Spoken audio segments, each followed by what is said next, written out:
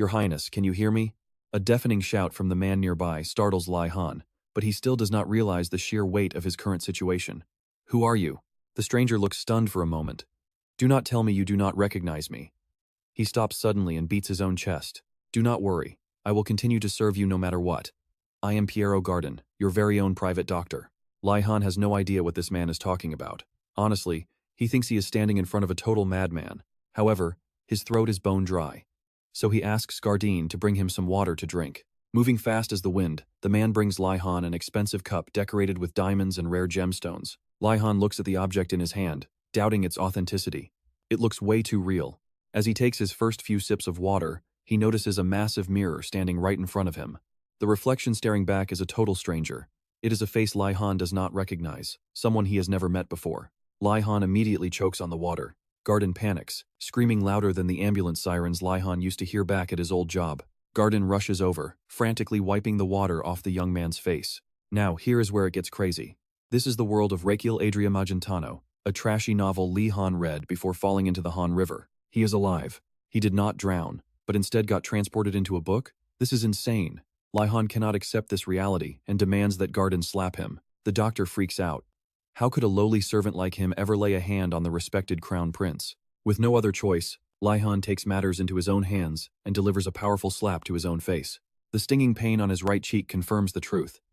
This is definitely not a dream. He really has become the crown prince in that novel. He is officially Rakiel now. This means the mountain of debt and interest from his failed clinic in his past life is no longer his problem. Finally, Lihan can live a relaxed life without worrying about money. He is so happy he wants to do the Gangnam Style dance. But the joy is short-lived as his vision spins and he loses his balance, falling backward onto the bed. Garden catches him just in time. That is when Lihan notices this body is weak, actually. It is incredibly fragile. Lihan begins searching his memory for details about the novel, The Demon Sword Emperor. Raikiel was just a minor side character who appeared early on. He was a sickly boy who spent his life bedridden. And then, at only 22 years old, he died. Lihan is speechless. Did the universe just turn a debtor into a dying man? Tell me, Garden, how old am I exactly? Your Highness, you are 21 years old. Garden's honest answer sends Lihan's mood crashing down to the 18th floor of hell. He curses under his breath. Only 1 year left to live?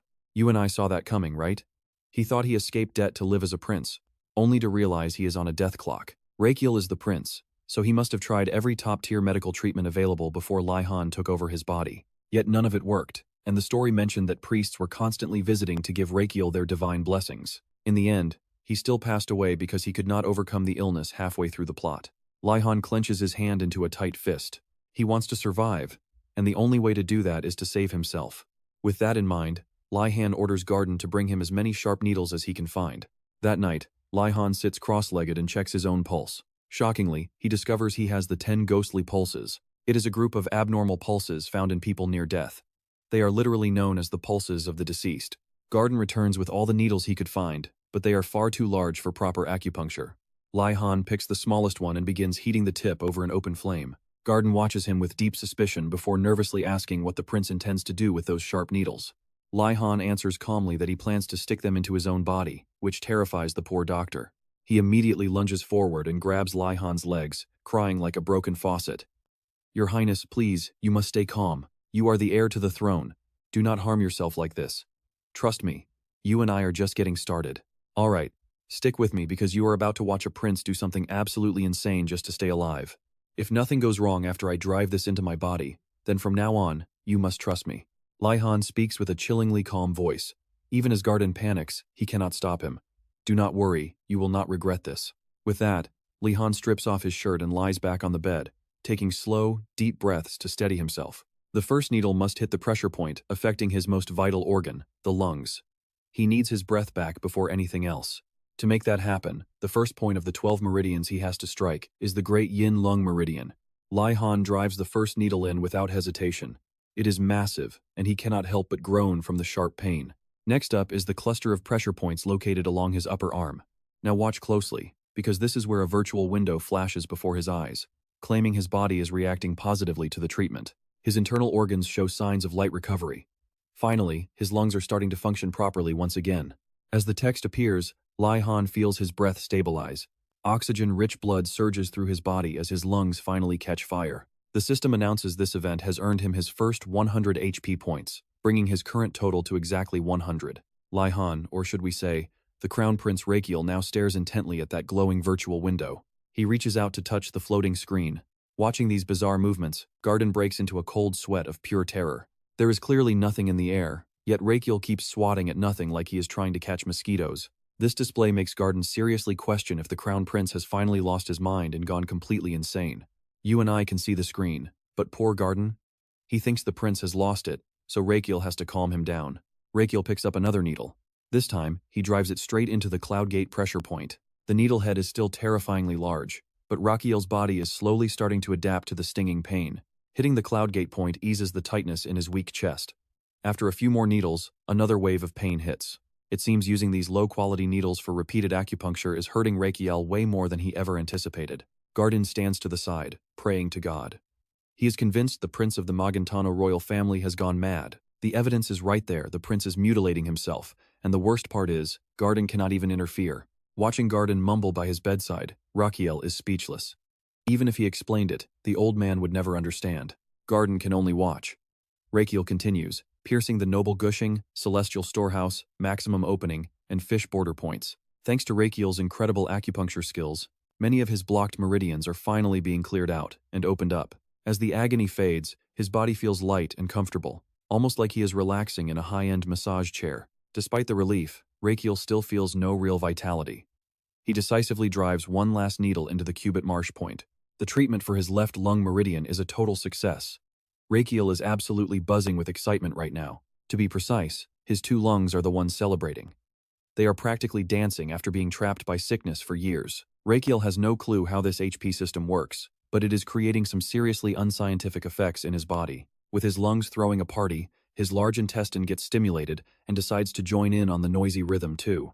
Raikiel looks at the changing text on the virtual window, feeling like his entire medical knowledge is being deeply insulted. Still, an insult is fine as long as he gets HP. Partial release gave him 100, and his lungs added another 200. Raikiel now has 600 points in total. That is finally enough for him to unlock his very first set of skills. Just looking at the word skills makes Raikiel's heart pound against his ribs. The anticipation is reaching a breaking point. In a game, swinging a sword creates light, or a staff shoots fire after casting a spell. Will his be like that? Does skill refer to those insane abilities found in fantasy novels? Just thinking about the possibilities is enough to get him hooked. Without wasting a second, Raikiel agrees and lets the system display all the skills he can currently unlock. There are 10 in total, including pulse diagnosis, acupuncture, cupping, moxibustion, herbal medicine, and even the legendary Asrahan treatment method. Raikiel is a bit let down.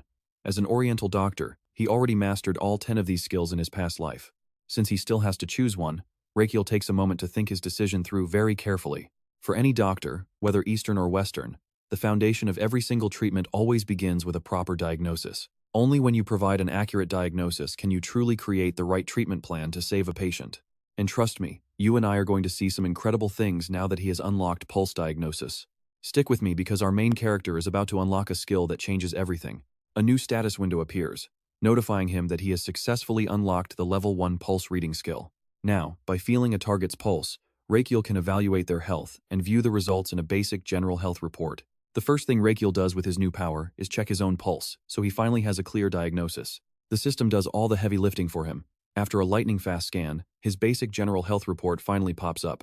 He stands at 176.2 centimeters, but weighs only 53.3 kilograms. No wonder he is so weak. Even worse, his overall health score for his internal organs is at a total F rank. In short, the pulse reading evaluates Rakiel's body as SS rank trash, with an estimated remaining lifespan of only 91 days. Raikiel is so shocked he almost jumps out of his seat. He knew it was bad, but 3 months left? That is brutal. He immediately begins a clockwise acupuncture treatment on himself to try and fix the damage. He carefully rotates the needles and removes them while using a specific breathing method to drain the toxins. The moment Rakiel pulls the final needle from his body, the status window in front of him suddenly shifts. Watch this, his lifespan just jumped from 91 to 92 days. This actually works. Excited, he tries to treat the rest of his body, but instead of gaining more time, he suddenly coughs up a huge amount of blood. A bright red warning window flashes, alerting him that his body is completely overloaded from too much acupuncture. Based on his current condition, the system analyzes his stats and suggests he only perform this treatment 3 times a week. Seeing his prince spitting up blood, Garden looks like he is about to burst into tears again, but Raikiel does not have time for that. In his excitement, he forgot that acupuncture cannot cure the root cause of his illness. A patient needs to be strong enough to handle the intense stimulation of their nerves and meridians. Unfortunately, Raikiel's body is currently in an alarmingly fragile state. The notifications confirm the treatment works, but his trash-tier body just cannot handle the process too frequently.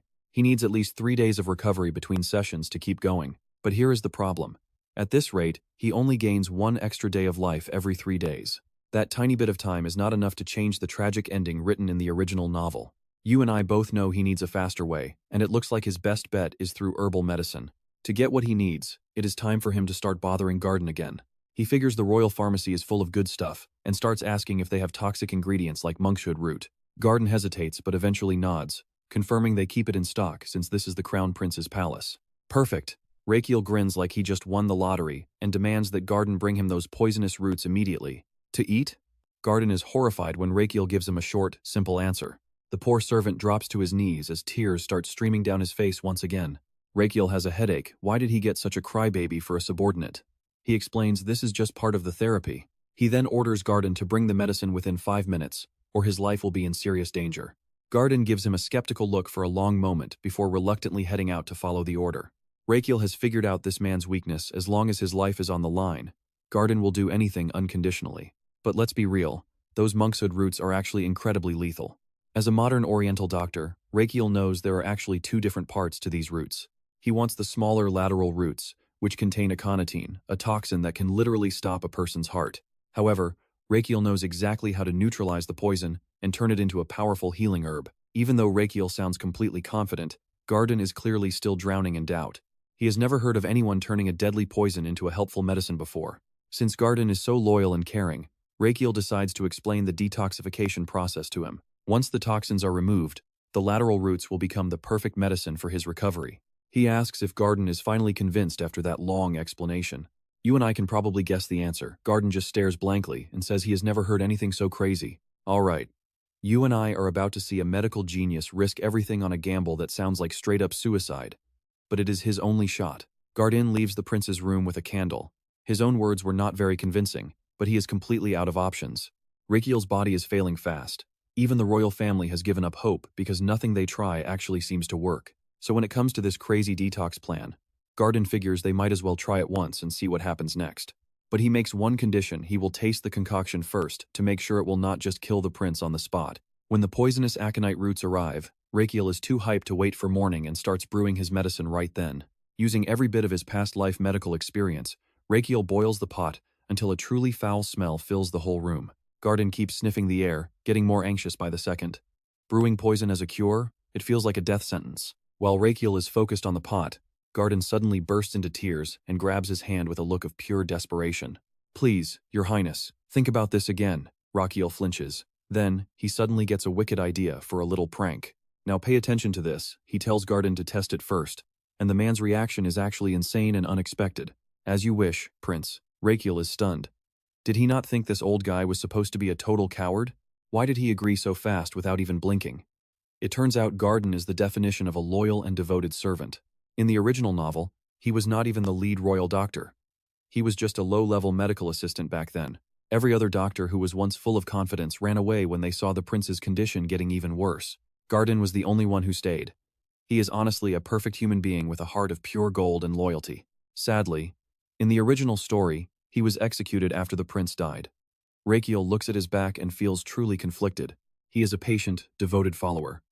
Raikiel decides that a man this loyal deserves a much better life than a death sentence. From now on, he is not just fighting for his own survival. He has to save Garden from the gallows too. Though, he is not exactly ready to share this precious medicine with him just yet. Not after all that hard work. Brewing this stuff took way too much effort. If Garden drinks it, Raikiel will have to wait even longer for another batch. So, he tells Garden to let it cool down first. Surprisingly, the man actually falls for the simple trick and waits. Watching Raikiel work with such professional skill, Garden finally asks, "How does the prince know these mysterious and complex medical formulas?" Let's pause here. This is the moment where his secret is almost exposed, and he has to think fast to survive. Garden is loyal to the real prince. If he finds out who Raikiel really is, it is over. Time to lie. He claims a powerful mage visited him in a dream, felt pity for his sickness, and gifted him these secret recipes. The story sounds so fake that even Rakiel feels embarrassed saying it. It is just totally and completely ridiculous. But Garden actually buys it anyway. By now, the medicine is finally cooled down enough to be swallowed safely. While Garden is distracted by the dream story, Rakiel moves like a sneaky rat and downs the entire bowl of medicine. Garden is left speechless. The Crown Prince just used a dirty trick just to stop him from testing the toxic brew. 5 seconds after the bowl is empty, Rakiel's body reacts. His heart starts pounding like a heavy drum in his chest. It feels like his heart might explode. It is uncomfortable, but he knows his medical knowledge will not fail him now. Just as he's reaching his limit, a system notification pops up. The medicine he brewed is labeled as absolutely perfect. The roots flushed out the internal coldness and pain, while giving his entire metabolism a massive and much-needed boost. Most importantly, he awakened the Asrahan Energy Core. Raikiel is stunned by how much he gained from just one bowl. This core was created by the legendary swordmaster Javier Asrahan and his famous lord, the great Lloyd Frontera. It is a secret technique passed down through the royal bloodline, making it the ultimate symbol of their royal Maginato power. Since he is the crown prince, he must have been taught this technique when he was just a little kid. It is a shame his body was always too weak to actually use it. Well, until this very moment, that is. Level 1 of the core creates a mana circle around his heart to process and circulate energy through his body. Right now, Raikiel can feel something like a glowing donut of power, wrapping itself tightly around his entire heart. For the first time, he feels life surging through his veins with every single breath he takes in. He can finally feel mana. It is so incredible that he wants to scream at the top of his lungs with joy. But then, the glass bowl slips from his hand and shatters into 1,000 tiny pieces on the floor. And trust me, we're left on one hell of a cliffhanger. His heart is being crushed by the very circle he just awakened. Garden watches the Crown Prince collapse and absolutely loses his mind. Stick with me, because our main character is about to face his first major crisis as his mana circle starts putting way too much pressure on his heart. The balance between his heart and the circle is gone, meaning his heart could stop beating at any second. Raikiel fights for consciousness while the system confirms his heart and mana circle are totally out of sync. He wonders if the physical sizes of his heart and mana circle just do not fit together anymore. Remember, Rakiel was always sickly and never trained. At 22, he is finally unlocking this dangerous power for the first time. Think of the mana circle like a ring that is now way too small for him. It is squeezing his heart. Raikiel clutches his chest, knowing he cannot just shrink his own heart to fit. There is only one way out. He has to widen that mana circle manually. Gathering his last bit of focus, Raikiel closes his eyes to feel deep inside his own body. Now watch this part closely, because it is where we see exactly what he is really made of. To live, he has to stretch it. He grabs the circle and pulls with everything he has left. This is not some ordinary rope, it is pure mana, and the resistance he feels is massive. He feels like he is about to faint, but memories of failing in his past life force him to fight on. He can never forget when rumors destroyed his clinic during a massive disease outbreak. The clinic closed, patients vanished, and he even lost his hair from the extreme stress of it all. Rent and debt piled up until he had to mortgage his house just to survive another day. Thinking of that beautiful home he lost, something powerful deep inside, Raikiel finally wakes up. He pushes past the numbness with the sheer willpower of a man who has lost everything once before. Raikiel pulls off the impossible and stretches the mana circle that was suffocating his heart. When he finally opens his eyes, he sees Garden's face covered in messy tears. The system window is blue now, all those red alerts are finally gone. Thanks to the intense pressure, the king of organs, his heart, has finally awakened. He feels his heart thumping hard. It is like every organ in his body is throwing a welcome home party for their king. This body is still weak, but a healthy heart means life is finally returning to him. The system confirms balance is restored. Raikiel is the first person in history to get a mana slot. Raikiel is a bit confused about what a mana slot actually is. It sounds like an item slot in a game. He will figure out the features later on. Suddenly, he realizes he needs to calm down the guy crying in front of him. You saw that reaction, right? Raikiel sits up like a zombie and scares Garden half to death. Garden is confused by this sudden energy since the prince was just in agony. Raikiel claims it was just a side effect and he simply choked a little, patting his chest confidently to reassure him. But that honestly just makes poor Garden even more worried than before. Garden saw him struggling for his life with his own eyes, so he simply does not believe his master is okay. Raikiel does not bother explaining and just tells Garden to clean up the broken glass. Oh, and thanks, he says suddenly. Garden is absolutely shocked by the change. The prince said thanks before he even did anything. Raikiel just tells him to ignore it. After leaving Garden, Rakiel starts evaluating his new prize, the mana slot. It is a technique used to store materials mixed with mana. Each slot has a huge capacity of 10 liters. He can store things by eating them. He looks at a water pitcher to test his theory. Water seems like the perfect material for an experiment like this. The pitcher contains 2 liters of water, making Raikiel think about the concept of the median lethal dose used to measure toxicity levels. That is the dose that kills 50% of test subjects. To put it simply, by taking a substance at its median lethal dose, there is a 50% chance Raikiel could lose his life. You and I are about to see if he survives this insane water gamble, knowing that 5.4 liters of water is considered a lethal dose for humans. Let's see if Raikiel's skinny body can actually hold 3.9 liters. He lifts the water jug with both hands, but his pathetic body just won't stop shaking. It is truly a mess. Rakiel starts chugging the water greedily, hoping to test his new storage capacity. Sure enough, after drinking half the bottle, the status window begins to appear.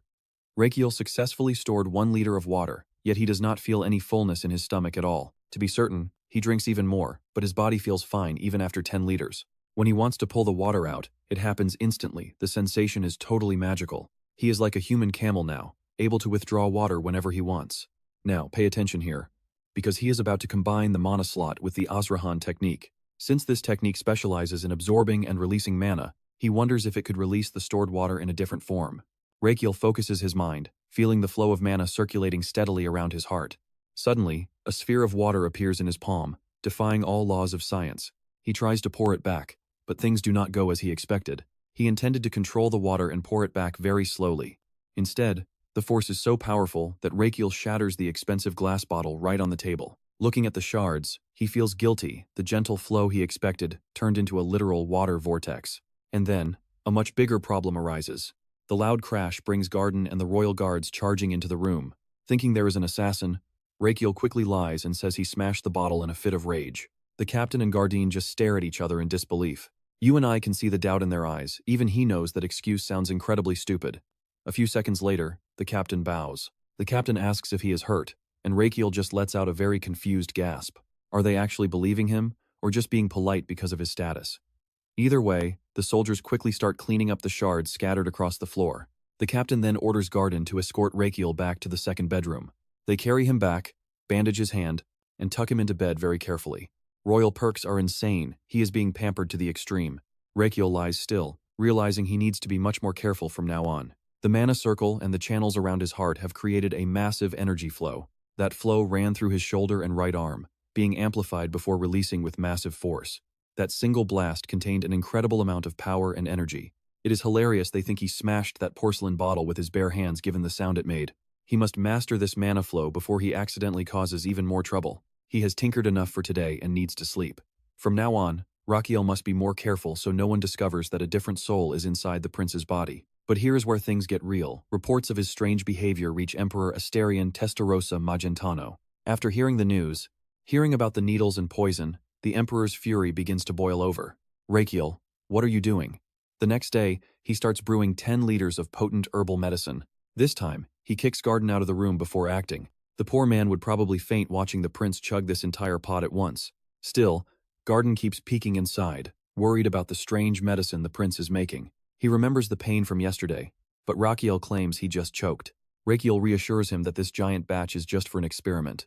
He promises to dump the rest, though Garden remains highly skeptical of the prince. The prince kicks him out again to continue his secret work. Finally alone, he prepares to store even more mana inside his body.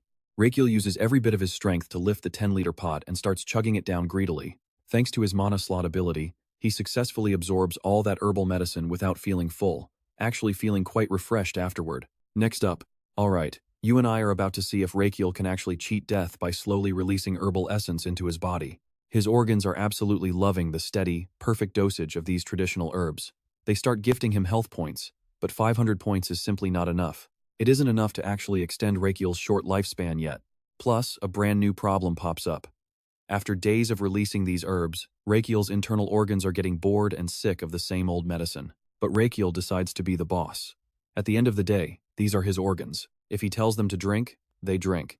For the next few days, he keeps forcing down 0.1 liters at a time. Then, during dinner, a notification hits.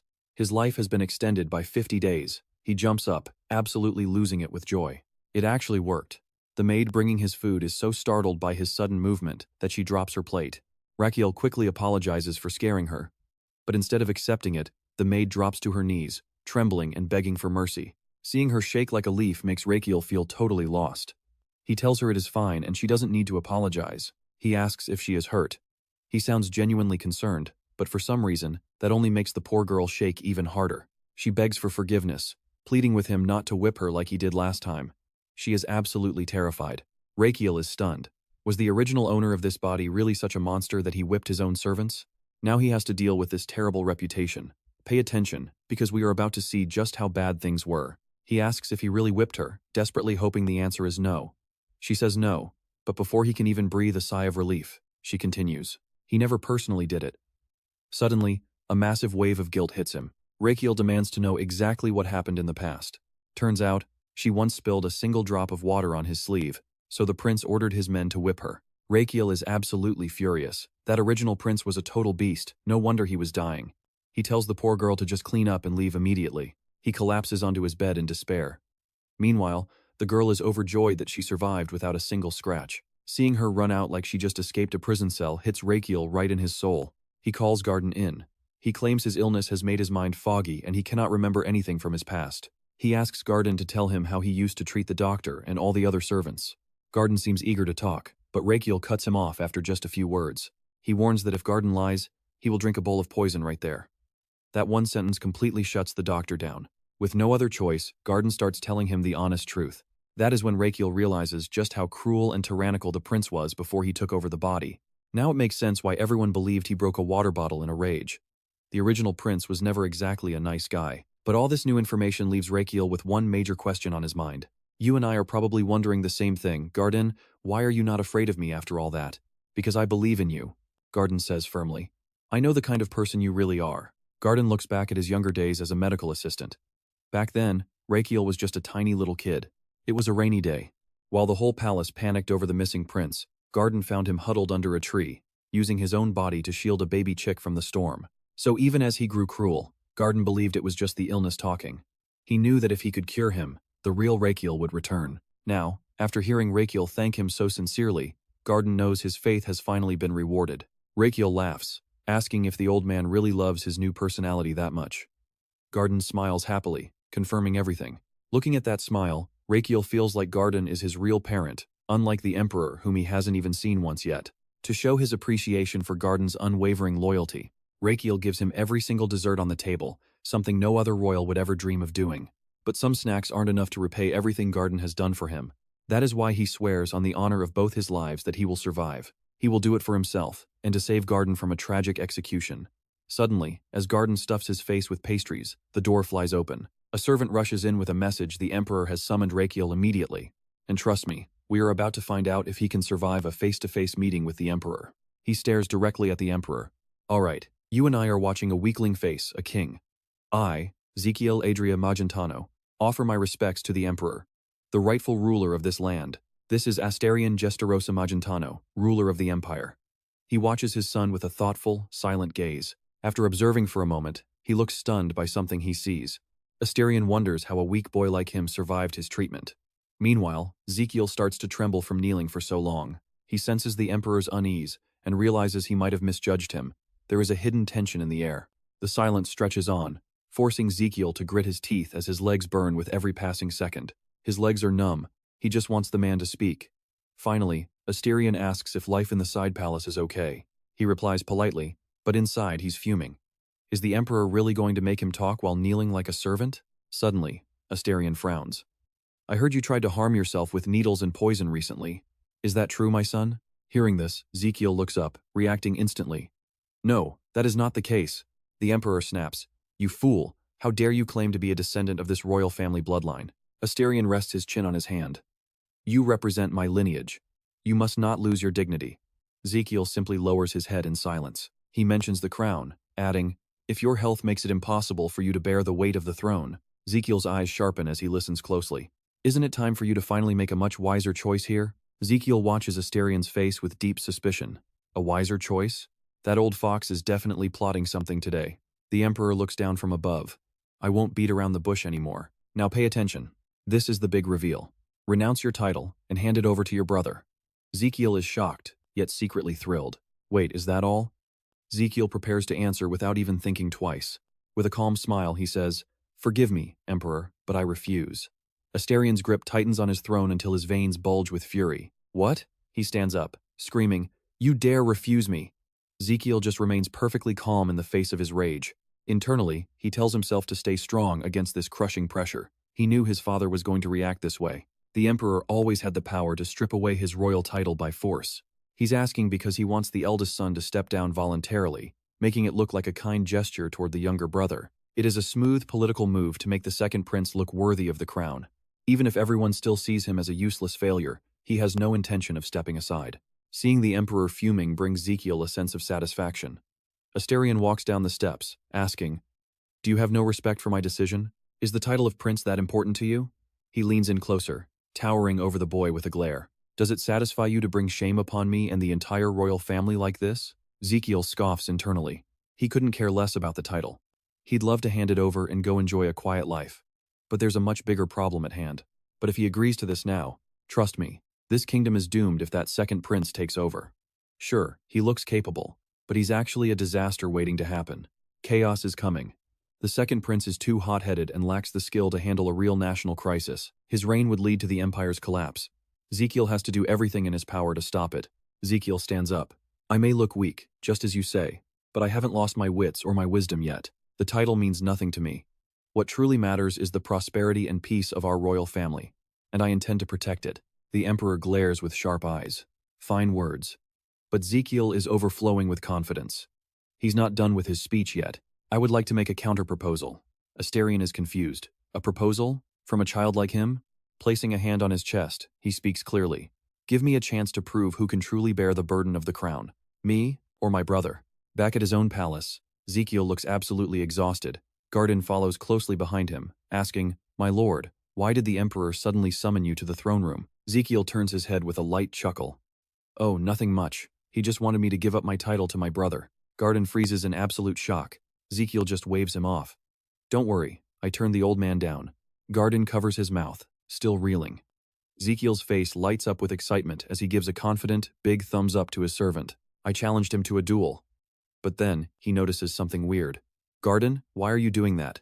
Trust me, you'll want to see what's next." Garden sadly packs his things, stuffing everything into a bag. He mumbles that he is already preparing to leave. "What did you say?" he screams. Meanwhile, you and I watch as Astarion stands by the window, deep in thought. Does Raikiel really want a chance to prove who is more worthy between them? Astarion gazes out into the distance.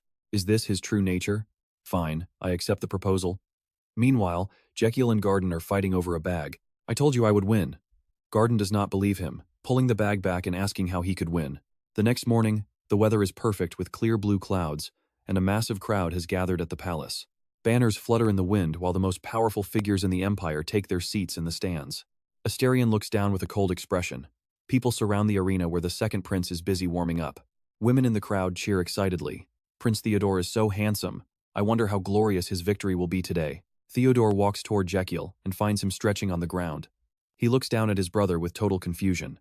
This is Theodore Palmo Magentano, the second prince of the Magentano Empire, looking quite concerned for his brother. Prince, you really do not need to do this," he says with a worried face. The second prince continues, "I hate to say this, but you know how this will end." Raikiel looks annoyed. "Are you already that certain of your victory?" The two brothers face off as Theodore speaks up once again. "The emperor suggested this duel to help you prove your worth for the throne." Raikiel just sighs at the nonsense. "You know the result will be the same. I do not want you to risk your life for this. I will not let you sacrifice yourself." Raikiel hides a sinister smile, thinking they have both got him all wrong. "Now pay attention." Garden drops a massive iron shield right in front of Raikiel, with a heavy, earth-shaking thud.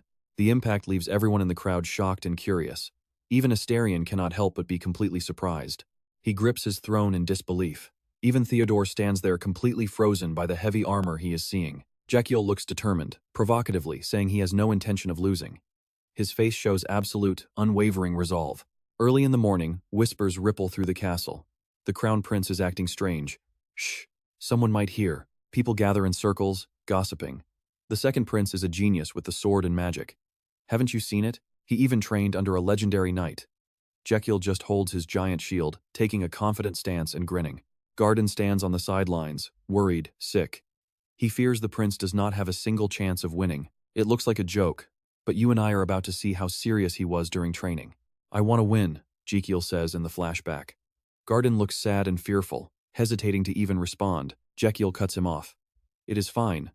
I am glad no one expects anything, so there is zero pressure." Suddenly, Garden puts a hand over his heart and shouts, "I believe you will win." Raikiel calls him a liar. Who would believe you, he asks. While Garden continues to enthusiastically cheer him on and boost his morale, Raikiel gasps for breath with clenched fists. If I can block just 3 attacks from the second prince, he holds up 3 fingers with eyes full of fire. I will win. Back now. Garden prays for his safety. From high above, Asterion begins his speech, drawing every eye in the arena up toward his commanding presence. Today, he announces, this duel will finally decide who is the true successor to the throne. Everyone listens intently. The rules are simple. If Raikiel lasts 5 minutes or defeats Theodore, then the crown prince is the winner. Theodore draws his sword. Otherwise, if Raikiel fails both conditions, the victory belongs solely to the second prince. The 2 opponents face each other, the tension in the air thick enough to cut with a blade. Theodore thinks, brother, it has come to this. I will end this quickly. A voice shouts, begin the match. Suddenly, a sword clatters to the ground. Asterion is shocked and confused, while the crowd begins to whisper. What? Is it over already? How boring. Raikiel has just tossed his own weapon aside like it was nothing. Even Theodore is stunned. Are you surrendering? He asks, secretly feeling relieved that he does not have to fight. I really did not want to point my sword at someone so weak. Theodore looks around at the crowd, but I cannot believe he would give up so easily in front of everyone. It is shameful for us. He worries this will destroy the image of the royal family. Theodore stands there dazed, not knowing what to do. Should he talk to him? No, his brother is sick, but the king is watching. Trust me, we need to see what's next. Let's dive into a battle where Raikiel grips his shield tight, ready to face the impossible. He adjusts the massive weight, the heavy metal clanging loudly as it settles into the perfect position. Theod is stunned. He realizes the prince chose a pure defense instead of a reckless attack, hoping to survive for 5 minutes. Fine then. I will use everything I have to end this quickly. Theod smirks, seeing right through the strategy. He begins channeling his true power, and it is terrifying. His eyes ignite with battle fury. In a flash, he launches forward with such speed he is already at Raikiel's throat. Lihan watches from above, knowing that devastating blow carries enough weight and magic to crush any defense. That shield should shatter instantly. Below, Raikiel grits his teeth, bracing against the second prince's overwhelming force. Theod strikes hard. Lihan can only pray. Brother, please do not fall. Do not look like a fool. Even if you lose, stay on your knees and keep your dignity. Now pay attention, because as the smoke clears, Raikiel is still standing, shield held high. Theod can't believe his eyes. He blocked it? Fine, I will just strike again from above. The crowd gasps in disbelief. Everyone starts whispering, what just happened?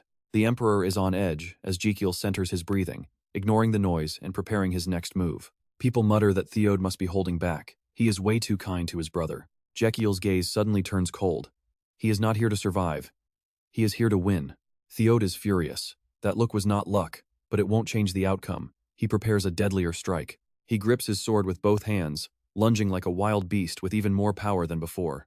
Hands are going numb and the pressure is insane.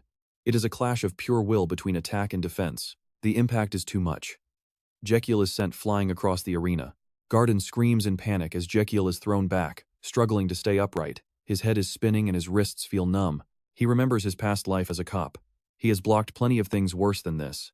That is nothing. Theod is shocked to see that cursed shield still has not broken. The assault continues. No matter how much strength Theod pours in, that shield refuses to budge an inch. Theod keeps swinging. Raikiel realizes the shield is absorbing the force better than he ever imagined. You saw that smirk, right? Raikiel knows this is exactly where he wants him. The constant attacking is finally starting to wear the second prince down. I did not know you wanted to win this badly, Theod says, before they both shout together. Theod leaps high into the air, diving down with a bone-shattering strike. Raikiel has been waiting for this. He braces his stance. All that leg training was for this. Then, the system screen appears. The system jokes that it thought he wanted to die, but they have pushed his overall grade to the imperial level. They worked night and day until they nearly collapsed. He remembers every second of the preparation. The royal blacksmith's special shield is ready. Meanwhile, Raikiel was busy drinking cocktails, a special treat for his dear brother. The system activates slot 1. Choose the dosage now. Raikiel commands 0.2 liters. 2 powerful auras begin to swirl and collide. Suddenly, Raikiel's energy wraps around Theod's legs, locking him in place. The crowd is baffled. The Emperor is stunned. Even Theod does not understand what is happening to his own body. Theod tries to stand, but he is swaying wildly. His face is bright red, and his footsteps are messy. His mind is a mess. He starts coughing, looking around in total confusion. Raikiel stands tall, looking directly at his opponent with absolute confidence. According to the lore, Theod is a lightweight who cannot even handle 1 cup of wine. Raikiel smirks. He packed that shield with a cocktail bomb containing 20 different types of strong spirits last night. Theod stammers, trying his best to keep his balance. I hit the shield, but something entered my mana. His vision blurs as everything starts spinning. You and I just saw a masterstroke. Something entered his body, but Theod's fighting spirit forces him to grip his sword. Alright, stick with me, because we are about to see if a 5-minute miracle can actually happen right now. He imagines the king and his court offering nothing but praise once he takes that #1 spot and grabs his father's attention. He can already hear thousands of citizens cheering throughout the palace as he is crowned the most prestigious crown prince. This is for the best, Theodore whispers to himself, trying to harden his resolve one last time. For the royalty, the empire, and his sickly older brother. Jekyll watches his brother's condition with a very careful eye. Is he down yet? Theodore blurts out while narrowing his eyes at Jekyll, his face completely flushed red from the strong drink. I will win. With a roar, he lunges forward to start the attack. His sword moves are sharp and decisive, backed by a fiery spirit. Jekyll struggles to block the brutal strikes, unable to believe this power. Did he seriously just tank a cocktail bomb? Suddenly, Theodore raises his sword high, the sunlight making him look absolutely unstoppable. Theodore grits his teeth and brings his blade crashing down against Jekyll's rock-solid shield. Jekyll strains every muscle to hold his ground. Fine, round 2 of the cocktail bomb is on me, he thinks as the system responds. Now pay attention, because this is where 0.1 liters of the broken system cocktail gets released. Drink it all up. Theodore's eyes go wide as he feels something very strange invading deep into his body and soul. In his subconscious mind, he is suddenly sitting at a bar under a warm, golden glow. Theodore looks around, totally lost. Where am I? I was just fighting. Across from him, a bartender calmly shakes a drink. A moment later, he pushes a glass of vibrant, tempting red liquor right in front of Theodore. The polite bartender points to the side and explains that the gentleman over there paid for your drink. Theodore looks over and sees Jekyll nearby, enjoying an expensive glass of his own. Sensing his gaze, Jekyll turns his head and looks directly at Theodore. He gives a friendly wink and a smile, raising his glass for a silent toast between brothers. Back in reality, Theodore is panicking. His face is burning up from the heavy alcohol. Wait, am I actually hallucinating? Jekyll confidently tosses his heavy shield aside to face him directly. He takes a deep breath. Time to help you sober up, brother. Then he charges toward Theodore, who is just standing there dazed and completely drunk. The system announces that the liquid stored within the magic circle is now being fully released. The mana gathers into a small vortex in his palm. This might hurt a little. Then he releases a massive blast of powerful magic right at Theodore. Hold on, tight. Taking the full force of the blow, Theodore gasps, coughing in pure, devastating agony. He is blown backward with zero resistance. That sword he was holding so tightly just a moment ago? It goes flying right out of his hand. Theodore lies flat on the ground, completely helpless in the yard in front of every single witness. You and I saw that coming, right? Well, the crowd certainly didn't. They just stare, mouths wide open in total, terrified disbelief at the scene. Even Astian is frozen in shock by this completely unpredictable and wild turn of events. Jekyll smiles, satisfied with the results as he pulls back his magic. The entire stadium is dead silent as the fight ends. Ayan frowns, his mind racing with questions. Was that really the Asrahan Core technique I just saw? He watches the aura Jekyll released, barely able to believe what his eyes are telling him. He looks toward the people nearby, sensing the chaotic mix of energy still lingering in the air. Despite the mess of mana around them, he can clearly feel 2 powerful waves resonating from both him and Jekyll. Even from a distance, the resonance of that magic circle was undeniable. A moment later, Theodore slowly starts to wake up. He mumbles in a daze, then suddenly bolts upright when he sees Jekyll kneeling down to check on his ankle. Theodore is sweating and totally confused. Jekyll cuts him off, channeling magic into his leg to start the healing. Quiet. I am purifying the tainted mana. Seeing that pure aura, Theodore and the crowd are left speechless once again. Is that really the Asrahan technique? How is that even possible? Jekyll just shrugs it off like it is nothing. So what? Maybe I am just a late bloomer. Theodore awkwardly looks around for the precious sword he dropped earlier. Even though it stings, he has to face the truth. I lost the match. Jekyll doesn't seem to care, acting totally indifferent to the win. Surprised, blood is still trickling down his forehead. It is fine. Honestly, I did not expect this either. Theodore points out the injury with a loud shout. Brother, your head is bleeding. Jekyll wipes it away, surprised. Oh, must have hit my shield while blocking you. And that is where we leave it. Brotherly love, right? Stick with me. You and I are about to watch a broken prince finally earn his respect. Theodore recalls Jekyll's absolute resilience during their intense clash. He then reflects on his own previous arrogance, silently scolding himself for looking down on his brother. What was I thinking during the battle? I acted as if the victory was already mine. Theodore sighs in deep regret. He was far too prideful. Suddenly, Raikiel's voice cuts through his thoughts. All done. He struggles to stand but doesn't forget to check on his younger brother's condition. How do you feel? Theodore clenches his fist in self-reproach. I am deeply ashamed of myself. Raikiel raises an eyebrow, completely confused. No, I meant your physical condition. Theodore blinks, startled by the question. Oh, I feel much better now. Raikiel puts his hands on his hips, proud of his skill. Is that so? You absorbed all the mana I gave you. Suddenly, Theodore drops to one knee, bowing deeply before him. With a solemn posture, he speaks with total sincerity. I, the second Prince Theodore Palmo Magentano. Theodore continues as Raikiel watches in shock. He officially accepts defeat before the king and all the citizens. The crowd stands frozen, jaws dropping at the second prince's unexpected move. Then they raise their hands, cheering with thunderous energy. Even Raikiel is completely stunned by the reaction. He stands still for a moment, then raises his arms in pure joy. I actually did it. Amidst the cheering crowd, Garden wipes away tears of emotion. To see my lord this happy is truly unbelievable. Now pay attention, because here's the game changer we've been waiting for. Raikiel's eyes widen as the system finally reacts. A series of system notifications pop up, detailing his massive new achievements. You successfully healed another person for the first time. Achievement unlocked. Skill acquired, treatment fee level 1. Your life expectancy increases by extending your patient's life. Current conversion rate is 2,000 to 1. Seeing the system rewards, Raikiel clenches his fist and shouts with pure excitement. Perfect. The system notification confirms the skill activated, extending Theodore's life by 0.5 days. The life unit is too small. Minimum calculation is 1 day. Raikiel reads the lines and sighs. Well, it is good enough. He realized his healing is like a mosquito feeding on its prey. You see that? When he heals a patient, he literally sucks up their lifespan to increase his own. Wild, right? Raikiel imagines rare potions. He was lucky before, no matter how many herbs he consumed. He thinks of his body like a prickly cactus. Acupuncture used to feel like pouring water into a broken jar. A vision of a helpless frog appears in his mind as Raikiel cries out underwater. It was a failure, but Raikiel smiles now, looking forward to a brand new future. That era is over. Suddenly, the voice of King Asterion cuts him off. Why do you not answer my question? I will ask again. You used the Asrahan Core technique during the fight, did you not? Raikiel admits it without hesitation. Yes, I used it. The king questions him further. How did you manage that? Raikiel responds vaguely. I am not entirely sure. Asterion frowns, clearly not believing his son's answer. Raikiel repeats his claim. That's right. He worries inside. How could he explain the acupuncture created this skill? King Asterion suddenly provides his own answer to the question. Indeed.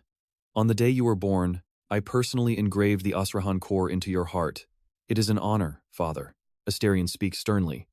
But your body was too weak to ever endure such power. Raikiel offers no excuse, only a cold reply. I apologize, father. The king praises his victory over his brother. Once again, Raikiel gives a standard response. Thank you for your words. Asterion's voice turns into a growl. You have ruined my mood and all of my plans. Raikiel bows immediately. I am sorry. Inside, he wonders if that was a compliment or a scolding. With that, Asterion turns to leave. But a promise is a promise, and a deal is a deal. You defeated your brother. As agreed, I will not strip you of your title as prince. Then, he glares back. However, his voice turns cold. I will continue to watch you. I will constantly doubt and test your right to the throne. Do you understand? Raikiel clenches his fist in frustration. The king turns back, demanding an answer. Trust me, you and I are going to want to see what happens next. You and I are watching Raikiel lecture, the kingdom's most powerful man. He's heard the king has been skipping his sword training lately. That needs to stop immediately. Astion can only watch in pure shock as Raikiel stands before the crowd, boldly advising the emperor to stretch his muscles and start eating more green vegetables much more often. He even suggests that the emperor should consider quitting smoking too. Terlian is visibly annoyed, asking if that is how Raikiel speaks to him. Raikiel doesn't flinch and answers confidently. He calls it sincere concern. Later, beautiful sunlight filters through the leaves in a deep, lush forest. A carriage speeds through the forest while the powerful ruler inside reflects on how the boy hides his true intentions behind such innocent requests. Alien sits in thought, impressed by the Asrahan Core technique the boy actually used. He stomps his foot in anger, thinking that using such a technique was incredibly reckless. With such a weak body, the consequences could be disastrous, yet he feels deeply troubled. It shows how desperate the boy really was. He remembers Raikiel as a lonely, suffering child, a child who lost his mother at birth and lived in constant pain. Pay attention here, the emperor had given up hundreds of times, but seeing Raikiel's determination in that duel changed everything for him. Now, Alien is once again filled with immense expectations for Jekiel's future. That tiny spark of hope moved the Emperor's heart today. Later that afternoon, his majestic carriage rolls through the quiet, empty city streets. He is lost in a sad memory of his father in a past life who suffered a stroke. He remembers the shock of seeing his father lying still in a simple hospital bed. One moment they were laughing, the next he was gone.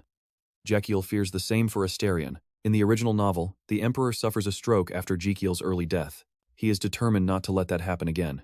The Emperor must stay healthy and keep his throne. Jekiel will save him for a price. He continues to drown in his own complicated thoughts. You and I know that look, it's the face of someone who won't let tragedy strike twice. Suddenly Garden shouts, breaking his concentration. Jekiel is startled by the old man's dramatic crying. Garden begs him to ask about his tears. Jekiel awkwardly agrees just to calm him down. When asked, Garden leans in close, claiming these are tears of true, heartfelt sincerity. He overdramatically asks if Jekiel is exhausted and if things have been too hard for him. Jekiel pushes him back. He appreciates the sentiment, but he has a lot to do tomorrow. Garden looks suspicious. Does he really have that much work to do? Jekiel simply nods. He needs to meet someone. Night falls on the busy streets as they share a meal. Garden asks if they are at the Sorrentino Garden. Jekiel confirms it is the place. It is one of the top 10 restaurants in the capital. Jekiel asks if Garden knows it. Garden knows it well, but he is incredibly confused by Jekiel's strange new appearance. Jekiel has changed his clothes and is wearing a loud, bright orange wig as a disguise. A knock at the door interrupts them. An employee enters and politely asks for their order. Jekiel lists specific items: pasta without sauce or noodles, and a salad without any greens. He adds a request for wine made from grapes and asks to stay until sunset. Garden is baffled, but the employee's face turns cold as he tells them to follow him. Jekiel stands up to follow, leaving a completely confused Garden staring blankly at them both.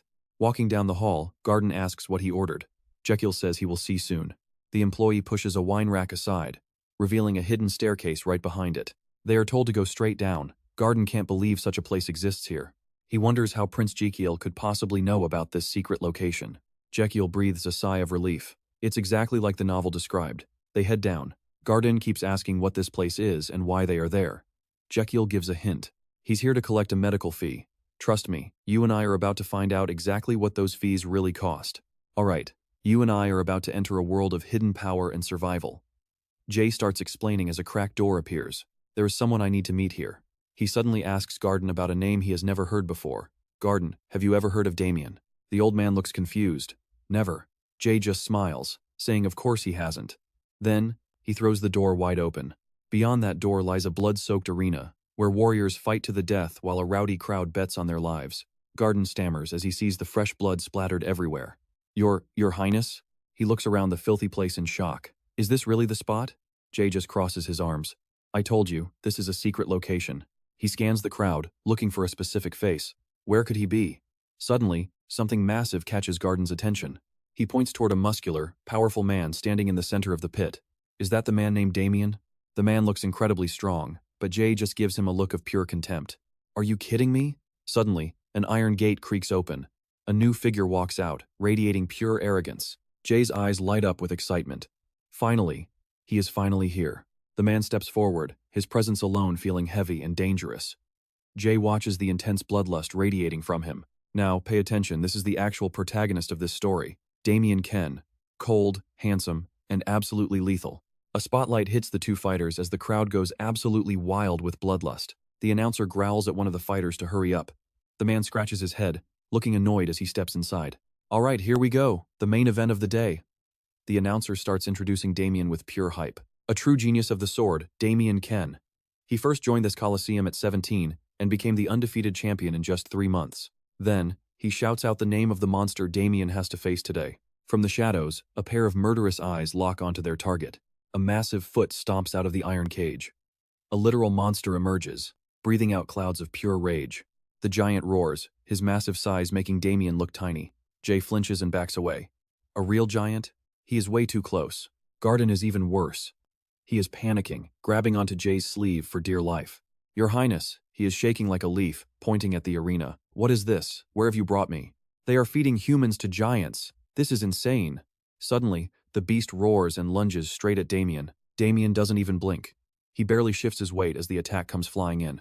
The giant's massive hand swipes right past Damian's face, but he hits nothing but empty air.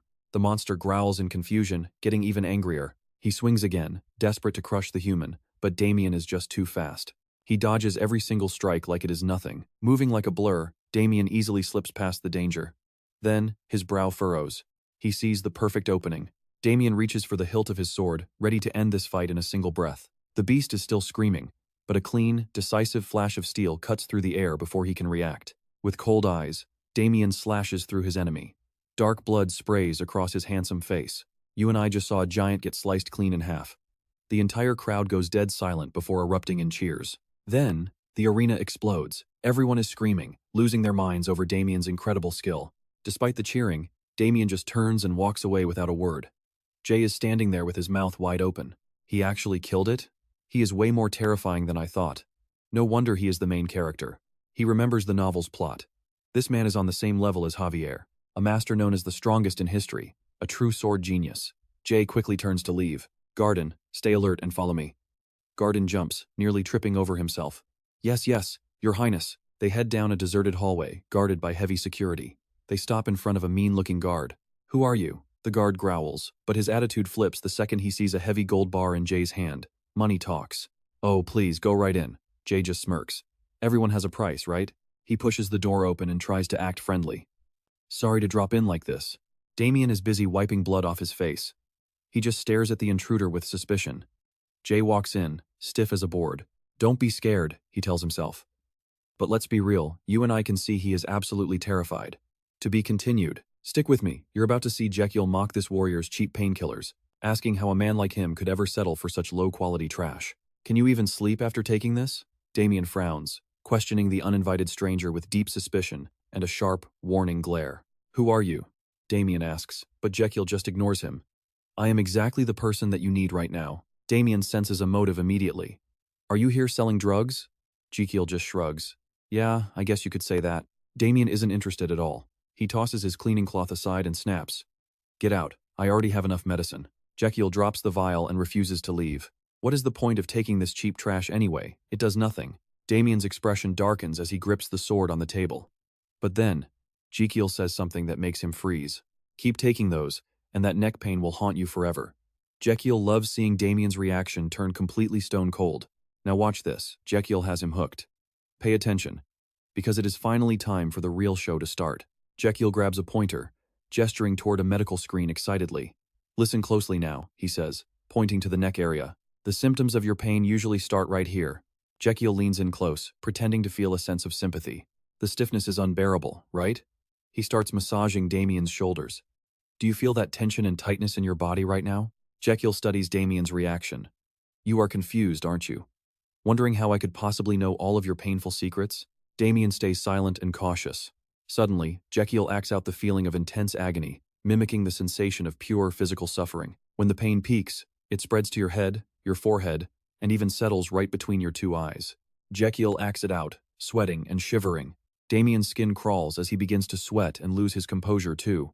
It feels like your eyeballs are about to burst out.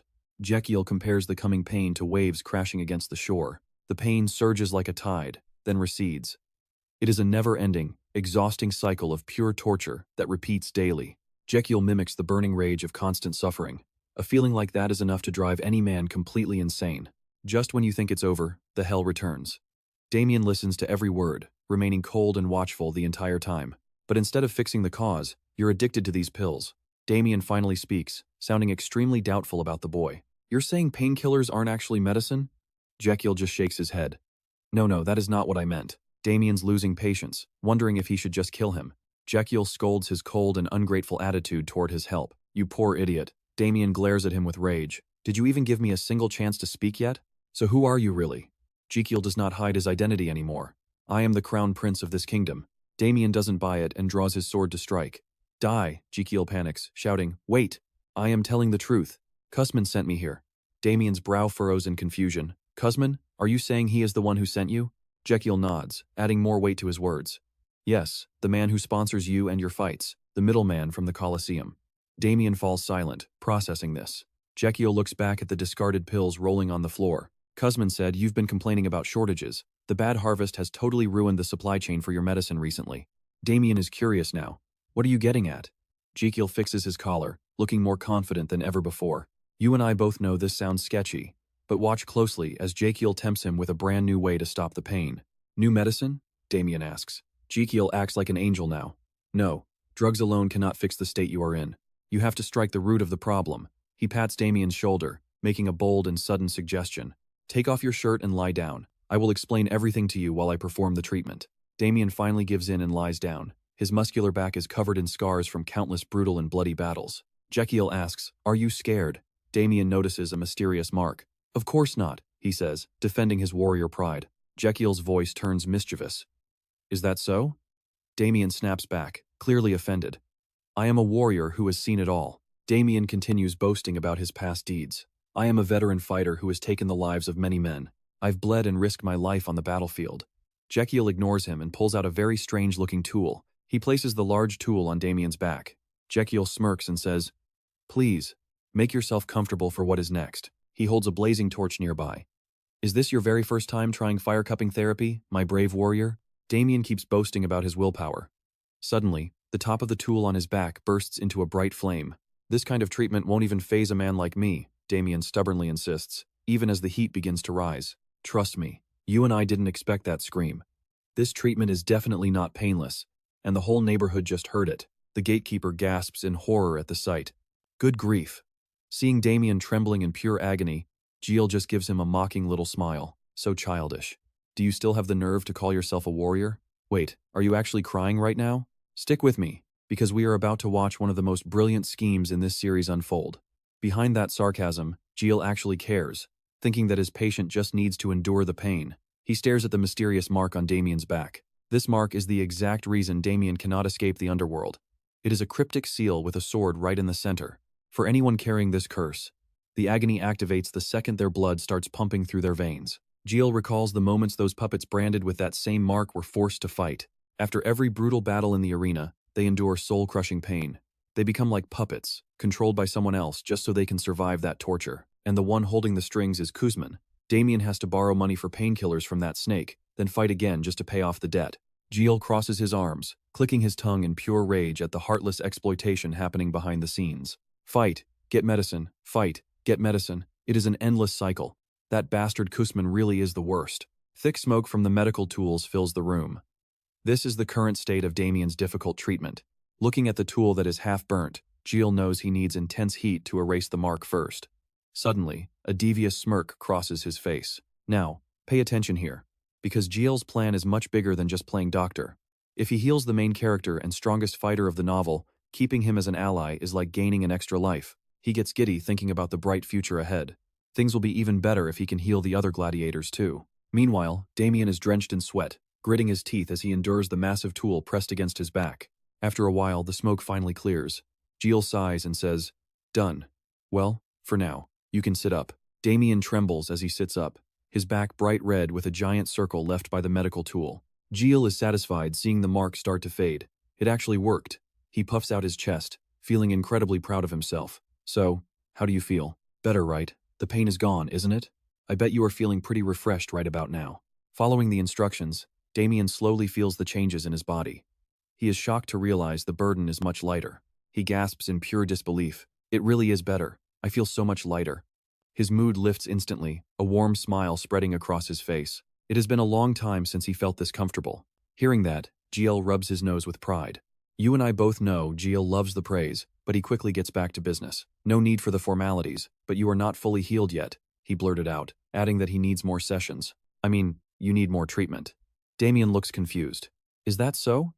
Raikiel starts giving strict instructions. "Yep, if blisters show up, do not touch them. Do not overexert yourself, and stay away from oily foods." Damian asks suspiciously, "Overexert myself?" Suddenly, Raikiel jumps up and shouts with pure frustration. "It means stop fighting. How could you not get that?" Damian hesitates, trying to protest. But, he clenches his fist. Kuzman will never allow that. Raikiel understands his fear and reassures him, "Don't worry, I will handle that part." Damian stares at him in shock. Then, he asks doubtfully, "Who exactly are you?" His voice softens, almost pleading. "Please, tell me your name." Raikiel puts his hands on his hips and looks up, giving a grand, fake answer. "Oh, did I not mention it? I am Prince Crow." The room falls into a long, awkward silence after his arrogant claim. Damian obviously does not believe it, but he does not push further. "Fine, you probably have your reasons. Jekyll stands there, not knowing how to explain. I am serious. He coughs to brush off the awkwardness. Anyway, from now on, just do exactly as I say. He gives Damian a very stern warning. No matter what happens at the arena tonight, do not run anywhere. You stay right here and keep quiet. Damian looks lost, asking why. Jekyll suddenly gets aggressive, pointing his finger and raising his voice. Stop asking questions. He turns to leave. Staying here is the only way you will be safe. Then, he looks back at Damian one last time. Only then will you be able to see me again.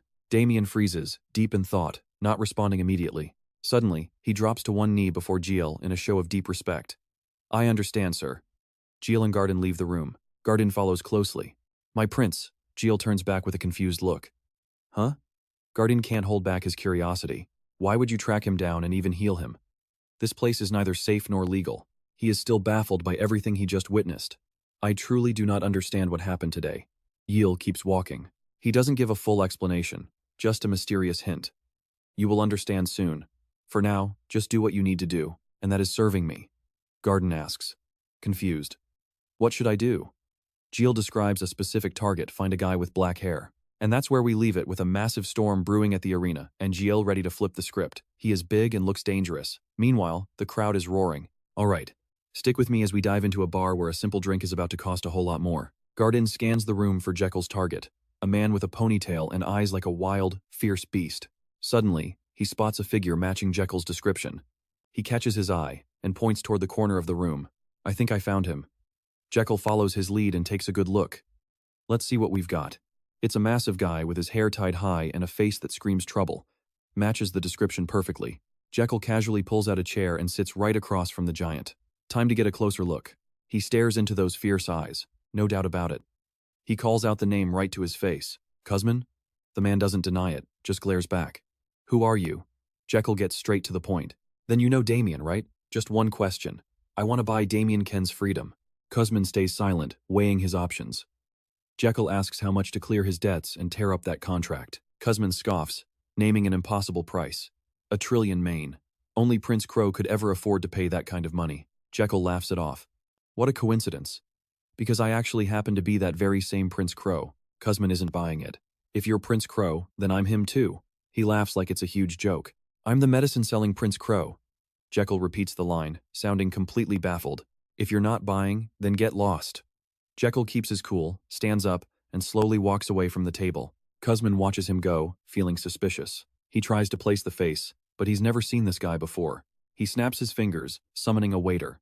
The man rushes over and bows low to show his respect. Kuzman barks a command. That brat from before.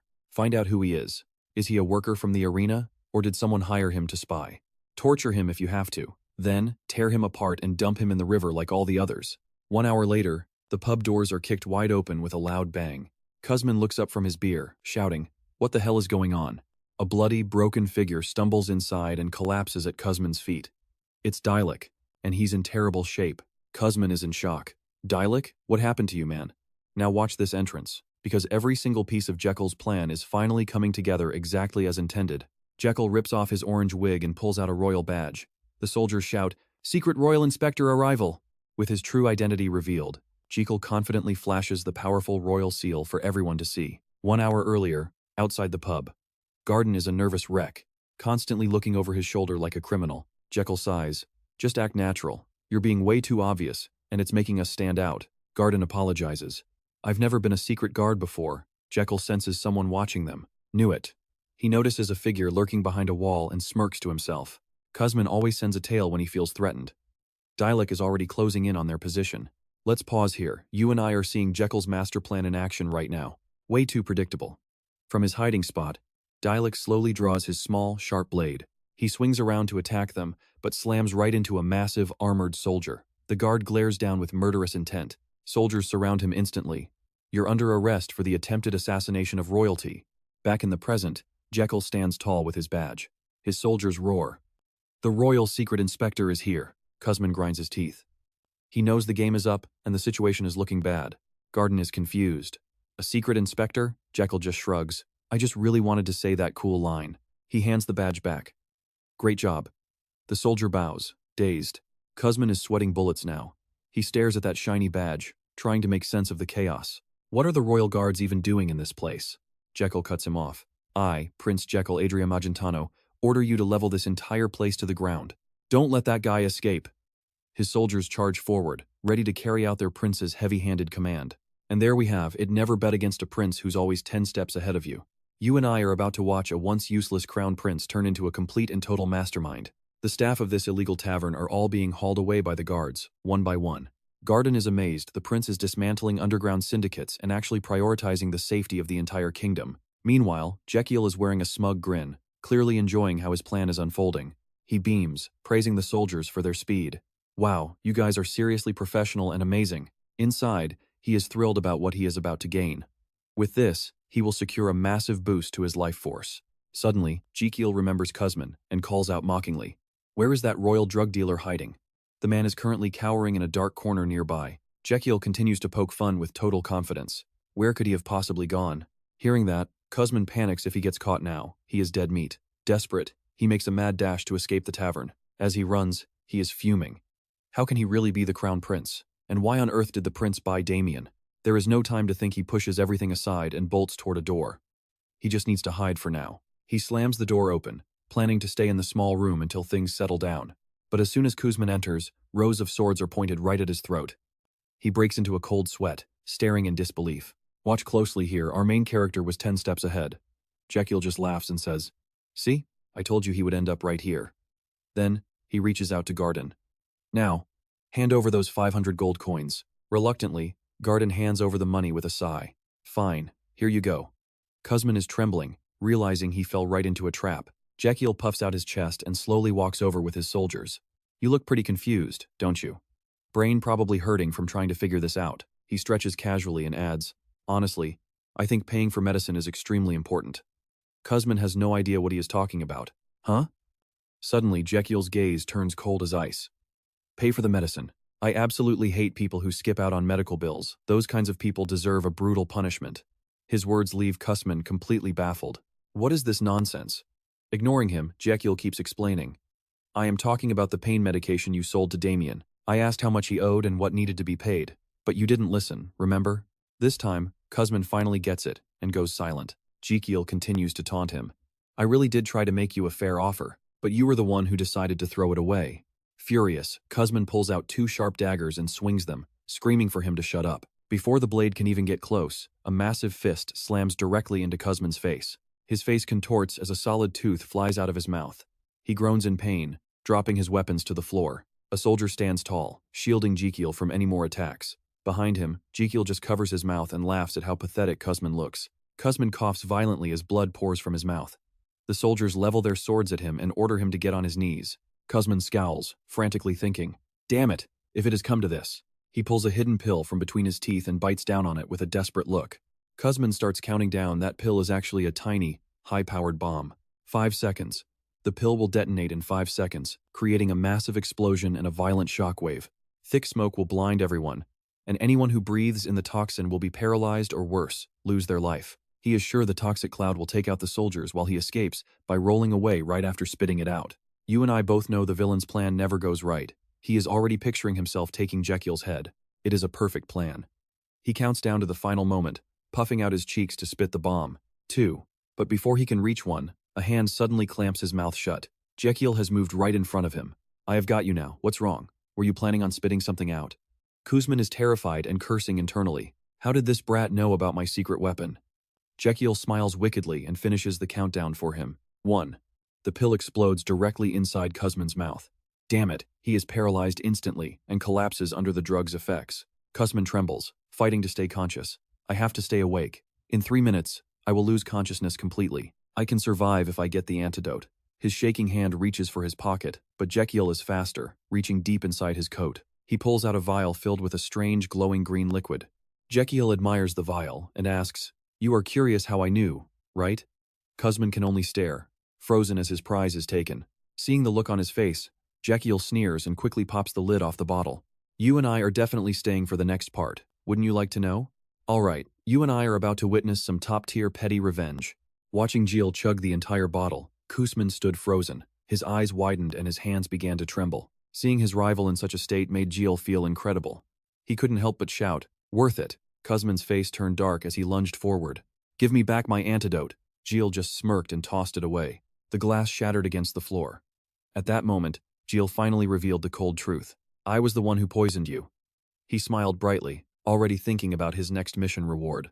Right then, the system pinged. Treatment progress, 0.01 out of 10 liters. Kuzmin was fading fast, foaming at the mouth. The pain was unbearable. Suddenly, he collapsed onto the floor. Jill smiled and gave a satisfied thumbs up. All right, everything is ready. He focused on Kuzmin's back, pinpointing the 5th thoracic vertebra, 1.5 inches to the side. He used a pressure point technique, striking with precision. Kuzmin instantly jolted awake with a blood-curdling scream. Watch closely, this is where Jill's medical skills get absolutely insane. Injecting 0.01 liters of antidote, Jill kept his hand pressed firmly against the man's back. Kuzmin's eyes rolled back as he let out one last cry. Then, his head dropped and everything went silent. System notification. The first level healing skill is now active. Patient Kuzmin's treatment is complete, and his lifespan has increased by 21 years. Bonus life reward is 4 days after rounding. Total life expectancy is now 118 days. GL's eyes widened in shock.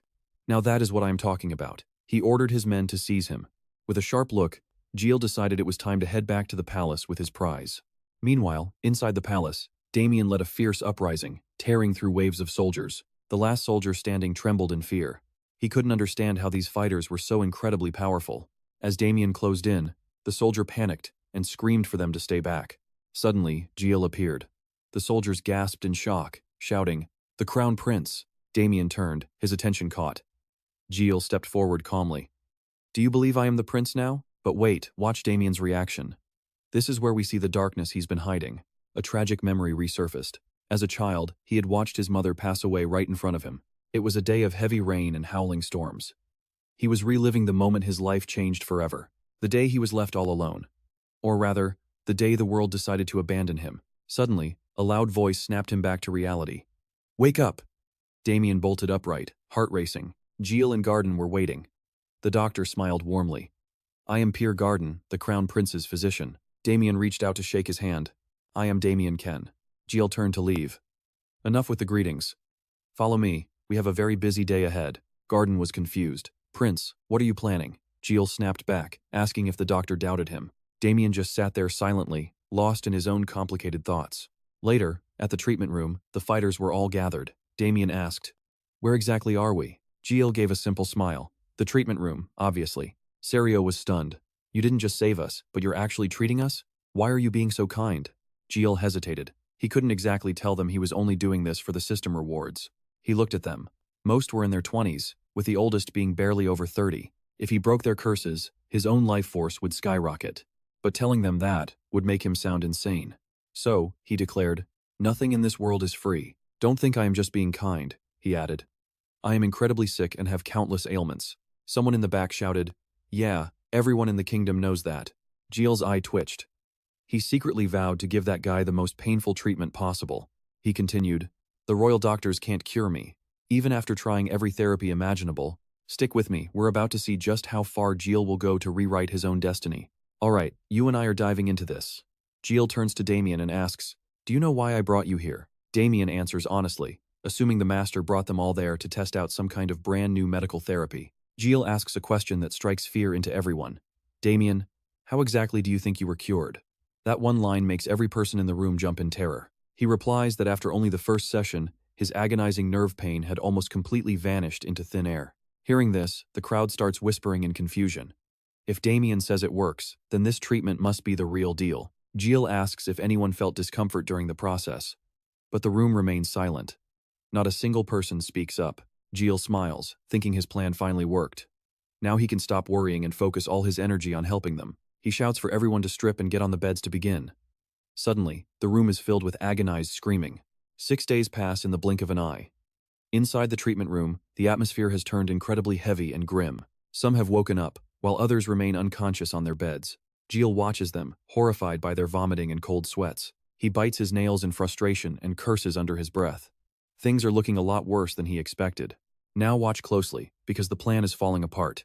These withdrawal symptoms mean he cannot continue therapy. Then, Jill stops and looks at Damian. Jill walks over to him and calls out his name loudly. "Damian, can you hear me?" Damian looks up and answers weakly. When Jiel asks if he feels dizzy, Damian admits that his head is spinning. Jiel pushes further, asking if he feels like throwing up. Damian admits he is currently struggling just to hold it in. Jiel is stunned. His eyes go wide as he realizes that Damian being the protagonist is the only reason he is standing. Looking at the state of the others, Jiel realizes he has no choice. He must temporarily switch to a different therapy. He ends the session, telling them to rest and drink water. But he orders Sergio to stay behind while he trembles. Jiel approaches him and asks directly if he is suffering from the symptoms of painkiller withdrawal. Sergio tries to act tough, claiming he is fine. Jiel points to the bed and tells him to lie down immediately. As Sergio looks on in confusion, Jiel pulls out a sharp needle. "I will help you with this," he says firmly. To be honest, Jiel is not even sure if this acupuncture technique will actually work on someone in this condition. But Sergio has used painkillers the longest, meaning his withdrawal is the most severe.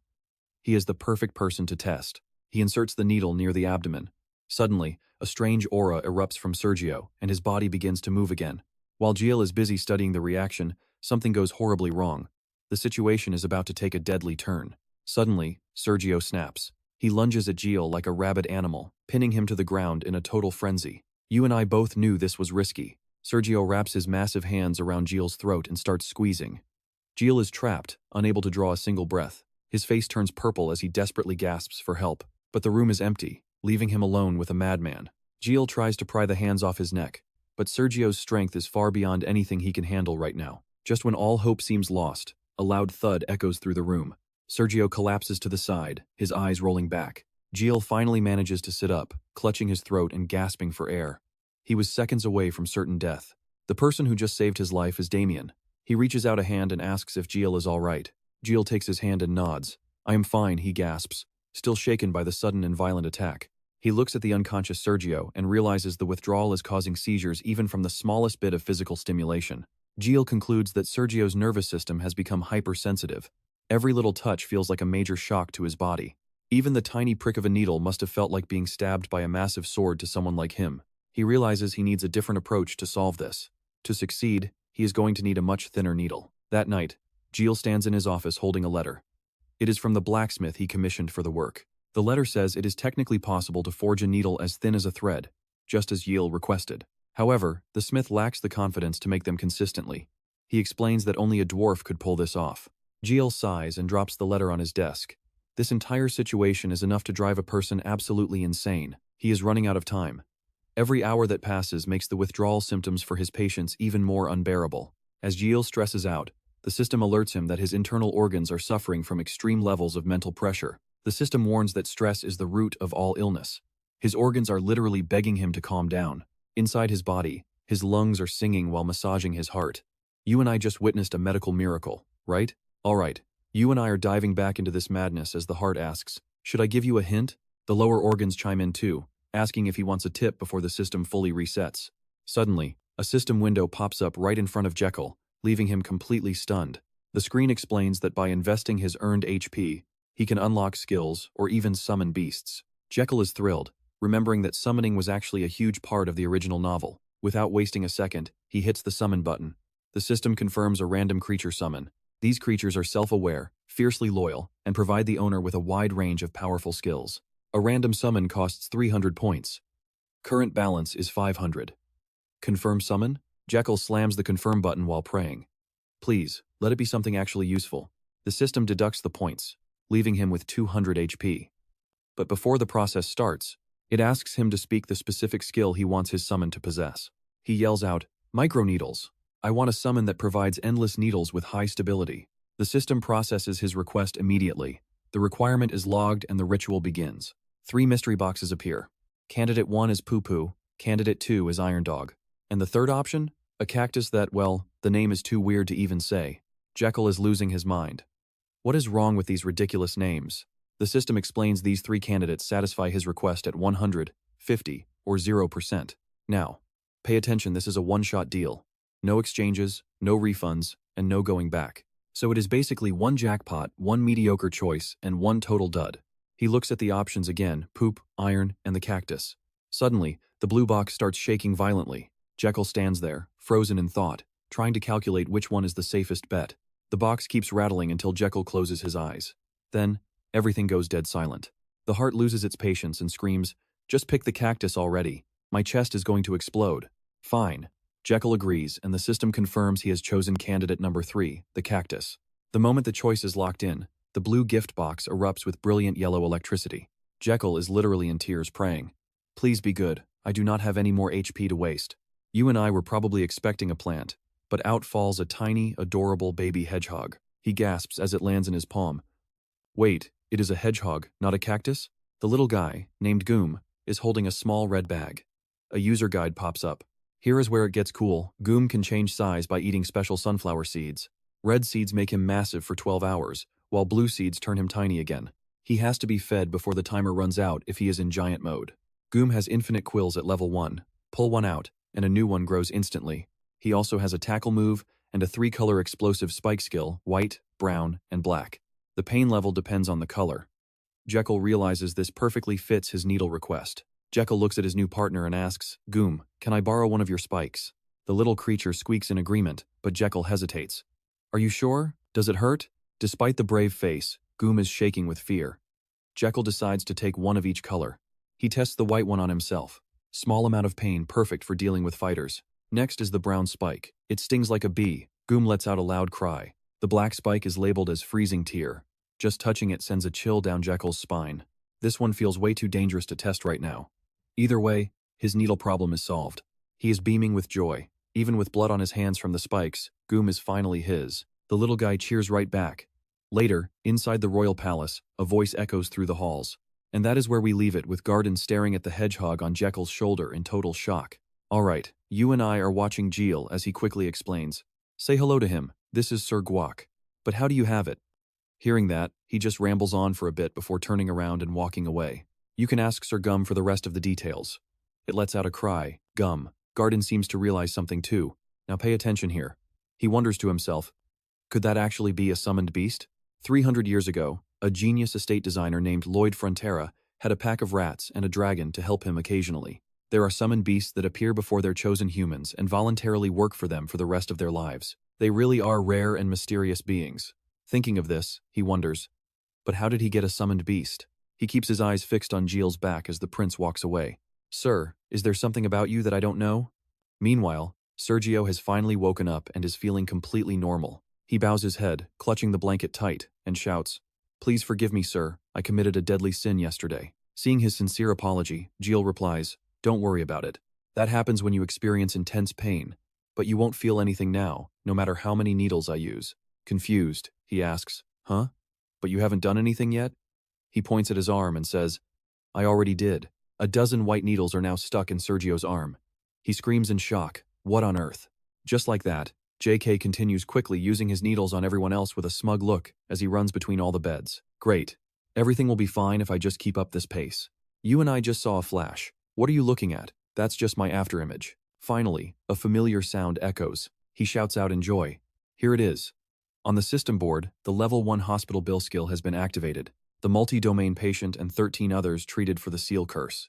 Total life force received is 80 days. Lifespan is 171 days. The hospital bill request level increases after receiving a large amount of life force. Skill name, Hospital Bill Request Level 2. Conversion rate improved from 2000 to 1 to 1950 to 1. He cheers. My skill leveled up? Gilles is so excited he can't help himself, dancing around the room while Damian watches in total confusion. Suddenly, his hand tightens. With a searching gaze, he thinks, he's the crown prince.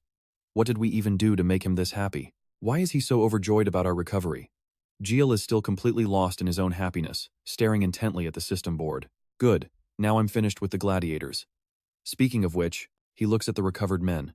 They're walking normally, but a sinister smirk crosses JK's face as a brand new plan starts brewing in his mind. At the same time, in another part of the palace, someone is picking up a steaming cup of tea. Suddenly, a soldier rushes in from outside to report, "I'm here to provide the regular update on the Crown Prince. 2 days ago, all 14 gladiators were assigned as the Crown Prince's personal bodyguards." Hearing this, the Emperor looks completely surprised, lifting his head to ask, "Bodyguards?" The subordinate replies, "Yes, Your Majesty, they're now the Royal Guard Special Forces and must stay by his side." "What did JK give them?" The subordinate replies, "Their contract includes a salary along with countless benefits." Hearing this, his face darkens as he begins thinking. Gilles used to be so sickly, spending his entire day in bed. But now he's formed his own private army out of gladiators. The Emperor bursts out laughing in pure joy at these interesting actions. The subordinate continues reporting. He gathered all the servants and guards in his mansion and started stabbing them with needles quite ruthlessly. His joy vanishes instantly. His eyes go wide with shock, not understanding what's going on. Meanwhile, our MC is still busy testing his white thorns on the palace servants. He's not stopping anytime soon. As the needle goes in, the servant flinches and cries out. He looks at him surprised and asks, "Does it hurt?" He replies with a stutter, "No, it doesn't." At that answer, Jiel calmly says, "Then why did you react like that? It's just a needle." After saying that, he gets excited again and yells, "All right, next patient." Flashing back a few days ago, on a beautiful sunny day, JK was standing in the garden waiting for someone. After a moment, someone approaches and clears their throat. Hearing that, he happily turns around and asks, "How's the cupping therapy feel?" The person who arrived was Damian. He seriously replies, "It still hurts a little bit." Jake continues, "It's a shame that you won't need that cupping therapy ever again." You and I can see Damian is confused as GL explains, "Your treatment is finished. You're cured. Stick with me for the next part." Alright, you and I are about to see a medical genius pull off the ultimate recruitment move. GL nods, confirming the method works. Damian stands there, completely frozen, as a million thoughts race through his head at once. Without warning, he bows deeply, ready to offer his heartfelt thanks for everything GL did for him. "Thank you for," but GL cuts him off mid-sentence, rushing forward with a dead serious expression. "Hold on, listen to me first," GL says bluntly. "I want your swordsmanship. I am not letting that talent go to waste. Now pay attention, because this is where the offer gets impossible to refuse." GL extends his hand. "Become my bodyguard." He makes it clear no need for forced gratitude or loyalty. This is strictly a professional business deal. High pay, retirement benefits, and even paid vacation days are all on the table for this position. Looking at Damian, GL knows he is close to reaching high swordmaster level and the side effects that come with it. Damian probably knows it too, since no one understands his own skills better than he does. Swordmaster syndrome is a stage where your senses become so incredibly sharp it actually becomes a nightmare. Those uncontrollable senses lead to extreme insomnia, far worse than anything he felt when he first got his mark. GL could try to keep him for medical treatment, but he knows Damian would likely just choose to leave anyway.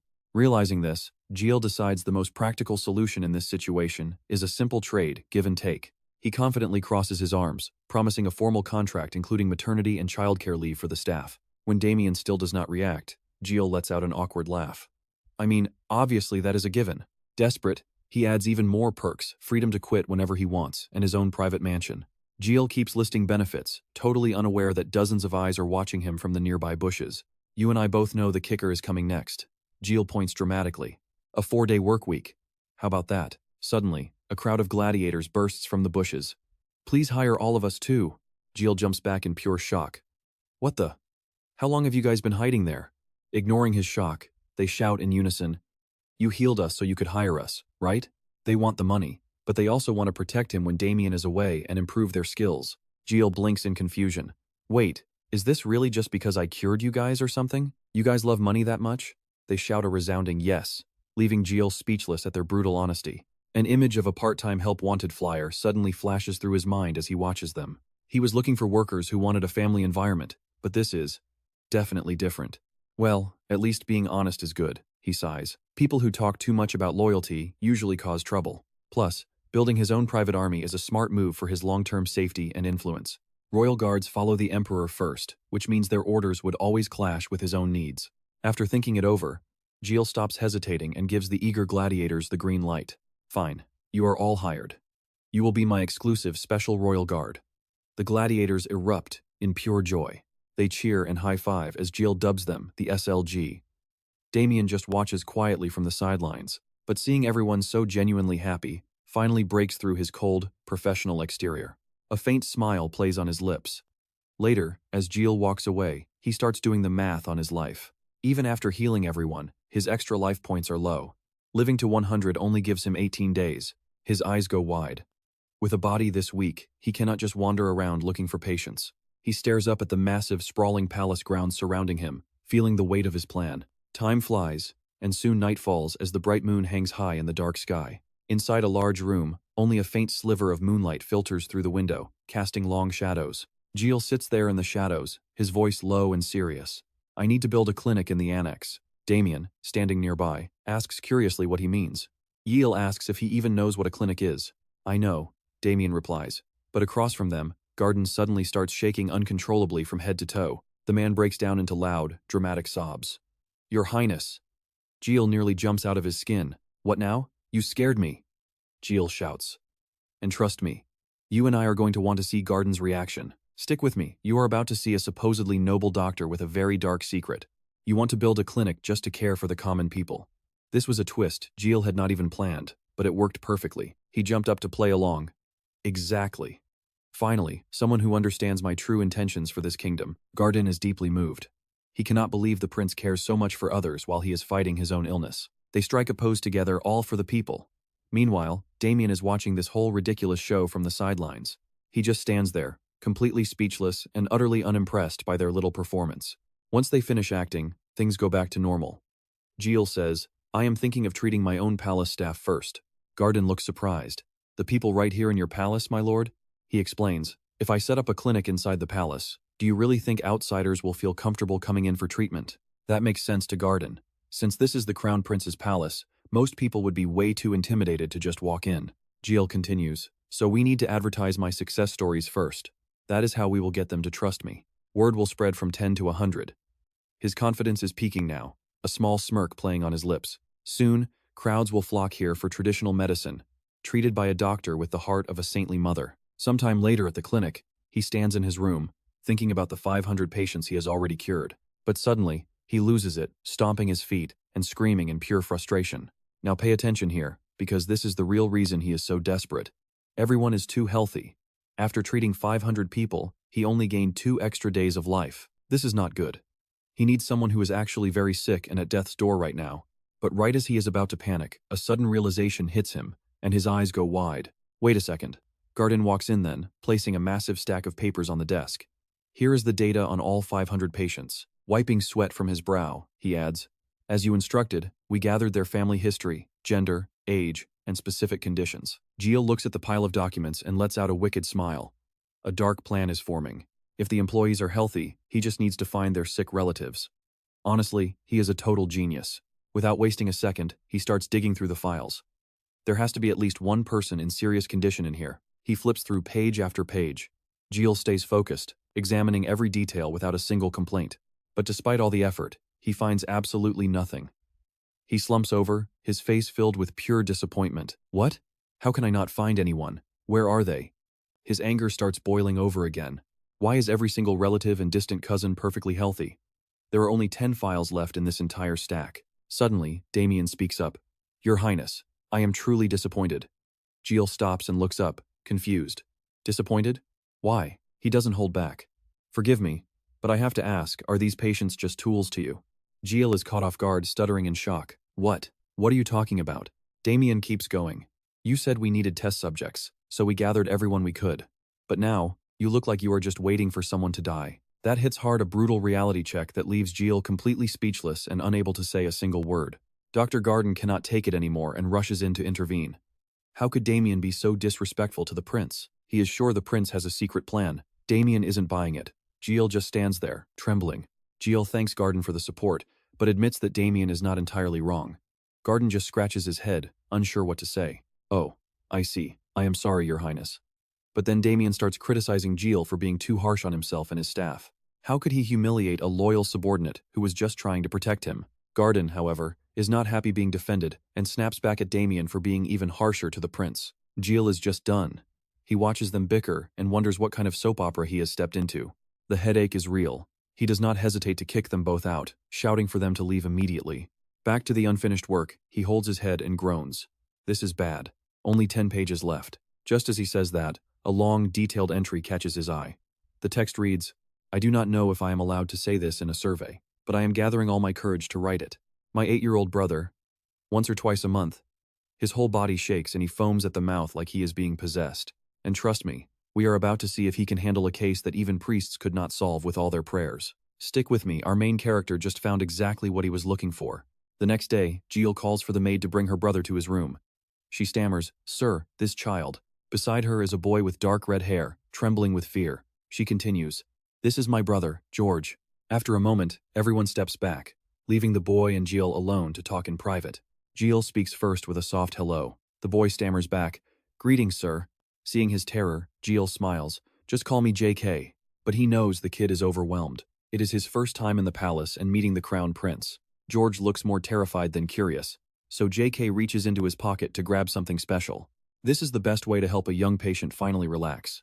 Jill holds out a hand covered by a white cloth, instantly making the young boy feel very curious. He reveals a brightly colored candy that any kid would love.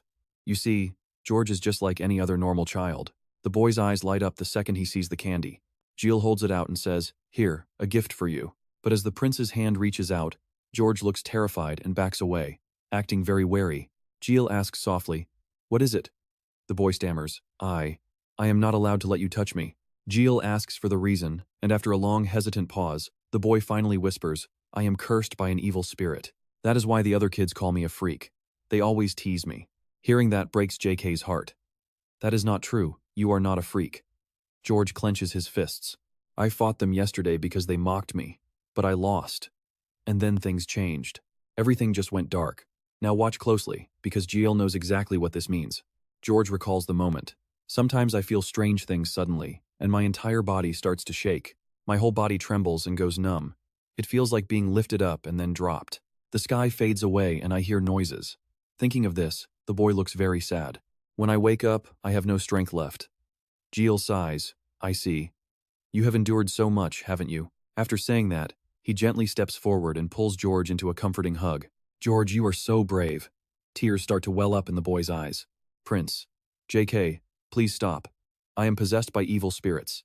Jill firmly replies, "There are no evil spirits here." As his hand touches George's back, the medical system is finally activated. Starting pulse check. Scanning. Assessment shows the patient has a healthy body. However, irregular brainwaves indicate seizure symptoms, which can cause severe medical episodes. With the system's diagnosis, JK finally understands the boy's condition.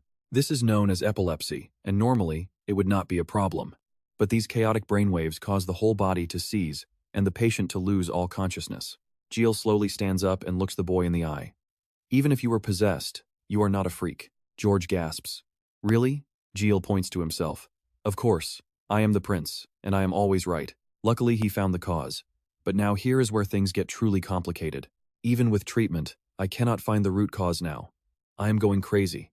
I need tools like an MRI machine. While he is lost in thought, George's weak voice rings out. Prince. I mean Jill." Hearing that, JK looks down in total confusion, but George is turning purple. His body is cramping violently as his eyes roll back in agony. "I feel strange." Seeing this, Jill asks worriedly, "A seizure? Now? Of all times? Why now?" The others standing nearby are absolutely terrified by what they see. Dr. Garden cries out in shock. The maid loses all strength and collapses to the floor. Garden backs away, trembling. He really is. He is possessed by an evil spirit. Damian draws his sword, pointing it at the child. "Your Highness, please step back and stay away from him." Jill sees their fear and feels pure rage. He grits his teeth and finally roars at them. "That is enough. Trust me. You and I are about to see him prove everyone wrong. Trust me. You and I are about to see a medical genius protect a patient who truly needs help." He gives a firm order, declaring the child is in immense pain and needs a pillow immediately. The maid trembles in response. Acknowledging his highness, the maids quickly bring a pillow over. George is then gently laid down so he can finally rest. But the boy's body won't stop. He is seizing violently, his muscles turning rigid while foam gathers at his mouth. Garden asks if he should wipe the foam with a handkerchief, but Jekyll immediately stops him with a quick head shake. "No, stop." His jaw muscles are clenching uncontrollably. "If we aren't careful, he could bite that handkerchief and swallow it. There is absolutely nothing we can do right now. We can only help after the seizure ends, but wait. Now watch closely, because a bright orange mana is suddenly exploding from George's body right in front of our eyes." Jekyll is absolutely stunned. How can he feel mana coming from a child who is in this condition? Then he remembers. The Asrahan Core method is extremely sensitive to the flow of mana energy inside a person. Mana is essentially energy circulation, and if he can see it clearly and accurately, he can find the problem. Placing a hand on the boy's chest, Jekyll closes his eyes to sense the truth. He is determined to identify the cause of the epilepsy by feeling the internal flow of power. When his eyes snap open, he is no longer in the room, he is now standing inside the boy's very body. Surrounded by glowing nerve fibers, Jekyll takes a long, careful look around this strange internal landscape. Stick with me, because mana is flowing everywhere here. Jekyll reaches out to touch the moving energy streams as they drift past him in the darkness. He has to focus. This chance won't come again, and he must find the root cause of these seizures. He spots the spinal and cranial nerves while walking. He cannot afford to get tired until he finds the truth. Still no luck. And it seems like the poor boy's heart is reaching its absolute limit. It is beating frantically. Drenched in sweat, Jekyll forces his body to keep moving forward despite the mounting exhaustion. Finally, he reaches a strange space filled with an overwhelming, blinding light. Looking at the glow, he shouts in joy he found the vagus nerve, the true culprit. His eyes widen as he sees the truth. Faulty signals coming from the vagus nerve are what is triggering these violent seizures throughout the boy's entire brain and body. Jekyll looks at the group and orders them to bring a blanket and cover him up. This child needs deep, undisturbed rest, so he tells them not to wake him under any circumstances. As he speaks, his face turns pale with exhaustion. He warns them not to make a single sound or cause any kind of commotion while the boy is resting. With his job done, Jekyll suddenly collapses to the floor unconscious. Everyone screams out in shock, worried for their prince. Even in total exhaustion, a satisfied smile plays on his lips as the staff panics over him fainting. They beg him to wake up, but internally, Jekyll feels a massive wave of relief wash over his soul. Now that he knows the cause, he can actually provide treatment. Night falls over the silent palace. Jekyll finally opens his eyes, waking up after what felt like a very long sleep. Sitting up on his bed with a painful groan, he realizes the Asrahan Core method was likely running at maximum efficiency while he was unconscious, explaining this massive headache. Suddenly, Damian appears out of nowhere and asks if His Highness is finally back with the living. Jekyll curses in fright, telling Damian he seriously thought the Grim Reaper had finally come for him. Damian notes he slept for 12 hours. Jekyll immediately remembers the situation and asks about the boy. Damian explains that George woke up earlier this evening, though the poor kid is still very tired. That is expected after such a violent seizure.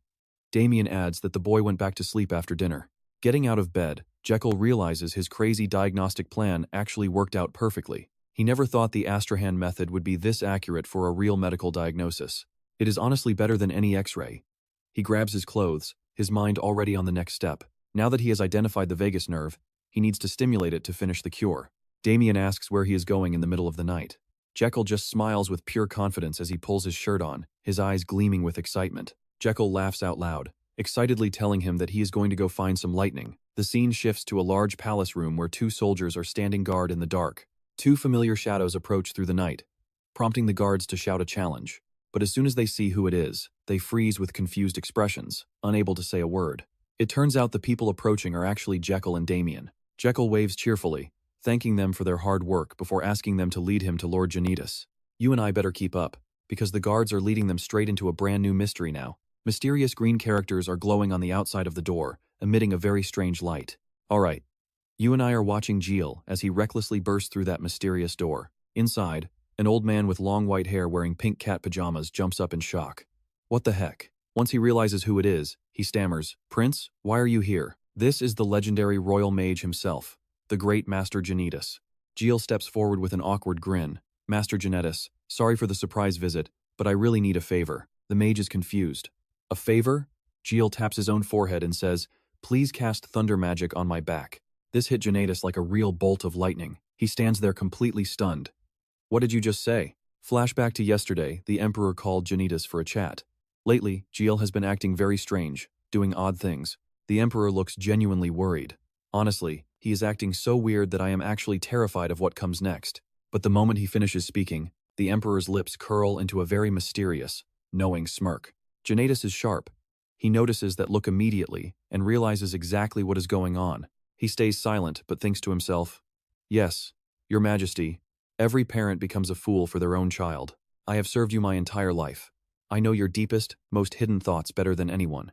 Back in the present, Gilles is literally shaking the poor man, begging, "Come on, just blast me with lightning. Now pay attention here," because even the mage thinks the prince has finally lost his mind.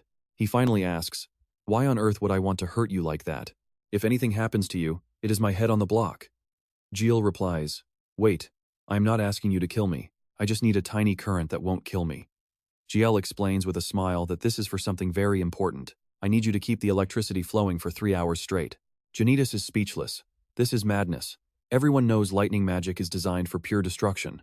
Lightning used by a high-level mage is basically a natural disaster in human form, but he wants me to dial it down to static levels and hold it perfectly steady for 3 hours? That requires an insane level of magical control. Janitas sighs and looks at him. "Prince, do you realize how incredibly difficult this request actually is?" Gilles stays quiet for a second, thinking. Then he looks up honestly and says, "Yeah, of course I know. It is like driving at exactly 30 kilometers per hour for 3 hours. That is why I came to you. Jiel puts an arm around the mage's shoulder, acting all hyped. Who else has the god-tier control to pull this off? He calls him Master Janatus. Hearing the heavy flattery, the old man starts feeling pretty good about himself. Jiel asks, "Who is the most talented mage in the whole empire?" His ego screams, "It is Master Janatus." The soldiers and Damian are just standing there, cold sweat dripping down their backs at this ridiculous scene. Janatus strokes his beard. He is actually starting to like the idea of taking on this impossible challenge. He starts to say something, but Jiel cuts him off.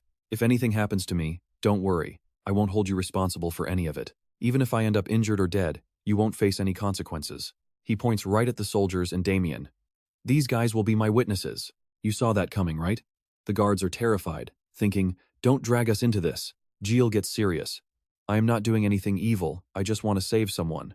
Hearing that, the mage finally agrees. "If that is the case, I will try." He asks, "So, shall we begin?" Jiel is more excited than ever, smirking as he says, "Right now." A moment later, everything is finally prepared. Janatus looks at Jiel sitting on the ground. He holds his staff tight while Jiel thinks to himself, "I can't just blast a kid with electricity. I need to run a test first to make absolutely sure it is safe." "Prince, are you ready?" Suddenly, a brilliant flare of blue mana explodes out from Jiel's body. He closes his eyes and nods. Seeing this, the mage doesn't hesitate. He summons golden lightning and shouts, "Here goes." Janatus concentrates hard, trying to keep the voltage as low as a simple static shock. As the current hits him, Jiel flinches a little. "Ow, it feels like an ant bite." He smiles with his eyes shut. "Perfect. Exactly what I expected from a royal palace mage. Trust me, you're going to want to see Jiel absorb this current and use it to jumpstart his powers. Stick with me, we're about to see our main character use magic to sync electrical signals and take total control of a child's nervous system." Jiel's lips curl into a satisfied, confident smirk. The Asrahan Core technique is genuinely overpowered, controlling almost anything. I honestly didn't expect it to work perfectly on the very first attempt. Suddenly, he turns to Janatus and holds up a hand, saying, "That is enough." The man jumps, asking if it's truly over. "No, I could keep going all day long." Hearing those words, the young boy screams out in absolute terror. "It hurts." I said stop. The next morning, every gladiator and servant in the palace has gathered right outside the grand hall. They whisper amongst themselves, wondering why the prince has summoned so many people to the chamber once again. What exactly is he planning? Another voice chimes in, saying he's looking for people who love gossip to help him. Wait, what? I really can't figure out what's going on in his head. Finally, the heavy doors slowly begin to open. The scene inside makes the maid gasp, her eyes wide with shock at what she sees.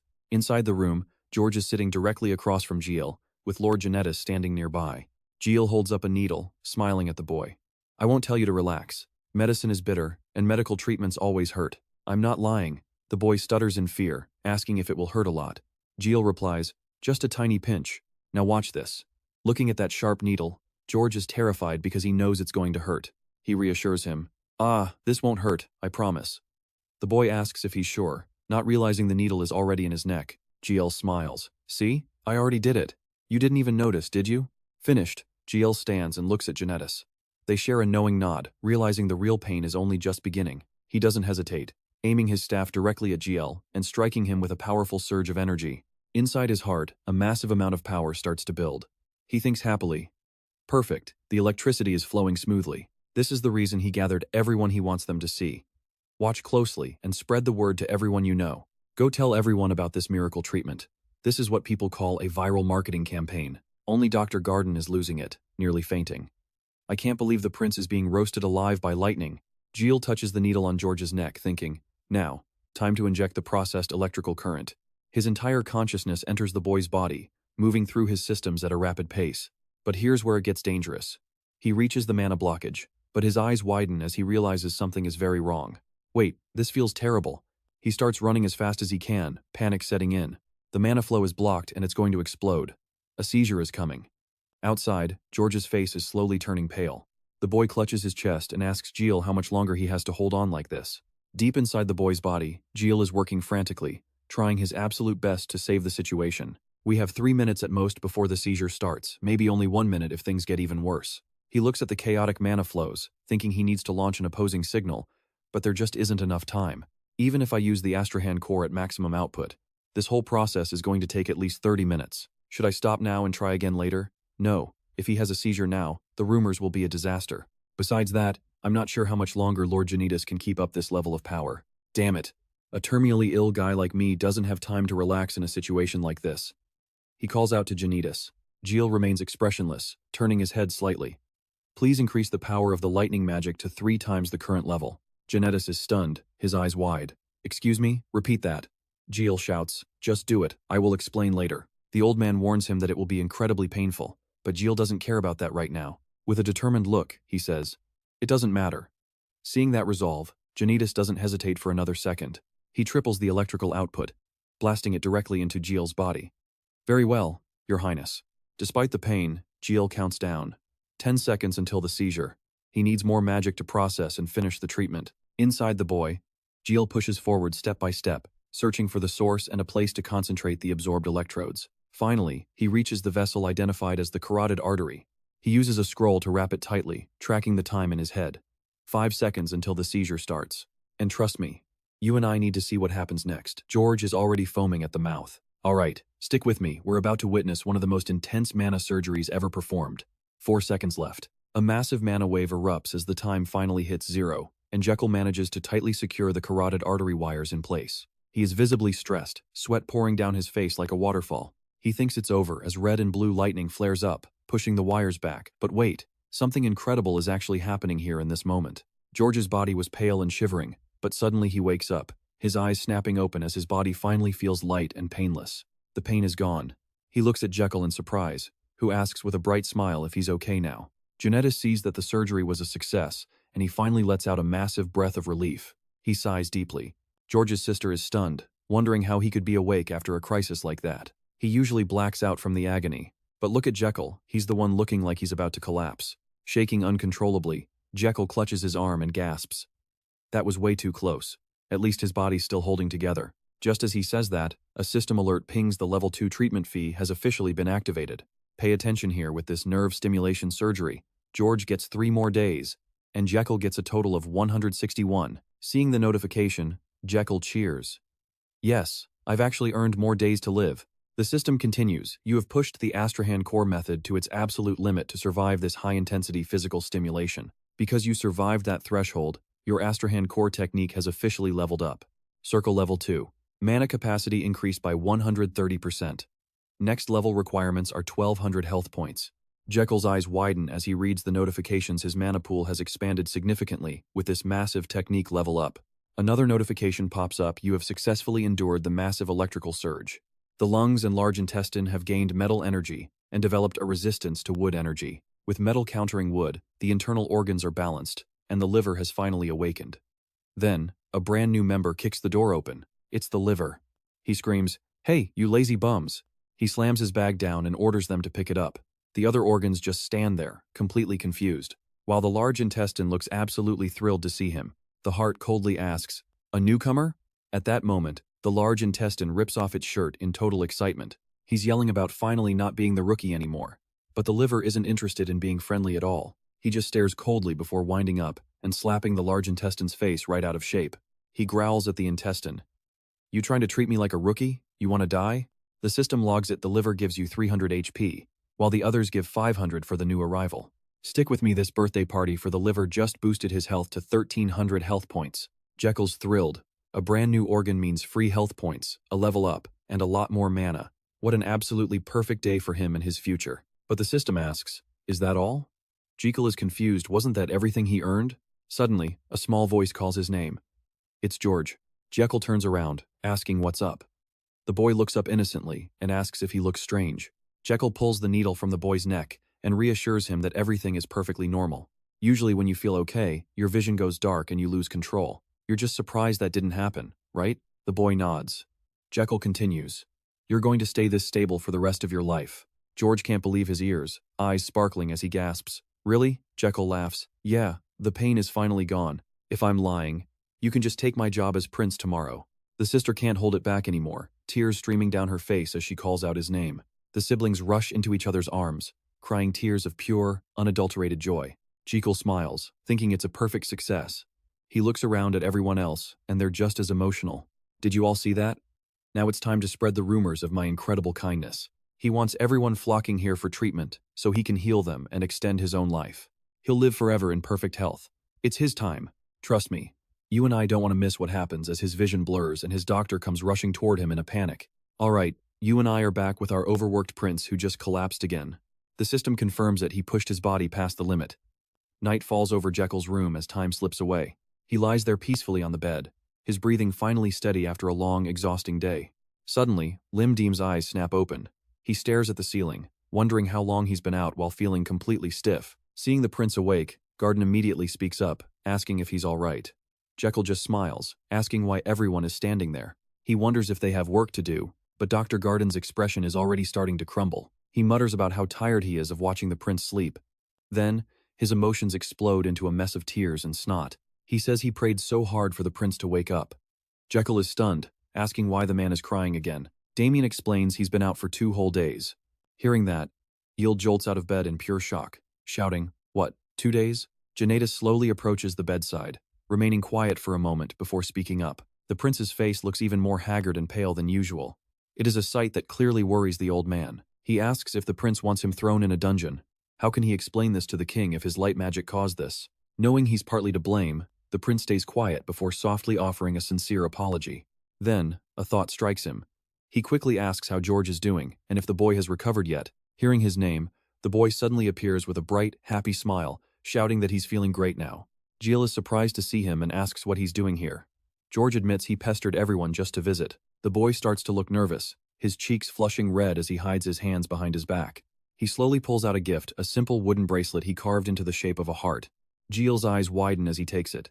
Now watch this, because this small gift hits our hero harder than any magic. He looks at the bracelet, feeling a sudden wave of guilt.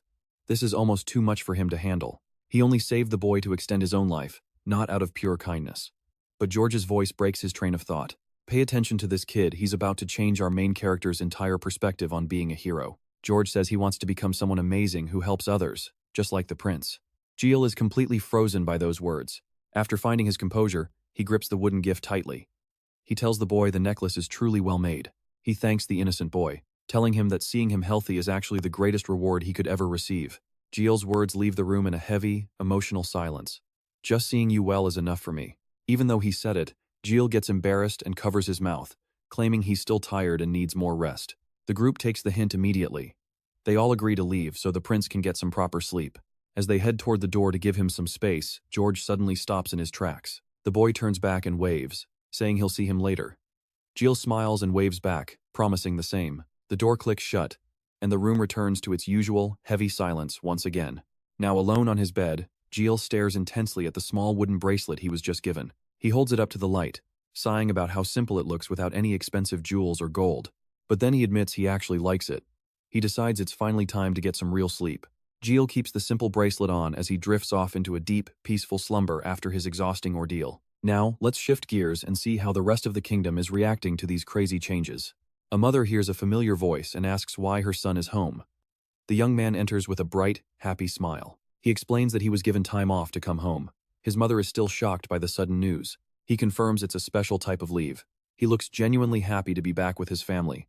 During dinner, his mother asks why the prince gave him 5 days off. He says almost everyone got a vacation. His father chimes in, asking how the prince's health has been lately. He's clearly concerned about the royal. The son smiles, saying the prince seems much better than before. His father sighs in relief, calling it a blessing. However, the son's face turns confused. He mentions that the prince has been doing some very strange things lately. The parents are caught off guard, asking what kind of strange things he could possibly mean. And that's where we leave it. You and I are about to see a royal medical revolution begin with a single scroll. Check this out. You and I are watching a medical revolution unroll on this table. 3 people huddle together, reading the page with expressions of absolute shock. What? Suddenly, a strange gust of wind sweeps in from nowhere and carries the paper right out the window. These flyers are appearing everywhere throughout the town and the city. Plastered in crowded areas and notice boards for everyone to see, the townspeople can't help but shout out in total disbelief. What is this? The top of the flyer announces a grand opening. At the palace, a traditional medicine clinic is holding a grand opening with free treatment. Come for back pain, joint issues, acupuncture, dentistry, or even obesity. Prince J.K. Adria Magentano, the royal specialist, along with Pierro Garden, expert in rare and difficult diseases. People wonder if he can cure life itself. Meanwhile, at the royal palace, the morning sun shines down brilliantly. J.K. looks out the window, smiling. Those rumors must have spread across the whole city by now. Suddenly, Dr. Garden enters. Prince, it's time for us to head out. Turning around, he asks, ready to go? The two begin walking together down the palace hallway. Garden asks, you're up early? He replies, it's the grand opening of our Royal Medical Clinic, after all. He remembers something.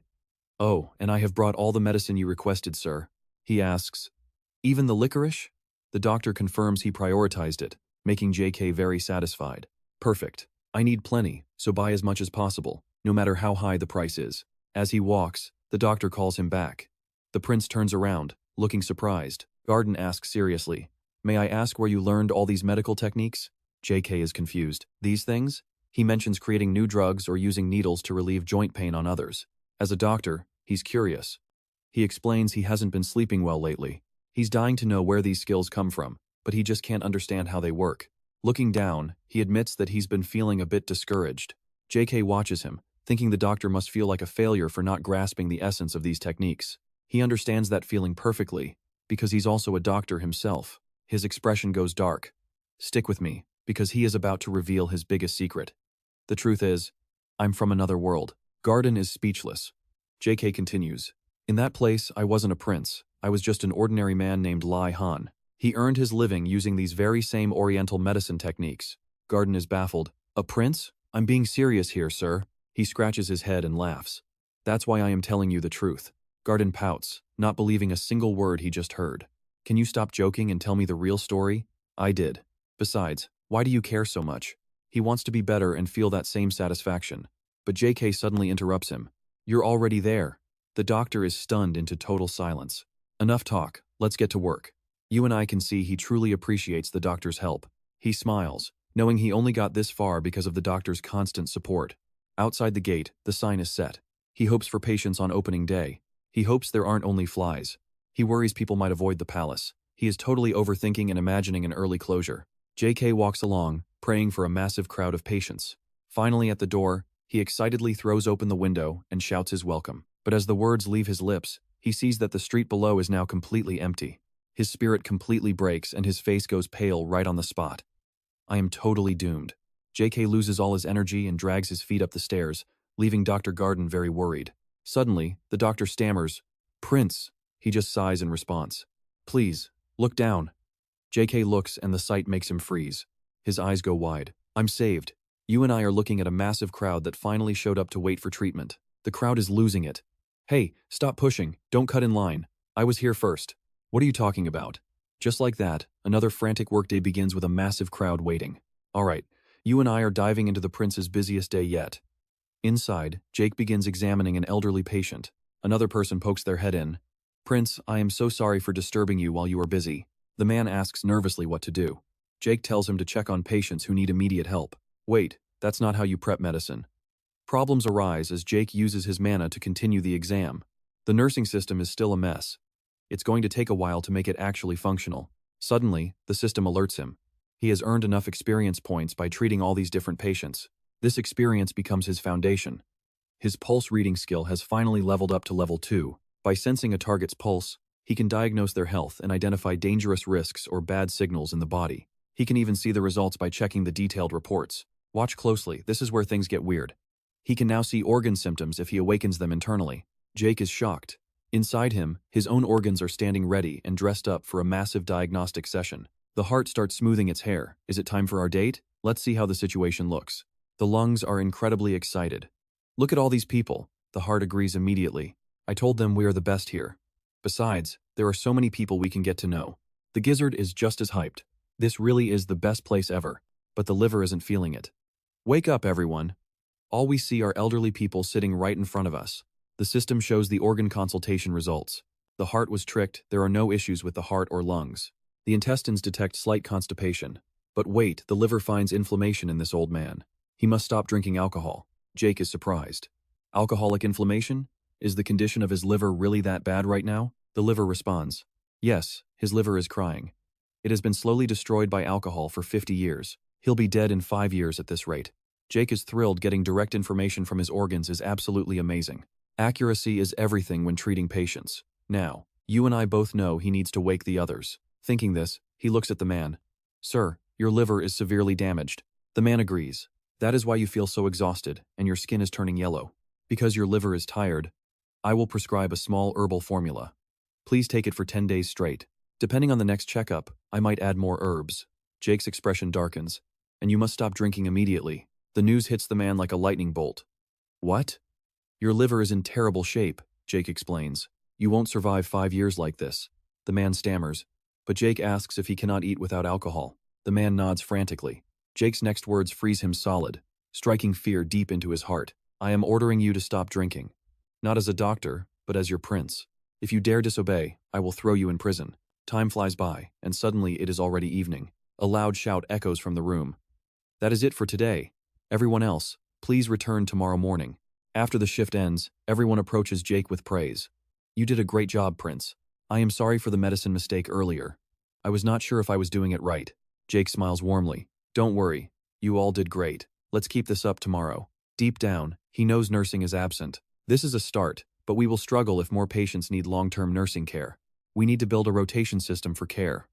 This reminds him of his old colleagues from the past. I really wish Kim and Lai were here right now. Suddenly, hurried footsteps rush toward them. Prince! Dr. Garden bursts in, shouting that there is a life-or-death emergency. A man carrying a woman on his back speaks. I am the eldest son of the Dinri family, Prince. The woman's condition is critical. Her face is flushed, and she is struggling for every single breath. He begs him to save his mother. Finally, the woman is laid down carefully on the treatment bed. Stick around, because we're about to see if his skills can save her. How long has she been feverish? All right, you and I are diving into a high-stakes medical mystery. She was fine yesterday, but as GL checks her pulse, her son explains she is fading fast. Trust me on this one. After examining her for a long moment, he finally figures out exactly what this illness is. But this is no ordinary illness. This is the terrifying nightmare plague that once wiped out 40,000 soldiers in a single blow. Gio looks absolutely terrified. Sweat pours down his face as he remembers the tragedy of Napoleon's army. Based on what we know, this is epidemic typhus, a lethal disease caused by the Borrelia burgdorferi bacteria. Gio asks once more, Hey Gan, are you serious about this? Gan replies that it is a certainty. He has already seen the fever bacteria inside this woman's liver. Hearing that cold confirmation from Gan, Gio breaks into a cold sweat and cannot even find the words to speak. Once he calms down, he looks at the man and asks when she last bathed. The son just stares back, completely confused. Gio explains that he needs to understand the patient's history. The son admits she did bathe just yesterday. Gio asks if she is sure. The son confirms that she usually takes a warm bath every single day. Those answers only make things more confusing. It is strange that someone so clean would catch such an infection. He asks about her house and specifically her bedroom. The son insists everything is kept very neat and tidy. Gio asks if there are any ticks or fleas. The son says no. Gio continues to make his own deductions. Now, watch closely, because here is the clue that changes everything. The eldest son of the Dinri family thinks for a moment, then suddenly gasps in shock. He remembers everything. About 2 weeks ago, her carriage broke down on the side of the road while she was returning from visiting her relatives. Because of that, she had to stay at a farmer's house. The couple even let her sleep in their own bed. Gio sits in silence, calculating the dates. The fever started today, and she slept at that farm exactly 15 days ago. Everything fits the pattern of the plague. Gio turns to them and says that farm is likely where she was infected. The eldest son of the Dinri family is stunned. He asks what he means by being infected. Gio explains it is an epidemic disease spread by flea and tick bites. Her condition is getting much worse by the minute. This is bad. She is older, and this high fever is becoming extremely dangerous for her. Gio grits his teeth. In the worst case, she could face lung infections, organ failure, or even necrosis in her limbs. He turns to the maids and begins barking out urgent orders. Listen carefully. Strip off her clothes and wipe her down with clean, warm towels. After that, help her into a fresh hospital gown. One of the maids nervously asks what they should do with her old clothing. Gio has a simple answer. Burn everything. The clothes, the bed, and the mattress. After that, you must all bathe and burn your own clothes as well. He warns them with a stern face. Anyone who fails to follow these orders will be fired immediately and face the harshest punishment. The staff is terrified and they all agree instantly. Gio then turns to the eldest son of the Dinri family and tells him to send word to the rest of the household immediately. Move now. They rush out of the room at once. While they handle their tasks, Gio starts working on his own mission. He heads straight for the kitchen. After a lot of work brewing the medicine, he hopes this malaria soup will work for this type of fever. This specific medicine is made using arrowroot. It is a potent arrowroot soup. This fever-reducing medicine is crafted from a mix of arrowroot and special ephedra. Gilles brings the medicine to the lady of the deanery house. You and I both know it is a long shot, but he begs her to drink it. Days turn into nights as he provides constant care. He works from morning until night without a single break. The maids also do their best to keep her body warm. But despite their efforts, things seem to be getting worse. Her face is pale and purple, and she is drenched in sweat. Gilles stands by her side watching. He has already rotated through 3 different maids to help look after her. They work 8 hours a day, but there is still no improvement. The high fever is slowly destroying her. He looks at the medicine bowl again. It seems the arrowroot mixture is simply not strong enough. Her internal balance is completely gone. The yin energy in her body has been almost entirely depleted by the sickness. I have to balance her blood and energy first. Only then will the fever medicine actually work. Gilles stands there with a dark expression, calculating his next move. I need an herb that can restore the yin energy in her body. Think, you idiot. These inner voices are completely useless when I actually need their help. Suddenly, his eyes go wide as a thought strikes him. Oh, I know exactly where to go. He shouts for Garden to prepare a carriage. There is a secret place filled with rare treasures. He is not certain, but he might find the herbs there. Only the royal family can enter because the security in that place is incredibly tight. And just like that, the dangerous midnight journey begins. Stay tuned. The carriage is flying, but as the prince, I have to play my cards right and get my father's help. Within moments, we arrive at the massive chamber where Damian is already standing guard. Stick with me, this is about to get intense. Inside the room, Gilles drops to one knee before the emperor. He speaks up, saying, Your son, Prince Gilles Adria Magentano, greets the wise and powerful emperor. Surprised, the emperor asks why he has come at such an hour.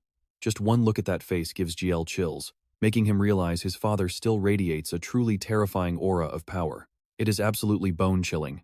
After a moment of hesitation, he finally answers, The reason I am here. His eyes burning with determination, he asks for permission to enter the secret dome vault tonight.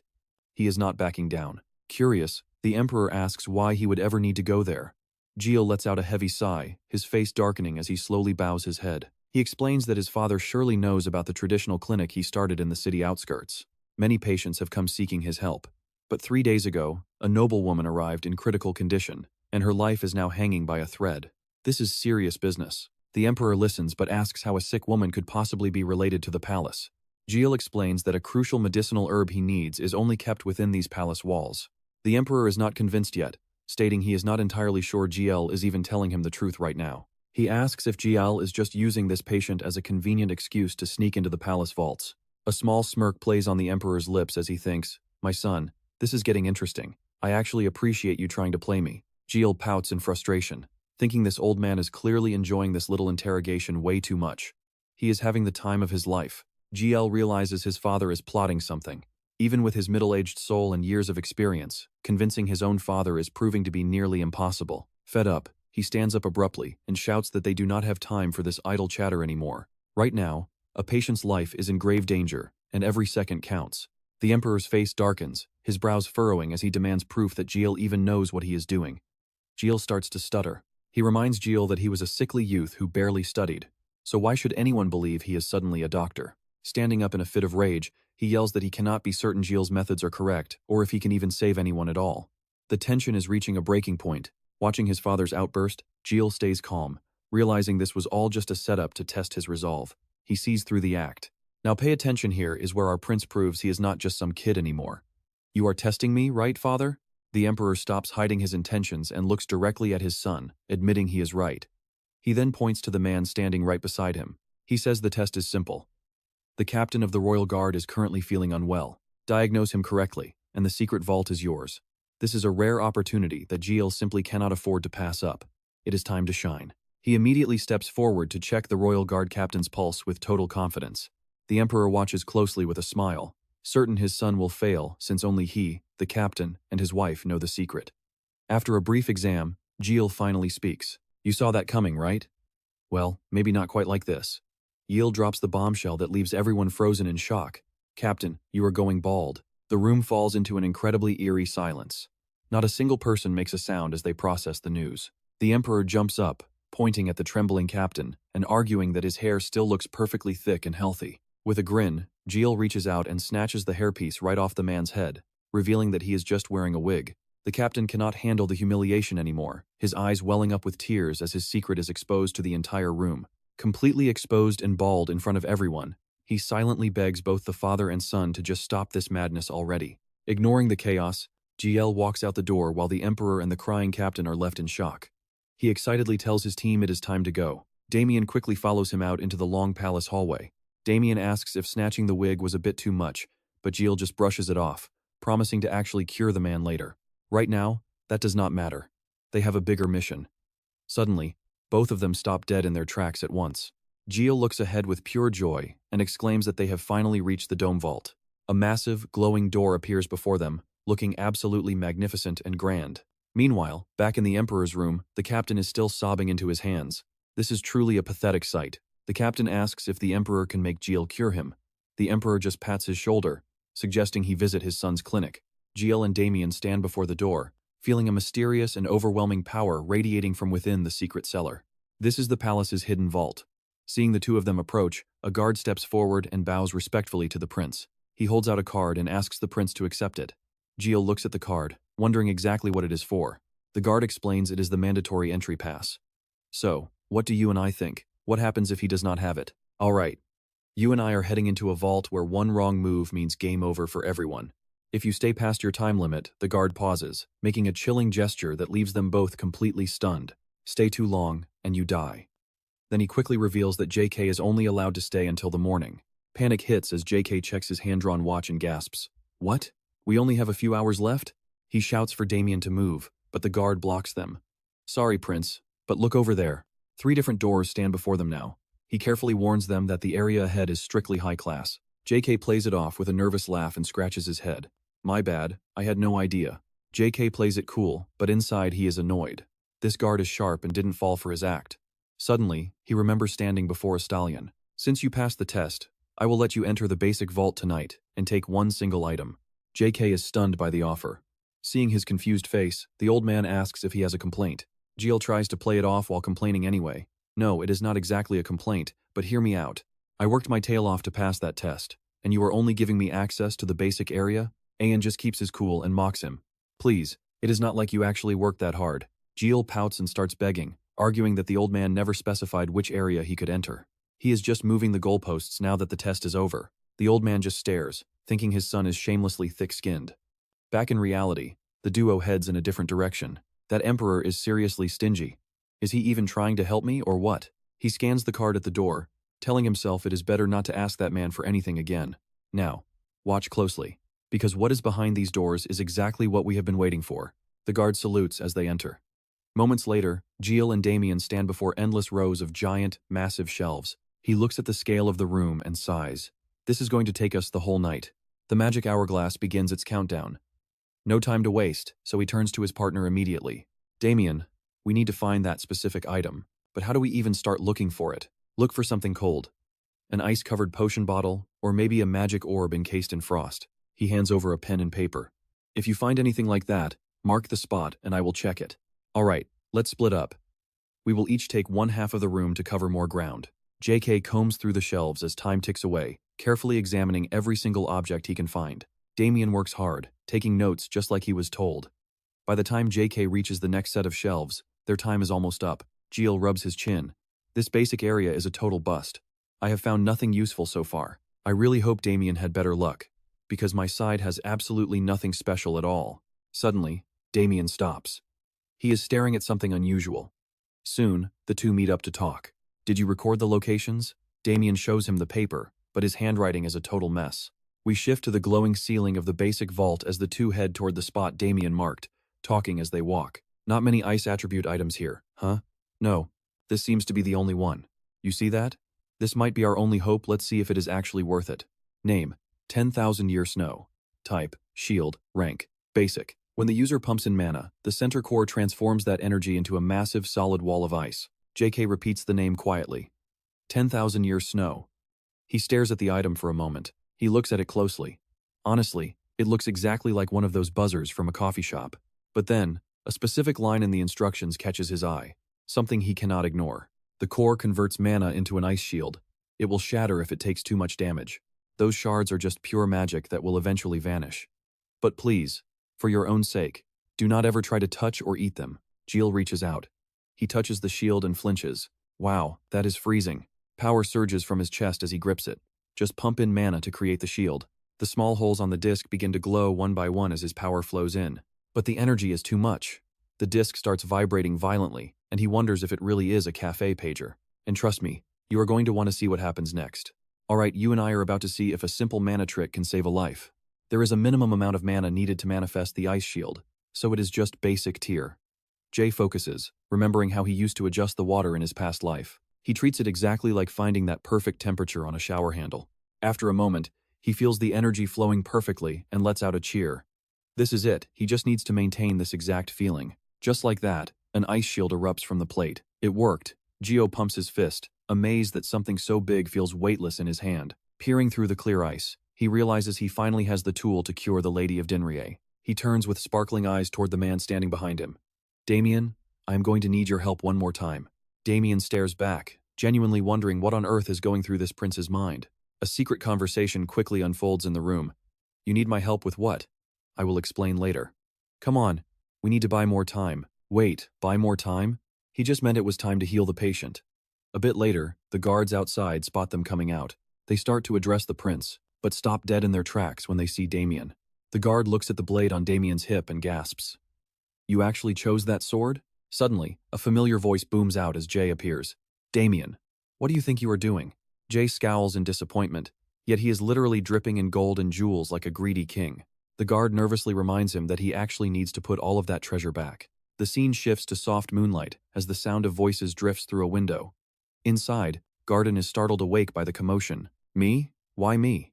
He stumbles to the window, spots two figures below, and realizes it is them. Prince, you are finally back. He smiles to himself, noticing how close the prince and Damian have become lately. He watches them interact and reflects on how much Damian has changed. He once thought the guy was just stubborn and rude, but he has been doing a great job protecting the prince. Garden prepares a tray of tea for the prince, happy that the sickly boy finally has a friend he can run around with.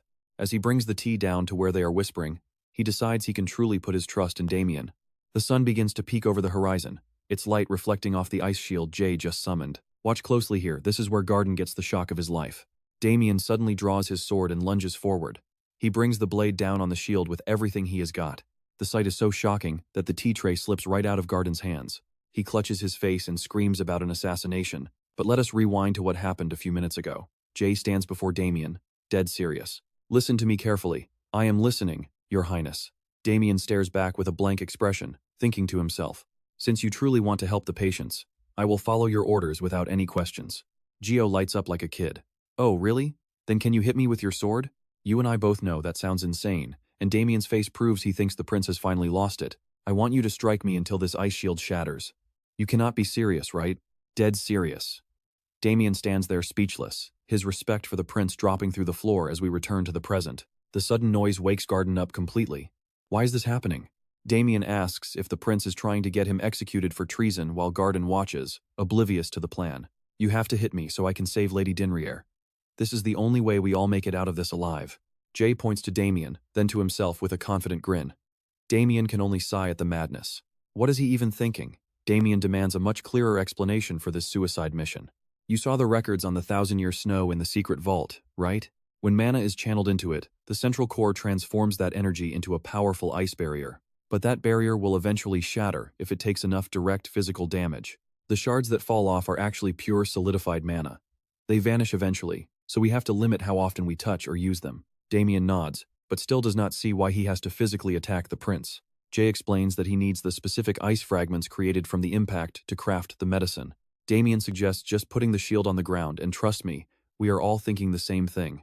Alright, you and I are about to see a genius at work as he shakes his head and activates his shield. Now you see it, he says. Then he cuts the power and the shield vanishes, leaving him looking miserable as he mutters, and now you do not. Using that demonstration, he carefully explains that to keep an ice shield active, you have to constantly feed it mana. Damian looks conflicted, voicing his inner thoughts. I just want to be safe. You want me to break this without hurting you, right? Seeing that Damian finally gets it, Jekyll replies with pure excitement. Exactly, but Damian quickly shuts him down. Prince, this could be seen as treason. How could I ever do something like that? He claims he would never, but his next words leave Jekyll speechless. Apparently, he just cannot afford to stay broke. Now watch this. Damian uses the first rule of negotiation by striking first. He makes his move. He asks for a reward every single time he hits the shield. Jekyll smiles slyly. So, you want me to pay you to hit me? Yes, Damian replies, placing a hand on his chest and bowing respectfully to express his very serious commitment. Your Highness, I see you as my sponsor. I truly respect how you care for everyone without asking for anything in return. Jekyll listens intently to every word, but he knows this time is different. But I still need my wages, Damian adds. Jekyll clicks his tongue, remembering all the hardships Damian faced in his life. He pictures the young version of that boy and tells himself this is all just because of a lack of money. He thinks of Damian's lonely silhouette, his tattoos, and all those times he risked his life fighting monsters. Jekyll smirks to himself, thinking about how Damian was just as stingy in the original novel too. Just then, Gadden arrives with tea to find them acting like brothers, exactly like the story. Wait, what are you reading? Jekyll tells him his skin is even thicker in person. Meanwhile, over the mountains, the sun begins to peek out. Dawnlight hits the new ice shield. Fine, I will pay you 1 day's salary for every strike you land. With the deal sealed, Damian draws his sword and warns Jekyll to make sure he pays on time. He immediately brings down a powerful, merciless strike right onto the shield's surface. Here is where it gets chaotic. You and I see the tea tray fall as Gadden screams that this is treason. Eventually, the poor man faints. The ground around Damian cracks from the impact, but Jekyll's shield does not even budge. Seeing that, Damian raises his sword again. It seems that level of power is not enough to break it. I will try again, he says. Jekyll shuts his eyes tight and winces, prompting Damian to calmly tease his cowardice. I have not even swung yet, he says. Jekyll trembles and tells him to hurry up, so Damian strikes again. As you wish. Damian starts raining down a relentless barrage of sword strikes against the frozen barrier. After a while, he stops. Jekyll is still shaking while holding the defense. Damian wonders if he needs to hit even harder. Suddenly, Jekyll snaps at him. You brat, you are just doing this to get more money, aren't you? Damian ignores the jab, his eyes filled with pure determination. This time, I'm going to be serious. He lunges forward with everything he has, smashing into the shield and finally causing a visible crack to appear. The shield shatters instantly, and Jekyll cheers with joy. Success, you did it. Long life, no sickness, and a royal lifestyle. After his little victory dance ends, the mood shifts back to the task at hand. He tells Damian to gather the ice shards so they can leave, spotting Gadden passed out in the distance. The scene shifts to the kitchen, where Jekyll starts preparing a mix of kudzu, ephedra, and various medicinal roots. He adds jujube, peony, licorice, ginger, and cinnamon. On the surface, it looks like a normal medicinal soup. He carefully adds the next ingredient, ice fragments, integrating them into the brewing cycle. The system pings with a notification. His experience has surged thanks to his new method and unique skills. Tonic brewing has been unlocked.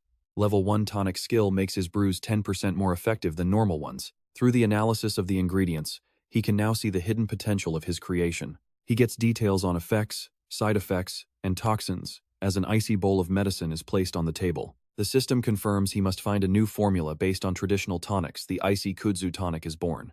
Tim calls out with a happy face. Master Jekyll, here is that icy kudzu root tonic you ordered. Then, the system asks if he wants to activate the ingredient analysis skill. Jekyll gives a sinister smile. Yes, absolutely. And trust me, you and I are going to want to see what happens next. You and I are jumping right back into the action where a mysterious system alert flashes on the screen. It is analyzing a kudzu root tonic mixed with ice, describing it as a dark brown liquid designed to restore energy and break fevers. The instructions for this brew are simple. The patient needs to take it 3 times a day after every meal. But here is the catch. Patients with chest pains or heart issues must avoid it at all costs. The doctor behind this? Our main character, JK. Looking at the data, he clenches his fist in excitement. This skill is absolute fire. Now he does not have to test medicines himself, and it even restores water energy. With Lady Dinrier's life on the line, he is more determined than ever to pull her back from the brink of death. Without wasting a second, he and Damian carry the tonic to the sick room. As they walk in, the people in the room scramble to their feet. Your Highness, he approaches the eldest son of the Dinrier house and asks for a status update. How is she doing? The son lowers his head, whispering that she still has not recovered yet. Hearing this, JK immediately shifts his gaze toward the bed. He observes the lady closely, noticing through his system that her energy levels are dropping by the second. He scoops up a spoonful of the medicine, praying it actually works. He gently feeds it to her, warning that it is going to feel a bit cold. Tasting the brew, she struggles to speak, complaining about the intense bitterness. JK just lets out a soft, reassuring laugh. Bitter medicine is the most effective, after all. After tending to her, he sits down to speak with the rest of the family. As night falls, he remains by her bedside, monitoring every single symptom with total focus to ensure she is safe. By the next morning, he is back in the kitchen brewing a fresh batch. This routine continues for 10 straight days until the servants begin looking at him with a strange sense of admiration. They watch him from a distance, completely stunned by the transformation they are seeing in him. Is he always like this? He is a total 180 from the sensitive jerk he used to be. Your Highness, you have my full respect now. Even Garden is moved to tears, clutching a handkerchief. I always believed in you, my prince. They are all worshipping him, but little do they know, his physical state is actually hitting rock bottom. JK looks like a ghost, pale, exhausted, and barely holding on. Somehow he has survived this long, but the fatigue is finally catching up to him. He has been acting as a nurse and a pharmacist all at once. Hang in there, Jake, the reward for this hard work is going to be worth it. Now watch this part closely. The system finally chimes in with a massive congratulation. He successfully used the kudzu root tonic to cure the typhus fever. His total dedication to the patient's health is hailed as a supreme act of self-sacrifice for the greater good. Everyone who witnessed it is filled with respect. 2 little JK angels appear, blowing trumpets to celebrate his newfound reputation and status. The effectiveness of his level 2 billing fee skill has just increased by 50%. His eyes go wide. What? A title reward that boosts his skill efficiency by half? But wait, the system is not done. Lady Dinrier's lifespan has been extended by 27 years and 3 months. The extra time added to his own life comes out to 5.3 days before the title bonus kicks in. His total lifespan reward is 8 days, bringing his new total to 146 days. JK smirks, feeling on top of the world. You and I both know what he is thinking. If everyone's respect keeps his life bar growing, then he's going to milk this for all it is worth. He decides right then and there to let them keep misunderstanding his kindness for his own gain. Cut to sunset as a carriage rolls toward a grand mansion. JK sits inside with the others, glancing out at the passing scenery. Resting his chin on his hand, he reflects on how he survived this crisis. But running a clinic alone is only getting harder. Staring into the deep forest, he makes a firm decision he needs to find a professional nurse, and fast. The carriage finally slows down as the wheels hit the smooth ground of the estate and come to a stop. Everyone steps down carefully. Lady Dinrier stands by the door, beaming with a radiant smile as she looks back at him. Prince, I cannot believe you went through the trouble of escorting me home after saving my life. I do not even know how to repay such a massive favor. JK just gives a polite smile, knowing he already gained plenty. Right on cue, the system rewards his organs with 200 blood points for the successful treatment.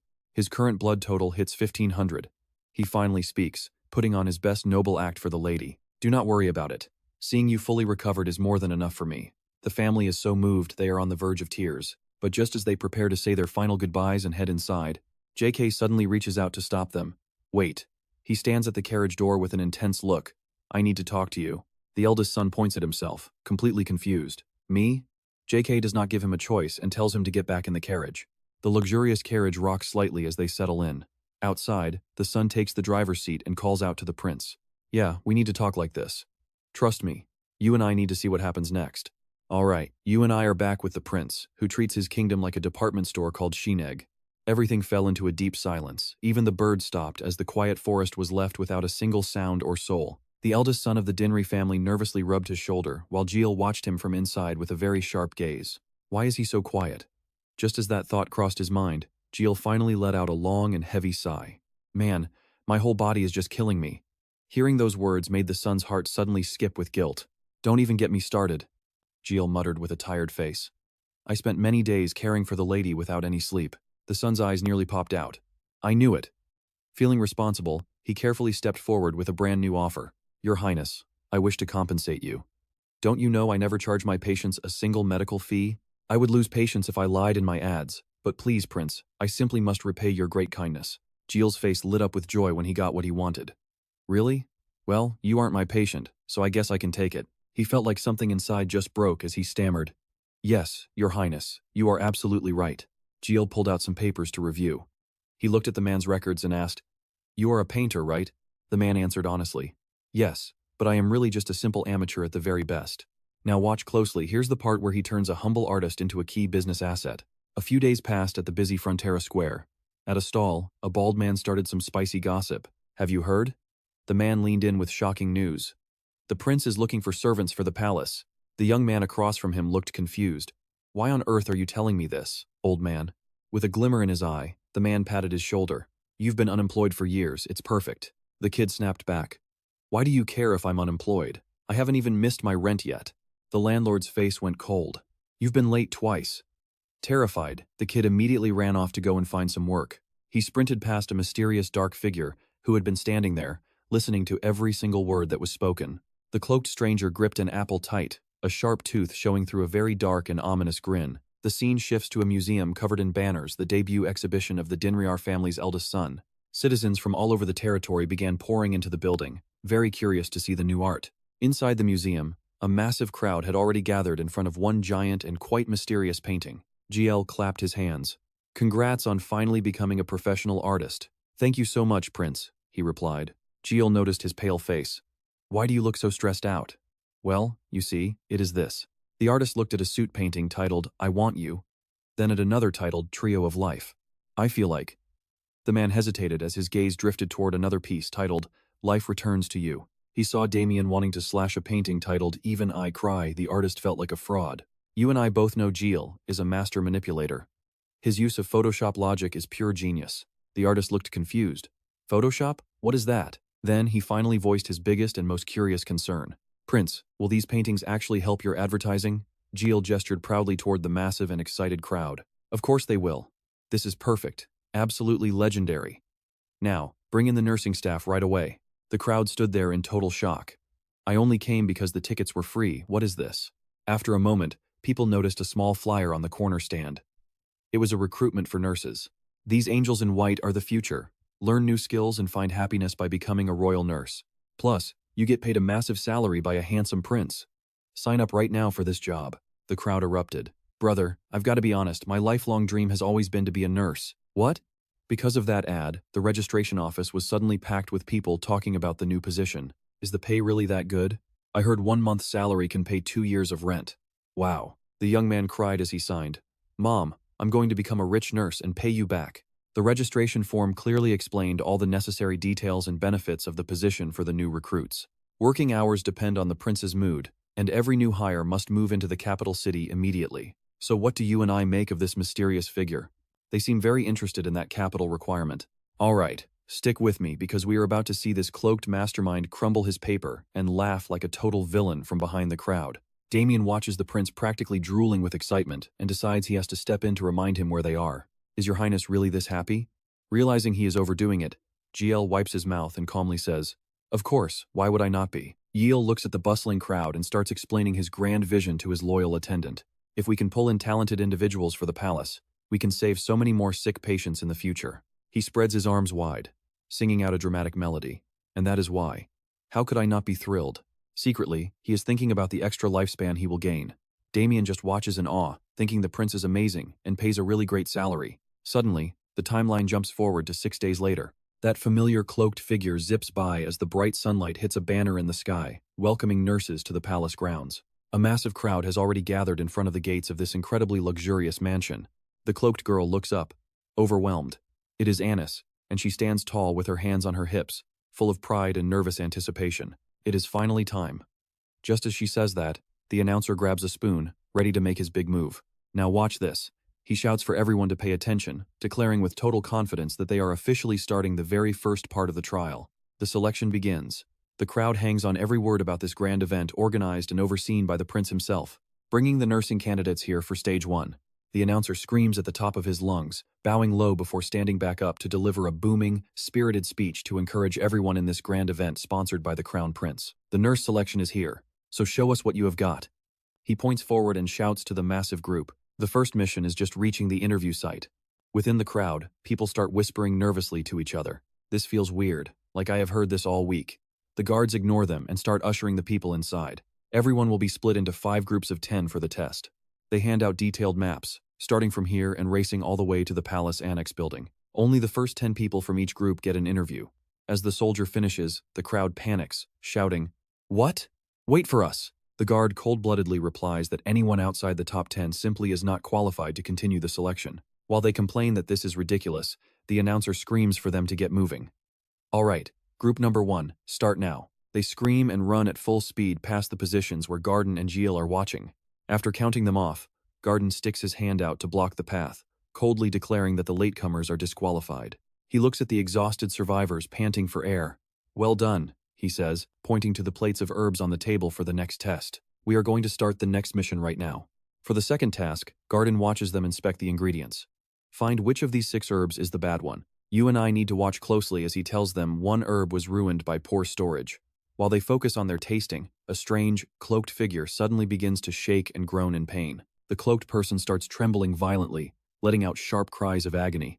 Suddenly, their cloak flutters as they collapse heavily onto the ground, making everyone else jump back in pure shock. The area goes dead silent. Everyone just stands there, staring at the person lying motionless on the floor. Panic sets in as they look at each other, wondering if the person who just fell is actually okay or if they should help. Why is nobody helping? Should I do something? But then, reality hits them. There is no time. The test is almost over. Raikiel has been standing to the side this whole time, silently observing their every move and reaction. Suddenly, he turns and gives Gardine a quick nod. The sound of soft footsteps echoes through the air. Gardine walks over to the candidates and tells them to stop. He gives them a gentle smile and thanks them. It was great seeing such focus. The ones who passed will be notified at a later date, he explains to the group. Hearing that, the candidates walk away in total despair. I could not find it. Am I really out of the competition? Once everyone is gone, only the cloaked figure remains. Raikiel walks over and simply orders them to stand up. The person stands up immediately, revealing that it was actually Damian the whole time. He brushes the dust off his clothes and admits he is glad they fooled everyone. Raikiel sighs, saying Damian was worried it looked fake. Damian is confused, asking what he means. So, Raikiel immediately reenacts the painful fall to show him how it is done. And that is where we leave it. Look, wipe the blood away. Does not this look way more natural? Alright, stick with me. Gardine is crying with admiration as he gives the prince a perfect 10 out of 10. Damian suddenly offers an acting course. But Raikiel ignores the suggestion to focus on more important things. Whatever. Thanks to Damian's performance, the prince was able to accurately judge every single one of those candidates. And the results for the other 9? He coldly replies that they are all rejected. Raikiel is being totally sincere. Anyone can learn medical skills, but Damian calmly adds that character is something much harder to find. Prince, you mean that personality is what actually matters most? Raikiel looks at the bright sun and agrees completely. Exactly. That's why they failed the standard, especially for a future nurse. Alright, bring in the next group. The next group tries the same thing. But nobody cares about the person in need, so they all fail. Group 4 follows the same pattern as the first 3. Same result, every single one of them is rejected. You saw that too, right? Raikiel is losing it because literally nobody cares about a person who collapsed. Completely hopeless. He suggests Damian take a walk with him, and his companion agrees without any hesitation. Very well. We transition to Raikiel and Damian quietly strolling through the gardens of the mansion. Raikiel is deep in thought, biting his nails. He can't think of any more candidates. What should he do? Suddenly, a voice cuts through his thoughts. Outside the gate, a soldier is blocking a stranger for not being human. Hearing this, Raikiel is confused. What on earth is that guard talking about over there? She is not a human. The person being stopped is Anis, and she angrily beats her chest, shouting her humanity. But the guard remains firm in his stance. No, you definitely are not a human. This argument makes Raikiel roll up his sleeves in a rage. That jerk, we are short on candidates as it is. If she is not human, then what is she? Damian's words suddenly stop him cold. She is a werewolf. Raikiel looks Anis over carefully. A werewolf? But I do not see a tail on her anywhere. Damian explains it's hidden under those baggy pants. Raikiel hums thoughtfully, realizing that being a werewolf changes things. Damian secretly assumes that even the crown prince must have a strong prejudice against werewolves. Unexpectedly, an image of a wolf in pajamas with the ability to transform appears in the prince's mind. Then, a muscular wolf showing off its physique, and finally, a wolf with a keen nose sniffing a bowl. Now pay attention where others see a monster. Raikiel sees the perfect nurse. He's actually drooling over the potential. Seeing his reaction, Damian realizes his worries about the prince's prejudice were completely unnecessary. Back at the gate, Anis stands her ground. I am a citizen protected by the laws of the empire. The guard sneers with contempt. But you lose control and turn into a beast sometimes, don't you? Hearing his mockery, she grinds her teeth. That is just a prejudice. I promise that will not happen. The guard just mocks her even more. So scary. Are you looking at me with those beastly eyes now? His words make Anis explode with rage, cursing this scumbag under her breath as she clenches her fists. Right then, Raikiel appears to stop them. Stop right there. That's enough. The soldier freezes, realizing it's the prince. He sternly lectures the guard. In my recruitment notice for the nurse position, didn't it say anyone living in the capital could apply? Even a werewolf is still a citizen, right? It is my fault, prince. Raikiel immediately turns the attention toward Anis. I'm not the one who needs an apology. Raikiel places a hand on his chest and bows slightly. I apologize for this soldier's disrespectful behavior toward you. She politely bows back. I am Anis, daughter of Hain. It is an honor to meet you, Crown Prince. He continues by asking if she wants to take the test. She answers him with a firm yes. Hearing her answer, he turns around and claps happily. All right then. Shall we start the test right now? Anis is confused by his energy. Suddenly, the prince turns back with a very serious look. Since you are a werewolf, your stamina must be great, right?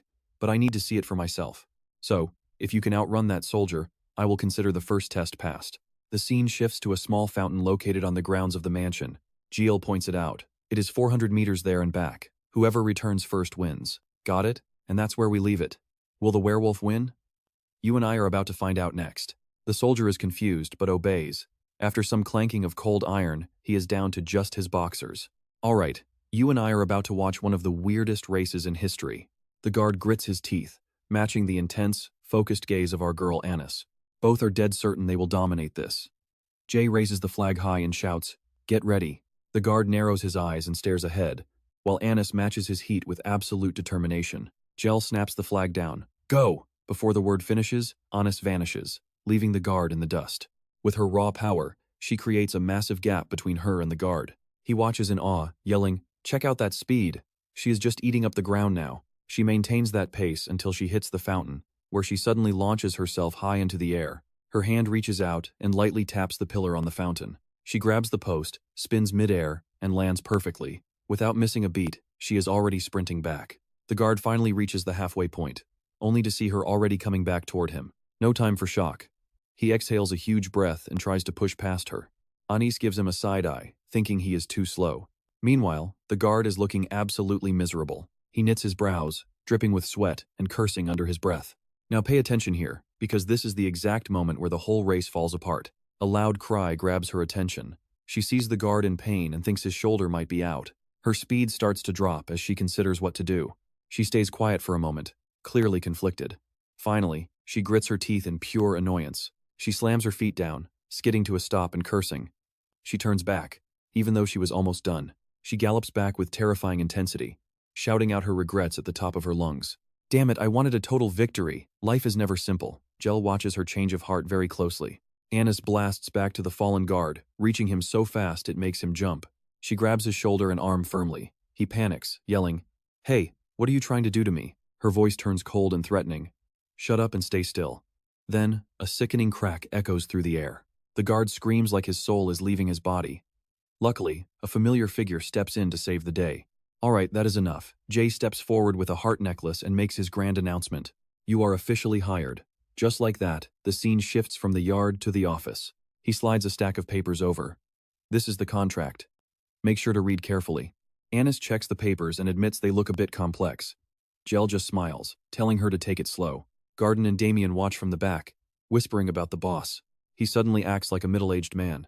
He is definitely more mature than his actual age, right? Let's pause here, because Jel is noticing something about her that we might have missed.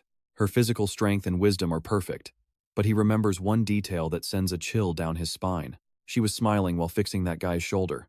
He shivers with excitement, leaving his assistants totally confused. She helped the guy, sure, but she made it look incredibly painful.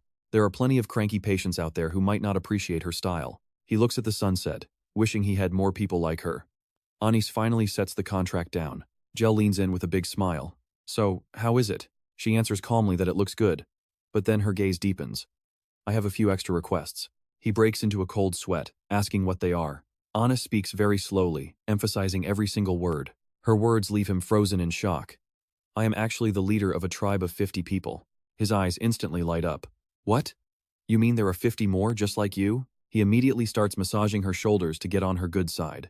He is already picturing 50 S-rank nurses. And trust me, you and I need to see her next move. All right, you and I are about to see Lloyd handle a bizarre case. He nods, planning ahead. Come over here with me. S-rank isn't where this ends. She asks him to solve an ancestral tribal problem. Lloyd is genuinely confused. An ancestral issue? Are you guys low on food? She explains their tribe faces endless social mockery because of a physical trait. She looks down at the long appendage behind her. It's about our tails. Lloyd's eyes widen in total shock. Tails? He pictures a puppy wagging its tail uncontrollably in his head. Apparently, their tails move completely on their own. Lloyd wonders why that's even a bad thing as Anis looks ashamed. It's because we can't hide our feelings. Lloyd watches the tail's movement and finally starts to put it together. He realizes that because they wear their hearts on their tails, they're constantly targeted by scammers and frauds. Looking at her outfit, he asks, "Is that why you wear those massive pants just to hide it?" Anis nervously rubs her hands together. "Yes, but even with these, it's not enough. Our tails are too strong to hide when we're excited." Lloyd asks if tying them to their legs would work. She shakes her head. "No matter what we do, it always finds a way to break free. Watch closely, because that tail literally has a mind of its own and starts talking back to her." Lloyd is absolutely horrified. Is that thing a conscious muscle? He then suggests the obvious solution, just cutting it off. Anis explains they already tried that, but without the tail, they can't even stand or walk straight anymore. Living a normal life without one is impossible. Plus, it just regrows completely in under a month. Lloyd laughs, comparing them to lizards. But his expression quickly shifts as he falls into a heavy, thoughtful silence. His mind is racing. Wait, are they seriously asking me to perform surgery on a sentient tail? It's the only way to get those S-rank nurses. Garden and Damian watch as Lloyd clutches his head in despair. "I've never even thought about treating a tail before." Lloyd's face goes pale. He can't think of a single solution to this mess. Lloyd walks over to Anis. "What if I just become your tribe's official protector instead?" Anis is totally lost. "What do you mean by that?" Lloyd explains he could use his royal authority to shield her tribe. Hearing this, Anis immediately gestures for him to stop. "I'm grateful for the offer, but I have to refuse." She shakes her head, feeling helpless. "That doesn't actually fix the root of the problem they face every day. If you ever change your mind, we'll be right back where we started, or even worse off." She looks Lloyd in the eye. "I didn't come here looking for some temporary fix," Lloyd thinks. "You and I know he needs these nurses, but this problem is no joke." "Yes, Your Highness," she confirms. Lloyd lets out a long, heavy sigh and finally gives in. Anis lights up with hope. "So you'll really help us?" Lloyd sighs again. "I don't have a choice." She asks if he has a plan. Lloyd closes his eyes, admitting he hasn't thought of anything yet. Anis is impressed by his bluntness. "He's actually being honest with me." Anis watches him struggle with the problem. She realizes that if he gave empty promises, she would have been truly disappointed. Anis stands up to leave, telling him she'll wait to hear from him soon. "Stay in the guest palace for now," Lloyd says. The door clicks shut, leaving the room in a heavy silence. He looks calm on the outside, but inside, Lloyd is screaming at the top of his lungs. They're just too talented to let go. "I have to make this work somehow." He can't believe there are 50 elite nurses ready to work if only he can fix that damn tail. Lloyd collapses onto the sofa, flailing his arms and legs in a fit of mental exhaustion. "What am I supposed to do with a sentient tail?" Lloyd's face starts to look gaunt and pale very quickly. He sits in the library, surrounded by books, looking like he hasn't slept in weeks. Nothing works. Suddenly, Garden screams, "You and I are going to want to see his reaction." "Did you do that on purpose?" "All right, stick with me because today our prince is getting a lesson in healthcare." Garden stands firm and says, "No, I do not." Jill is confused and asks, "Then what is it? Is something wrong?" Garden gets serious, warning him that if he frowns too much and lets anger build up, he will get seriously ill. Jill tries to calm down, clutching his chest. "If you keep scaring me like that, I really will get sick. I might actually have a heart attack." Garden just looks up and calmly says, "No, Your Highness, that is not it." Jill looks down at him, totally baffled. "And who are you to decide if I have a heart condition or not?" Garden points to Jill's forehead. "If you frown too much, you will get permanent wrinkles." He adds, "Once those lines set in, you cannot ever erase them. So maybe..." "Stop frowning?" Wait, is he actually serious right now? A mysterious smile creeps onto Jill's face. Looking at the endless bookshelves, he wonders, is this old man just trying to cheer me up? It is pretty obvious, and honestly, Jill feels a mix of embarrassment and gratitude. He thinks to himself, this guy is actually way too kind. He shrugs it off. Whatever, who cares about wrinkles? I will just use filler and Botox. Garden is completely lost. Forgive me, but what in the world are filler and Botox? Jill just shakes his head. It is just something I know. Trust me, they are great at making wrinkles disappear. Now here is the part where everything clicks. Watch Jill's brain go into overdrive. Suddenly, Jill's eyes widen as he remembers the full name of Botox, botulinum toxin. A massive wave of scientific data starts racing through Jill's mind. Out of every poison known to mankind, this is the most powerful paralytic on Earth. He looks at Anis's wolf tail and starts making a plan. Werewolf tail muscles move on their own, but if he can paralyze that specific muscle group, he realizes Kusman's venom is the perfect match. A wicked grin spreads across his face. Looking absolutely thrilled, he leans down and says, Garden, I need the Kusman poison. You still have it in the secret vault, right? Garden simply bows and confirms, yes, I do. Overflowing with excitement, Jill says, bring it to me, and take me to Anis's room right now. Inside, Anis is busy doing push-ups. 1, 2, 3, 4. Suddenly, she senses someone at the door and finds Jill and Garden standing there. She asks why he is visiting so late. Jill just pushes her back into the room and says, "That condition you asked for? I think I found the solution. Let's go." But in his head, things are dark.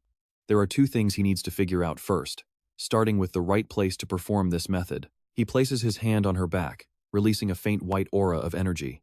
You and I are seeing exactly what he is seeing, the entire meridian map of a werewolf. He senses every pressure point and thinks, "Yes, I see it now." Scanning her brain, Jill realizes her internal energy flow is completely different from a regular human's. Checking the points around her shoulders, he realizes the conception vessel is not where it should be.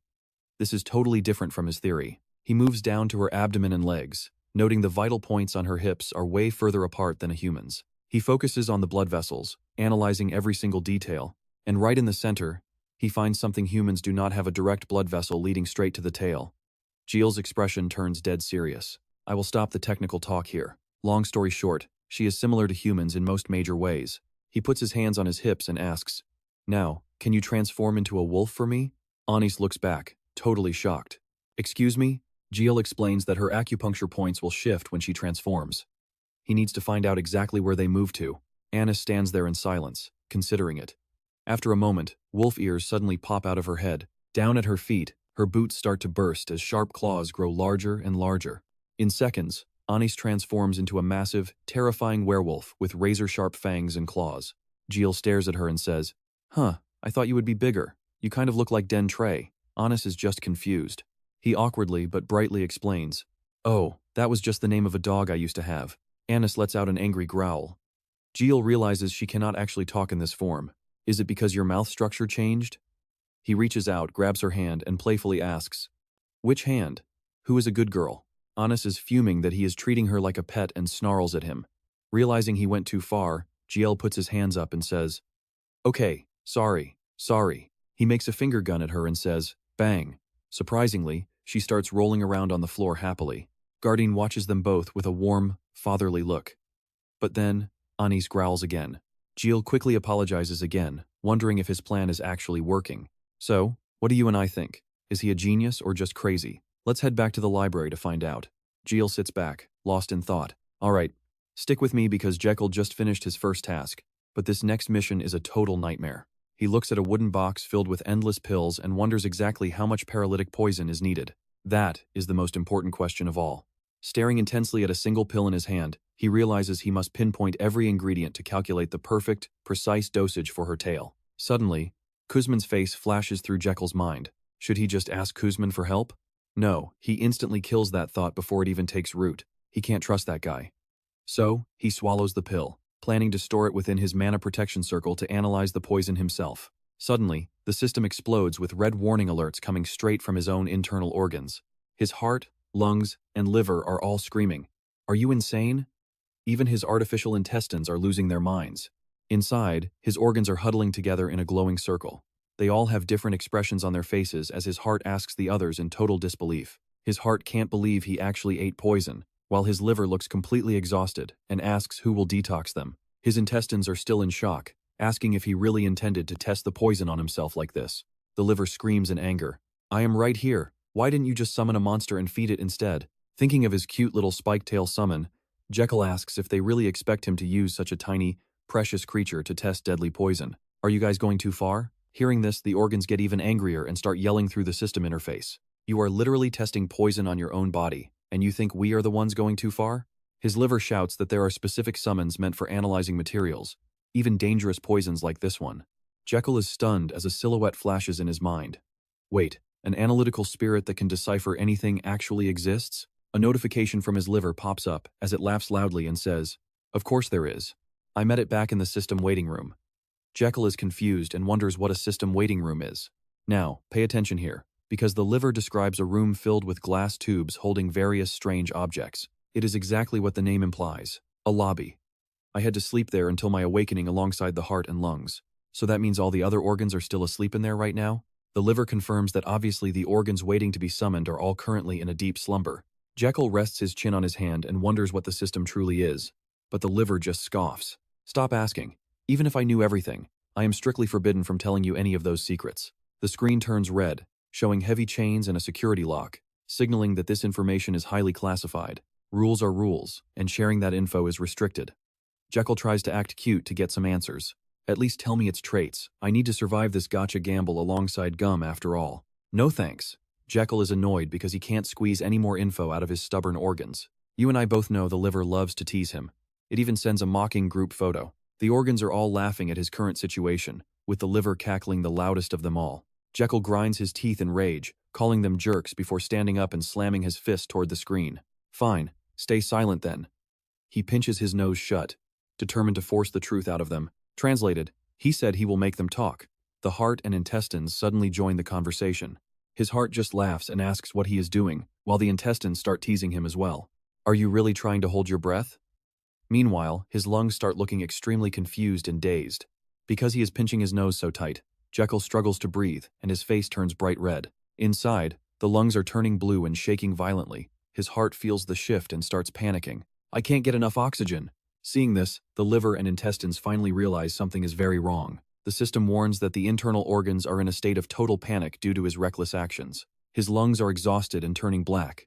They gasp for air while clutching their throats in desperation. Finally, the lungs collapse on the ground, and even his heart falls to its knees, looking pale and weak. The liver and intestines scream at Jekyll, calling him an idiot because the lungs are literally about to die. Fine.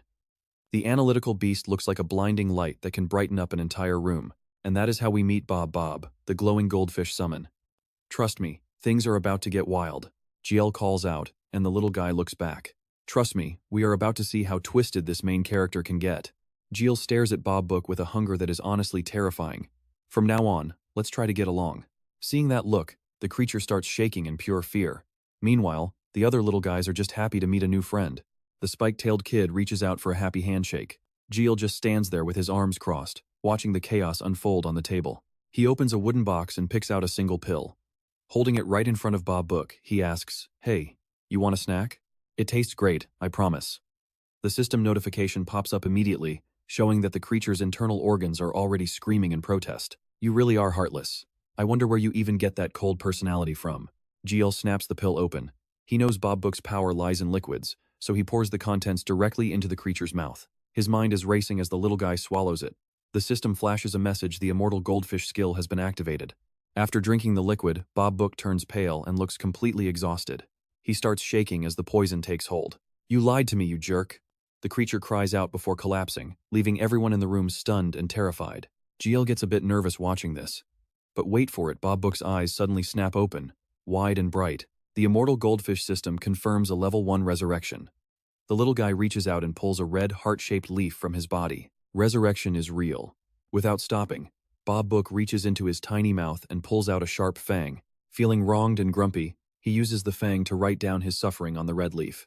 GL just watches the diary entry unfold. He gives a bitter laugh and says, "Okay, I'm sorry." But as he reads what's on that heart-shaped leaf, his mind starts racing. Bob Book literally logs every single thing he eats, including the exact lethal dose of the poison he just swallowed. Holding the red leaf, GL realizes this creature tracks every detail like a master spy. It's the perfect information gathering tool. This is actually a devastatingly strong poison that could ruin any normal person.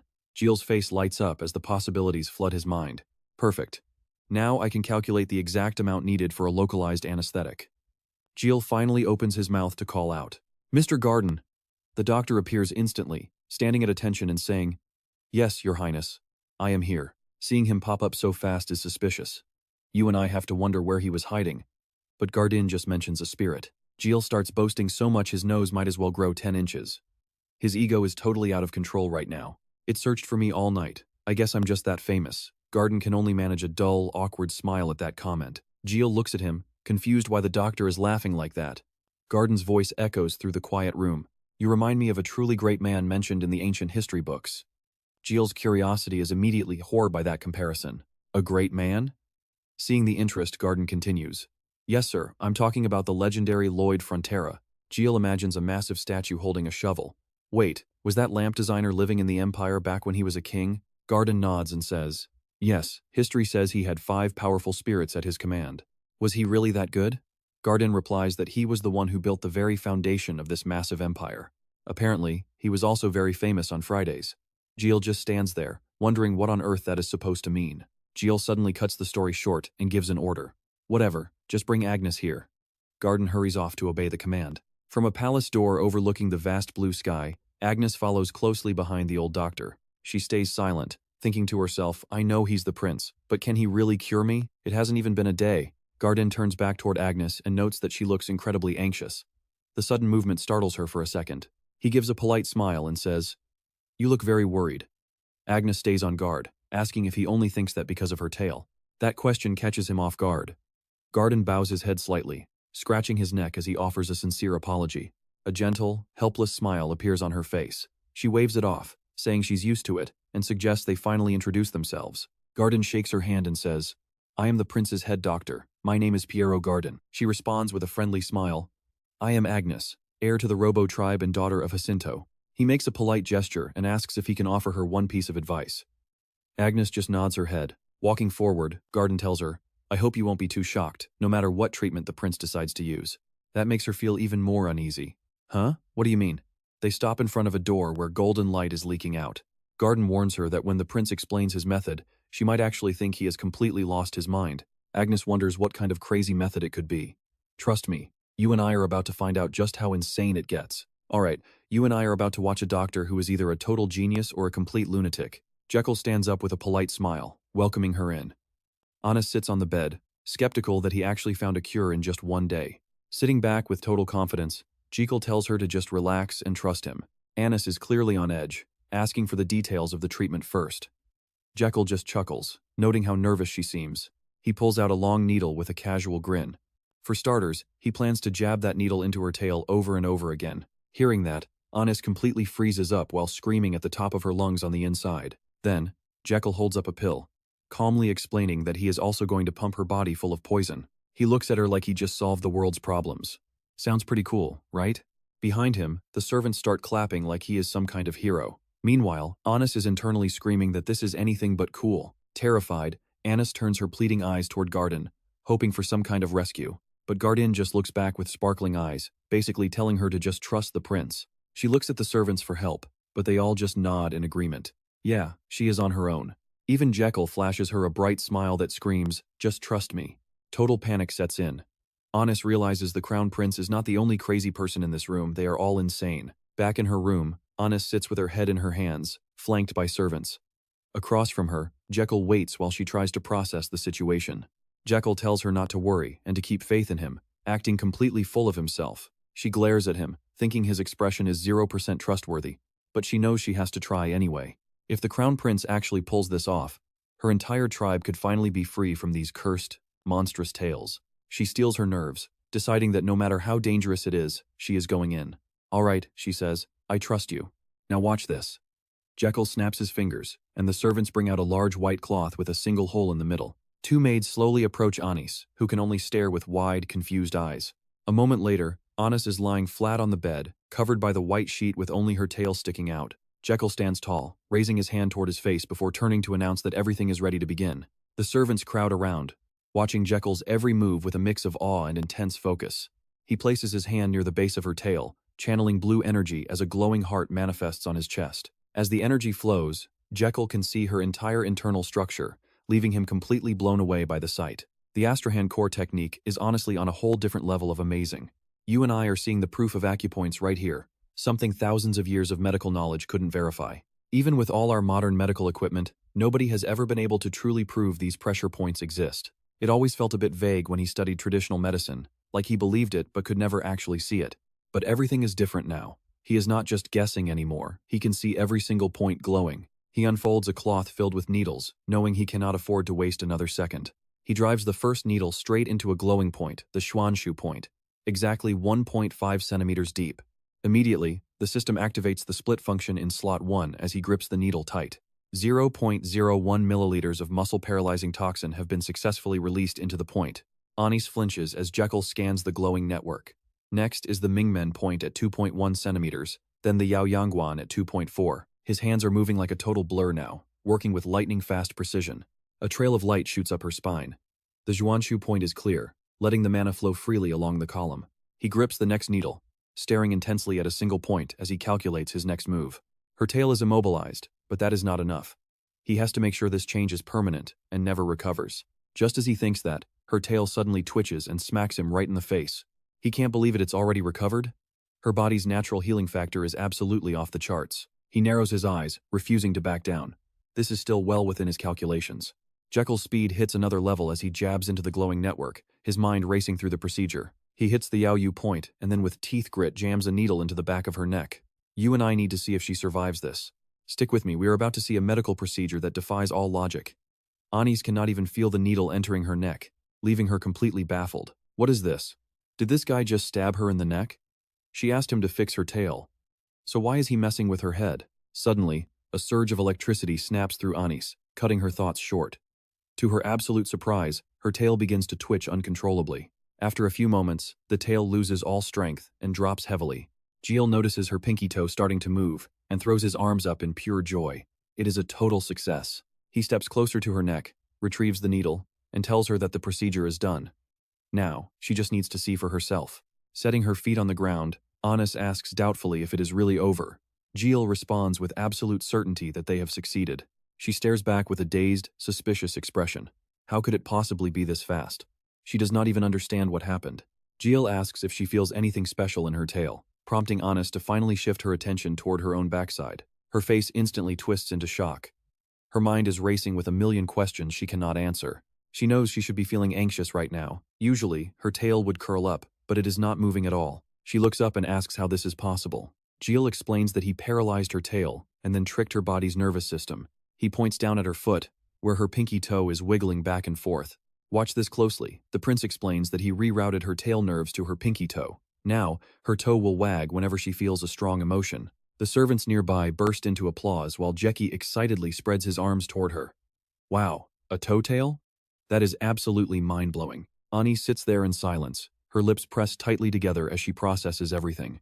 Suddenly, tears start streaming down her face. She reaches up to wipe away the overwhelming emotions flowing out of her. Jiel watches her cry and offers a small smile. He knows that from now on, the suffering and humiliation of the werewolf tribe is over. Wiping her eyes, Anis chokes out her gratitude, thanking the prince over and over for what he has done for her. Yeah. Jiel crosses his arms with a bit of pride, telling her that simple thanks are not enough. He did his part. Now it is her turn. He hands her a stack of papers and reminds her of their deal. You promised to bring your entire tribe here if I could fix that tail, right? Excitedly holding out a pen, Jiel tells her it is time to sign on the dotted line. Seeing his aggressive business tactic, Anis realizes this prince is truly something else. Suddenly, a loud laugh echoes through the entire palace. That loud, boisterous laughter is coming from Jekyll himself. He is laughing with his arms crossed in victory. Guardian asks if he is really that happy, and Jiel confirms it. Jiel looks around the room, which is filled with beds and a bustling crowd of nurses, doctors, and patients moving all over the place. Can you believe the luck? He is looking at 50 S-rank werewolf nurses, his face twisting into a smug grin as he realizes his team is ready. He glances at a bed where Anis is focused on her notes. They already have basic nursing and emergency skills. They have even completed a full professional nursing course. Each nurse works with a level of pure mastery. Jiel knows they understand medicinal ingredients, how to handle supplies, how to cook nutritious soups, and even how to dress wounds perfectly. The other nurses are discussing their tasks. They have finished all the training required to run a high-level treatment center. A nurse approaches him to report that they have finalized the new work schedules. Seeing the perfect progress, Jiel flashes a satisfied smile. This is good, very good. Thinking back on the workflow, Jiel realizes the traditional clinic at the palace edge can now run 24/7. Everyone has successfully adapted to their new pinky toe tails. He gives a triumphant smile, knowing that everyone is finally getting used to their unique way of showing emotions. Right now, only one word occupies his mind. Perfect. A system notification pops up, confirming the surgery on the werewolves. Another window appears, noting that this specific procedure does not extend lifespan. Because of that, the second-tier treatment reward will not activate. However, his internal organs are literally giving him a standing ovation for his cleverness. Below the notification is a visual of his own organs cheering him on for his bold move. Man, he really is a stubborn one. Suddenly, someone's sleeve begins to tremble slightly. The system announces that the Earth attribute member of his internal organs has finally awakened because of all the noise upstairs. Jiel is stunned. A pair of large, sparkling eyes open, looking incredibly beautiful. The chubby little stomach introduces itself, demanding delicious treats like breaded pork. And trust me, you and I are definitely going to see some wild cravings next. Let's dive in as Jiel hears his organs talking, and honestly, the stomach sounds kind of adorable. A chubby little stomach sprite appears, begging for sweet and sour pork. He raises his hands in pure excitement, shouting out for fried chicken. Pizza, I want to eat it all. The stomach throws a tantrum, screaming that it is dizzy and needs food now. Jill watches the system notification in total disbelief. What is wrong with this guy? Those foods do not even exist in this world. The screen shows the stomach acting like a spoiled brat, pleading for kimbap dipped in spicy tteokbokki sauce. Seeing those food cravings makes Jill start drooling too. He thinks to himself that he really wants a bite. He looks at the nurses working hard and reminds himself to stay calm and show some restraint. Then, the system pops up with another request. Fine. How about something sweet instead? Jill pops a candy into his mouth, wondering if his internal organs have the taste buds of a third grader. A notification shows the stomach licking the candy happily, boosting his health by 300 points for his birthday treat. The alerts keep coming for his heart, lungs, and liver. Congrats. The birth of the youngest organ grants another 700 health. Total health is now 1,000. He imagines his internal organs looking like a group of legendary warriors. This means his organs can offer more advice now, and his stomach issues should finally start fading away. Now pay attention, because this system notification changes everything. Thanks to his precise surgery, his Asrahan Core method just improved. The Asrahan Core level has increased. A heart appears, glowing between two intersecting energy rings. The notification detail pops up. Skill name, Asrahan Core method. Stage 1, Level 3, with mana increased by 150%. The rings around his heart glow and expand. The system confirms his mana storage capacity has officially grown. Jill feels a small water balloon of energy expanding in his chest. His face is beaming with pure joy. He clenches his fist, thrilled with all the health rewards. Suddenly, a nurse calls out to the prince. The patient in Area 6 is acting strange. Jill asks why, and the nurse mentions a weird smell and a rising fever. He rushes off immediately, saying they need to check it out right now. Jill figures that whatever it is, his clinic foundation is solid now. This place is finally becoming a stable medical center. Meanwhile, Pav is at his desk, fingers flying across a calculator. He mumbles about the monthly palace expenses. He clicks the abacus and stops. Did I really miscalculate the numbers this badly? He tosses the abacus aside and grabs the ledger, his hands shaking so hard the book rattles. He slams the ledger down on the desk in total frustration. His face looks like the world is ending as he screams that they are ruined, rushing out the door. Pav bursts through the doors, shouting for the prince. Jill and his companions jump in shock at the sudden noise. Jill turns to Garden, startled. Whoa, what was that? Garden, you are still here, right? He asks Pav what is wrong and if he feels sick. The steward bows low, panting, saying he has urgent news. He begs for forgiveness for his rudeness. Jill is confused until Pav leans in close to whisper. You and I are about to see Jill lose his mind. Pav whispers that the palace budget is officially empty. He jumps up, slamming the table. What? We are out of money? But I am the crown prince. Jill's face goes pale. This is bad. Without money, they cannot do anything at all. The clinic will shut down, and his dream of living a long royal life will vanish. He panics, asking how they could possibly be out of funds already. Give me the details, Pav apologizes, but his next words send Jill into a state of total shock. It turns out Jill himself slashed the budget last fall. He realizes he is the idiot who caused this mess. He calls himself a total fool. Pav watches him, wondering if the prince really forgot his own past actions. They sit down on the sofa to talk seriously. Pav admits he thought the prince was not going to live long. That really bothered him.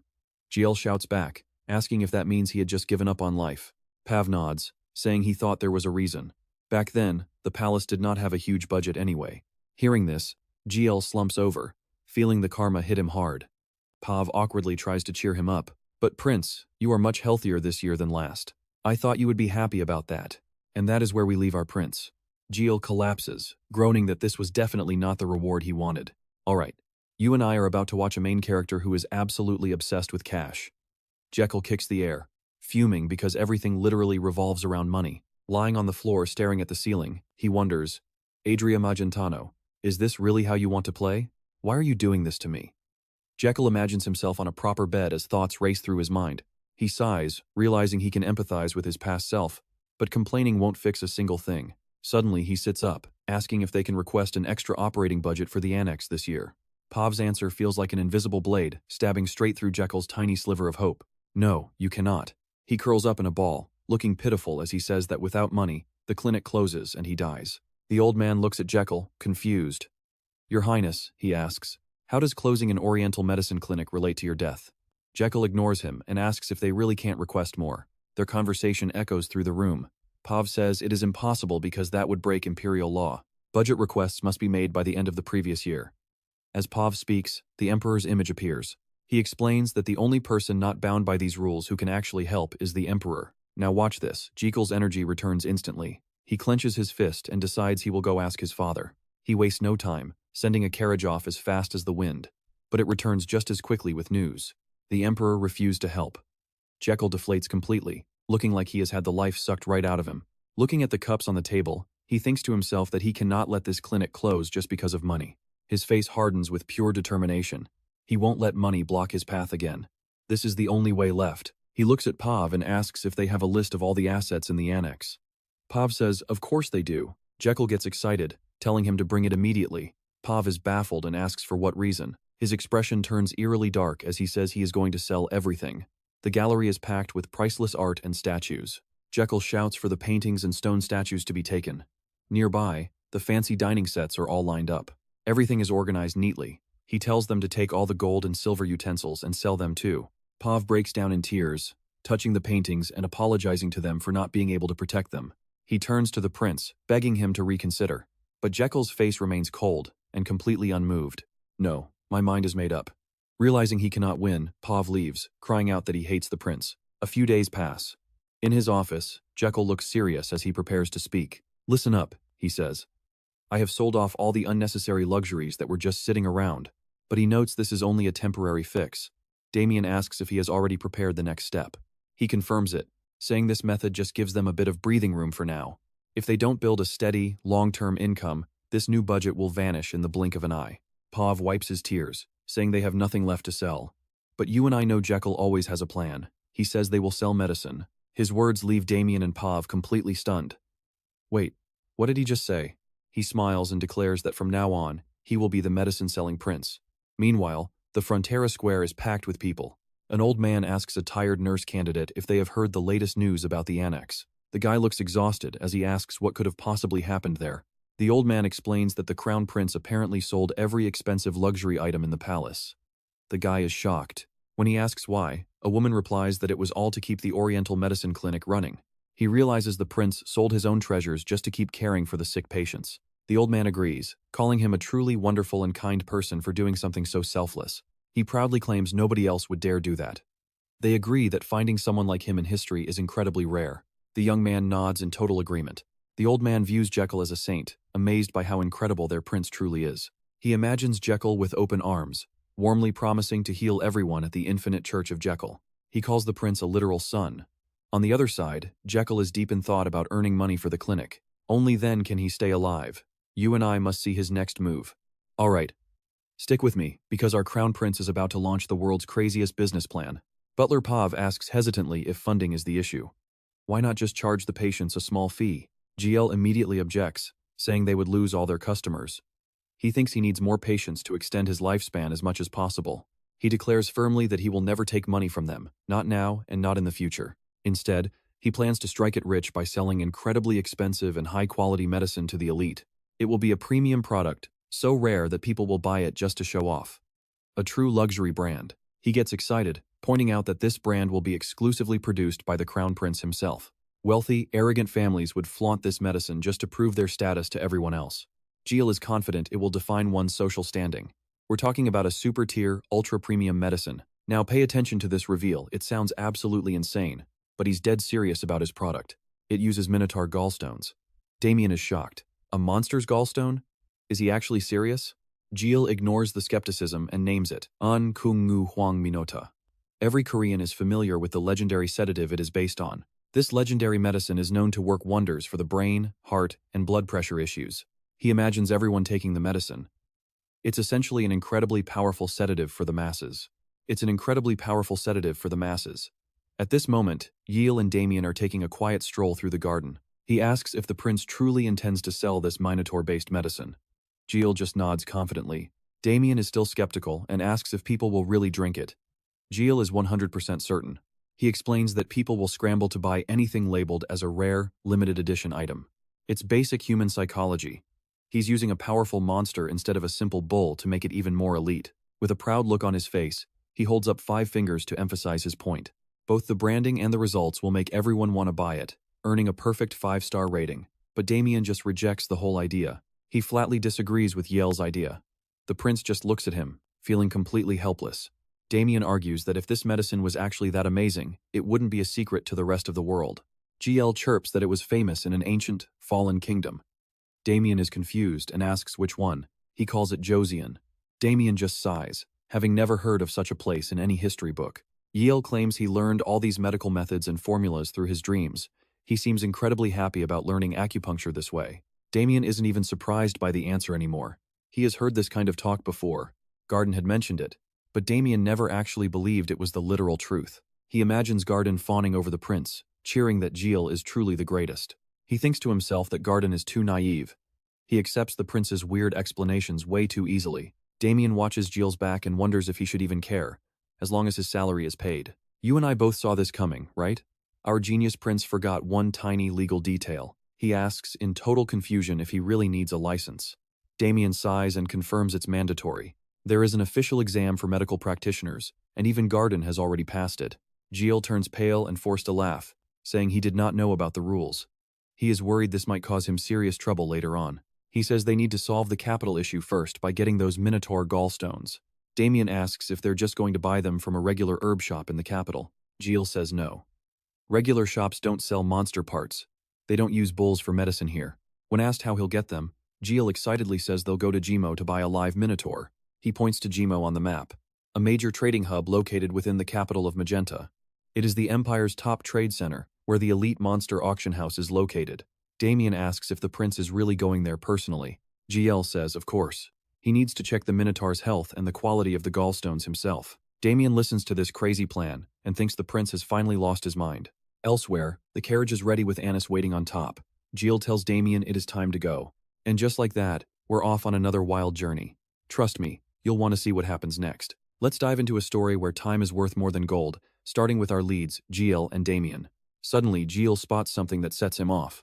He reaches out and barks a command for Damian to get in the carriage. He is coming, Gilles warns, leaving Damian totally lost as the driver cracks the whip and the carriage begins its departure. Right then, Garden rushes over in tears, wailing about why the prince is leaving him behind like some discarded luggage. I am your head doctor, he cries, but Gilles just waves from the window, telling him he is needed back at the clinic. Inside the ride, Damian notes how smooth it is. Gilles just smirks, reminding him that this is how a crown prince travels. First class is only natural, he boasts, though the two of them are actually lying in a grand coffin filled with flowers. Damian finds it all a bit bizarre. Meanwhile, Anis lies on a train roof, reflecting on 8 days of travel since Magenta. Suddenly her eyes snap open. She stands up in shock, catching the distinct, salty scent of the ocean breeze blowing nearby. Now pay attention, because Anis just spotted the port behind the hills, making GL and Damian look up with renewed interest. They are greeted by a stunning coastline drenched in golden sunlight. GL identifies the place as the famous Gimo port right ahead. At the busy harbor, ships are docking and the crowds are thick as the royal carriage rolls in. GL looks out suspiciously. There it is, he says, the monster auction house. Before them stands a magnificent palace, but the carriage suddenly jerks to a halt. A local man waves his hand in disgust, telling the driver to move this carriage because they are not allowed here. The driver hops down, furious, and demands if the man has any idea who is actually sitting inside this royal carriage right now. The guy just scoffs, asking if it is the crown prince or something. Gilles pops his head out with a playful face. The man is stunned and lets out a massive, terrified scream as he realizes who is looking at him. He stammers in terror as the news hits the auction house. Inside, Mayor A. Gimo is interrupted and asks what the fuss is. This is the mayor of Gimo, but as the man collapses while trying to explain, Gilles suddenly walks through the doors. The man points at Gilles and his crew, shouting at the top of his lungs that the crown prince has officially arrived. The mayor is stunned, gasping out, "The crown prince?" He quickly rushes over to Gilles' side, putting on his best flattering act. "Oh, heavens, your highness," he stammers, sweating bullets as he asks what kind of wind could have blown him here today. You and I can see right through that fake smile, but Gilles just says he is here to buy something special today. When the mayor offers extra guards, Gilles just turns him down, gesturing to his own formidable subordinates standing right there behind him. He claims he will just take a quick look around and leave, telling the mayor there is no need to worry about him. But Igimo keeps pushing, insisting that since the prince came all this way, they should at least show proper hospitality. Gilles is already sick of the small talk, thinking how annoying it is. He walks past the mayor, promising to visit him later. The mayor bows, then barks orders at his men to clear the front yard and move as fast as humanly possible. He demands they do whatever it takes to ensure everything looks perfect and tidy for the royal guest who just arrived. Damian feels bad for them, thinking Jill is like a high-ranking officer suddenly showing up for a surprise military inspection. Inside the auction, items are displayed in cages, while the crowd frantically raises their boards to place their high-stakes bids. One cage holds a massive beast lying perfectly still. Damian looks around and remarks that the atmosphere is quieter than he expected. Jill nods in agreement, noticing the strange silence in the auction hall, catching everyone's attention. Is it because of the monsters? He asks. Damian thinks so, since these creatures would likely wake up if things got too loud. One item after another goes up on the stage, and the bidders keep fighting to win the most exotic prizes. Jill yawns, wondering when the main event starts, just as some dogs struggle to pull a massive, heavy cage onto the floor. It turns out to be a minotaur trapped inside, and it lets out a low, angry growl that echoes through the room. The beast roars, leaving Jill stunned by its size. He jokingly thinks that could make at least 100 bowls of soup. It is absolutely massive. Jill thinks this thing could probably lift 30 tons at the gym without even breaking a sweat. The host stands on the podium, excitedly introducing the Minotaur as the crown jewel of today's very special auction event. He boasts that 7 of the best hunter teams from the south collaborated to bring in this incredible main course today. This Minotaur is giant, in peak condition, and incredibly fierce. They spent 3 long months hunting it just to capture it alive. It is their best product yet, and the host highly recommends it for anyone looking for a legendary display or breeding stock. The Minotaur growls with pure rage, but seeing its power only makes Jill more excited about getting his hands on it. Trust me, you and I are about to see just how far Jill will go to win this beast for himself. Stick with me, you and I are about to see how far he'll go for what's his. The auctioneer starts the bidding at 50,000 Magan. Jill is stunned and asks Damian if he heard that correctly. Other monsters only cost 50,000 total. Why is the starting price for this one so incredibly high? Damian asks if he even has that much, knowing Jill only brought 100,000 Magan with him. He realizes that's his entire budget. This Minotaur is going to be way more expensive than he thought. Jill looks at the roaring crowd and vows to win. The fighting spirit in their eyes is no joke. Jill says he'll never get it for 10,000. Damian asks if that is really the truth. Jill can't accept it, noting that 100,000 Magan is actually a massive fortune to lose. I could buy Damian a luxury apartment in Seoul's Gangnam district with that much. Damian is shocked. What? Me? Seoul? Gangnam? Jill is furious, desperate not to lose this chance. He tells his brain to start working right now. Suddenly, an idea hits him, and he calls Damian over. Now pay attention, because here comes a plan that's absolutely unhinged. He whispers the plan. Damian can't believe it, asking if he's actually serious. Of course he is. Damian keeps questioning him. Your Highness, are you sure? I really don't know about this plan.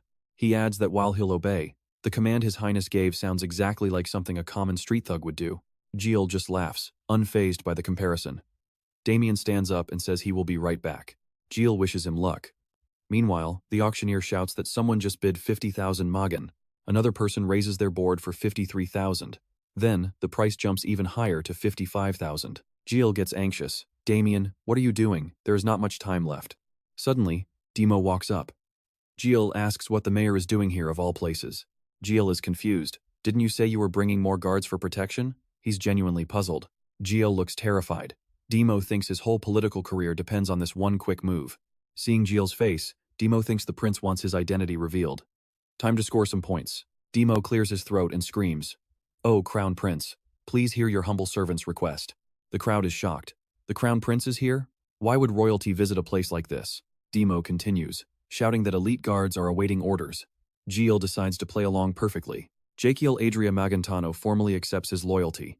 He laughs as Damian watches on in total disbelief. Jill mentions he almost forgot the auction. He raises his board for 60,000 with a smug grin. I'm the prince, so what are you going to do about it? He tops it off with a smirk of pure, unadulterated contempt. Everyone at the auction is dazed. With that attitude, he's completely ruined the entire bidding process. The nobles start whispering frantically among themselves. How can anyone bid against him now? Why wasn't I born into the royal family? I give up. The auctioneer is speechless, his jaw dropping at the scene unfolding before him. What is the prince doing? You saw that too, right? He just turned this high-stakes auction into his personal, twisted playground. How can we sell our best item today for only 60,000 Magan? It's a disaster. We worked so hard to catch that beast, and now this is basically broad daylight robbery. He cries internally, wondering why this nightmare is happening. Suddenly, a man in the crowd smiles. He raises his bidding board for 70,000 Magan. He boldly shouts his number out loud. 70,000 Magan. The auctioneer is stunned once again. What? 70,000 Magan? He stammers, asking if someone actually dared to raise the bid. Speechless, he looks at the smug noble. That man in the back just saved our lives. I mean 70,000 Magan. Jiel is caught completely off guard by this sudden challenge. The guests whisper about this brave soul. Is that Guinness? The one favored by the Southern King? It's the tycoon of Mboa, Guinness Sam. He thinks arrogantly, wondering what the prince will do now. Crown Prince. It doesn't matter because I'm not a citizen of your kingdom, Magentano. The hall is buzzing. Guinness is our savior. He is about to chase the prince away. You and I both know he's famously petty, and he's not letting this go. Alright, stick with me because Prince Jiel is currently losing his mind and screaming internally at the top of his lungs. We can hear you loud and clear. With eyes locked in defiance, he mutters, Fine, Gwines. You want a war? Guinness doesn't back down one bit. Prince of Magentano, are you really throwing away your dignity just to outbid me? He sneers, baiting the prince's pride with a direct challenge to go higher. Naturally, Jiel snaps, his competitive streak flaring as he furiously updates his bid board. He holds up 71,000 Magan, determined to win. He is absolutely convinced that top-tier Minotaur is going home with him. The auctioneer sees the board and shouts excitedly, The prince bids 71,000 Magan. He clearly plays to win, or not at all. Guines instantly counters with a higher price. The host bellows, Lord Guines bids 72,000 Magan. But pay attention here while the bidding war rages. Everyone is ignoring the terrifying gaze of the caged Minotaur. Prince, 75,000. Lord Gwines, 80,000. Finally, the auctioneer announces the closing price for this legendary prize. Today's main attraction, a prime-grade Minotaur, has officially been sold for a staggering 250,000 Magan. And of course, the winner is a gloating Guines. I win, Prince, he sneers, looking absolutely satisfied with himself. As for Jiel, he is frozen in shock as his dream and money slip away. He watches in pure agony as the Minotaur he wanted so badly is finally hauled off. Internal screaming ensues. But suddenly, Damian pipes up and says, I am actually glad you lost, Your Highness. Jiel stares at him, completely confused and blinking in shock. Damian strictly maintains that spending 100,000 Magan on a single Minotaur is total madness. Damian continues, explaining what would happen if the money was gone. But Jiel snorts, assuming his knight is just worried about him. What a cute, loyal kid, Jiel thinks. He actually cares about my finances and is being so kind. But Damian's next words nearly make him trip and fall. If you spend it all, you won't have any money left to pay my salary. So don't be so wasteful. The cold, hard truth leaves Jiel stunned. Wait, what? He gasps, as Damian keeps his serious tone. He flatly declares that the only reason he protects the prince is for the high salary and job stability. You and I can probably see Jiel's soul leaving his body here. Damian confirms that if the pay stops, he's gone, making Jiel realize he's dealing with a total capitalist devil. Pouting, Jiel asks, Aren't you even a little grateful that I rescued you from that underground arena? Damian calmly responds, Of course I am.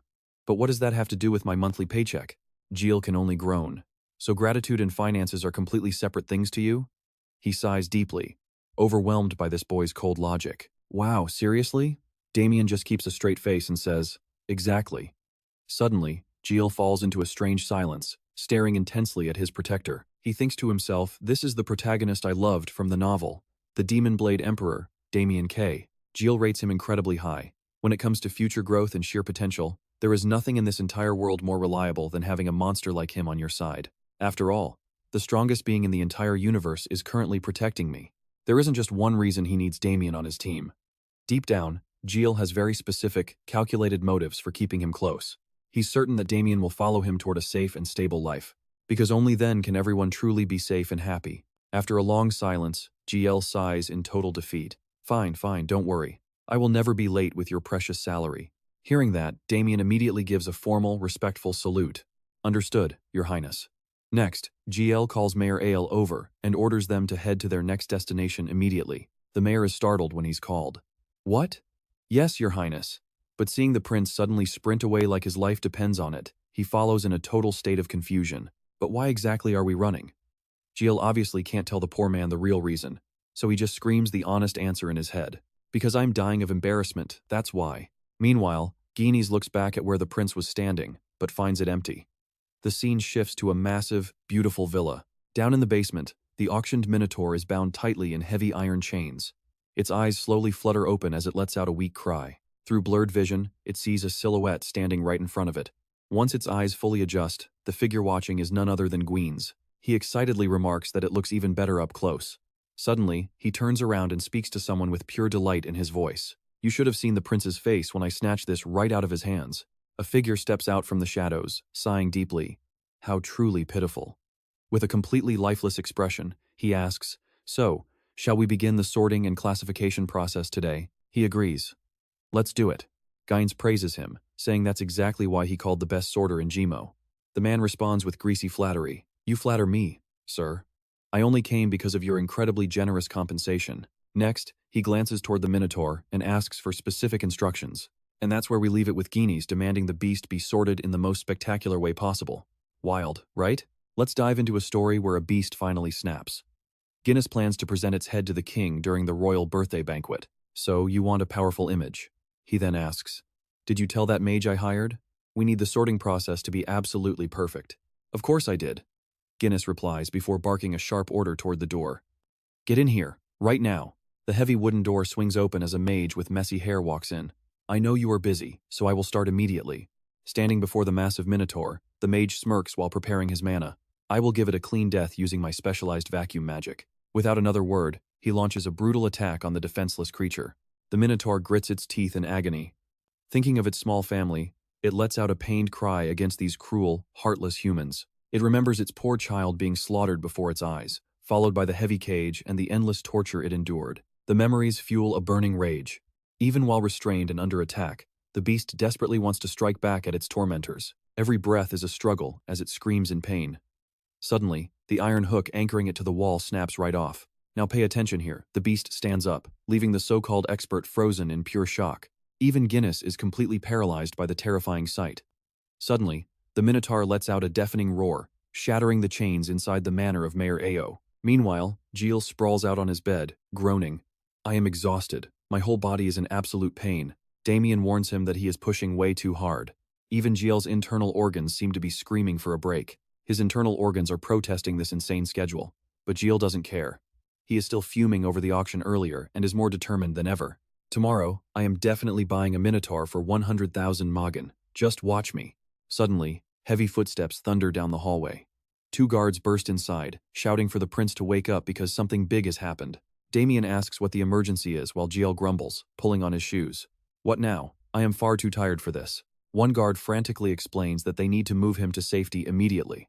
There is no time to explain the situation. Gilles demands an explanation, but before anyone can speak, a massive explosion rocks the entire room, sending wood and stone flying everywhere. Sensing immediate danger, Damian steps in front of the prince.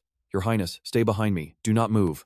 Before he can finish his sentence, something slams into Damian, launching him through the air and straight into a wall with a massive crash. Gilles screams Damian's name in horror. Suddenly, a massive hand with razor-sharp claws emerges from the dust and shadows. You and I both know that feeling of pure dread. Gilles stands paralyzed as he slowly turns his head, realizing the giant Minotaur is right there. He stammers the creature's name, paralyzed by fear. Nearby, the heavy screws holding the chains together finally snap under the pressure. The Minotaur finds its strength and stands tall, completely baffling the elite sorcerer who thought he had full control. Guinness stands there, completely stunned. The beast lets out another roar as its power explodes outward with terrifying, unstoppable force. The impact is so intense that Guinness's entire mansion begins to crack and crumble. Down in the basement, falling rubble crushes his men while Guinness screams in horror. The Minotaur bellows at him, calling him the most evil human. After letting out a roar, it smashes its fist down right next to Guinness.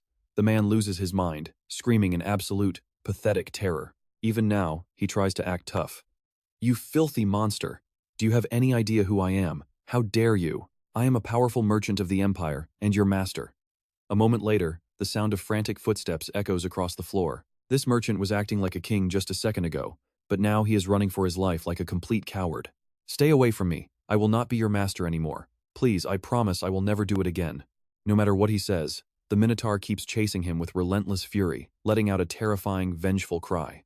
Realizing he cannot outrun it, he frantically looks for a place to hide. He spots the mansion of Mayor Gmo nearby. He points desperately toward the house and screams at the top of his lungs, "Look, what is that over there?" The Minotaur actually falls for the trick and looks away, allowing Guinness to vanish. By the time it looks back, the merchant is hiding in a corner. When the beast realizes it was tricked, its eyes burn with a new level of pure, unadulterated rage. It smashes its shoulder into a building, causing it to collapse. Back in the present, it appears at Mayor Gmo's house, glaring at GL. Seeing the monster right in front of him, Jill can only stutter its name in absolute shock. The air is thick with tension. The Minotaur stares him down while Jill stands there, unable to even move. Damian lies unconscious in the corner. The red-eyed beast roars, and Jill suddenly notices something peculiar about its glowing eyes. Wait. Why do its eyes look like that? I have seen that expression many times back when I worked at the clinic in Korea, so what do you and I see here? Those angry eyes are filled with tears, revealing a broken soul with no one left to lean on. Trust me, you and I are about to see a fight turn into a medical emergency. Those are the eyes of a patient. While everyone is frozen, the Minotaur screams she remembers the auction. Then she remembers the person holding the auction board. Her rage explodes all over again. You are just like the other guy. Yiel is absolutely terrified by that roar. He wonders why she is suddenly so furious with him. Suddenly, she crouches down and lets out a cry, her eyes glowing red with fury before winding up a massive, deadly punch aimed right at him. Knowing he cannot dodge, Jill just stands there to take the hit. Suddenly, Damian is punched into the corner of the cave. He quickly teleports in front of Yael and delivers a sharp slash to the Minotaur. Jill watches with wide eyes, calling out. Damian does not give him a second to think, shouting for the prince to escape right now. However, instead of running, he stays firm, declaring that he will not die in a place like this. I have struggled too much to survive until now. The Minotaur responds with a threatening roar, unleashing a barrage of powerful punches. Now, pay attention here, because Jill needs to watch his every move as he tries to back away from the beast. One hit would have shattered his bones and destroyed his organs. In his rush to escape, he does not notice he is being watched. She roars and swings her arm toward him. In that split second, a foot appears and kicks him out of the danger zone. He sits on the ground in shock, looking at Damian and wondering if his protector just kicked him. Damian, did you just kick me? Suddenly, the door to the room is kicked down before it can even open, startling Jill. Even in this life-or-death situation, Damian still finds the energy to be sarcastic. It looks like we are both stuck here. Jill snaps back, asking if he thinks he does not know that. Then, Damian goes strangely silent. He scans the surroundings and speaks up, saying, Your Highness, there is something I need to tell you. His voice hesitates, asking Jill for a reward if they somehow manage to survive today, which leaves the prince confused and annoyed. Are you seriously making demands right now? What if I refuse? He bluntly replies that he will just run away alone. This answer leaves Jill feeling completely helpless. You are truly a wicked person. Damian stops the complaining, telling him to run for the exit once he counts to 3. This plan makes Jill pretty anxious, looking at the enemies surrounding them on all sides. Where am I even supposed to go? Damian points straight at a hole in the wall, making Jill scream because they are on the 2nd floor. Ignoring the protest, Damian tells him to just jump. This just makes Jill want to argue even more. That is important to me. Damian fights with one hand and talks with the other, saying it is better than being crushed. He is insistent because he hears the guards coming to deal with the Minotaur and the chaos she has caused. Just as he predicted, down below, Ale is barking orders to the guards. I will not let my career go up in smoke like this. Save the prince. Jill asks if he means that even if he breaks his legs, they will still take him somewhere safe. Damian confirms that it is the only way out right now. Damian grips his sword tighter and immediately begins the distraction plan. All right, I am starting. The Minotaur focuses entirely on him as he counts to 2 in a single breath. That count was way too fast. Jill shouts in surprise. As Damian strikes, Jill starts running. Just as he prepares to jump, the monster cries out, leaving him feeling utterly helpless. Why is my life so complicated? As he jumps, something suddenly flashes past him. He accidentally grabs onto it, leading to the most awkward scene on the entire planet. You saw that too, right? Instead of falling, he is hanging onto the Minotaur's arm. But now, look at what the system is showing us. What is this? At the same time, the system flashes a red emergency warning. Moments later, it scans the Minotaur's entire body and provides an urgent general diagnosis. Subject: Minotaur named Urus. Race: Minotaur. Gender: male. Age: 48. Height: 712 centimeters. Weight: 14,923 kilograms. Blood type: C2. Heart function: F. The stats conclude that long-term imprisonment has caused a total breakdown. Forced sedation and heavy grain feeding have caused a severe imbalance, making Jill realize the heart is failing. This heart is in terrible condition. After observing Urus, the system diagnoses him with unstable angina. The heart attack is getting worse. Trust me, you and I just watched a hero realize he is dealing with a patient, not a monster. Stick with me, you and I are about to see that even a monster can feel crippling pain. The agony must be unbearable. It is the real reason why Urus has completely lost his mind. It feels like a car is crushing his chest. So you went crazy from the pain. I am sorry. Suddenly, Urus jerks his arm, nearly throwing Raikiel off. He screams, Damn it, I cannot treat you yet. Holding on for dear life, he screams. I am in way worse shape than you right now. This is not good. He looks down and realizes if he is thrown off, his entire body will be crushed to a pulp. In this moment of crisis, Urus suddenly raises his other massive arm. Just as it is about to strike, someone attacks, making the beast roar. It is Damian to the rescue. Damian clenches his teeth. Frustrated, he missed the eye and got hit by the horn instead. To avoid taking any more damage, he quickly retreats a safe distance away. He shouts, Your Majesty, hang on, I will save you. Raikiel replies with a mix of relief and fear, Hurry. At that exact moment, Damian lunges forward, aiming directly for a flank attack.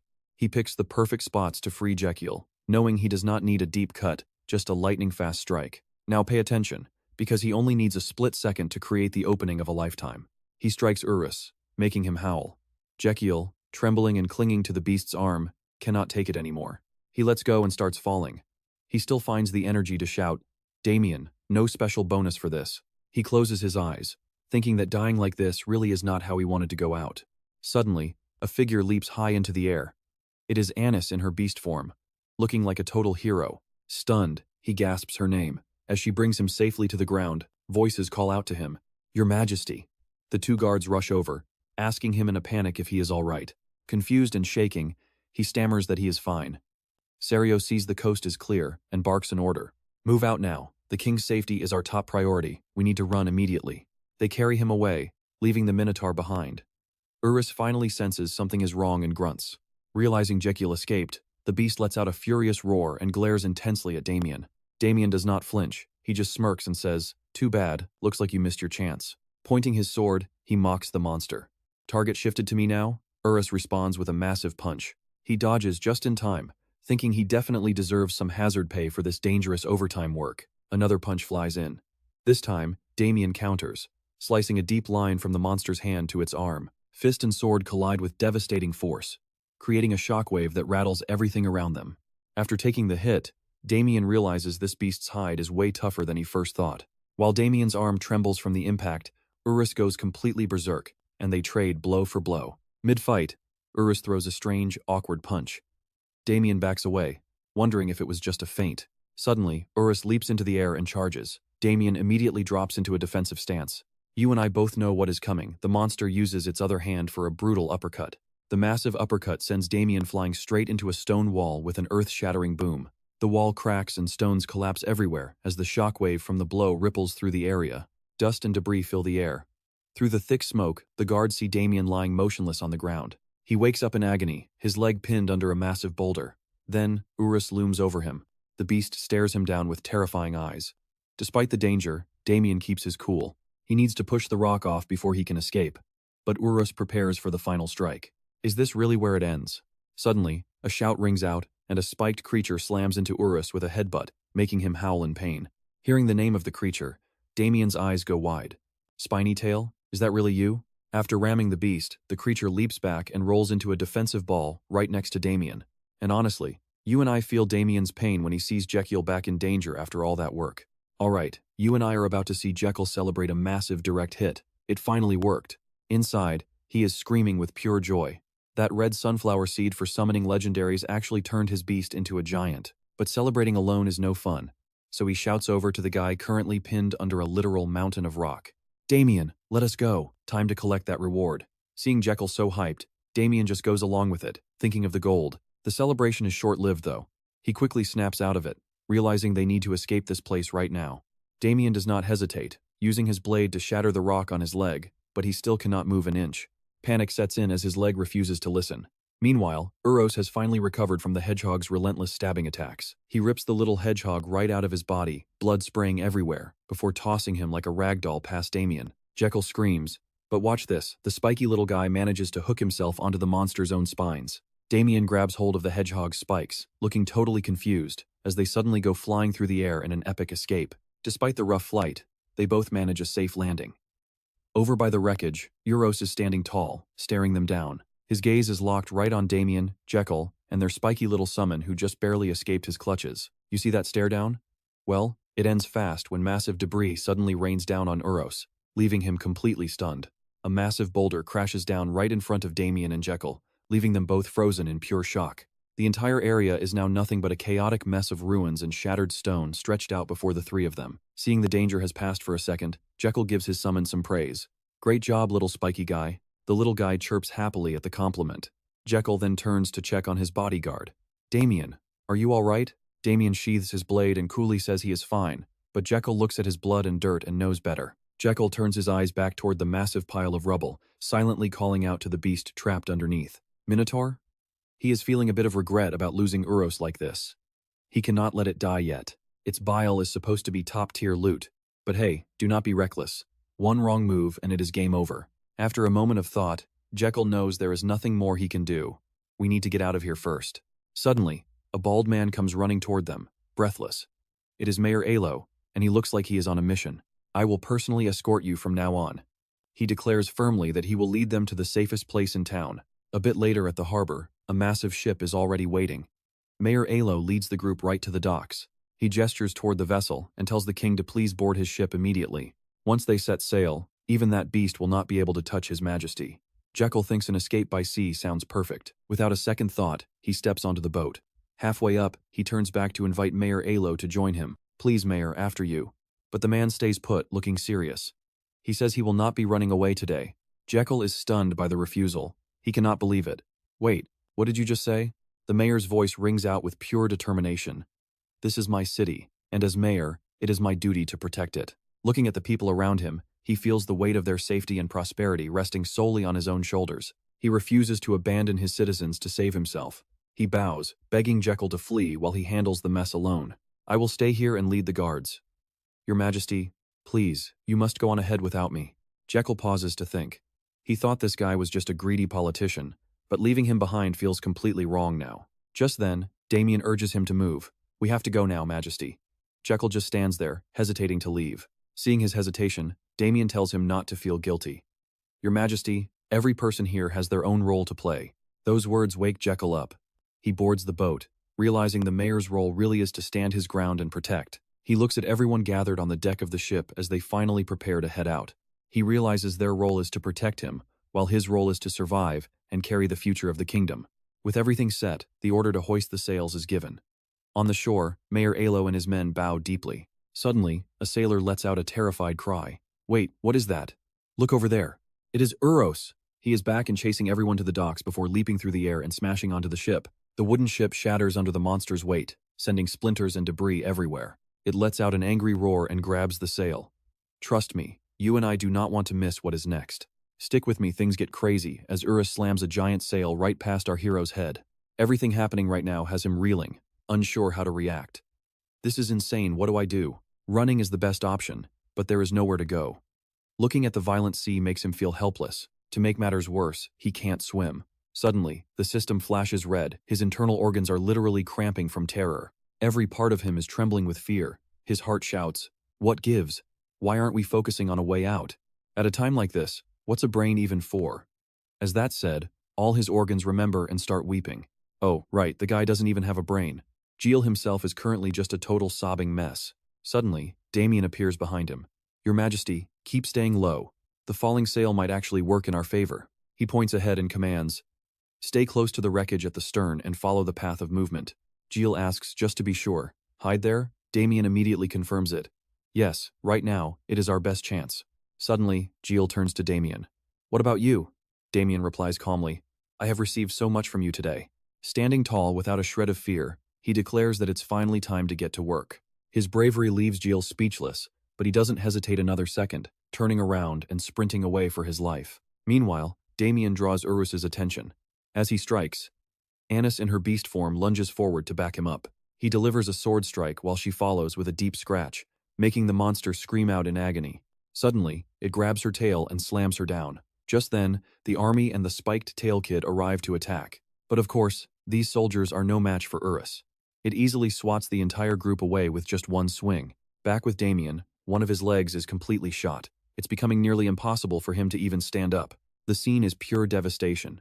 Soldiers are groaning in pain, and while the sight terrifies GL, he fights for composure. "This is insane, absolutely crazy, I need to wake up. At this rate, we're all going to end up dead." Now watch this carefully. This is where everything shifts as he tracks the monster's breath, movement, and even the heart beating deep inside it. In this desperate situation, the system suddenly alerts him that he's facing an unprecedented level of danger. This extreme experience causes the Asrahan precise diagnosis method to finally undergo a massive breakthrough. Simultaneously, the system takes the next step. Asrahan precise diagnosis is added to his pulse reading as a support feature. Suddenly, the image of Urus is broken down into incredibly detailed parts right before his eyes. A notification appears the feature can scan acupuncture points to predict target movements. There's a note on target limits. It only applies to one living being. This new skill leaves GL completely stunned. What on earth is this? It's basically a map hack. Every single one of the monster's movements becomes crystal clear in his eyes. The muscle angles and landing positions, he sees it all as clear as day. This fills him with joy. Amazing, now I can dodge every single attack. But while moving to hide from Urus, GL suddenly stops. Looking at the ruined ship, he wonders, wait, can you and I really expect him to just keep dodging here forever? Seeing everyone surrounded, he decides he needs a plan. Before my stamina runs out, I have to do something. His brain starts working at maximum capacity. Think, remember everything, there has to be a way out of this. Seeing everyone collapsed forces him to act. We have to survive, all of them and me. His eyes burn with determination. Suddenly, his gaze falls on the little spike-tail kid lying motionless on the ground. A crazy idea hits him. He sighs, unsure if it'll work, but he has to try it as his role. At that same moment, Urus starts charging across the wooden deck, shaking the entire ship.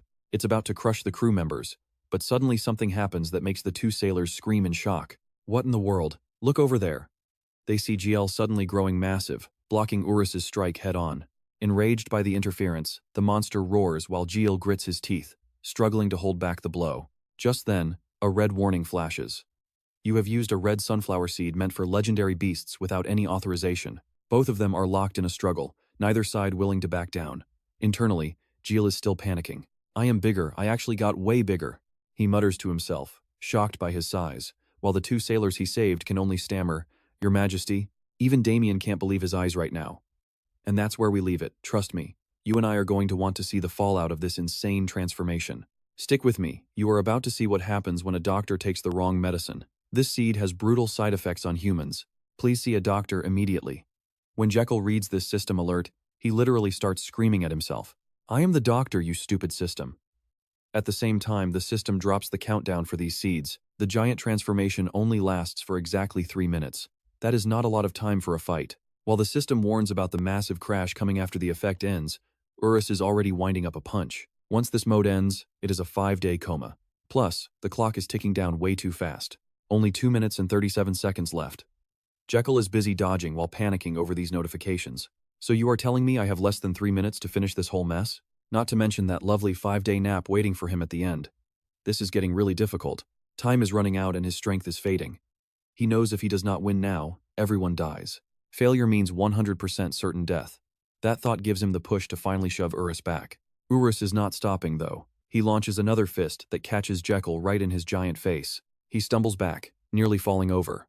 But somehow, he keeps his balance and stays on his feet. You and I can see the monster is confused, but Jekyll is just annoyed. That hurt like hell, he mutters. Usually, one touch would kill him. But today, it has hit me and I will hit you back rules. Jekyll roars for the beast to die, and slams his head right into it with a massive headbutt. His head is spinning after that, but he is thinking, killing this thing in 2 minutes is impossible. He looks over at the little spiky-tailed creature and a crazy, bold idea starts to form. If he can just calm the beast's rage, Damian and the guards can handle the rest after he faints. Time to move. He sprints toward the spiky kid and shouts, Hey, where are your needles? The little guy gets the memo and hands over a whole cluster of sharp spines from his body. Jekyll turns back to face Urus with a handful of spikes, leaving the monster looking completely lost. They charge each other. One goes for a headbutt, while the other comes in hot with the needles. He uses the monster's own body as a springboard to vault right over its head. He pulls a spike. Now watch closely, this is the most extreme acupuncture session you will ever see. Time for your shots. He stabs the spine into a pressure point, making the beast howl in absolute agony. Damn it, the monster has skin like armor. The spike did not go deep enough to hit the mana flow. Jekyll curses his own weak physical stats. But then, he calls out for his secret weapon, Damian. He shouts for Damian to get over here and hammer those spikes in with his sword. Damian leaps into the air, smashing his blade against the needle and driving it deep into the monster. Step 1. Complete. Now Jekyll needs to target the nervous system to shut down the beast's aggression. He has to suppress the sympathetic nerves and kick the parasympathetic system into high gear. He hammers in another needle, and Damian is right there to drive it home with a heavy strike. No stopping now.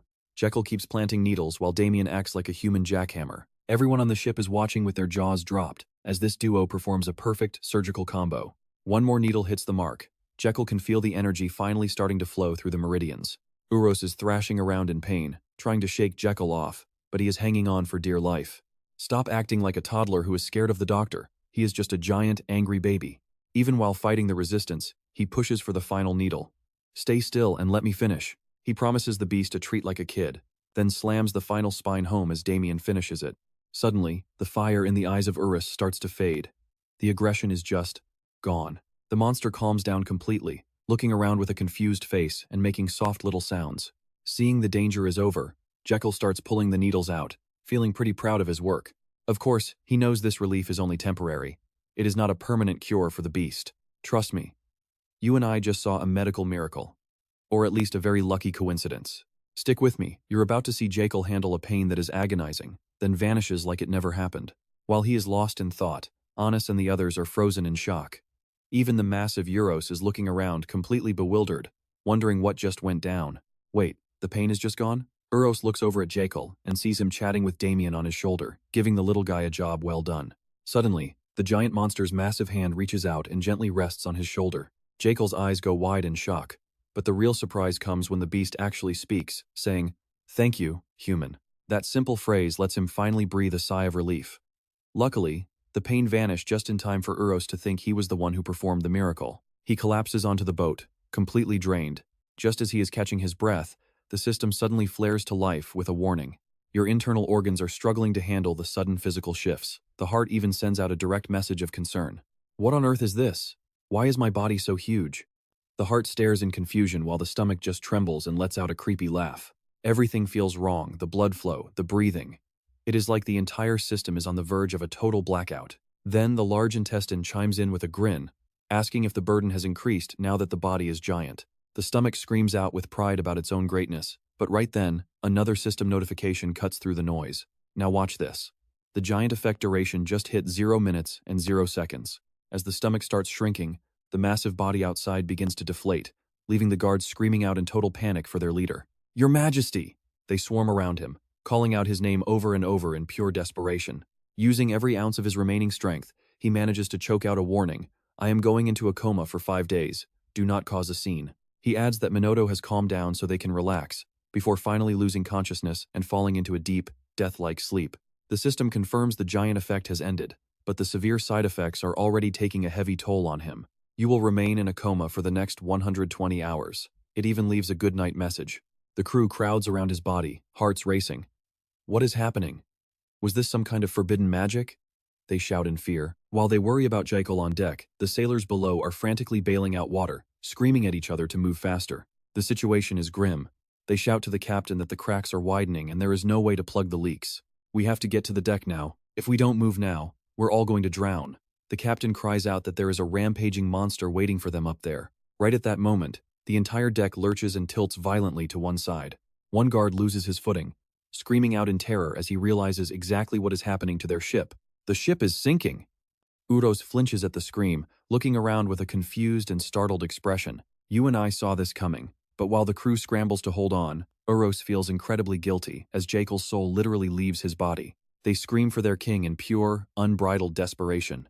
Seeing the danger, Uros roars out a promise to save him. He grabs the rope and leaps into the ocean, leaving Anis and Damian staring in disbelief. He places Jekyll on his head and begins wading through the deep, dark ocean. The guards are losing their minds, screaming that the prince is being snatched away by the beast. Damian can only call out in vain as the ship goes down. Fast forward to Damian, tied to a chair and slowly waking up. He slowly opens his eyes and looks down at his bound hands, watching a stray rat scurry right across his feet. He looks up, wondering if this is a dream, before a nostalgic and mocking smile spreads across his tired face. It has been a long time since he's seen this place. It looks exactly like where he grew up. The silence is broken by a sneering voice from the man across from him, an imperial interrogator from the investigation team. He arrogantly asks how Damian could possibly sleep in a place like this. Is it shamelessness, or just pure courage? He leans in, demanding to know if Damian even understands the gravity of the situation he is in. Damian calmly replies, "I understand." The man is furious that he can be so nonchalant, but Damian just thinks to himself that they haven't let him sleep for 3 days. The interrogator grit his teeth, speaking every word with pure venom. The crown prince has been taken by that monstrous beast. He slams the table, shouting that it's been 6 days since Raikiel was taken. News reached the capital in a day, and Astarion sent him out immediately. And that's where we're left. You and I can only hope they find the prince before it's too late. Alright, stick with me. We are diving straight into a mess where the search for Prince JK has turned up absolutely nothing for 3 whole days. How could you fail to find a single trace? Without even asking a single question, he immediately blames Mayor Jim Mo and everyone else for the prince's missing status. This mayor, you, and the rest of your accomplices have wasted precious time just pretending to search for him. Instead of actually looking for Raikiel, this royal interrogator is just standing here grilling Damian without mercy. Where did that Minotaur swim off to? Win it from the new Ango family, the one who bought that creature. Where did they vanish? Not a single clue exists because no one is even looking. His voice drops to a mocking whisper as he sneers. Is that so? No, it is not that you can't find them. He flat out accuses Damian and the others without any evidence, clearly ignoring the truth just to sabotage the crown prince. Naturally, this sends Damian into a fury. Everyone who was with the prince, are you really saying we conspired with that creature? He fires back at the royal interrogator, asking if this is all just a twisted plan to kidnap and frame the crown prince. With zero shame, the man just casually replies, "It is not that I want to reach a conclusion. I want to expose the truth through your very own confession." Now watch this. He actually has the nerve to ask Damian if he thinks this is unreasonable. Even though he keeps cutting him off and shouting that his lies are the absolute truth, he flashes a disgusting smirk and doubles down on his claim. The world always demands a clear answer, no matter how ridiculous the conclusion is. Then, he starts naming everyone involved in this mess. So who is going to take the fall? Mayor Jim Mo, for failing to keep this city secure? Next, he points the finger at Prince Raikiel's very own royal guards. And you, along with your men, couldn't protect the prince because of your own shamelessness. This royal interrogator is literally pinning the blame on Damian and everyone else without any reason. You are the ones who must carry this guilt, so that everything can end quietly and smoothly for the kingdom. These words make Damian's blood boil. Taking the fall just to keep things quiet? Can you believe this guy? It's obvious he just wants a fast, easy ending, no matter who he has to frame to make this case go away forever. The interrogator puts a hand on Damian's shoulder and gives him some fake advice. Think carefully. Whoever confesses first gets mercy. Damian is confused. Mercy? With a shameless grin, the man clarifies. It means you will get to die quickly and painlessly. That answer makes Damian snap, and he lets out a furious scream of rage. Seeing the resistance, the bastard stays calm. Fine then. If answering is too hard for you, we will try a different way. Suddenly, a group of massive men enter and stand right in front of Damian. He knows exactly what is about to happen to him. Minutes later, he is thrown into a cage and hoisted high into the air. The mayor and the others are trapped in cages right beside him. The moment they see him, they cry out in panic. Damian! He stares back in horror, seeing his friends locked up too. Damn it, Annis and the mayor are both here. Then he looks down and smells it. Gasoline. Soldiers are soaking the wood piles stacked right under their cages. The smell of oil. He really plans to burn us all alive. Just then, someone walks up to the scene. It is that damn interrogator again. He casually says, "Now that everyone is here, let's talk about our conclusion one last time." He asks again if they are ready to talk, but Damian refuses to back down. Damian shouts back with everything he has got. "I have nothing to confess, but I am ready to tell the truth." The man thinks he has finally won. "Oh, the truth? Let's hear it then." Damian speaks every word with cold fire.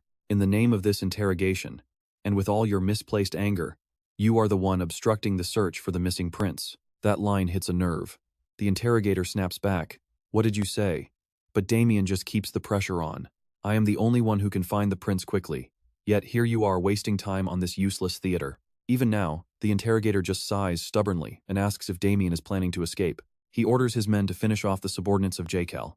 "Forget it. This interrogation is over." Rage consumes Damian. "Forgive me, your majesty, but I can't die a meaningless death here. I have to survive." Just as things look hopeless, the ground starts shaking. Suddenly, someone or something appears out of nowhere. Damian's eyes go wide. It is the Minotaur. With one move, it shreds the chains holding his cage. It catches Damian's cage and lands softly, carrying a mysterious passenger. Trust me, you and I are not ready for what happens next. That is none other than Raikiel, and trust me, you and I are about to see everyone in that room completely lose their minds. The interrogator and his thugs are paralyzed with fear just looking at him. Raikiel slowly raises his head and begins his cold questioning. "Why are you people here?"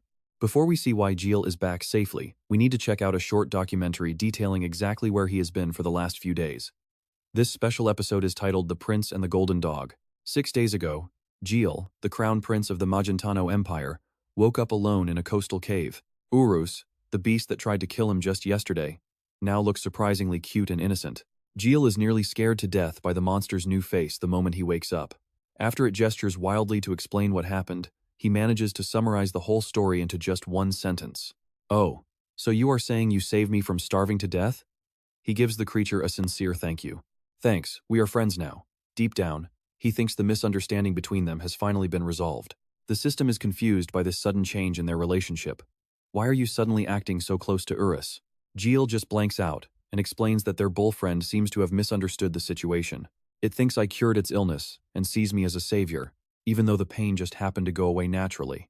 Now here is where it gets interesting, and I know he isn't about to correct such a useful misunderstanding. The system is still curious.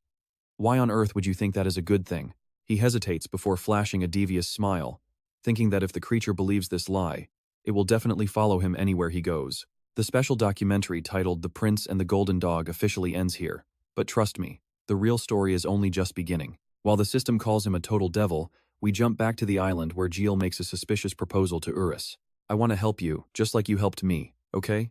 The beast lets out a confused cry, while Jiel explains with a smug attitude that its heart condition is not fully cured yet. "If you leave it like this, the pain will return even worse than before." The monster cries out as if it finally understands. He places his hand on the creature and tells it that he needs to check its physical condition first. It does not resist but cries out as if to say its name is Urus, not Golden Dog. Suddenly, the system announces that the acupuncture point scanning feature of his pulse reading skill has been activated. After checking Urus, Jiel sighs with relief. "Luckily, your condition is stable enough for us to return to Jimo and begin proper treatment." Then he moves on to examine another part of the creature. "Now, how is your gallbladder doing?" After the checkup, he asks if it has been feeling any discomfort in its stomach whenever it tries to eat. The beast cries out in confirmation. Jiel immediately tells it that there is something inside its belly that needs to be removed. "I am going to take it out for you now, so just follow my instructions carefully." Jiel leaves Urus in a complete daze as he begins pressing the key pressure points along its gallbladder meridian to start the process. He starts by hitting the Yuande point located right on the 4th rib of the creature's chest.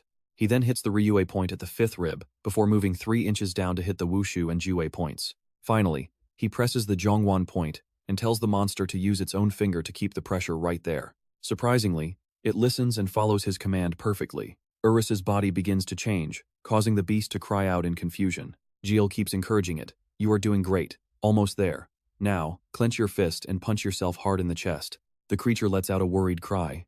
Jiel quickly reassures it, telling it to trust him and strike hard right now. Trusting him completely, the monster begins punching its own chest multiple times in a row. Those heavy blows make it cough violently as if it is trying to spit something up. Jiel watches closely, cheering it on. "Watch this, because what comes out next is something you and I would never expect to see from a monster." The system announces he has obtained an S+ rank Ox Bezoar, and even Jiel cannot believe the size of this thing. Usually, these stones never exceed 5 centimeters, but this massive treasure is easily over 20 centimeters long. Holding the prize, he asks the golden dog if it finally feels relieved and comfortable. Urus responds with a long, happy hum. Jiel smiles and tells it that he is glad the discomfort is finally gone. On the outside, he is all smiles, but inside he is celebrating because the creature is now completely under his thumb. After the long treatment session, Jiel decides that it is finally time for them to head out. That is where we leave it. You and I know Jimo is about to get a whole lot more chaotic. Alright, you and I are about to watch Jekyll pull off a legendary royal comeback after he remembers Damian's desperate face from when he was taken. Urus lets out a hesitant, heartbroken cry in response. Jekyll immediately senses the deep fear behind the creature's sorrowful sound. "Are you worried that we will have to jump back into a fight as soon as we return?" Knowing its fear, Jekyll confidently declares that with him by its side, nobody will ever dare bully Urus. That bold and honest promise earns its trust. Urus carries him back to land, holding onto that vow. Jekyll whispers, "I promise, it is true." Arriving at Jim, the sight of royal flags sparks his curiosity. An investigation team sent directly by the Emperor himself. He quickly sizes up the situation. It looks like his timing for a return was absolutely perfect. Now watch this. Standing atop Urus's shoulder, Jekyll roars for the one in charge, leaving the interrogator completely paralyzed with shock. When no one answers, he grinds his teeth in pure rage. Jekyll roars his question one more time, demanding to know who is responsible for this mess. Finally, the interrogator manages to step forward and find his voice to answer. Since he claims responsibility, Jekyll steps down from Urus and walks toward the man. He stands right in front of him with pure contempt. "You? Jekyll is already losing his patience with the man's attitude. This guy is incredibly arrogant. The interrogator still doubts Jekyll's identity and begins to question him with a loud, demanding voice. You, the one who brought the Minotaur, and looks like the Crown Prince. Who are you? Such insolence leaves the royal guards in total shock. Is this man crazy? Anyone can see this is the Crown Prince. Annoyed by the attitude, Jekyll snaps back. Are you actually suggesting that I am some kind of royal imposter? The man actually has the nerve to admit it. Exactly. In a crisis like this, while the prince is missing, many people would love the chance to manipulate things and harm the royal family's name. Tired of the chatter, Jekyll asks if he wants to verify his identity. The man simply says yes. Jekyll fires back, asking why he did not bother to verify the identity of these people first. The man is stunned by the question. Jekyll points to his imprisoned friends and demands an explanation for their treatment. You and I both know the interrogator just messed up. Why not recognize their sacrifice and dedication first? The powerful question leaves the man stammering. Ignoring the confusion, Jekyll calls out for Damian Kane in a booming voice. He lists Damian's great deeds. You protected me, the crown prince of this empire, Jekyll Adria Magentano. Damian is completely floored. He never expected to receive such high recognition for his loyalty. Jekyll proudly continues to announce everything the man has done for him. You fought that Minotaur with legendary courage just to buy me enough time to get away. You showed absolute devotion by standing alone against that beast when no one else dared to help. As soon as Jekyll finishes, Urus rips the iron bars of the cage right off. A single foot steps out from the darkness. Damian calls out to his prince. Seeing his friend safe and free, Jekyll gives a very proud smile. Damian breaks the rest of the cage and stands by Jekyll's side. Jekyll's face turns dark, showing no emotion at all. Next, he looks toward Annis. Annis, daughter of Jacinto, my loyal werewolf nurse. Jekyll remembers that night when the Minotaur threw him from the mayor's mansion. You were the one who risked your own life to catch me. Urus reaches out and tears her iron cage open to set her free too. Without your quick reflexes and brave actions, I would probably be nothing more than a lifeless corpse buried in the dirt. After the cage is destroyed, Annis slowly steps down to join the others. Jekyll stands right by her side, praising her noble sacrifice. Then, his gaze shifts upward to the very last iron cage remaining there. Sergio, my special unit captain. On that night, you were the first one to rush in and protect me during my escape. Sergio is moved to tears by the words. Your Highness, he stammers. Without that courage and sacrifice, Jekyll asks if he could have ever made it back here safe and sound. Knight Frandon, you set a perfect example of honor by carrying the wounded soldiers to safety under such intense pressure. Montero and Pedro, whose arms were injured blocking the beast's horns. Are you two doing okay now? Jekyll asks. Jekyll thanks everyone, specifically praising Knight Hamilton. Even with a shattered shield and no sword, you showed the world an unbreakable will to fight for us. Hearing this, Sergio cannot hold back his tears, and his face is a total mess. They see Jekyll's incredible aura and realize there is no doubt left.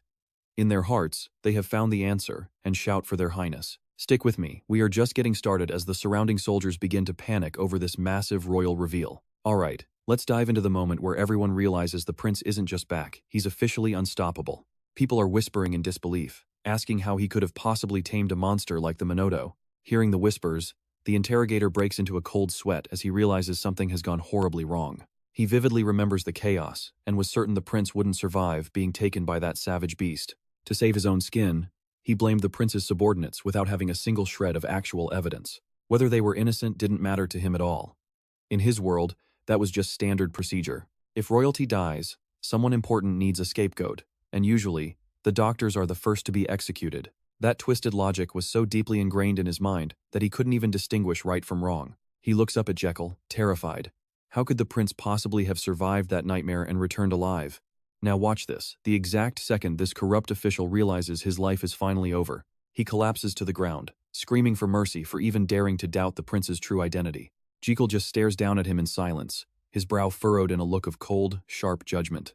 He turns his attention to the cage hanging above and calls for the mayor of the city, Idao Demo. Hearing his name, the mayor reaches out with tears streaming down his face, crying out for the prince. Jekyll tells him that despite the danger and the chaos, he never ran and worked tirelessly to save the city. As he speaks, the cage is slowly lowered to the ground. That is true nobility, putting your responsibility and the safety of your city above your own life. Jekyll steps forward and offers his praise. This is the most beautiful and meaningful example of a noble leader. Overwhelmed by the prince's kind words, the mayor can only look up at him with deep, heartfelt gratitude. Then, Jekyll spins around to face the interrogator, his voice booming with a terrifying sense of authority.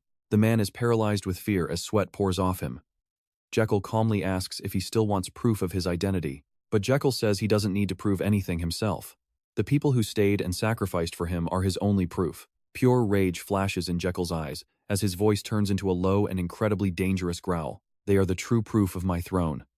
The interrogator trembles in silence, unable to find a single word to say. Before he can even try to apologize, Jekyll cuts him off. Don't even bother making any more excuses. Jekyll looks at him and recalls men with that same corrupt nature from his past life in Korea. He has already seen right through his pathetic soul. Jekyll looks the man in the eye and asks him one last thing. You said you were the one in charge here. Do you actually understand what that truly means? To lead is to carry the heavy burden of responsibility. You will now pay for your crimes and your lazy investigation with a fitting punishment. Just like that, the situation is handled. The corruption is rooted out with one swift and decisive move. You and I can see the city starting to heal as workers begin to clear the ruins the very next day. The workers gossip about that stupid interrogator. His crime? Obstructing justice and a failing to find the prince. That is a long list of charges. And we know that the longer the list, the heavier the sentence. He will either face execution or be locked away in a cold prison cell for the rest of his miserable life. It is the only fitting end for a snake like him. One worker looks around nervously and asks the others if the stories about the prince are actually true. An older man nods seriously. He saw it all.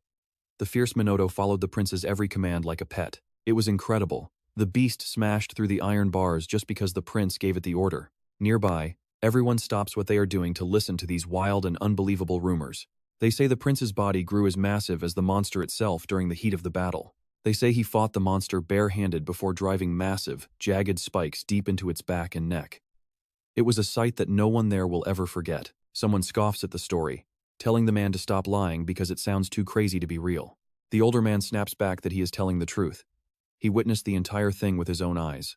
Then someone mentions a rumor coming straight from the palace about an ancient legend of their people. Have you heard the prophecy of the king-crowned prince? Everyone leans in closer, wanting to hear every detail. While they whisper below, Damian watches the entire scene from the balcony above, looking down at the crowd. Trust me, you and I are going to love what Jekyll decides to do next. Alright, you and I are diving into the moment our main character reveals a secret that leaves everyone speechless. To satisfy curiosity, Damian asks, how did you tame that minotaur? Tame it? I never tamed anything. It just misunderstood the situation, and I simply went along with it. Damian is completely lost, his eyes wide as he gasps. What? Jill explains. Do you remember when I suddenly grew massive earlier? At that moment, I tried acupuncture on Urus to calm him down and accidentally cured his chronic pain. Stunned by the unexpected turn, Damian asks, so he thinks you cured him? Jill simply nods back in confirmation. Yeah, he sees me as his savior now. Jill asks, that's a good thing, right? Damian agrees it is. Jill is surprised and asks why. Damian admits, it is because I will finally get my hazard pay reward. Jill laughs, so you are not even hiding your greed for money anymore, are you? They both laugh and tease each other. Business is business after all. Damian realizes he wants to stay by this prince's side even longer. He smiles, thinking he needs to train harder. It would be shameful to want a reward without finishing the job perfectly. Thinking this, he covers his mouth and clears his throat to speak seriously. Now pay attention here. Damian confidently says he finished last night's mission. This shocks Jill, who shouts, what? You managed to find all those rare medicinal herbs in just a single day? Yes, Demo is the largest trading port in the north. Also, the Emperor has already returned to the Imperial Palace. Apparently, he heard you were safe on your way here. This news makes Jill freeze in his tracks. So, the moment he heard I was safe, he just went back to the palace immediately? A cold smile plays on Jill's lips as he thinks what a heartless man his father is. He decides to ignore him. The Emperor is just a nuisance and worrying is exhausting. He sits down slowly, saying, good. Since the Emperor is gone and the herbs are ready, we can start right now. Damian asks curiously, start what exactly? Jill plans to make sedatives from Minotaur gall, so he orders the kitchen cleaned immediately. By the next morning, everything is finally prepared for the work to begin. Jill stands inside the kitchen, staring at the pile of ingredients laid out across the wooden table. His eyes sparkle with excitement. With a smirk, he says, it is time to begin. His hands move in a blur, slicing each ingredient into perfect, tiny pieces with incredible speed. He hums a song while grinding everything into a fine paste. Mix it up, just mix it all up. Damian listens and feels a headache forming. Are you making medicine for 5 days or just practicing your singing? You and I both know the hardest part is the weight, but for him, it is the final rolling of the pill. Jill happily looks at the round pill in his hand. The Minotaur gall sedative is finally complete. Without hesitating, he tosses the pill into his mouth. It is a bit wasteful, but he must test it. The system notifies him that his organs are glowing from the gift. His heart races with excitement as his body feels like it is on fire. Power. I am overflowing with power. Only his stomach groans, complaining about how terrible the healthy medicine actually tastes. Why is healthy food always so hard to swallow? The system confirms his health increased by 500 points for a total of 1500. A new feature activates, allowing him to analyze the components of any medicine he crafts himself. A status board appears. Minotaur gall sedative. Ingredients include colic acid, bilirubin, and vitamin D. It lists a long string of complex chemical names like protopanasidion and coumarin. It is a spherical pill that reduces calcium ion levels and has various other medical effects. Geel sighs at the long list. It is too much to read. Suddenly, he stops, his eyes locking onto one specific section. It says the pill helps relax muscles and relieves chest pain and cardiovascular issues. The dosage instructions are clear: half a pill for adults and 1/3 for children. He wonders what this means. It mentions side effects like vomiting, but also emphasizes that it helps with deep, restful sleep. It provides sleep without any addiction or negative side effects. Geel cannot believe his eyes and gasps. This is absolutely insane. Meanwhile, outside, Urus is still lying peacefully on a pile of fresh green grass. Suddenly, someone rushes over, calling his name. Urus sits up and looks toward the voice. It is Geel. He asks, "Did you rest well? How are you feeling today?" The beast responds happily, showing that he is in a great mood. And that's where we leave it, trust me. You're going to want to see if he takes that final pill. Alright, you and I are about to see Jekyll hand over a fresh batch of custom-made pills to Urus to fix its chest pain. Looking at the medicine in its hand, the beast sits in silence for a long moment, lost in deep thought. After thinking it over, the creature doesn't hesitate. It swallows the pills instantly, declaring its full trust in its savior. The pills slide down, entering its body and immediately beginning to strengthen and support its massive heart. Blood vessels and nerves begin to stabilize and heal. Urus can literally feel its entire body starting to transform. Its eyes snap open with a roar. Jekyll watches from below, satisfied that the inflammation will vanish and vitality will return. The system suddenly notifies him that patient Urus has consumed the Minotaur gall sedative crafted by his own hands. Medicine effectiveness has increased by 10% thanks to his level 1 crafting skill. He cheers, realizing the cure worked in one go. The system grants him an extra 7 days of life. Expected lifespan? 116 days. His organs are so happy with his success, they gift him 600 health. Current health is 2,100. A perfect day for Jekyll, who happily lies back on Urus to celebrate. To him, this beast is a rare, massive resource. He tells it to follow him from now on. Scene shift to the city square of Jim, where a massive crowd has gathered, buzzing with excitement. Some people are still confused, asking around about what exactly is going on. Word is the prince is holding an award ceremony for those who were brave during that chaotic night. Now watch this. This is the moment everyone's jaw hits the floor. A giant shadow looms over the square, and it's the beast, Urus. Jekyll sits right on its shoulder, waving to the stunned crowd, as someone shouts that the crown prince has arrived. He beams a bright smile at the citizens below. Skipping the formalities, Urus gently sets him down. The onlookers are terrified but awestruck, realizing the legends about the crown prince are actually true. Jekyll eyes an orb on the table, wondering if it really amplifies sound. It's been a while since he was this popular. Trying to stay calm after his last big duel, he reaches out and touches the sound-amplifying magic sphere. He speaks clearly to the masses, calling forward Damian K and the 3 other brave warriors. He praises their unwavering courage against the fierce Minotaur to protect the dignity of the royal bloodline. Reaching into his robe, he declares that in the name of the crown prince, their great merit is recognized. He pulls out a box and reveals a glowing, high-quality pill, announcing it to the crowd as the official reward for their service. The crowd is totally stunned and confused except for the mayor, who looks absolutely thrilled by this move. You and I both saw that coming, right? Jekyll knows the mayor is the perfect guy to handle this. The man is a useful talent. To see how this plan started, we have to go back 2 days. While Jekyll was relaxing, a man approached him, asking why the crown prince had summoned him. Jekyll smiled, saying he needed a favor. He planned to use the award ceremony to market his new medicine. The mayor was shocked. An award ceremony just to advertise a new drug? Jekyll nodded. Exactly, that is the plan. Since everyone is worried after the recent attack, he wants to reward the protectors and calm the public. Holding up a pill, he explains that this medicine will be the centerpiece of the reward. Jekyll details his new sedative made from Minotaur gall. The mayor is completely stunned, realizing just how much power this holds. The mayor starts to piece it together, but Jekyll cuts him off immediately. He's not done explaining this brilliant scheme yet. A drug awarded alongside a royal medal, under the crown prince's name? That alone will make every noble in the entire empire desperate to get their hands on it. This medicine is the key. The mayor explodes with excitement, shouting that this is the perfect marketing move. He's fully on board with the prince's plan. A grand ceremony is needed to hype it up and drive the selling price through the roof. He rushes off immediately, asking for 2 days to prepare for this urgent and profitable mission. Watching him go, Jekyll knows the man realized the plan's true value the second it changed.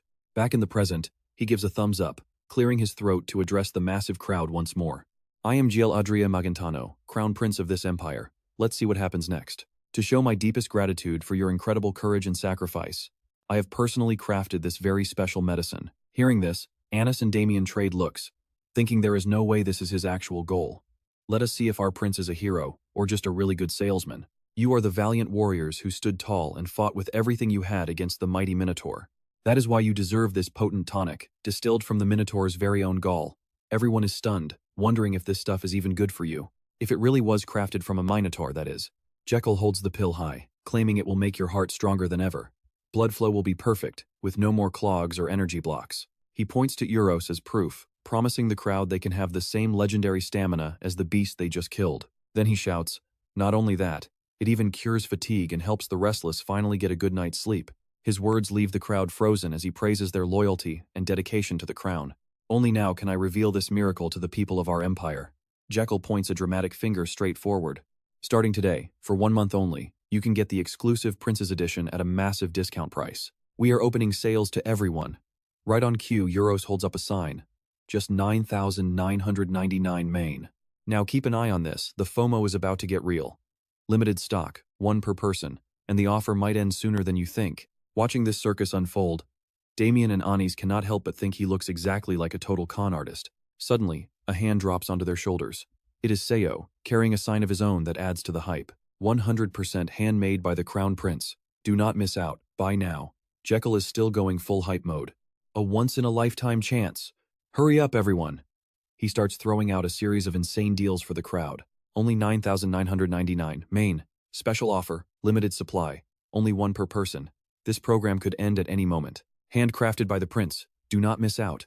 This is the legendary Magentano Special Edition. Unrivaled by anything else in the world. Unprecedented results. Better health, perfect circulation, and the stamina of a beast to help you sleep like a baby. Contact the Royal Clinic. Overseen by Sir Garden. Made in Magentano. Sunlight washes over the palace as the pitch reaches its peak. Jekyll stands on the podium as the crowd goes wild, screaming, I want it, I have to have it. 2 guys in the back whisper that even if it is pricey, they will take out a loan just to get their hands on one. You saw that coming, right? Jekyll is definitely in his element here. He smirks, thinking about the profit. You can't host an event without making some bank. He clears his throat and turns back to the massive crowd. My dear citizens of Gmo, he calls out. Once the noise finally dies down, Jekyll continues.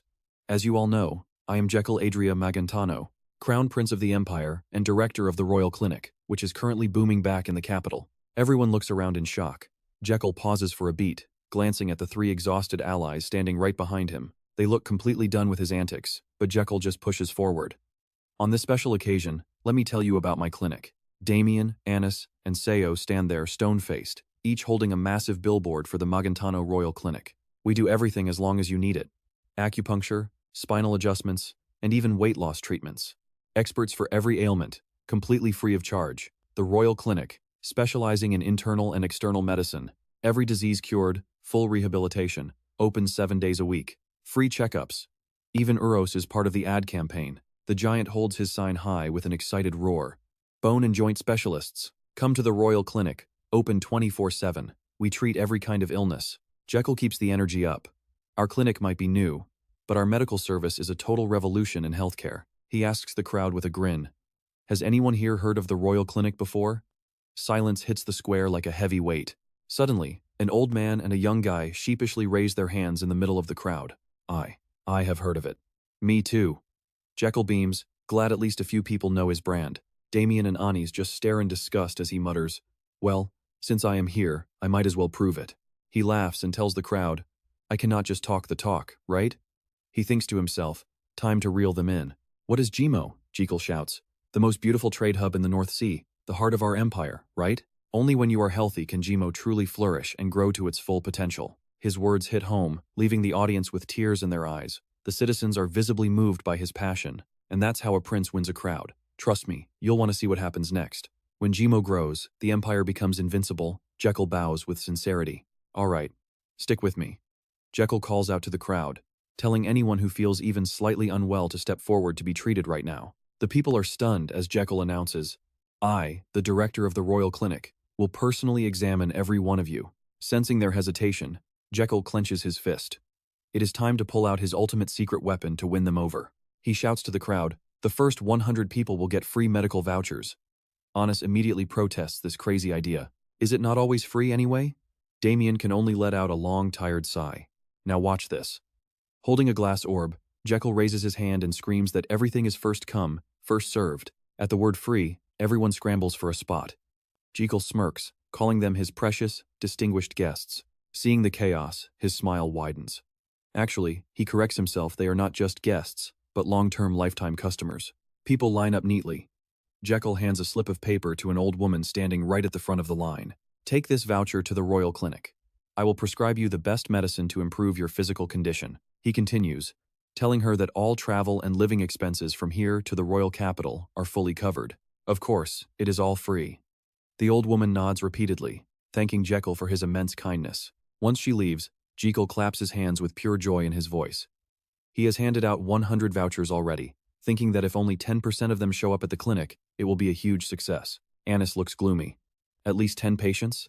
This is going to be a complete financial disaster. Free treatment and travel support to the capital? How on earth are we going to survive this financially? Jekyll asks if it is good, while Anis cries inside. Sir, we might have to sell everything we own. She listens as Jekyll keeps imagining a bright, wealthy future for his medical clinic. By now, there is no one in Jimo who hasn't heard of their clinic. Jekyll confidently claims this is a legendary marketing strategy, where one investment will yield 4 times the profit. Damian watches him with concern. It has been 9 hours, sir. Are you doing all right? Jekyll stretches, then suddenly clutches his arm in pain. Maybe he really pushed himself way too hard this time. A system alert pops up. His internal organs are demanding he follow labor laws.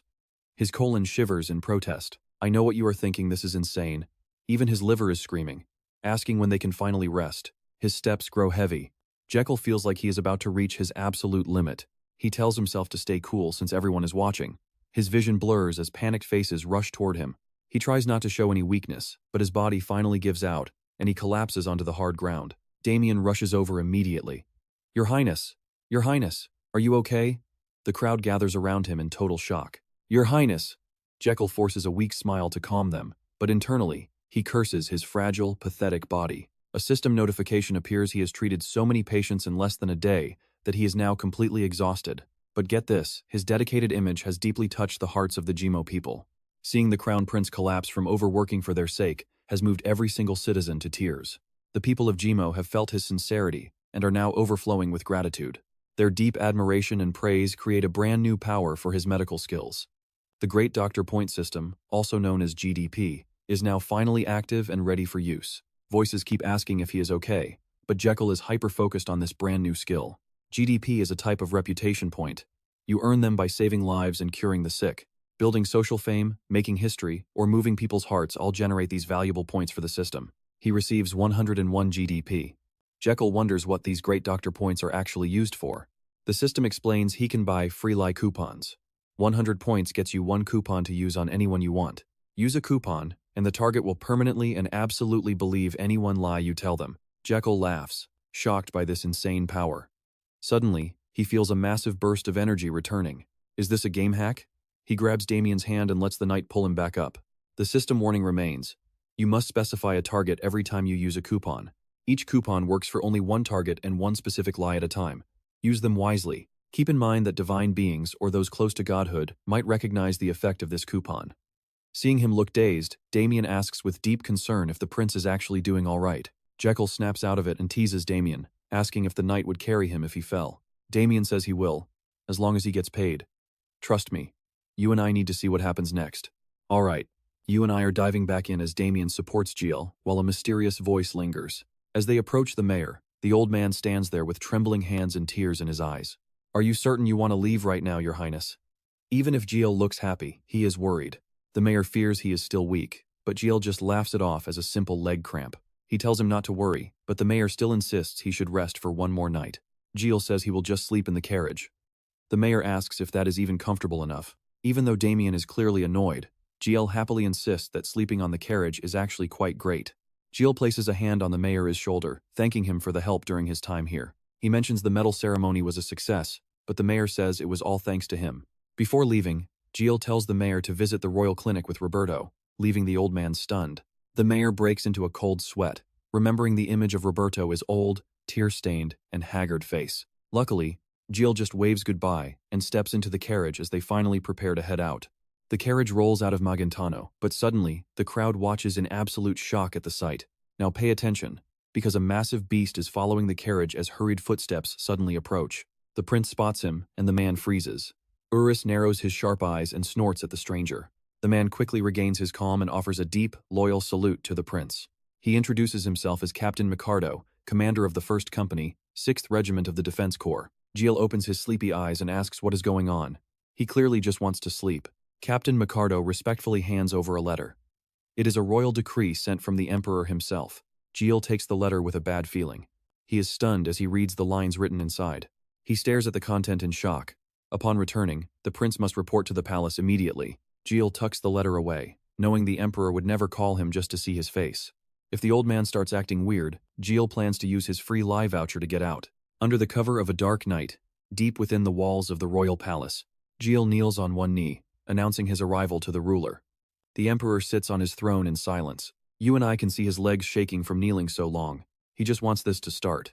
Since you called me here, why not just get straight to the point? Finally, the emperor asks why he was so irresponsible and incompetent, making his own subordinates suffer. Giel realizes what this is about. Thinking of Urus, he cries internally. He was fighting for his life, the emperor continues, mentioning he heard about the attack on the mayor's mansion. Giel answers truthfully, Yes, your majesty. Why did you not flee faster instead of letting your subordinates face such useless danger that day? Giel looks up, trembling with rage, but the emperor cuts him off before he can even speak. He tells the prince that he should have avoided the danger before it even had a chance. If you understood your own importance, you would have been prepared for any situation that came up. Giel hides his anger, wondering if he was supposed to be a fortune teller. The emperor notices. He bows his head and quietly says it is nothing.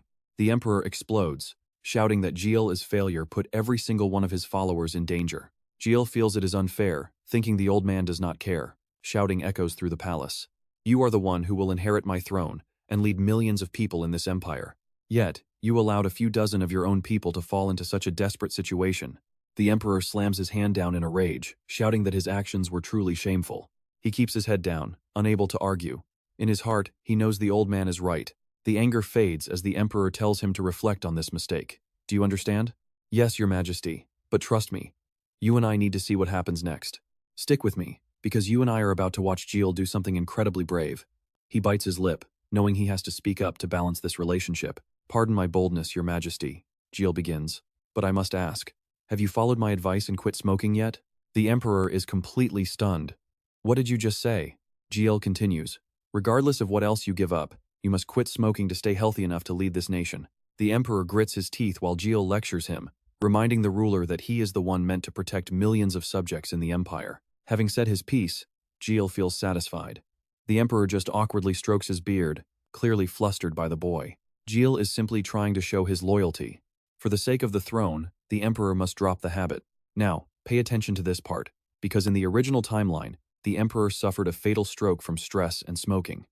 Giel knows this health crisis is no joke. He is determined to make the old man quit right now. This is the only way to save the empire from the coming war and avoid his father's tragic fate. The emperor just smiles and leans back. Ever since that day you had the nerve to lecture me, the emperor says with a stern voice. I actually did stop. Giel is shocked. Really? The emperor narrows his eyes and asks if Giel has anything else to say. Giel quickly stands up and asks to be excused, but the emperor slowly starts walking toward him. He warns Giel not to eat monster food just because it has magic. Then, he awkwardly covers his mouth and coughs a few times. He insists that such strange food will definitely ruin your health. As the cold night wind blows through the window, Emperor Ale sits alone on his throne, smiling. He wonders if the boy truly worries for him. Suddenly, he calls out to the shadows, asking for an update on the new medicine his son developed. A voice responds, confirming they have mobilized the entire Royal Intelligence Force to spread rumors about the new Minotaur sedative, just as the Emperor had commanded. Aeon turns around and demands to know the final results. The spy reports that even the most distant nobles in the Empire are now desperate to get their hands on the Minotaur sedative. The Emperor is delighted. Outside, under the bright moonlight, the sound of hurried footsteps echoes through the silence. Now watch this, Damian asks what Jill is doing, but the boy just starts counting down from 3 because he knows someone is coming. Right on cue, a man rushes in with tears and snot running down his face, crying out for the prince. Jill tries to calm him down. Then, looking disgusted, Jill shouts for him to wait and shoves the man's face away to stop him. Jill forces a smile and asks Gadin why he is so upset. The doctor screams back in pure frustration. "You left me with a mountain of patience." Gadin yells so loud that Jill has to cover his ears. Jill quickly promises to write him a special prescription as an apology for his absence. He thanks the doctor for watching the clinic while he was away. Gadin sniffles and claims he is fine. Jill looks at the doctor's haggard face and scoffs. "You do not look fine at all. You look completely exhausted." As the night settles in, Gadin mentions he heard some shocking news from the lake. Jill puts an arm around his shoulder and tells him the real surprises haven't even started yet. Suddenly, Urus leaps out with a roar, nearly giving the poor doctor a heart attack. Jill jokingly praises Gadin's acting skills and asks if he heard the rumors about the monster he brought back. Gadin wonders if he is getting better at acting.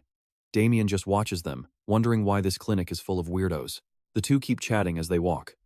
Gadin mentions they have been getting some very strange requests since yesterday. Jill is curious. Gadin explains that people are trying to buy a medicine they do not even have in stock yet. Gadin leads Jill and Damian into a room filled with massive stacks of papers and letters. Jill is stunned. Are all of these actually orders for the new sedative? Gadin confirms that even noble servants are lining up outside. Jill rushes to the window to see for himself. No way. It looks exactly like the shopping crazes he had only heard stories about before. His eyes sparkle with greed. This is even bigger than the Snell medicine. He tells them to let the customers in. Inside that box sits a glowing jewel, the limited edition Crown Prince version from the year 987. 10 days later, Jill is happily treating patients at the royal clinic and giving them medical advice. Suddenly, Gadin leans in and whispers that a message just arrived from the palace. They want him back immediately. And that is where we leave it, trust me. You and I are going to want to see why he is being summoned again. Alright, you and I are diving into a high-stakes palace drama where every second counts. On the way to the palace, he wonders if they are looking for trouble again as a servant rushes him inside. As the doors swing open, Gio realizes this definitely isn't the path to the council chamber. Stepping inside, he freezes at the sight of the Emperor on his deathbed, a mirror image of his father. He wonders why they look identical as memories of a rainy night at a PC bang come rushing back. It was 9 p.m., the room filled with the glow of monitors and the frantic clicking of keyboards. He screams in frustration, desperately clicking as his in-game character fails to move at a critical moment. With his hands glued to the keys and a scowl on his face, he grumbles about the slow pace. Suddenly his phone lights up with an incoming call, but he leaves it ringing on the desk. The screen goes dark with 6 missed calls, prompting his friend to ask if he's actually going to answer. The phone keeps buzzing, but he just coldly tells her to forget about it while ignoring the noise. Game over flashes on the screen, and just as his frustration peaks, the phone starts ringing yet again. Pay attention, because this is the phone call that changes his life forever. The news hits him like a truck. He slams the table, grabs his bag, and sprints into the heavy rain. When he finally arrives, he's soaked and trembling, gasping for air with a look of pure devastation. His eyes well up as he sees his mother sobbing by the bed, his bag slipping from his hands. There on the bed is his grandfather, unconscious and kept alive only by a ventilator. Back in the present, the Emperor lies there looking exactly like his father did on that tragic day. He slaps his own face to snap out of it, realizing this isn't the time for a pity party. You and I can see he's analyzing the situation like a pro. He identifies a stroke immediately. The Crown Prince demands to know what happened, and the captain of the guard steps forward to explain. The captain gestures to a doctor named Bao, the personal physician to the Emperor. Bao offers a deep bow, but Gio stops him to ask exactly how long the Emperor has been unconscious. When Bao reveals it's been an entire night, Gio's heart sinks. An entire night? That's way too long. The sight of wilted flowers nearby feels like a bad omen as Gio asks what caused this collapse. The doctor hesitates, explaining that after dinner last night, the Emperor seemed unusually drunk. Gio repeats the words with suspicion, demanding to know exactly what unusual drunkenness even means. The guard captain chimes in, reporting that after just one single glass of wine, the symptoms began. His speech became slurred, and his walking turned unsteady, so they advised him to turn in early. But when they checked on him this morning, he was already like this, a classic stroke victim. Gio glares at the doctor, realizing the critical golden hour was wasted by this man's incompetence. The imperial doctor bows his head in fear, terrified of the punishment that might be coming. Gio ignores him and looks at the Emperor, wondering why a man who stayed healthy suddenly collapsed. Suddenly, a chilling thought strikes him. This is playing out exactly like the story of the Sword Emperor. Gio knows that if the emperor dies, things will shift and everything will be ruined. The second prince would likely take the throne, and that's an outcome he absolutely cannot allow. The thought of endless stacks of paperwork makes him realize the emperor's life is anything but easy. With a lifespan of less than 200 days, there is no way he can survive that workload. He snaps back to reality. If the emperor passes away now, his own life is basically over too. Gio focuses his energy to check the damage, praying he doesn't find any signs of a brain bleed. He begins analyzing the situation using his medical knowledge, narrowing down the types of strokes. The first is a hemorrhagic stroke, caused by a ruptured blood vessel that bleeds into the brain. The second is an ischemic stroke from a blockage, but he needs to figure out which one he's facing. Sweat pours down his face as he realizes the hemorrhagic type is far more deadly. He prays. And just like that, you and I are about to find out if he can save the emperor. Alright, you and I are about to watch Raikiel dive deep into a medical mystery.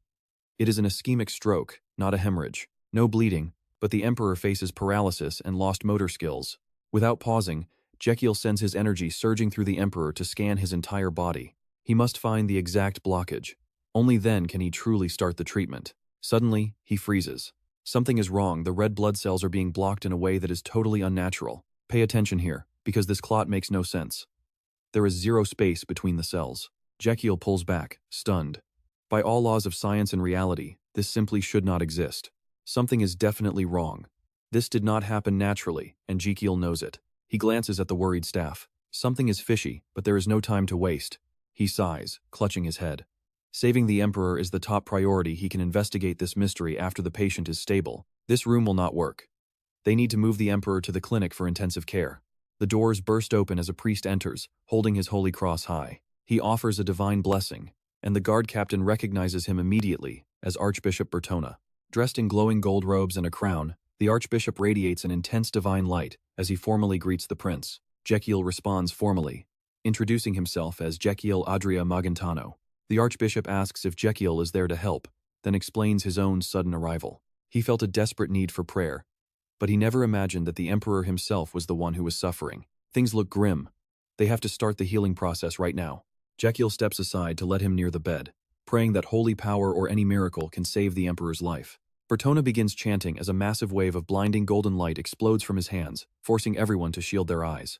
The light wraps around the emperor, and Raikiel's system suddenly activates a specialized scan. He sees the damaged cells coming back to life under the archbishop's powerful holy energy. He is stunned. The cells are actually regenerating as the archbishop pours in his power. Small blue spheres appear on the emperor's forehead, absorbing all the impurities. He covers his mouth in total shock. Usually, once brain cells are damaged, they can never be regenerated. This is insane. A small spark of hope finally ignites. Bertona is focused, and you and I can see the hope in Raikiel's eyes as he prays for a miracle. The light fades and Bertona collapses, gasping for air from the sheer exhaustion. He tells Raikiel it is finished, and Raikiel thanks him for his incredible effort. Raikiel checks the emperor again, using his internal scan to see what changed. The clot is still there, blocking everything. It has to go, or the emperor dies. Restored tissue will just die again if blood cannot flow properly. He stares intensely at the blockage, looking for a way. He focuses entirely on the blockage, making a final, desperate decision to fix it. He is hesitant because this could be fatal, but that clot must be removed first. He pulls back, thinking hard. What is the best way to handle this situation? Reperfusion injury is the real nightmare here. His medical knowledge starts racing through his mind. Reperfusion injury happens when returning blood flow actually causes more damage to the tissue. Restoring blood flow usually helps, but in this case, it might ruin everything. It is a massive gamble. One wrong move and the damage becomes permanent. He sighs, feeling stuck. Then, suddenly, an idea hits him like a bolt of lightning. He orders Roberto to go find the royal mage, Giannetti, immediately. Roberto is completely stunned and totally confused. Roberto starts sweating, terrified that the prince is about to do something absolutely insane again. He asks if Raikiel plans to use lightning to shock the emperor back to life. Raikiel says no, and Roberto breathes a sigh of relief until the prince announces his plan. I am going to freeze him. Trust me, you and I are just as shocked as Roberto. The imperial mage arrives with 2 royal guards in tow. Clutching his staff, he makes his way to the emperor's chambers and steps inside. He speaks up, Your Majesty, I am here. Answering your summons at once. All right. You and I are about to see a trap in motion. Before him lies the sick emperor and 3 schemers waiting like hungry wolves. The mage freezes. After hearing the crown prince's request, Janatus glares in disbelief. You mean you really want me to use freezing magic on the emperor? Raikiel nods.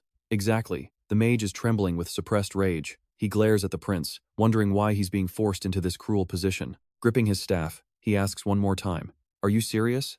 Jill replies, "Yes, just freeze him at the safest possible level."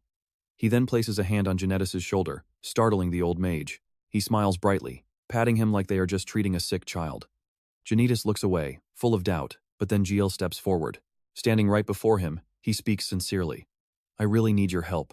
Without you, the Emperor is in grave danger." Janetis gasps, "Is that true?" Jill nods, "Of course. I have never lied to you." The mage thinks to himself, it's difficult, but not impossible. But what if something happens to His Majesty during the process? He glances at the prince standing beside him. Suddenly, a dark image flashes through his mind of the prince wearing the crown, dressed in royal robes, holding a wineglass with a wicked smile. "Are you suspecting I'm using you to harm the Emperor for my own power?" "Stick with me," he shakes his head. "No, that is just impossible." Looking at the prince's concern, he realizes his actions lately haven't been those of a man obsessed with seizing the throne at all. He remembers how Jill healed the common people. He hasn't made any political moves, focusing only on treating patients at the royal clinic. Looking back, everything about his recent behavior is just so strange. Finally, he reaches a conclusion. "I can put my trust in this bizarre order from the crown prince." He speaks up, "As you wish, Your Highness." Jill is pleased. "Good, thank you for trusting me." He thinks, now the treatment can finally begin. He turns and calls out, "Spinetail." An adorable creature resembling a hedgehog runs over at his call. It jumps onto Jill's shoulder. He smiles and asks, "Can I borrow your needles again today?" The little creature gives a thumbs up in agreement and immediately fires its quills over to the prince. Holding the quills and a large golden pill, he tells himself that everything is ready. He glances at the person resting in the corner. Just one more thing for perfection. Blessing magic. The archbishop is slumped in a chair, still panting and trembling all over. Seeing someone approach, he looks up. Jill asks politely, "I have a question for the archbishop." He replies, "Yes, Your Highness." Jill asks, "That blessing magic you just used, can you perform it again in 3 to 4 hours?" Archbishop Bertona bows slightly in apology. "Unfortunately, Your Highness, that is not possible. This shocks everyone else in the room. You and I saw this coming." Jill calmly asks, "Why?" Bertona explains that blessing magic can only be cast once a month. Hearing this, Jill buries his face in his hands.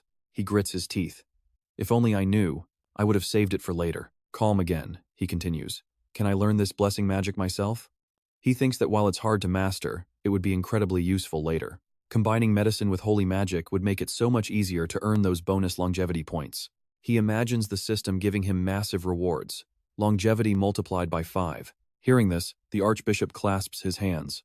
He looks like he's been reborn and asks excitedly, "Do you wish to convert?" Jill stares, completely confused. He grabs the prince's hands, eyes sparkling.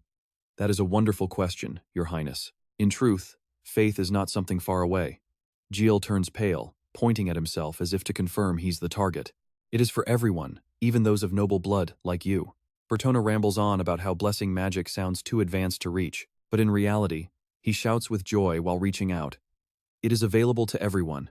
He places his hands on his chest. All it takes is a devout heart and a strong will to practice. He begins preaching. "Stay away from women. No physical contact, not even holding hands, and don't you dare talk to them. Don't look into their eyes for more than 3 seconds. Don't be in the same room for over 3 minutes. Don't even breathe the same air." Jill is stunned. Bertona continues, "Give all your love and attention to the holy faith." Hearing this, Jill and his 4 ministers are frozen like stone. "You just have to follow these rules for 30 years. Bertona is still lost in his preaching. "Your Highness, 30 years is nothing for the sake of faith. Isn't that a short time? Just do that and the blessing is yours." You and I can see the hope in his eyes. He waits for the prince's answer. "Trust me. You and I are about to see if this miracle doctor can pull off the impossible." Leaving the stunned archbishop behind, Jekyll orders the attendants to begin treatment as he helps the emperor sit up. His mind is racing, calculating every step needed to prevent dangerous reperfusion injury during the process. The goal is simple: slow down the body's metabolism. He signals Mage Janetis as his internal analysis continues. By doing this, the sudden changes within the cells will decrease, reducing tissue damage, and the most effective way is lowering the body temperature safely. The royal mage raises his staff, releasing a surge of blue magic that causes the room's temperature to plummet. Jekyll identifies this as therapeutic hypothermia, keeping a sharp eye on every detail as the situation unfolds. As the emperor's body cools, his entire metabolic rate begins to drop exactly as planned. With his heartbeat slowing and breath growing shallow, Jekyll clenches his fist, ready for the next move. He signals the mage to hold the spell steady while he prepares the crucial materials for the treatment. On a nearby cart sits the sharp spine of a spiny tail and a bowl of shimmering golden liquid. Jekyll had already diluted the Monodogol sedative into a concentrated medicinal solution beforehand. He carefully feeds the Emperor the medicine to dissolve the clot from here. Zero error is permitted. Now pay attention here, because his system vision shows the clot finally starting to melt away. He tells himself he must act fast, or the side effects will become deadlier than the illness itself. Jekyll quickly grabs his acupuncture needles, visualizing the sequence needed to restore the flow of vital energy. He strikes a point under the eye, sending energy through the stomach meridian to revitalize the entire system. The attendants gasp in horror at his unorthodox methods, but Jekyll pays their panicked reactions no mind. He waits for the meridians to be ready, before activating his system skill to scan the acupuncture points. After a full body scan, he confirms the energy has spread perfectly throughout the Emperor's frame. Now Jekyll begins the acupuncture, hitting the Sabai, Juliao, Jiajia, Dekang, and Daying points in that specific order. He must maintain absolute control over the blood flow reaching the cerebellar arteries. If the rush is too great, the blood-brain barrier will rupture, causing irreparable damage to the brain. This requires extreme precision. Jekyll focuses intensely, pushing his speed even further as time runs out. He continues the delicate process, targeting the Tuwei and Shaguan points with perfect accuracy. He feels the mana rippling through the air, even as Mage Janitas begins to sweat from the exhaustion. Knight Roberto watches with a worried frown, whispering for his majesty as the tension reaches its peak. The attendants can only stand back and pray, and honestly, we are all feeling that same tension right now. Jekyll senses the flow has dropped by 20%. There is still a glimmer of hope. Finishing the acupuncture, he clenches his hand in prayer, leaving the rest to fate and the Emperor's will. He begs for a different outcome this time as his mind slips back into a painful hospital memory. He remembers sitting by a bed, watching the monitor's numbers drop as he whispered for him to wake up. With shaking hands, he promised to be a good son and listen if only he would open his eyes. But before he could finish his plea, the heart monitor flatlined into a long, terrifying silence. Despite his desperate prayers, he was gone. Jekyll collapsed by the bed, sobbing for a man who wouldn't wake. On the day of the funeral, the rain felt like tears, and his hand felt so cold. It was a brutal contrast to the warmth of the urn. He wished for one more moment of warmth.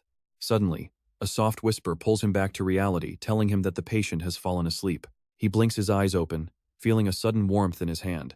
His heart screams he's actually awake. The Emperor smiles kindly, thanking Jekyll, his son.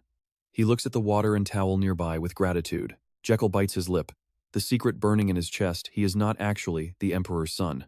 He tells the Emperor to stay quiet and rest. The ruler nods slowly and closes his eyes once more. Jekyll's face darkens as he turns away, unable to bear the emotional weight of this lie any longer. And that is where we leave it, a life saved, but at the cost of memories he cannot outrun. Stick with me, because you and I are about to watch a broken prince rewrite history. He remembers that rainy day, blaming himself for not arriving sooner while wandering the silent palace halls. Suddenly, rain begins to fall outside.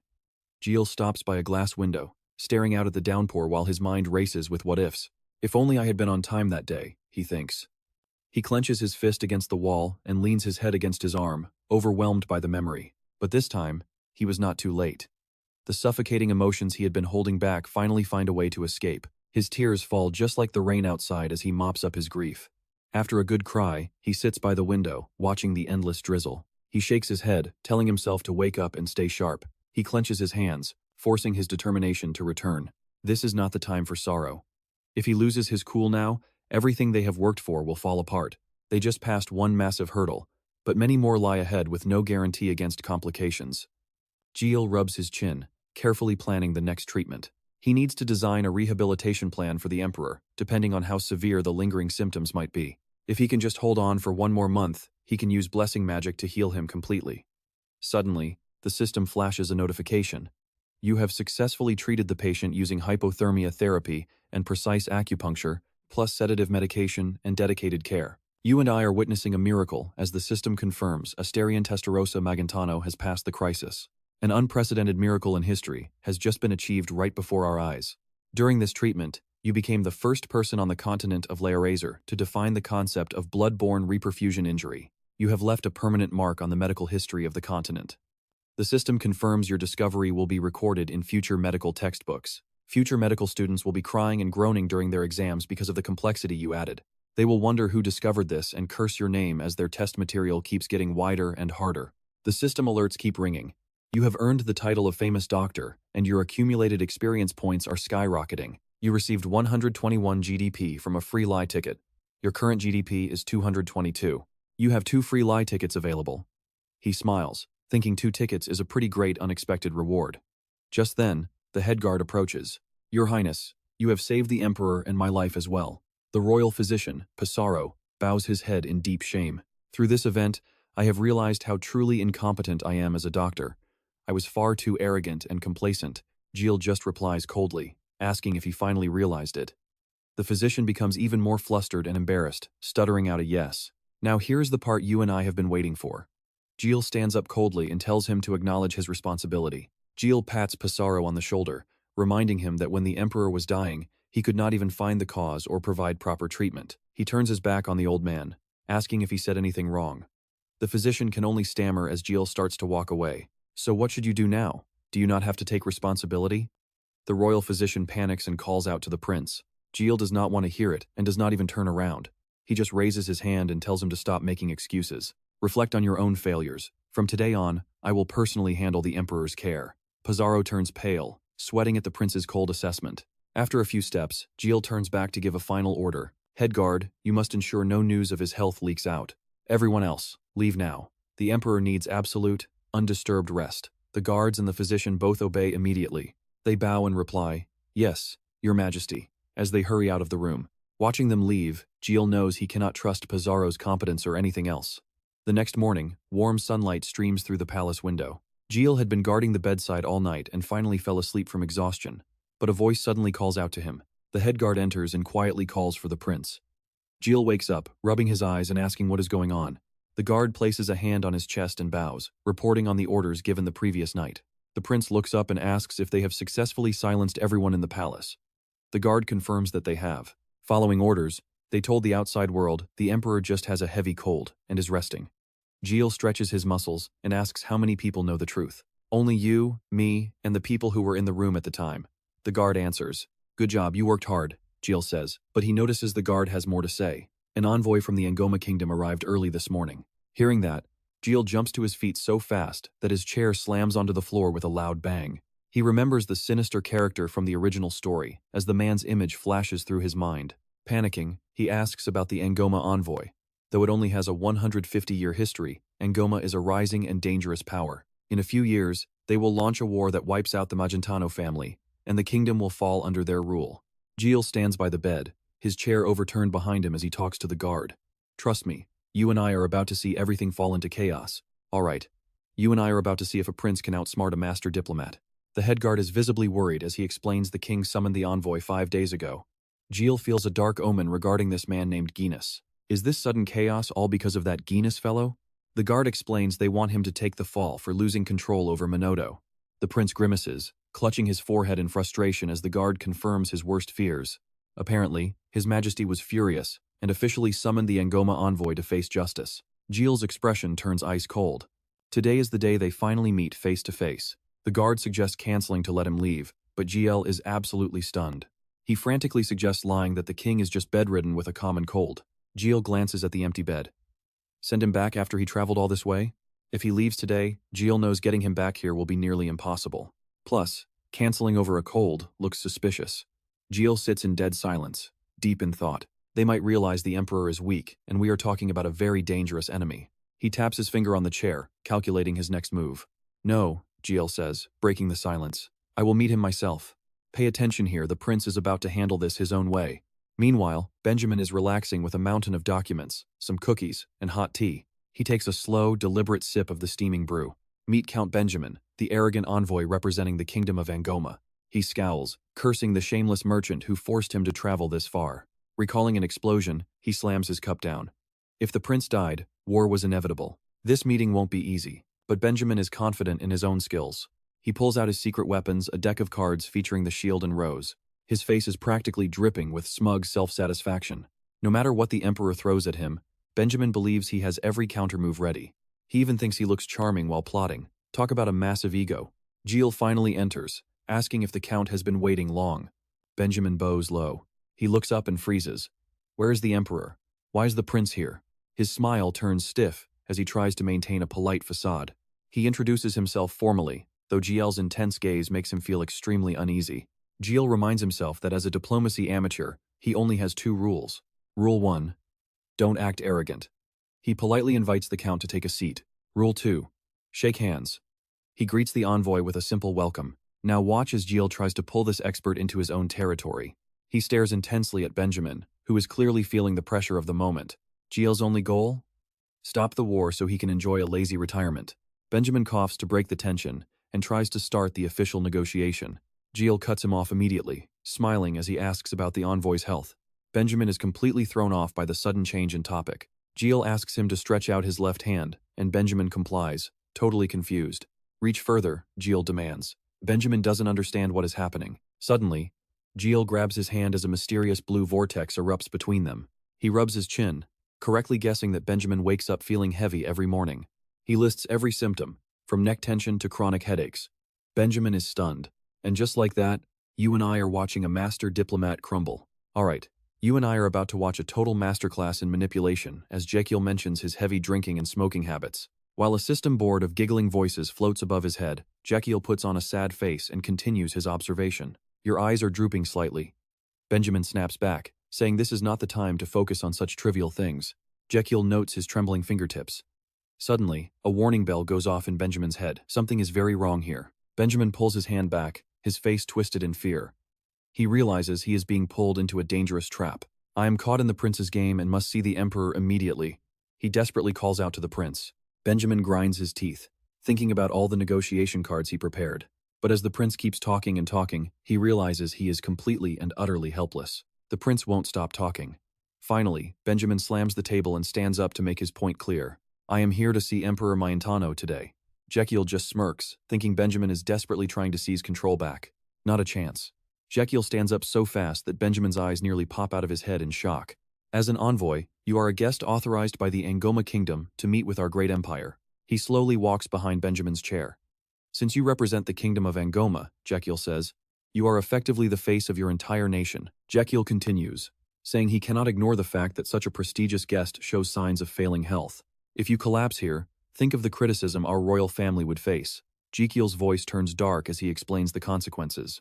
Raikiel suddenly grabs Benjamin's shoulder. He rests his hand on his own forehead, sighing like it is a tragedy. Oh, we absolutely cannot let that happen. Now, tell me honestly, he says with a chilling tone. Pay attention here, because this is where Raikiel leans in with a terrifying face that leaves Benjamin frozen. Is it okay or not? Benjamin stammers, sweat pouring down his face as his mind races in pure panic. Total failure. Raikiel walks away, advising him to cut the alcohol and exercise at least 30 minutes each day for his health. He pulls the chair back smoothly to keep his distance from the stunned envoy. He fakes a cough and mentions the emperor. Benjamin looks up, shocked to hear the emperor mentioned so suddenly. That is right. The emperor has been sick since yesterday. Benjamin asks what could have possibly happened to him. The emperor is sick? Benjamin wonders. Raikiel explains that his father has caught a very severe cold. He has been overworking and under a lot of stress lately. Between that and his heavy smoking and drinking, it is no wonder his body finally gave out today. Raikiel frowns, looking genuinely worried about his father's lack of appetite and exhaustion from this terrible flu. Taking a sip of tea, Raikiel says the emperor feels terrible and wants to invite you to a formal lunch another time instead. Benjamin sweats. Even if it is true, he never expected the prince to be so brutally honest about the situation. He apologized and even invited me to lunch to make amends. Benjamin clenches his fist, frustrated that the prince is being too honest to find any flaws. The crown prince came here himself and explained everything with such transparency. If I keep pushing, I will be the one who looks unreasonable. Benjamin bites his lip, realizing his main negotiation card is gone. I know what you're thinking, Raikiel's smirk says it all. Benjamin realizes this prince is an absolute monster to deal with. Raikiel leans in to whisper one final secret to Benjamin. Outside the room, the atmosphere is a world away from the intense and suffocating air they were just breathing. Benjamin walks beside Raikiel with a bright face, looking happy. I never knew the prince was so kind-hearted. Raikiel just laughs, leaning back with a playful look. Benjamin holds up a letter with a massive grin, while Raikiel stands behind him with his arms crossed. I will deliver this letter and your message personally. Damian suddenly appears and asks how the meeting went. It went well enough, Raikiel replies. They both watch Benjamin skip away, singing and dancing like a child. Everything seems to have gone perfectly, Damian says. Raikiel notes that the envoy was finally able to understand his true intentions today. Damian is hesitant about Raikiel's kindness, but Raikiel knows he just successfully trapped a very clueless little deer. Raikiel smiles. Damian, I have a very important job for you to do. Damian bows his head immediately. What kind of job? Raikiel puts a hand on Damian's shoulder, his expression turning incredibly serious and heavy. A top-secret mission, Raikiel explains. Today, a very important patient is going to be admitted to the clinic. Damian is confused. Raikiel brings his hand to his mouth, leaning in close to whisper. Lower your voice. We cannot let anyone hear this. Damian wonders who could possibly require such intense secrecy. Trust me, you and I just witnessed a massive reveal. It's the Emperor himself. So get back to the clinic. Stick with me, you are about to see how one lie changes an empire. Damian asks if the elite forces should prep. Raikiel just smiles. He turns to Damian, acknowledging his intense training. It is a shame to interrupt his progress like this. Damian does not mind. Protecting the most important people in the kingdom comes first. Training is secondary to duty. Raikiel flashes back to seeing Damian relentlessly striking down training dummies, focused and fierce. He can tell Damian is hitting a wall. Even with those powerful strikes, something is missing. That monster is a massive wall. Damian cannot climb yet. He stops to catch his breath among the shattered stone. Raikiel watches him closely. It looks like the time has finally come. The moment he realizes his true self, he will be the strongest man alive. But he is not there yet. Damian heads off to the clinic to get everything ready. The two men part ways for now. Walking alone, Damian suddenly freezes. He realizes that even with his brutal training, he is still lacking. He stares at his scarred, calloused hands. Without proper training, can he ever truly break through his current limits? His face goes stern. What must he do to finally become truly powerful? Late that night, Raikiel wheels Astelion out of the room. He cannot risk leaving the Emperor in the palace. He calculates his moves while pushing the chair. He has no idea which of the Emperor's close allies has evil intentions. To make matters worse, the Emperor is still clinging to life in critical condition. He must stay by his side for a month, until the Archbishop's magic is ready. Raikiel watches the servants gossiping nearby with suspicion. But staying in the palace is a massive risk. People will realize it is more than a simple flu. Raikiel keeps moving the wheelchair forward quietly. He needs to avoid suspicion while preparing to welcome their next very important visitor. Now, watch this. This is where things get really twisted. Raikiel gives a dark smile, knowing his plan is working. Early the next morning, a voice echoes through the castle. Merovik sits on his throne, stunned that Benjamin is already back. That was fast. King Merovik realizes the Emperor is not someone to be taken lightly. His face is twisted with fury, his hands shaking as his eyes burn with pure killing intent. King Merovich of Angoma waits as the doors fly open and Benjamin enters to show his respect. The Earl reports his return, and Merovik strokes his chin with a dark, brooding look. When asked for the results, Benjamin hesitates. He did not actually get to see the Emperor himself. Instead, well, Benjamin is suddenly beaming with a very strange, sparkling energy. He gives a thumbs up, announcing he met the Crown Prince. He thinks back to their meeting. Raikiel had taken charge, offering to summarize the main points of their very important discussion. Raikiel mentions that Angoma surely knows about the disaster at Jim. Benjamin has no idea where this is going, but he just nods. Raikiel continues, shifting from a request to a direct demand. A terrified Benjamin asks what kind of demand he means. Raikiel smiles as a radiant light glows around him. He demands that Princess Adeline of Angoma stay in the capital for 6 months. Benjamin is struck by pure shock. What on earth did he just say? He thinks Raikiel wants his daughter as a hostage. This guy must be absolutely out of his mind. Angoma is a sovereign nation, not some colony. Benjamin clenches his fists in a silent fury. Veins pop on his head. This is an insult. No way. Wait, you and I both saw that system prompt, right? Raikiel smirks and activates his free lie coupon. The lie begins to take hold of Benjamin's mind. Raikiel starts talking about building a peaceful friendship.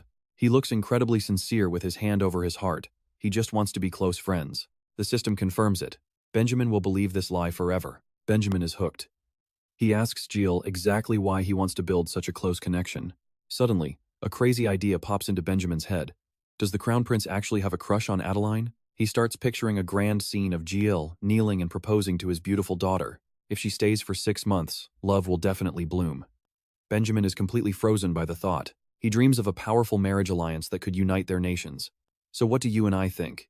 Is this the birth of an empire, or just a very clever trap? Alright, you and I are about to watch a diplomat try to survive a king's wrath. He mutters, "My name will live forever. This meeting builds a great empire." Benjamin imagines the crowds cheering for him, the legendary diplomat who led this historic negotiation to success. Suddenly, a hand slams onto the table.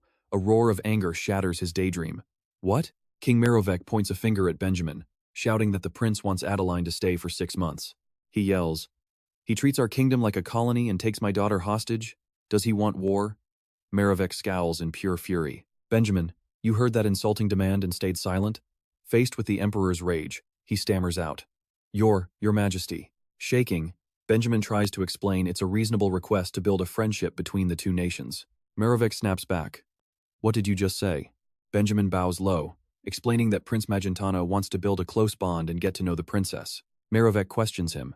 Benjamin continues, saying if the future leaders are close, peace will follow for both lands. I've heard enough, Maravek screams. He stands up abruptly, waving his hand with a face twisted in rage. It's official.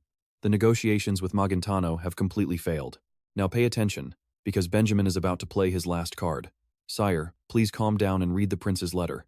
Maravek grinds his teeth in frustration. Maravek steps toward Benjamin, thinking, you always stood your ground. Why are you so charmed by the prince now? He stops in front of Benjamin, who holds the letter with both hands. I beg of you, your majesty. Maravek snatches the letter away. Fine, I'll read it. He barks in a heavy, irritated tone. He slowly opens the paper.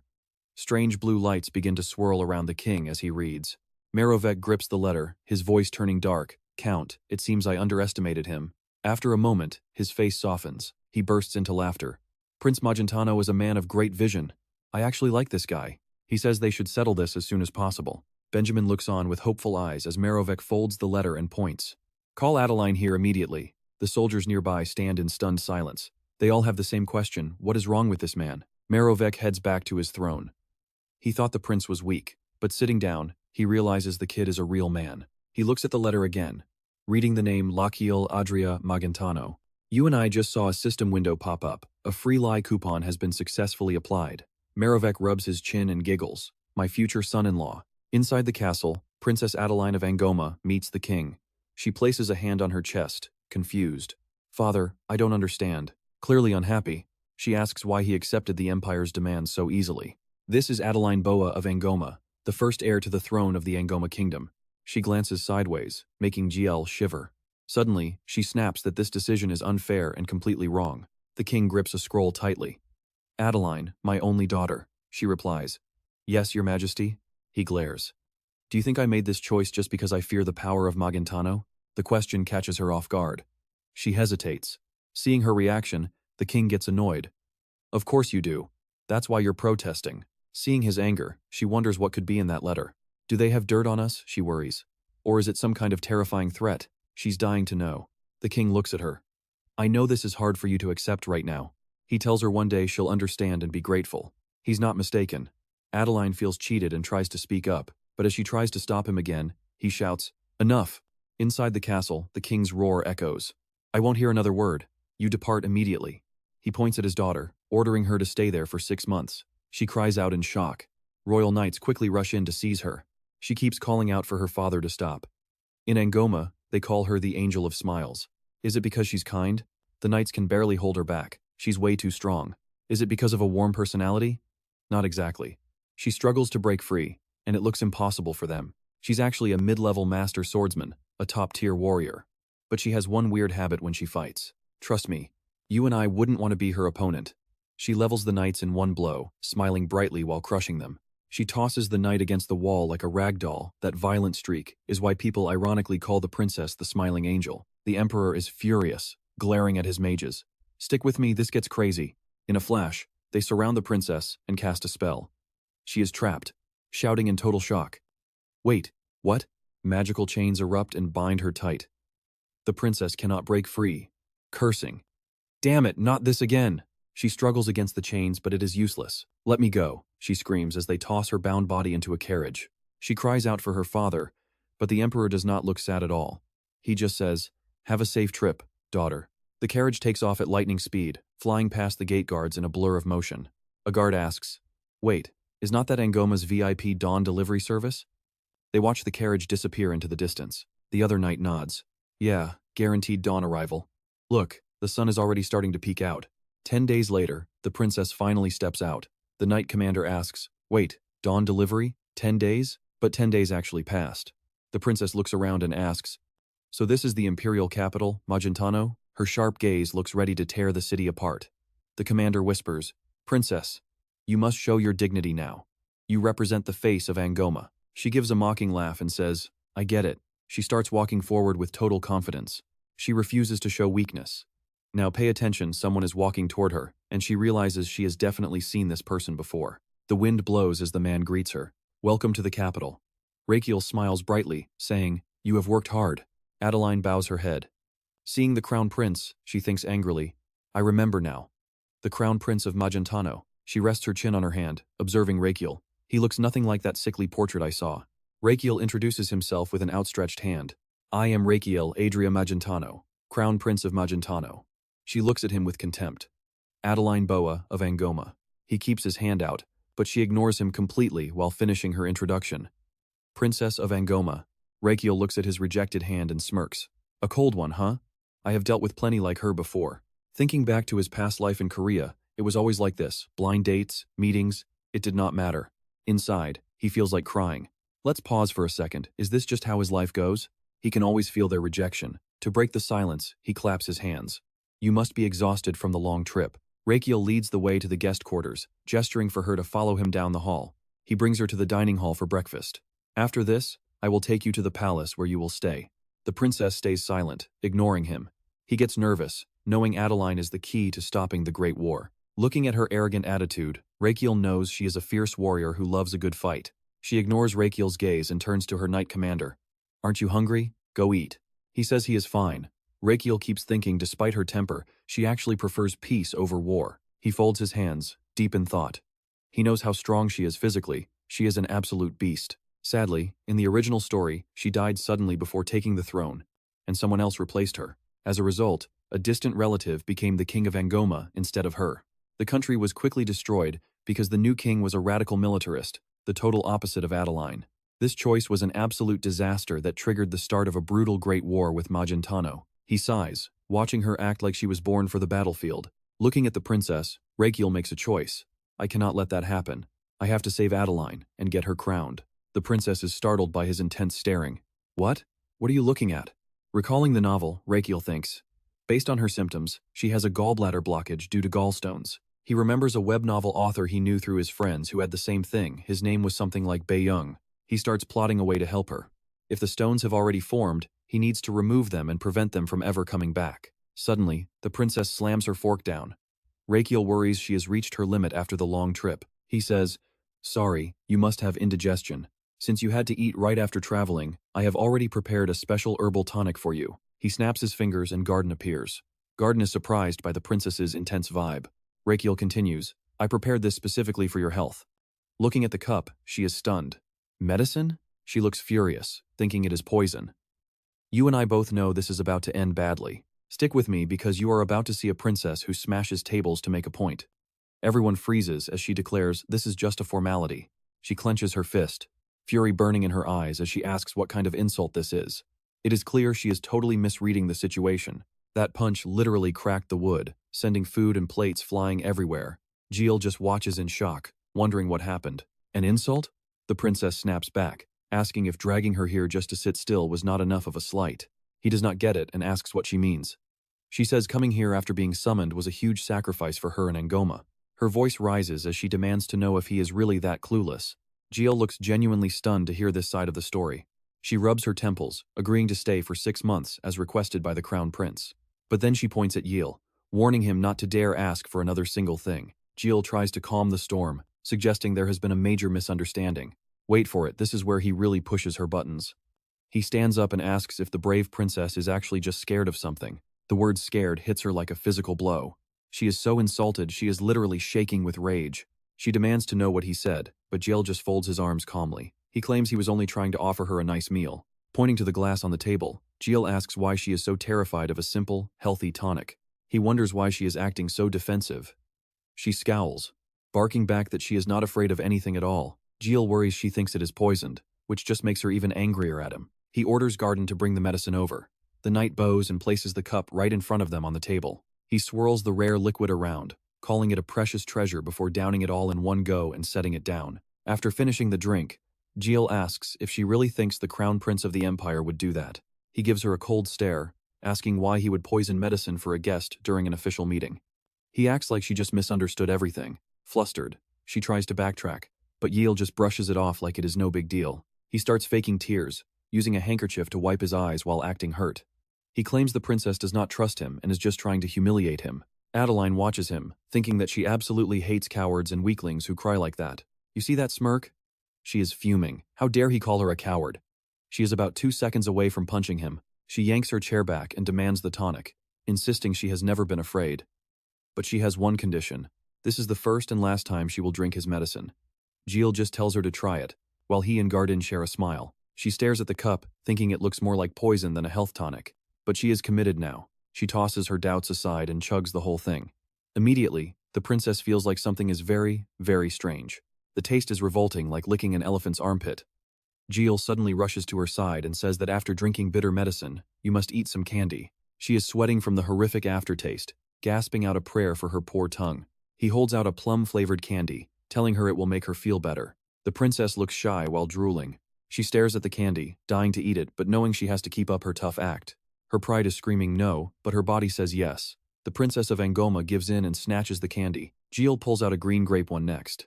She is surprised, and the princess gives a bright smile thinking it tastes absolutely divine. Suddenly realizing how close Gilles is standing, she jumps up, thanking him for the medicine and the treats. She tries to leave immediately, but Gilles stops her, asking why she is in such a rush to go. Gilles smiles, saying his guard will show her to her room so she can finally get some rest. As she walks away, she decides it is best to avoid that man for the next 6 months at all costs. She clenches her fists, her face twisted in rage as she imagines punching him into the next week. Later, under the scorching sun, she watches the night's train. She tells herself to stay calm in this place full of enemies. She looks at the muscles on her shoulders and feels confident. Noticing her back feels incredibly strong today. She wonders why her entire body feels so light. She does not just feel healthy, she feels like she could fly. She turns to the night commander to see if he is tired. He admits he is a bit worn out after training. 10 days in a carriage would drain anyone, but he says he is fine. He claims it is a small thing, but his exhaustion is written all over his face. She notices his fatigue and realizes it is weird that she feels completely refreshed instead of exhausted, and that is where it hits her. Was that disgusting medicine actually working? Stick around, because you and I both know things are about to get wild. Alright, stick with me because you are about to see a princess stumble into the most unexpected place ever. Why are there old people and kids at the detached palace?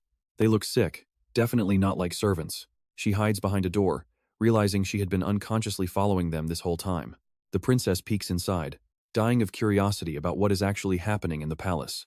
Suddenly, Jekyll's voice rings out. Your liver is inflamed. She is shocked to see the crown prince himself. Jekyll is busy examining patients. First, avoid alcohol and greasy food. The patient bows, thanking his highness. Jekyll continues. Take your medicine and we will save you. Please head this way for the next step. Now here is where it gets awkward. He catches her peeking and she tries to hide in a panic. Jekyll appears right beside her. What are you doing here? This is a clinic, not a playground. Have you registered yet? She is confused, but he just asks if she waited in line properly. Princess Angoma thinks he is just kidding, but Jekyll looks her dead in the eye with total seriousness. He explains that this is a place for patients where everyone is treated as an equal. Aside from the emperor, rank and gender do not matter here. Register first if you want to enter. He emphasizes every single word. Get in line. The princess is being scolded in front of everyone. 2 hours pass before Jekyll calls the next person. Suddenly, the princess stands right in front of him. She hands over a paper, proving she followed the rules.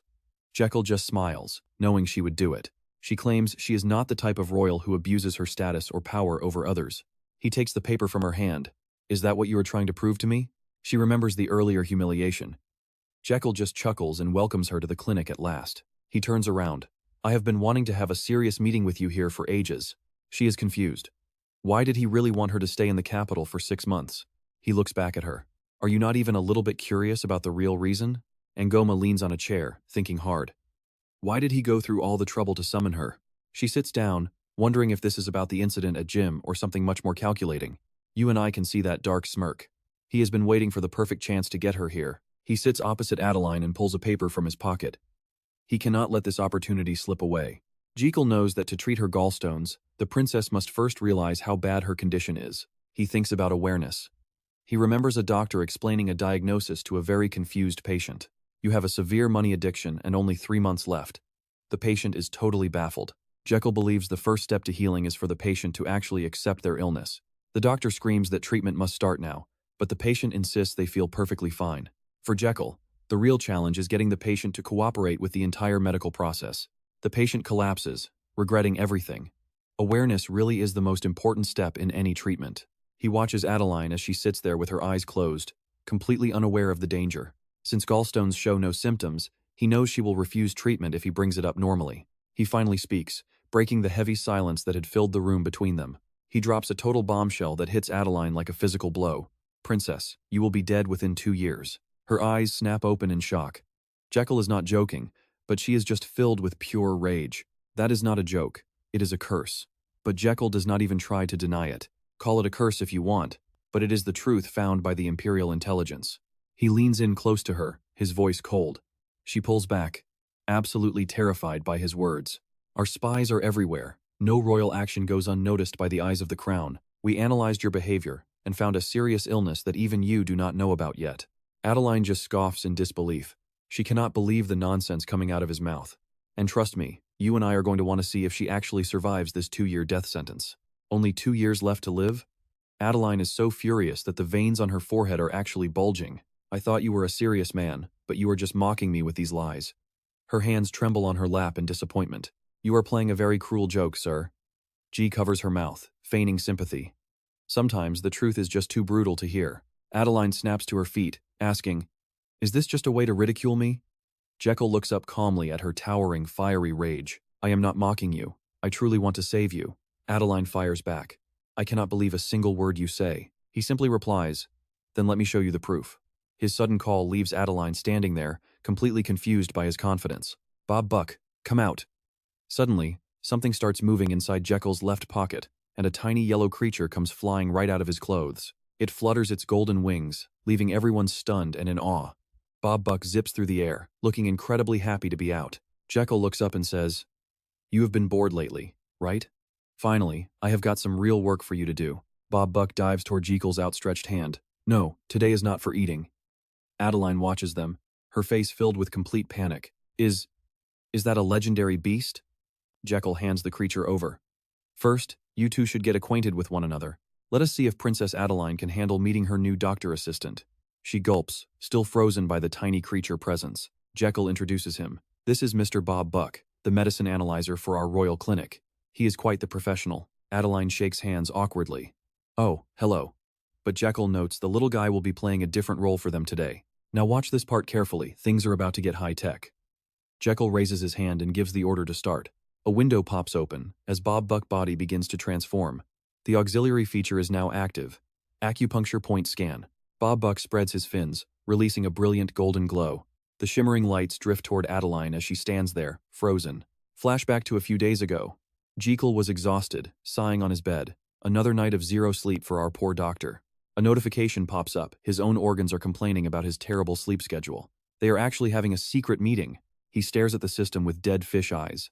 Suddenly, the screen turns red as his organs start condemning his lifestyle choices. The system window shows his organs in a full-blown rage, making Jekyll jump up and surrender to them immediately. A strike? Now what is wrong? Jekyll looks away, mentioning he just got a reply from the Angoma Kingdom. What is the news? They have agreed to send the princess over, just as he requested in his letter. She will be here in 3 days, and honestly, I am nervous. Suddenly, a red-haired guy inside the system sounds an emergency alarm. You and I both know where this is going. His internal organs are losing their minds. The red-haired guy shouts about the princess. Does this mean the father-in-law approved of the match? The curly-haired guy cheers, saying it is finally time to propose. A dark-haired guy adds, "Confess like a real man."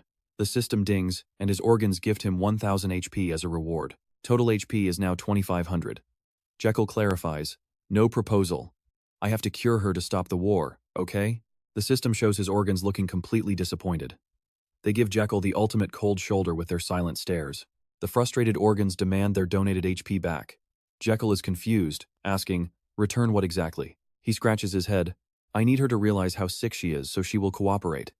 If you want to sleep, help me." The organs huddle up, sighing in unison. "No way. Are you serious right now? Damn it. I thought we were finally getting a girlfriend." Jekyll snaps back, asking if they even want to sleep tonight at all. "Maybe I should upgrade my pulse reading skill?" He mutters. The system agrees. He needs her to believe his diagnosis. The best way is to show her the truth directly, instead of giving a long-winded explanation she will never listen to. Jekyll's eyes widen. "You mean I can actually show her the scan results?"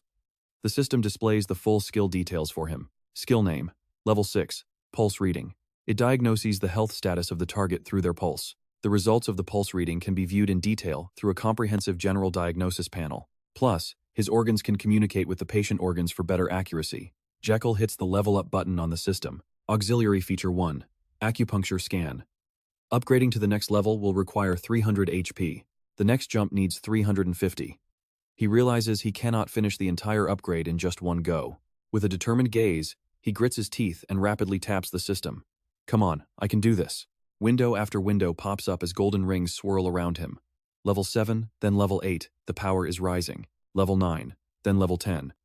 Finally, the pulse reading skill hits level 11 and its level has increased greatly. And that is how you level up like a boss. You and I are about to see her life change forever. Intermediate level achieved. Alright, you and I are about to watch a genius doctor use literal cheat codes to save a princess. A brand new auxiliary feature just unlocked, and Jekyll can't believe his eyes as the system screen glows. This new ability allows him to project diagnostic scans from his acupoint readings onto an external display for patients. Suddenly, a holographic image of Adeline's gallbladder flickers into existence right there in the open air. He tells the princess this is a CT scan of her internal organs, leaving her completely speechless and confused.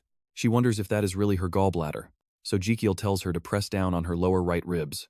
Adeline decides to test it, and the moment she presses her abdomen, the holographic image vibrates in perfect sync.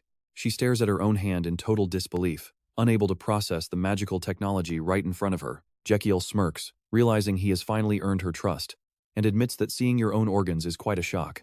He reassures her that anyone would be stunned by this experience, but they have much bigger problems to face. Adeline narrows her eyes and asks if these strange stones are really the things that will end her life. Jekyll explains that these gallstones will eventually block her bile duct, causing a catastrophic chain reaction inside her. The bile will back up into her liver and spread to her spleen and pancreas, causing massive internal damage. He looks her dead in the eye and delivers the hard truth: if she does not treat this now, she will die. She wonders why the prince is so desperate to heal her, but he simply claims it is for the sake of peace. He wants her healthy enough to become the Queen of Angoma, ensuring a stable future for both of their kingdoms. Jekyll reaches out his hand with firm determination, believing this alliance is the only way to avoid a bloody war. Adeline clutches her chest, her voice trembling as she asks exactly how he plans to perform this mysterious treatment. He clenches his fist and turns away, telling her it is simple and that he will show her the method right now. Without warning, he pulls back his arm and tightens his grip into a heavy, powerful fist. Now pay attention, because what happens next is definitely not what you would expect from a royal medical checkup. Adeline clutches her chest in pure panic, asking one more time how on earth a punch is supposed to heal her. Jekyll does not hesitate, as he tells the Princess of Angoma that he is going to show her the technique right now. He lunges forward, dropping his weight as his fist flies directly toward the terrified princess at high speed. Adeline reacts instantly, blocking the blow and counterattacking so hard the doctor screams out in absolute agony. Jekyll has tears welling up in his eyes from the sheer pain. He cries out, clutching his injured hands, asking why she hit him when he was just trying to demonstrate his method. The princess snaps back in anger, asking who in their right mind would introduce a medical treatment like that. He rubs his chin and says he will explain it again, then suddenly raises his hand and shouts for attention. He punches himself, gives a thumbs up, and tells her she just needs to strike her own chest like that. He claims it is easy, but Adeline just looks at him like he has lost his mind, completely doubting his words. She is skeptical, but wonders if there is actually a hidden logic behind this seemingly insane physical therapy method. She clenches her hands, questioning if punching her own chest could really shatter the stones inside her body. You and I are probably thinking the same thing. Is this a genius cure, or just a new assassination plot? Jekyll asks if she can emit mana through her fists, and she crosses her arms, admitting she can do it. He begins to lay out his improvised medical plan, explaining how they will use her power to clear the blockage.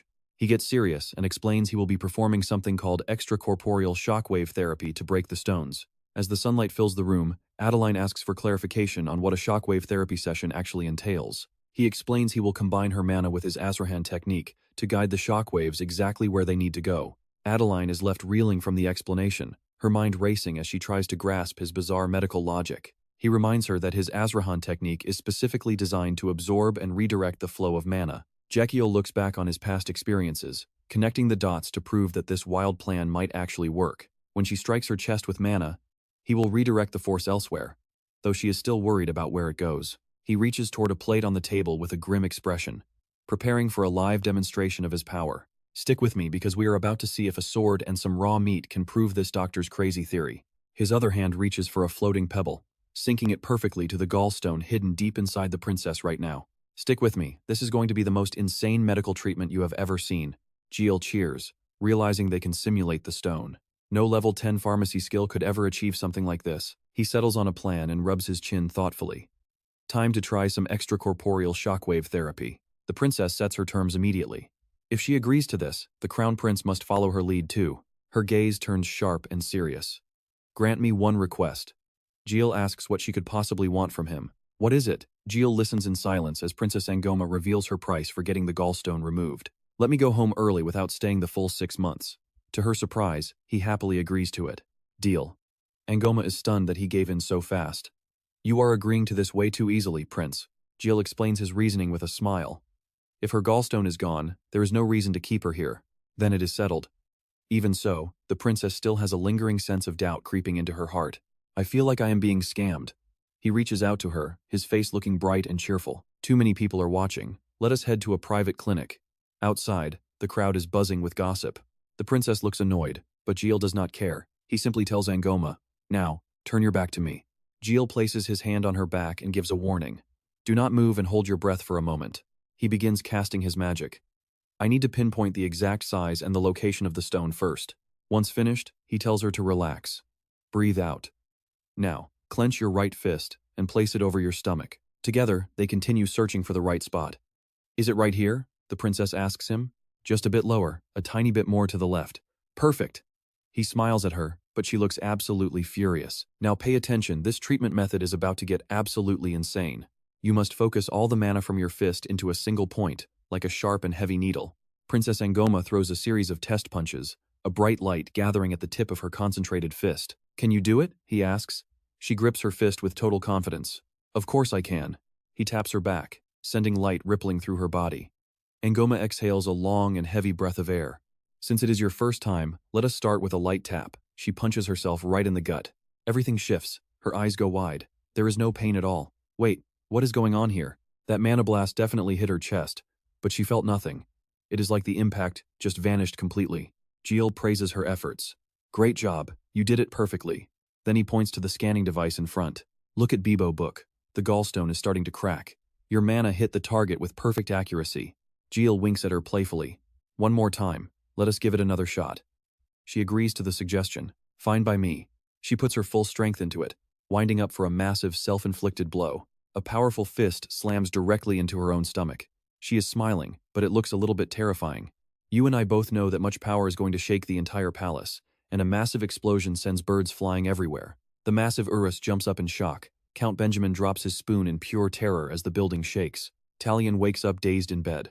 Next to him, the servant is trembling from the thunderous noise outside. The emperor had barely opened his eyes before passing out again. The staff is in a total panic.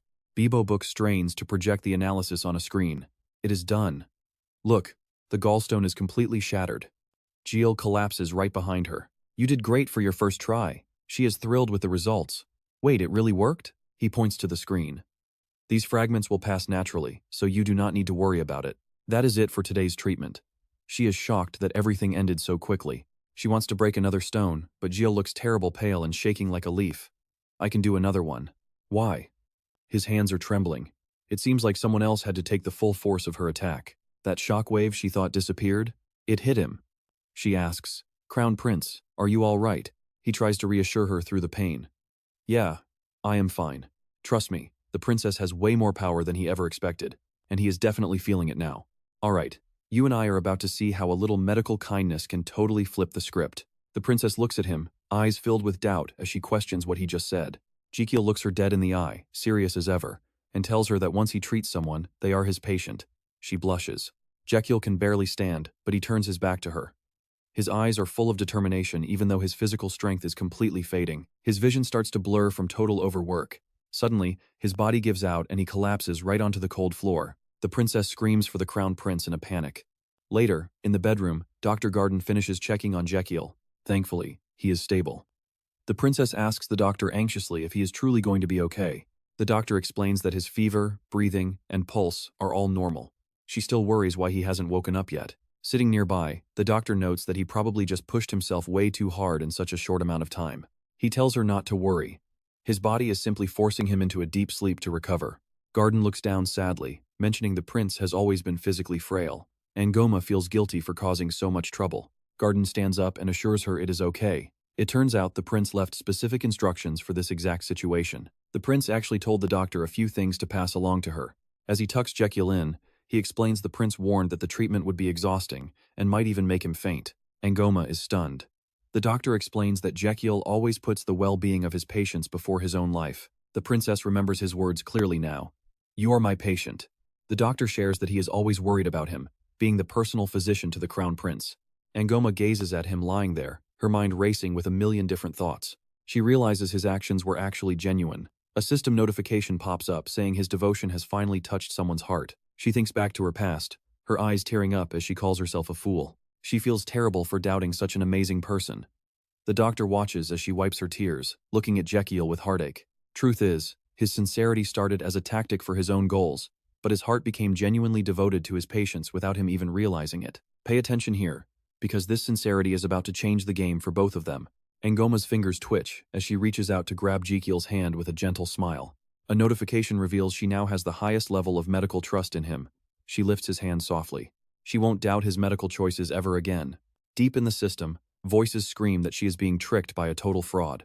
Meanwhile, Raikiel is fast asleep and snoring away, while his internal organs are cheering him on with everything they've got. The system calls him a scammer, but rewards his hard work anyway. His internal organs gift him 1,500 health, bringing his total to 2,500. The doctor spots something. He sees the princess holding Raikiel's hand and his jaw literally drops in total disbelief. Wait, could it be? He covers his mouth in shock as a blue emergency icon pops up over his head. What on earth is happening? Outside, the world is quiet. Later, Ngoma looks at Raikiel and asks the crown prince if he is feeling better. He crosses his arms, looking her in the eye while claiming he is perfectly fine. He then asks her what he said before he collapsed. She hides a smile and calls him cheesy. He is confused and says he doesn't remember a thing. She laughs and teases him. She mimics his serious voice, reminding him that he looked her in the eye and claimed she was his patient now. Raikiel gets so embarrassed he shouts at her to stop right there. Clearing his throat to hide the shame, he says he is just glad she is okay. They continue their chat in the clean room. He explains that fainting was just an unavoidable part of the intense treatment process. He tells her not to worry. He is going to spend the entire afternoon treating the princess. He grips his leg tight, swearing to himself that he absolutely will not pass out today. Ngoma starts to speak, a soft smile appearing as she tells him she has decided to trust him completely. He is stunned. She explains that she saw exactly how much effort and pain he went through just to save her. Placing her hand on her stomach, she puts all her faith in his medical skills. She knows she has to remove this gallstone if she wants to survive. Outside, the sun shines through the leaves as Raikiel celebrates. He asks if she is really sure. She puts her hand to her chest, showing her full confidence in him. And trust me, you and I won't want to miss the secret she's about to reveal next. Alright, you and I are about to watch our main character go from shy to completely unhinged. Let us keep the treatment going, he shouts, jumping out of his chair with pure excitement toward Ngoma. Ngoma obeys immediately, radiating a massive surge of power that makes Raikiel nod in total satisfaction. Now watch closely, because the Asrahan technique is absorbing massive mana shocks from the building's core. He drives a direct punch straight into Princess Ngoma's stomach. From behind, EL continues his healing work while system alerts confirm the continuous absorption of heavy mana shocks. Raikiel's face shows the pure strain of the effort until a bright light erupts. He stares in shock at the extracted stones, then looks at the system board with joy. These actions provide massive experience for his Asrahan cultivation, causing his technique level to soar. B-rank Asrahan Circle Technique, unlocked mana amplification, is at 170%, with blood reserves rising. He actually pulled it off. As his Asrahan technique grows, his circle slots begin to expand. The storage capacity increases as a vibrant green energy completely wraps around his heart. Days later, slot 1 expands further as Raikiel gasps, finally breaking the 15th painful gallstone. After the grueling time spent healing the princess, Raikiel looks like a withered old man, even though his Asrahan circle reached level 6. Ngoma, however, is full of life, asking if only one stone is left to go. Raikiel collapses on the floor with a thumbs up, thanking her for the active cooperation. Despite his hollow cheeks, he is thrilled by the heavy shockwaves until he suddenly starts vomiting everywhere. Seeing this, the princess feels terrible, but Raikiel just asks her where his thanks are. She steps closer, questioning if he is really demanding a reward for his services right now. He is blunt, nothing in life is free. Ngoma clenches her fists, asking what she must do. The prince is full of hope, as he asks for one thing: no more war with Magentano. Ngoma stammers in disbelief, asking if he even realizes what kind of massive request that is. Jill is confused by her shock, but the princess shyly touches her fingers together, acting nervous. She wonders what kind of man the prince really is while swaying her body bashfully. You see that? Even she is confused by this strange man who does not follow any rules. He stretches, ending the day's work because he has another patient waiting to be discharged. The archbishop and the knight stand by Astian's bedside, waiting for the emperor to finally wake. The archbishop looks at the emperor and declares that it is finally time to begin. The emperor winces in pain until a golden light shines, and he suddenly sits bolt upright. Roberto and the butler break into tears of joy, calling out to their sovereign. Trembling, the emperor asks for a pen and paper since he lacks the strength to speak. As he writes, Jill shouts in shock, wondering what on earth his father is trying to say. The note says he heard his son did something incredibly bold and daring recently. Letters on the desk reveal everything that happened while he was bedridden, and the emperor smiles happily. He asks what date Jill plans to choose, leaving the prince completely lost and confused. While Jill wonders what date he means, the emperor starts daydreaming about Princess Angoma. Everyone in the room freezes as the emperor asks how his son managed to charm her. Their eyes light up when he asks how Jill seduced that old fox of an envoy. He is the one who will carry the future of the imperial family on his shoulders. The emperor scolds him for deciding his own marriage without consulting his father first. Jill realizes the misunderstanding. His father thinks he is actually flirting with the enemy princess. Looking back at how they were seen together, it actually makes sense why everyone is so shocked. He knows if he mentions the threat of a great war, the emperor will not believe him. Trust me, you and I are going to want to see how he survives this awkward misunderstanding. Stick with me, you are about to see him cleverly fool the emperor by saying he was rejected. The emperor is stunned. What? What about my child? He thinks, perfect, the plan is working. Gio bows respectfully. You are right. I took advantage of your illness for my own selfish goals. I successfully brought the princess to the capital, but the emperor cuts in before he can finish. With eyes brimming with tears, he claims things failed and he was ultimately turned down. The emperor is shocked. Could his guess be right? As tears fall, the emperor asks, did you confess? Yes. And the result? Yes. Everyone in the room panics and screams that His Highness is about to faint again. Watch this. Even while collapsing, the emperor is still desperately shouting for a great healer. He snorts and turns to Ezekiel, his hand clenched into a tight, angry fist. If you were half the man I am, you would not be so pathetic. Better leave before he complains more. The crown prince turns to leave. Excuse me, I have very urgent business to attend to. The emperor isn't done. He bellows in rage. Where are you going? I am not finished scolding you. He says nothing more, letting the emperor complain. And your brother, why are you so insensitive lately? People nearby notice the emperor scolding the prince and start whispering. Do you see that face? Yeah. They watch the emperor's furious expression and reach a strange conclusion. His left nostril is flaring. He must be so proud of the prince. He thinks, now I understand what that look means. He feels resigned. I am not his real son. Do I even deserve this kind treatment? Back in the room, he tells the emperor, I understand your concerns. But patients are waiting. He yells, go then. He reminds the emperor of his earlier words. He grumpily shoos him away. I will be careful. Now get out. He hurries out of the room. Too bad I have not found the assassin yet. For now, I just have to be cautious. Now the emperor knows he will be more alert. A guard on horseback gallops fast, faster, faster. Clutching a scroll with determination, he must report to the princess immediately. Morning in the palace. The prince points a trembling finger. 16 days and 500 hits later, only one remains. The princess is confused. First it was treatment. Now you say beatings? What is it? His face darkens as he holds up his fingers. That is how many times I passed out. The princess shows off her muscles. This time, I will finish it.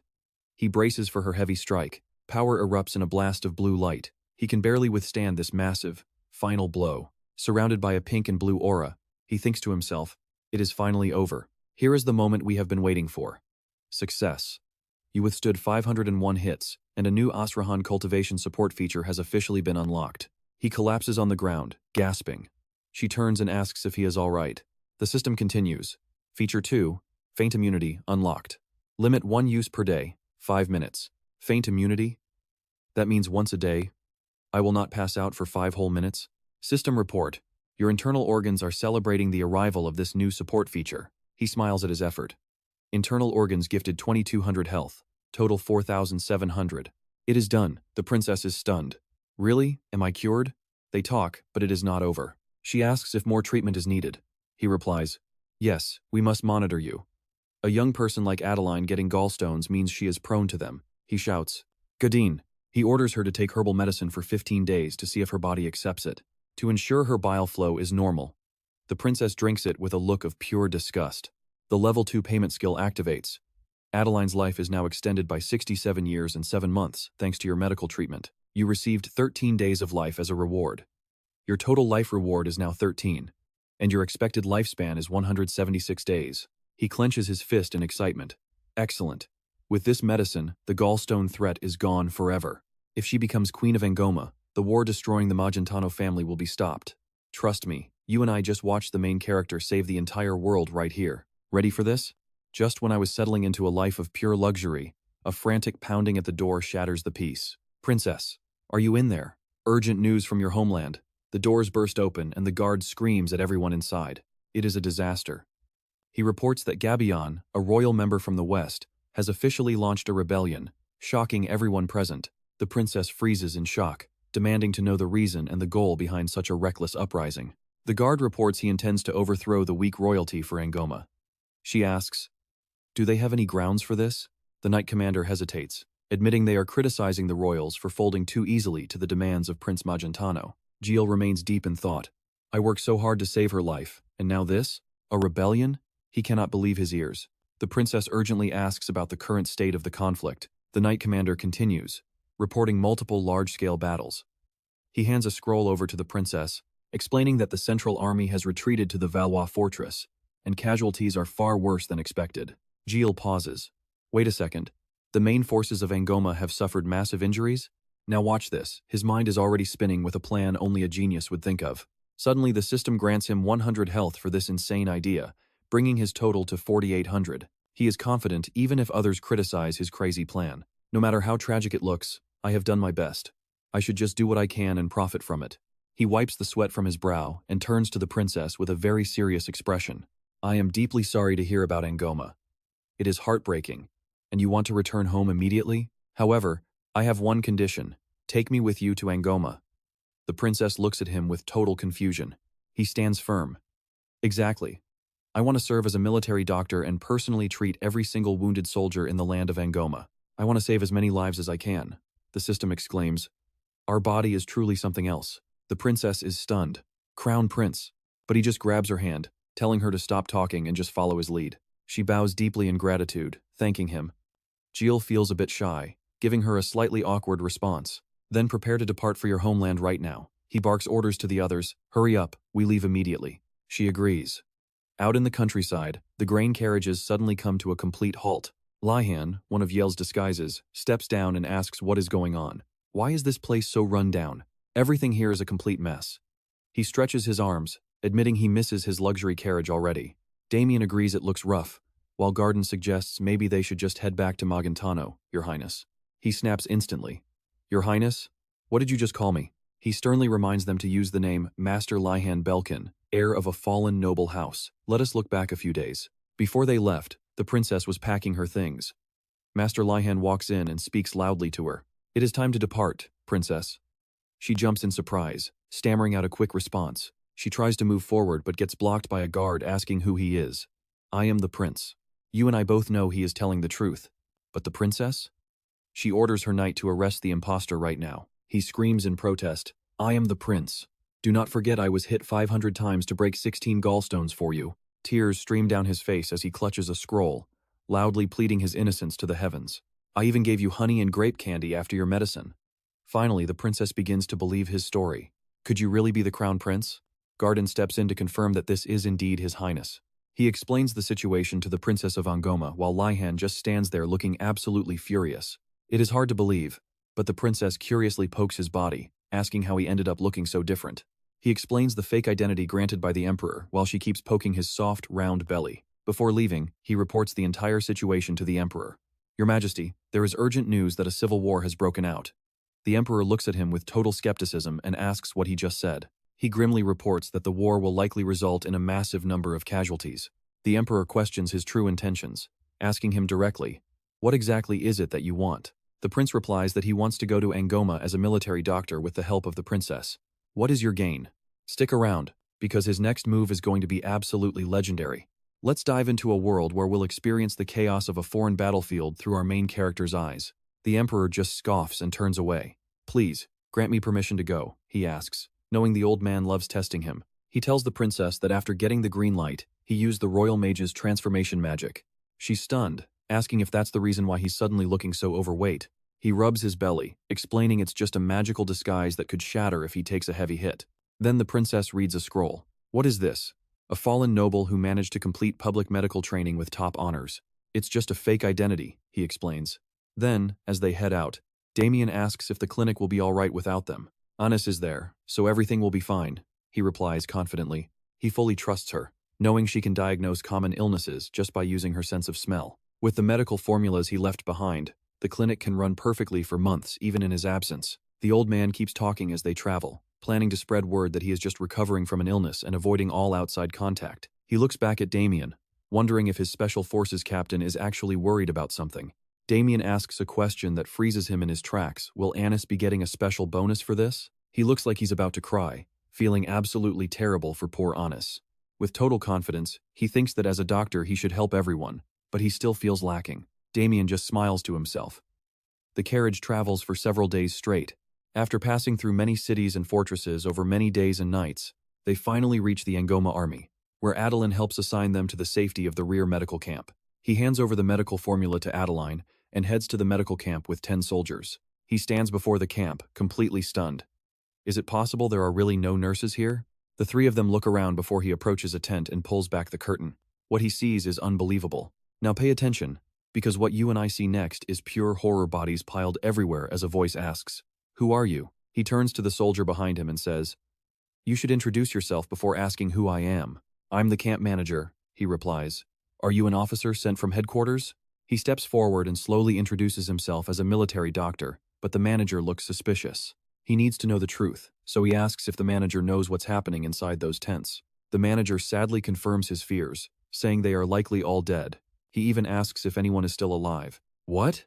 The manager just sighs, saying it'll be a hassle if there's no room for the next batch of wounded. He can't believe his ears and asks what exactly the man means by that. You and I both know this manager is scum when he explains that the new doctor just doesn't understand the camp yet. He waves his hand like he's cleaning something filthy, saying we only get space once the people inside finally die. There are too many flies, and moving corpses is a pain. Our doctor marches straight into the camp. He thinks about how he's come all this way just to find a mess like this. How is he supposed to earn bonus life points here? He shouts back, asking who is in charge of this place. The manager says it's Viscount Proven, the battalion commander. "Take me to him right now," he yells. Inside the Viscount's tent, everything is pure luxury. He's just sitting there, relaxing with a glass of red wine. "Perfect," says Proven, the battalion commander, until a noise from outside puts him on high alert. A blade suddenly flies past him, and he barely dodges it. "Who's there?" The Viscount screams in a rage.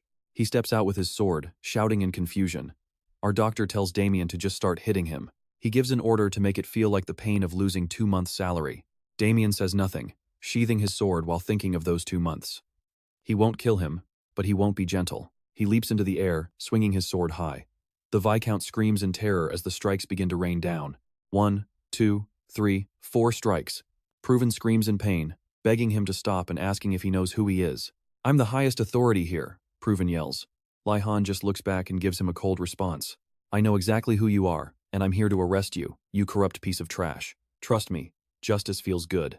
Viscount Proven is sweating as he clutches his wound and kneels. "Trust me, you're about to see some serious justice." Lihan shouts, "I am the secret royal medic, and I'm here to punish you." Damian adds, "Justice? Why am I the one being punished?" He replies, "Because I am getting paid." He shoves a document toward Proven and says, "Read this out loud." The Viscount can't believe his eyes as he begins to read the contents of the paper. Princess Adeline Boa of Angomo has authorized Lean Belkin to take over the camp. Proven screams, "What did I do wrong to be treated like this?" Lihan suppresses his rage before exploding into a scream that leaves the Viscount completely stunned. "You dare ask what's wrong? You manage these soldiers like trash and claim responsibility?" He pushes the Viscount down and calls for Damian. He coldly gives the order to take the man away. Damian obeys immediately. Once the situation is handled, he returns to report back to Lihan. Lihan asks if the commander resisted. Damian replies that he was quite obedient, only muttering about his military career being over for good. Suddenly, Damian looks worried. "We might have hit him too hard. Is that going to be a problem?" "Sometimes the rod is the only way to teach a lesson," Lihan remarks with lingering anger. That man only cares about status, no matter how bad the situation gets. Under someone like him, these soldiers don't stand a chance. Let's be real, this isn't a camp at all. Lihan concludes it is nothing but a house for the dead. Damian stares deeply at him. Lihan notices and asks, "Why are you looking at me like that?" Damian turns cold, acting as if nothing happened. Nothing. "So, what is your next move, sir?" Lihan walks away. They go to find Garden first. Soon, the three are sitting in a tent as Lihan calculates his next move. He calculates the era. Compared to Earth's history, this feels like the 17th or 18th century. This cannot continue. He turns to Garden, ready to make a change. "We need to classify the wounded and prioritize treatment. Replace these tents with better ones and focus on hygiene and medical supplies right away." Garden begins to reply, but a frantic soldier suddenly interrupts the military doctor. A soldier rushes in, carrying a man who is severely wounded. He cries out in agony, "Please, save me!" The patient is rushed inside. Garden asks for the details while observing the man's condition. "What happened?" The soldier reports 2 arrows in the arm and 1 in the side. Lihan senses trouble here. Looking at the state of the man, he guesses the wounds are already over 2 days old. The bandages are covered in mold, proving that the injuries were never cared for properly. He examines the injuries and realizes they aren't fatal on their own, but the infection has become incredibly serious and dangerous. The man groans in pain. If this continues, even those who should live will end up dead. Lihan asks, "Sir Garden, what do you think?" The knight concludes that immediate surgery is the only way. "You and I can see he made the right call bringing Garden along. A true surgery expert is exactly what's needed." Lihan admits he studied surgery in his traditional medicine program, but he has absolutely no practical experience. With Garden's help, he can overcome his biggest weakness. Meanwhile, the patient's face is twisted in agony. His medical reach is about to expand. As Garden walks away, Lihan asks if he can operate right now. The knight replies without any emotion, "Of course I can." He reaches into his bag for tools and pulls out a short blade. The others watch in confusion. He holds the blade up for everyone to see. Lihan cannot believe what he is looking at. "This is a scalpel for skin and muscle," Garden explains. Then he pulls out a bone saw. Human bones are hard, so this tool is required to complete amputations as fast as possible. "Speed is key to reducing pain and blood loss," he says calmly while the others stand speechless. Lihan asks about anesthesia, but Garden is completely confused by the term. He mentions a pain relief method they use. Usually, they give patients strong rum mixed with opium to drink until they pass out cold. "Being unconscious is better than feeling the agony of surgery," Garden notes. He excitedly adds that he uses vodka instead of regular rum because the taste is much better. "So what is the plan?" Garden answers that they must amputate the arm first. "Stick with me, because this is where Lihan stops him." He orders Garden to put the tools away. "Alright, let's dive into the story of a doctor who mocks death, saying he simply can't kill a patient." Garden watches in shock as he checks the patient. The wound is badly infected, and the fever is spiking. His stamina and immune system have clearly bottomed out. He feels the soldier's forehead, checking the dangerously high temperature. Surgery right now would be a death sentence, so they desperately need a way to put him under. He remembers the nerve disruption technique used on Anis, but that won't be enough to kill all this pain. He grinds his teeth, considering Kuzma's paralyzing venom, but rejects it as way too risky. Now watch this, his own internal organs start chatting. They sense his anxiety and find it hilarious, starting a weird debate led by his heart. "Surgery? It's just a little pain," his heart says. "Just bite down." His lungs and intestines chime in, totally agreeing with the madness. "If you can't avoid it, just enjoy it." His liver adds that everything will be fine, and they can do this. His stomach tells Lihan to just scream if he is scared. Why even bother saving up blood points anyway? The system alerts him as his organs cheer, gifting him 100 blood points. With 4,900 total, he hits the button. He wanted to save blood, but this is the only way. Suddenly, the system light flashes, leaving him completely stunned. Another notification pops up as he wonders if this new skill is actually as broken as it looks. The system explains that every time he learns a new talent, skill, or piece of knowledge, a potential new skill is added to his list. This one, called Healing Hand, effectively numbs pain. He realizes this is exactly what he needs right now. He starts laughing to himself, making everyone around him wonder if their doctor has finally lost his mind. The soldiers stand there frozen, never seeing anything like this. He coughs awkwardly, pretending like he didn't just look crazy. With a devious smirk, he prepares to confirm. "Alright, let's take this skill." Suddenly, the ability information appears. Skill name, Healing Hand Level 1. It reduces a target's pain through the power of a gentle body massage. It provides local anesthesia, with the intensity, range, and duration increasing as the skill levels up. His hand glows with a strange blue light. Can he really perform full anesthesia just by giving a massage? Is this a game hack? He calls out to Sir Garden, telling him he's taking back what he said earlier. "You and I both know that look pure confidence." He tells a confused Garden that he found a way to anesthetize the patient. Prepare for surgery. Garden's eyes light up as he accepts the order. Lihan turns to the man on the table and asks for his name. The soldier weakly answers that he is a corporal. Lihan leans in excitedly, asking if he can begin the treatment now. Trembling with doubt, the man asks if his arm is being cut off, but the doctor quickly reassures him. Don't worry, Lihan says. The soldier pants, saying he's fine, but the doctor promises he won't be cutting anything off. Doctor, I'm an optimist, the man whispers. His face is a mask of intense pain mixed with a sad sense of resignation. He says losing an arm isn't the end of his life. Losing patience, Lihan snaps at him, emphasizing his point again. I told you, I'm not cutting it. But the delirious man keeps rambling, saying losing an arm is better than losing a leg since it's only one hand. No, he clarifies. I'm not here to treat your arm. I'm focusing on the wound in your side. Ignoring the side wound talk, the soldier keeps muttering that losing a leg means using crutches, making both hands useless. His dream was to be a violinist. Even if he can't play anymore, the doctor struggles to find the right words to comfort him. Such a sad sight. Tears well up in the man's eyes. He's hurting inside but keeps trying to justify his situation. As you can see, I'm an optimist, he repeats. The doctor glares at him, warning him to finally shut up. Silence, before I cut out your tongue. The soldier starts shaking. Lihan tells Garden it's time to start the anesthesia. He places his hands on the soldier's abdomen, looking a bit embarrassed as he softly whispers the words. Healing hand. He begins to sing. The Healing Hand song leaves everyone watching in absolute disbelief. Healing hand. Healing hand. His voice echoes through the room. His soft, rhythmic singing makes it look like the wounded soldier is actually going through some serious agony. To activate Healing Hand Level 1, he has to recite the chant perfectly and continuously. He must keep the Healing Hand rhythm exactly right for it to work. He sings with total confidence. Inside, he's actually pretty impressed with himself, thinking his voice sounds great today. Suddenly, a red warning pops up. Lack of sincerity in the lyrics. The activation of Healing Hand Level 1 has failed. He curses his own organs in frustration. He grits his teeth as those inner body parts start nagging him to try again. Sing it now. A literal karaoke screen appears before his eyes. Lihan gets into the zone, singing that his hand is a healing hand. My hand is a healing hand. He loses himself in the melody, belting out that his hand is truly a healing hand. Trust me, you and I wouldn't know how to react either. Garden covers his mouth in shock as Lihan keeps singing his healing song over the soldier. The system announces that the Level 1 healing hand is now active. Stick with me as we watch the patient's pain instantly vanish, leaving the soldier stunned as he checks his stomach. Is the pain really gone? Jill keeps singing as he asks, my hand is a healing hand. So, how is that pain feeling now? The soldier replies that it is still a bit stiff, but the pain has vanished. He is overjoyed there is always a way. My hand is a healing hand. To keep the anesthesia active, Jill has to keep singing his ridiculous healing song. Now, let's test the numbing effect. He taps the soldier's bandaged stomach hard and asks if he feels anything. He replies that it doesn't hurt at all. Jill celebrates internally the skill is working, and it's actually pretty useful. He gives the order. Gadin, the anesthesia is set. Let's begin the surgery.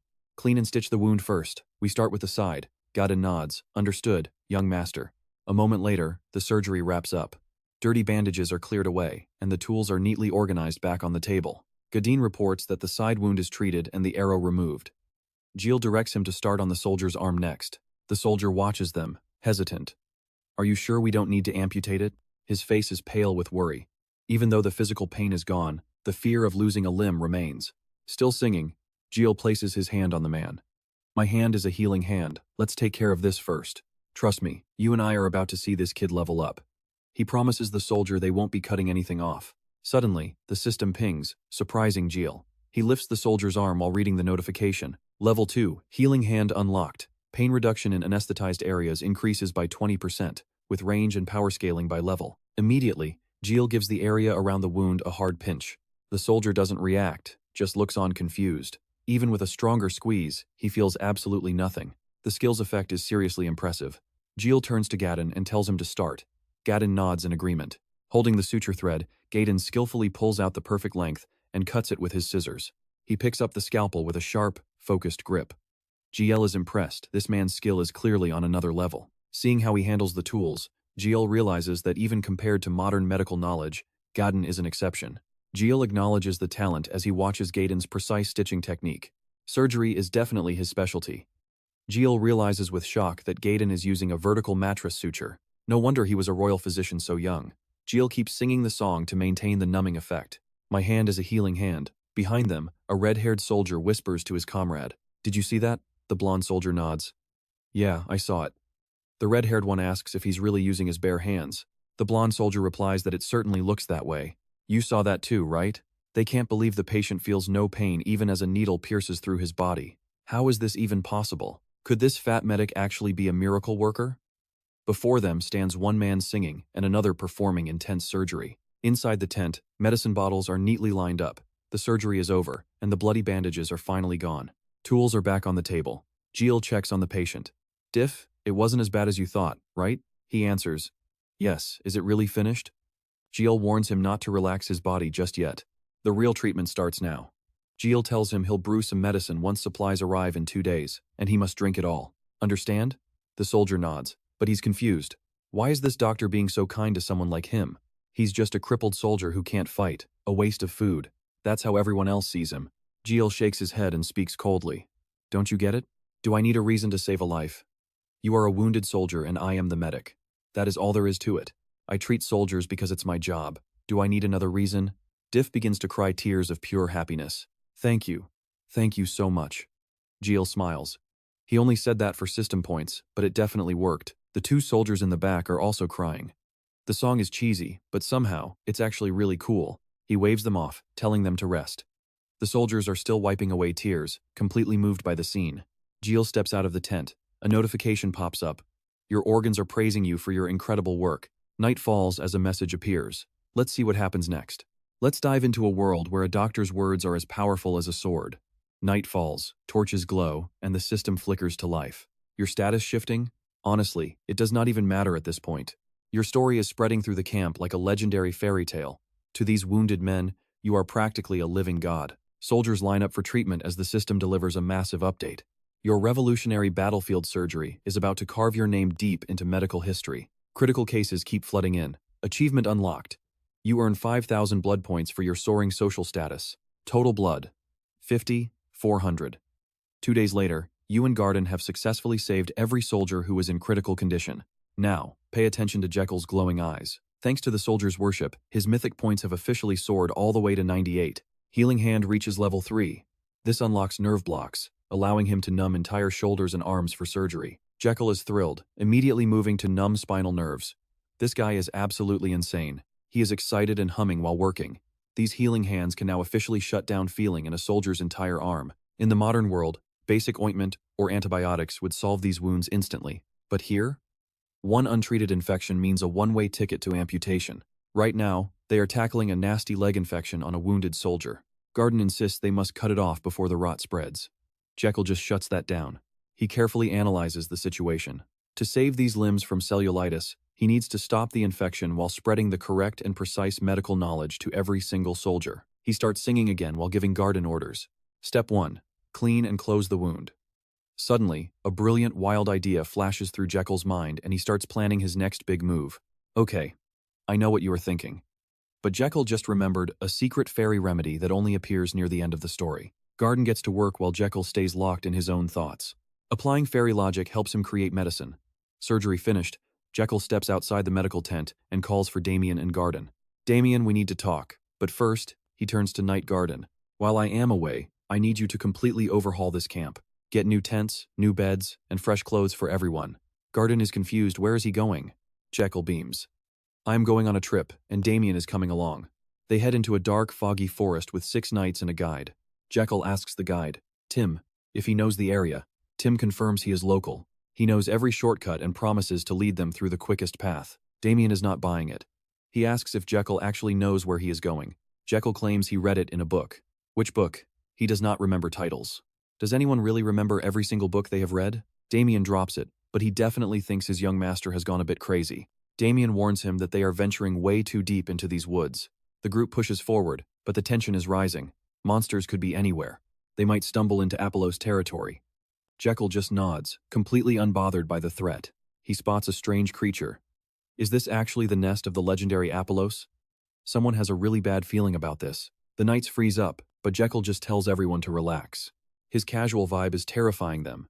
They are standing on the edge of a monster's lair, and one wrong move could mean instant death for all of them. Listen closely, he says. The Apollos are harmless as long as you do not pick a fight. Isn't that just basic common sense? Jekyll asks, folding his arms. The knights breathe a sigh of relief. Surely, nobody is stupid enough to provoke them. They think Jekyll is a wise genius.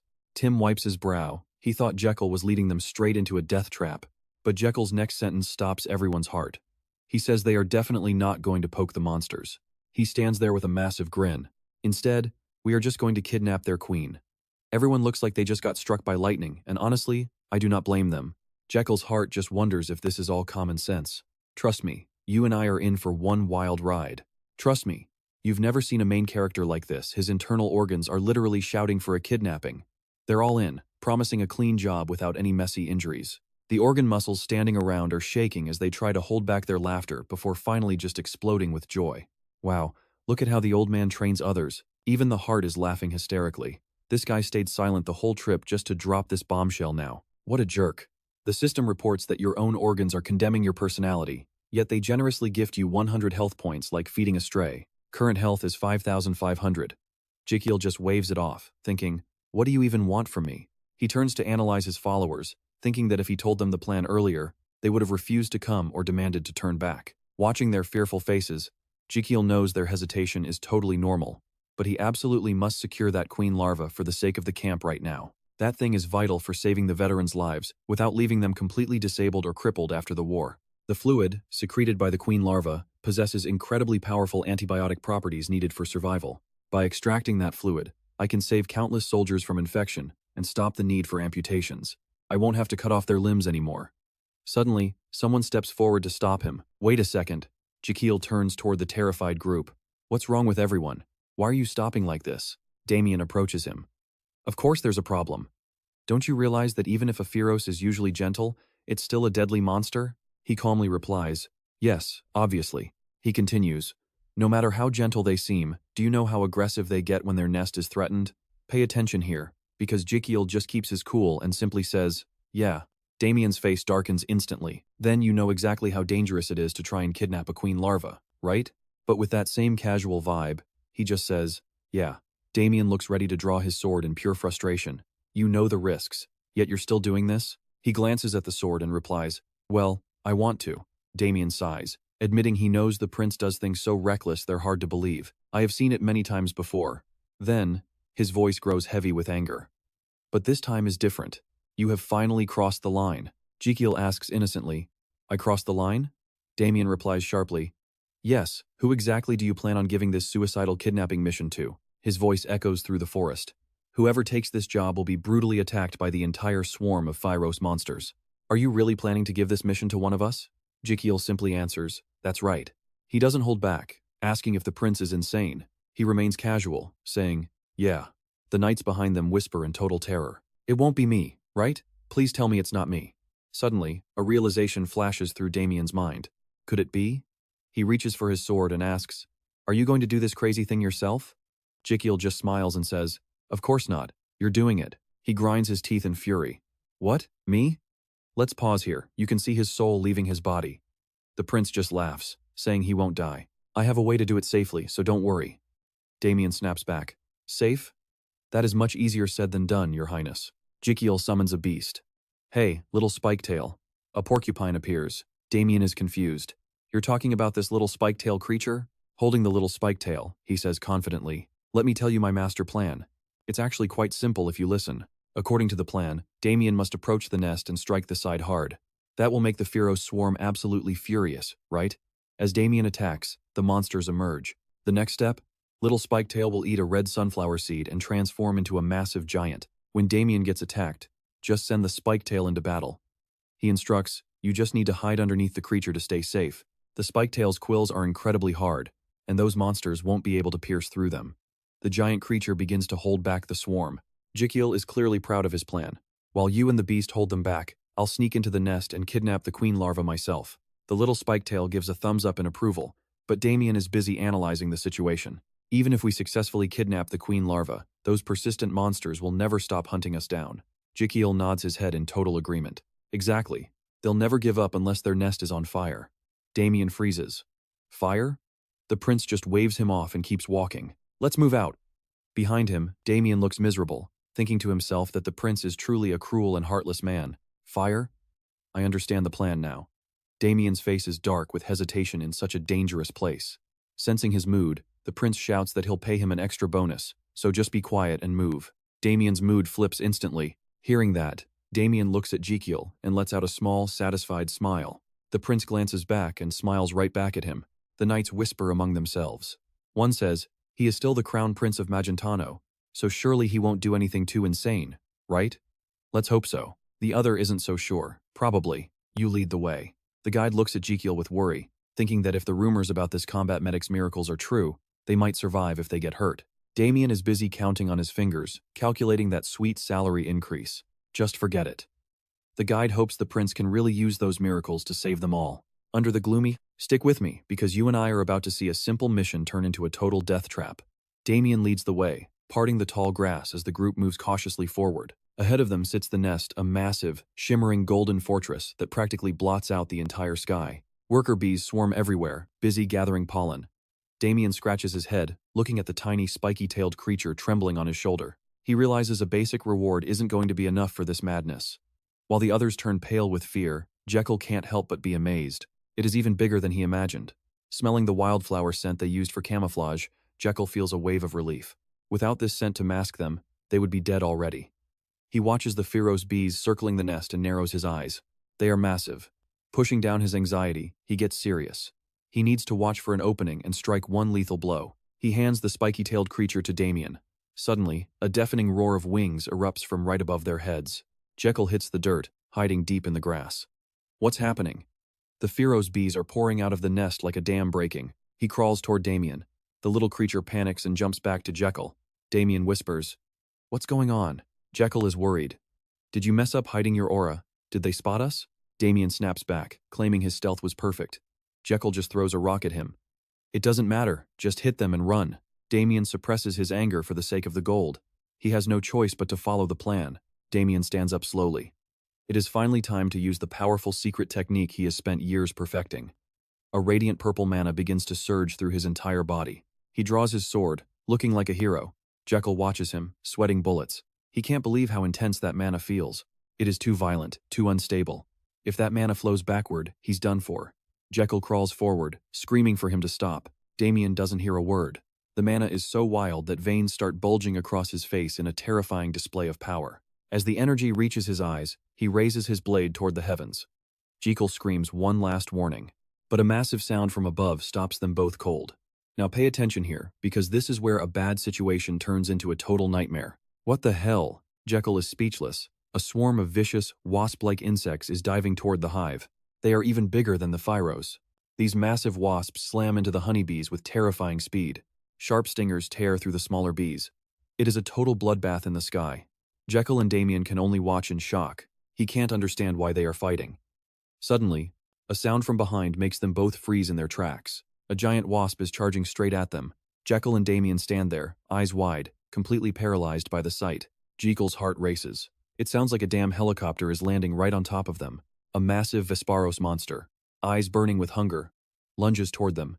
It has been starving for days and finally found its prey. It dives for the kill, but they roll away just in time. Instead, the beast's jaws crush a nearby Pierro's bee. Damian throws himself over Raikiel to protect him. Raikiel gasps for air, thinking he almost saw his life flash before his eyes. Watching the wasp tear the bee apart, Raikiel realizes this isn't just hunting. This is a complete massacre. The monster's bite is deep and horrifying.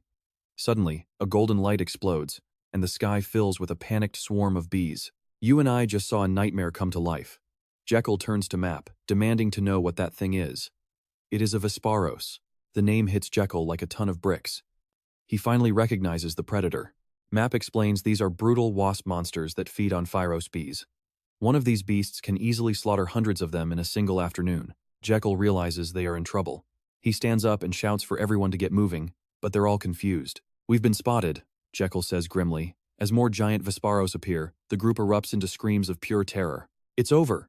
They've been seen. The massive wasps dive at them, sending everyone running for their lives. "Move! Run now!" Raikiel screams at the top of his lungs, desperately trying to lead the escape. Damian stays right by his side. With tears in his eyes, Raikiel asks if they even have a chance of making it out alive. Damian yells back, blaming their luck. "I told you we shouldn't have come to a place like this." Raikiel has his reasons. He needs the queen's larva to save the wounded soldiers. He can't just let them die. He shouts his resolve to the forest. Suddenly, his system alerts him. Verbal persuasion skill has reached level 10. Deep in the forest, every member of the team is running as fast as their legs can carry them. Damian knows they won't make it without a distraction. He spins around, purple mana flashing once again. He slashes at the air to slow them down before turning to catch up. Jekyll is stunned by the move but doesn't stop. Hide behind that rock. Trust me, you and I need a miracle to survive this. Stick with me, you and I are about to see if these guys can actually survive this nightmare. Everyone managed to climb over the rocks, and even T-Mop's large frame cleared the gap with some help. Once they reach safety, GL collapses to the ground, gasping for air. T-Mop is completely out of breath, looking at GL with a serious expression. Medic, there is one major problem I haven't told you about yet, he says. GL shoots him a suspicious look, his eyes narrowing. What is it? T-Mop hesitates for a second, looking genuinely worried about what comes next. The Vesperos have a habit of cleaning up the area after a slaughter, T-Mop explains. GL is confused and asks for clarification. T-Mop confirms they gather all the Pierro's bodies in one spot. He goes on to explain that during this cleanup process, the wasps will hunt down and kill any Pierros that manage to survive or are currently hiding. Once the killing is done, they will scour every inch of this entire area. They won't leave anyone behind, and they certainly won't show mercy. That includes us, T-Mop adds. Hearing this, GL's mind starts racing to find a way out. They need to run as far and as fast as they possibly can. He looks over at the bloodthirsty Vesperos, desperately trying to calculate their next move before time runs out. They have to move, but GL can't stop thinking about the queen larva. The Vesperos are already swarming the Pierro's nest with terrifying intensity. He realizes the nest is likely doomed. No one could possibly survive that kind of massacre, not even the precious queen larva he was looking for. GL is visibly stressed, staring ahead with wide eyes. There is no way to reach the larva now. Suddenly, the Vesperos spot him and lunge forward at high speed. Luckily, Damian and Timap pull him down just in time to hide behind a massive rock. The three of them stay perfectly still, trying not to make a single sound. The Vesperos stop, sniffing the air as they search for their prey. They quickly realize that a group of humans is hiding right behind that large stone. Now pay attention, here is where the chaos really kicks into high gear.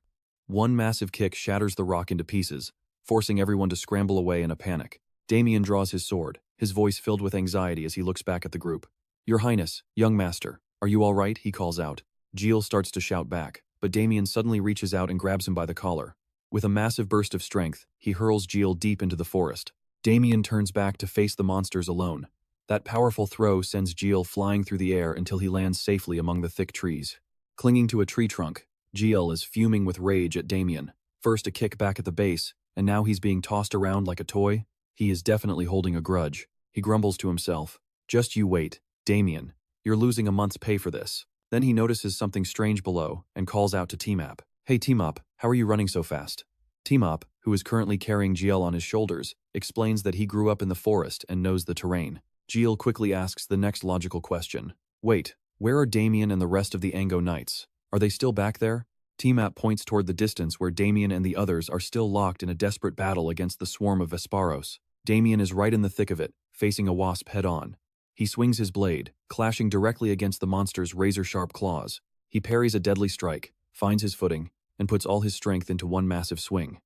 The impact creates a shockwave that sends the wasp flying. The monster is resilient, and the sound of metal hitting shell is deafening. However, the wasp finally loses its balance and is knocked backward. GL, still riding on T-Map's shoulders, asks, "How did they find us so easily?"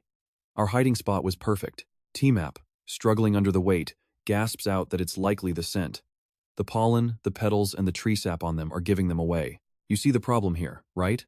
Their own clever disguise is exactly what's getting them killed.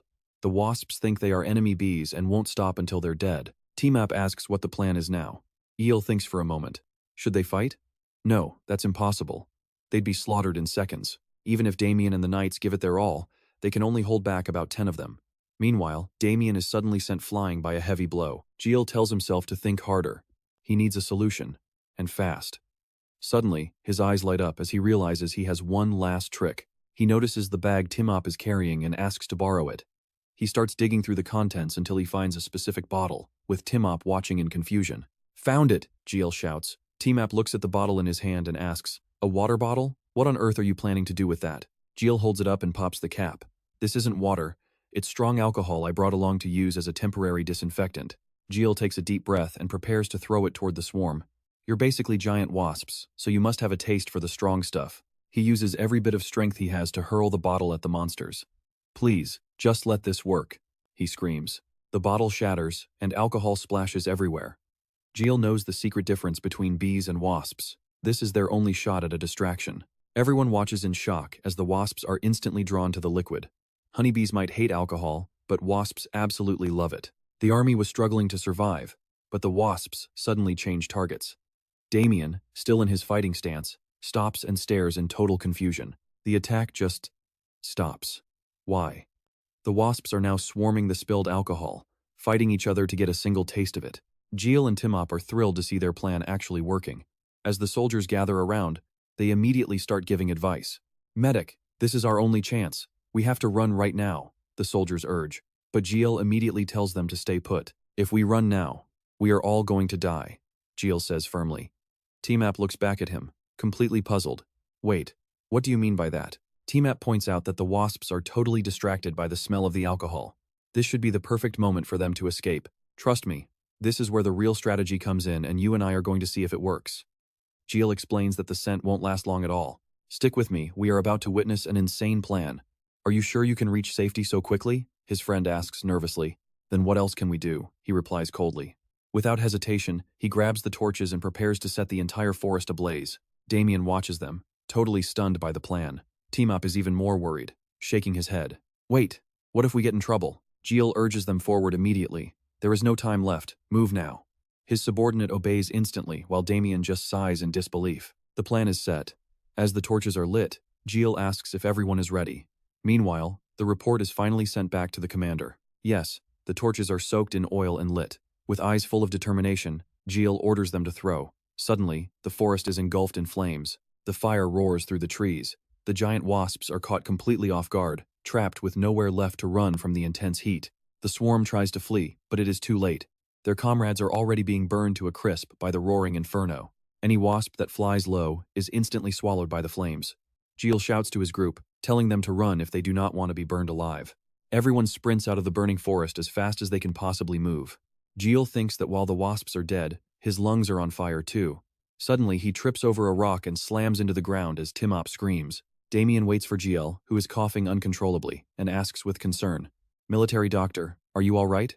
Can you stand up?" A system notification pops up. His organs are sensing extreme danger, warning him that his life might actually be coming to an end here. His body roots for him, granting 500 bonus health. His current HP is now 6,000, but Jill can barely hear the world around him. Military doctor, young master. Jill finally realizes the terrifying truth: he is suffering from a massive lack of oxygen. Damian warns him, "Young master, if you pass out now, you are going to die. Wake up." Jill hunches over, gasping for air and nodding weakly. Damian unfastens his cloak, deciding to carry the doctor on his back. He secures Jill tightly using the fabric like a makeshift harness for support. Ju feels a bit embarrassed watching this. The soldiers behind them whisper, wondering if it is really okay for the crown prince to carry someone. Jill gives his final instructions tiredly. "Damian, just get us out of here and we will be safe. Just keep moving." He obeys immediately, but a massive explosion suddenly blocks their path. It sounds like something huge just landed right in front of them. Now pay attention, because here is where it gets terrifying. A massive Vesparos appears, screaming in pure rage while Timop clutches his head in horror. "It is the Vesparos queen. We are all dead," Timop cries out. Jill looks up, eyes widening as he realizes the magnitude of the monster. Jill wonders why everyone is so panicked. Looking at Damian, he realizes he has never seen his strongest protector look this frightened before in his life. What should he do? Damian is supposed to be their sharpest sword and their strongest shield against any threat. If Damian is too paralyzed by fear to move when the queen attacks, the entire group is going to be slaughtered. Jill makes a quick choice. He needs to calm Damian down by checking his chi flow and using acupuncture to relieve his overwhelming stress. Jill wiggles on his back while Damian looks confused. Suddenly, a system notification appears.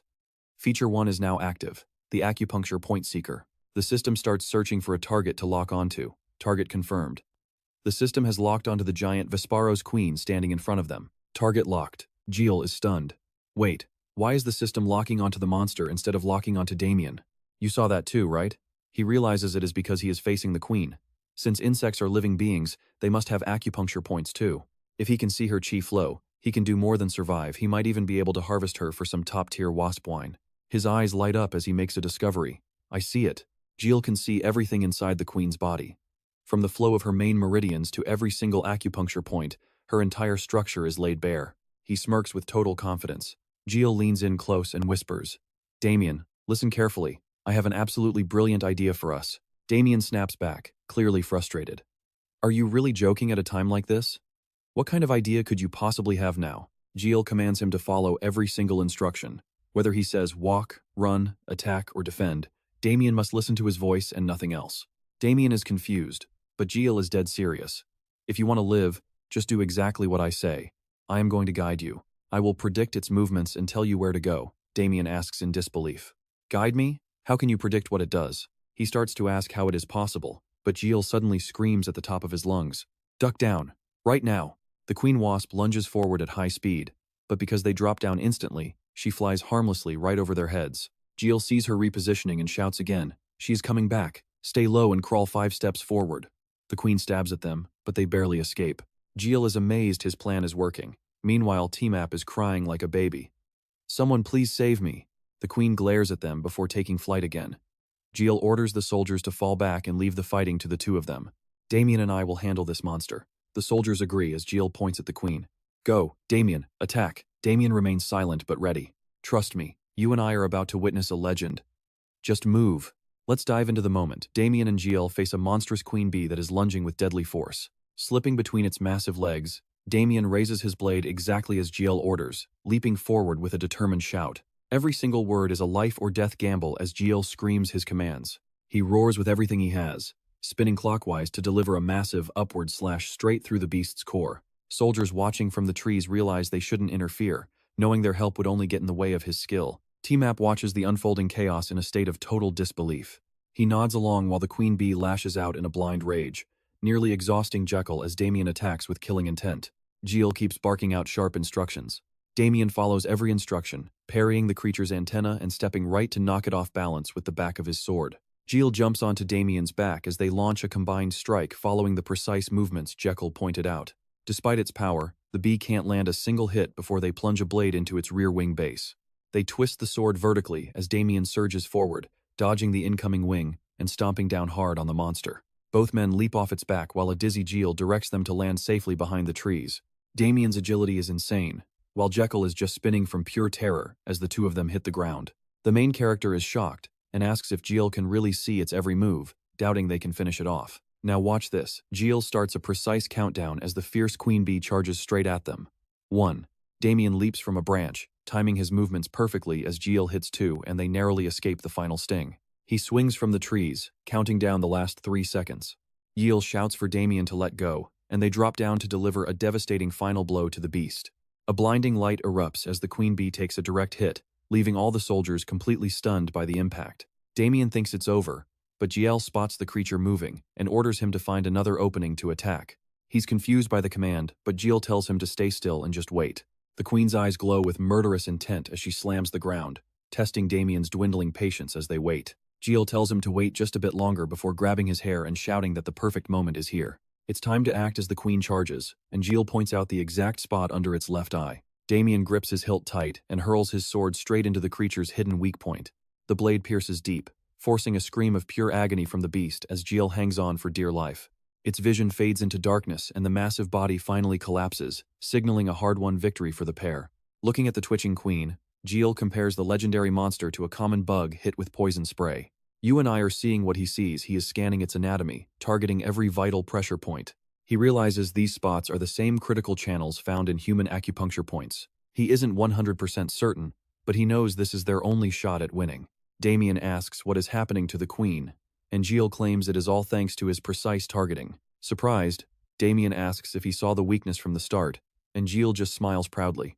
Jill lies about his knowledge, claiming he just felt that hitting those spots would hurt the most. He continues the act, teasing the swordsman about not being able to see what he clearly sees. He keeps pestering Damian about his lack of vision, telling the warrior to try a bit harder next time. Suddenly, the queen's body tremors as fire from the surrounding woods begins to close in on them. The surviving worker bees, scorched and battered by the spreading fire, hover high above in total disbelief. They quickly descend from the sky to surround their queen's massive, lifeless body in a frantic swarm. They all turn their heads simultaneously to glare at the humans. Damian braces for a revenge attack as the swarm flies toward them at high speed. A medic screams in terror as the swarm approaches, but unexpectedly, the bees fly right through their position, leaving everyone completely speechless. Instead, they dive into the flames to devour the queen's corpse, getting burned alive in the fire.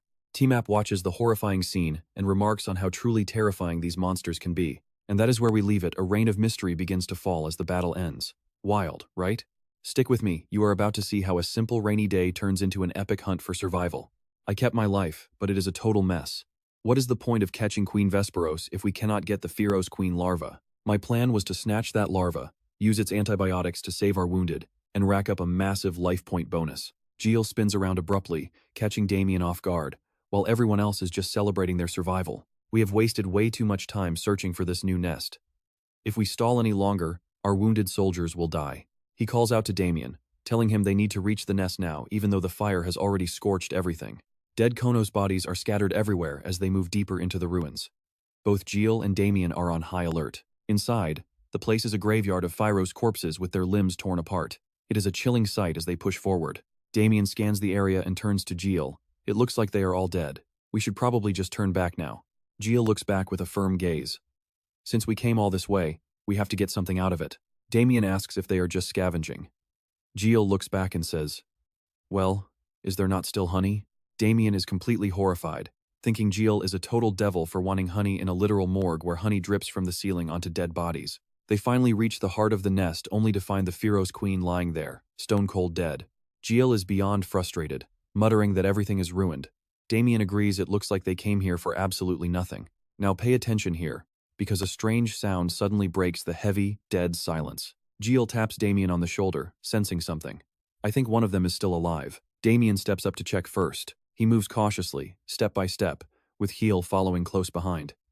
Damian spots something in the shadows, and Heel immediately asks what it is. It is the Pierro's queen. She is trembling and barely hanging on to life, taking her final, desperate breaths. Everyone crowds around as Damian steps forward. He draws his blade, gently poking the creature to see if there is any life left. Damian sheaths his sword and turns to the group. She is definitely gone. Gilles suddenly notices movement in the torso and tells Damian they need to push the abdomen open right now. Damian obeys immediately. Gilles shouts for him to hurry, hoping they will find something rare and valuable inside. Come on, push harder. A brilliant light flashes from underneath and something shoots up into the air. Gilles screams. Look, something just crawled out of her. Damian grips his sword tight, warning Gilles to be extremely careful as he guards his master. An adorable little Pierro's larva emerges and flies straight into Gilles' face, leaving both him and Damian completely stunned. Damian calls out in worry, but Gilles just grabs the little creature and stares at it with total suspicion. The creature looks back with big, sparkling eyes. Gilles whispers, Is this really the Pierro's queen larva? It chirps as if answering him. Gilles cannot help but think it looks just like a tiny, squishy banana cake. Damian is not convinced, reminding Gilles it is still a monster. He suggests they just knock it out to be safe. The larva squeals in protest. Gilles freezes. Does this little thing actually understand human speech? It gives him a pitiful look, clearly offended by the threat. Gilles realizes right then it definitely understands them. He shouts in excitement, testing it by telling it to look left, then right. The little larva follows every command perfectly. You and I see it now, this little guy is definitely the legendary queen larva. Success. Gilles hugs the larva happily, remembering that the lore says Pierro's queens and their larvae can actually communicate with elves. He remembers the Demon Sword Emperor mentioned that the Pierro's queen and her larva can actually communicate directly with elves. Do they have high intelligence? The larva shyly speaks to Gilles, leaving him completely stunned and unable to believe his eyes. He asks the little one if something happened to its mother, and it begins to chirp its reply. Gilles nods along. What? So your mother went into a deep sleep after that massive battle? He points to the dead Vesperos queen nearby and asks if that is the one she fought. The little larva chirps a yes. It all clicks. The two queens fought to the death, leaving this little baby as the only survivor of the war. Gilles senses what it is feeling and asks, So, you really want your mother to wake up soon, right? Gilles makes up a story, telling the larva that its mother is just exhausted from fighting that big, bad monster and needs extra rest. He gently pets its head and tells it to stay with him until she wakes up. He feels a little guilty about the lie, but with the entire Pierro's swarm wiped out, this little one would surely die if he left it here all alone. So trust me, when Gilles tells the baby they should leave to let its mother sleep, it is the kindest lie. All right, let's dive into this, the little one agrees, leaving everyone stunned. Gilles rubs its belly, realizing this larva is surprisingly soft and warm. A system alert pops up. His inner being feels comforted by the softness, and it is time for him to choose a name. He is shocked, a Phyros queen larva. The system applauds his quick thinking, and for protecting that innocent heart, rewarding him with 500 health. His total health now stands at 6,500. He holds it up high, and happily announces, "From now on, your name is Cuckoo." His eyes shine as he looks at it.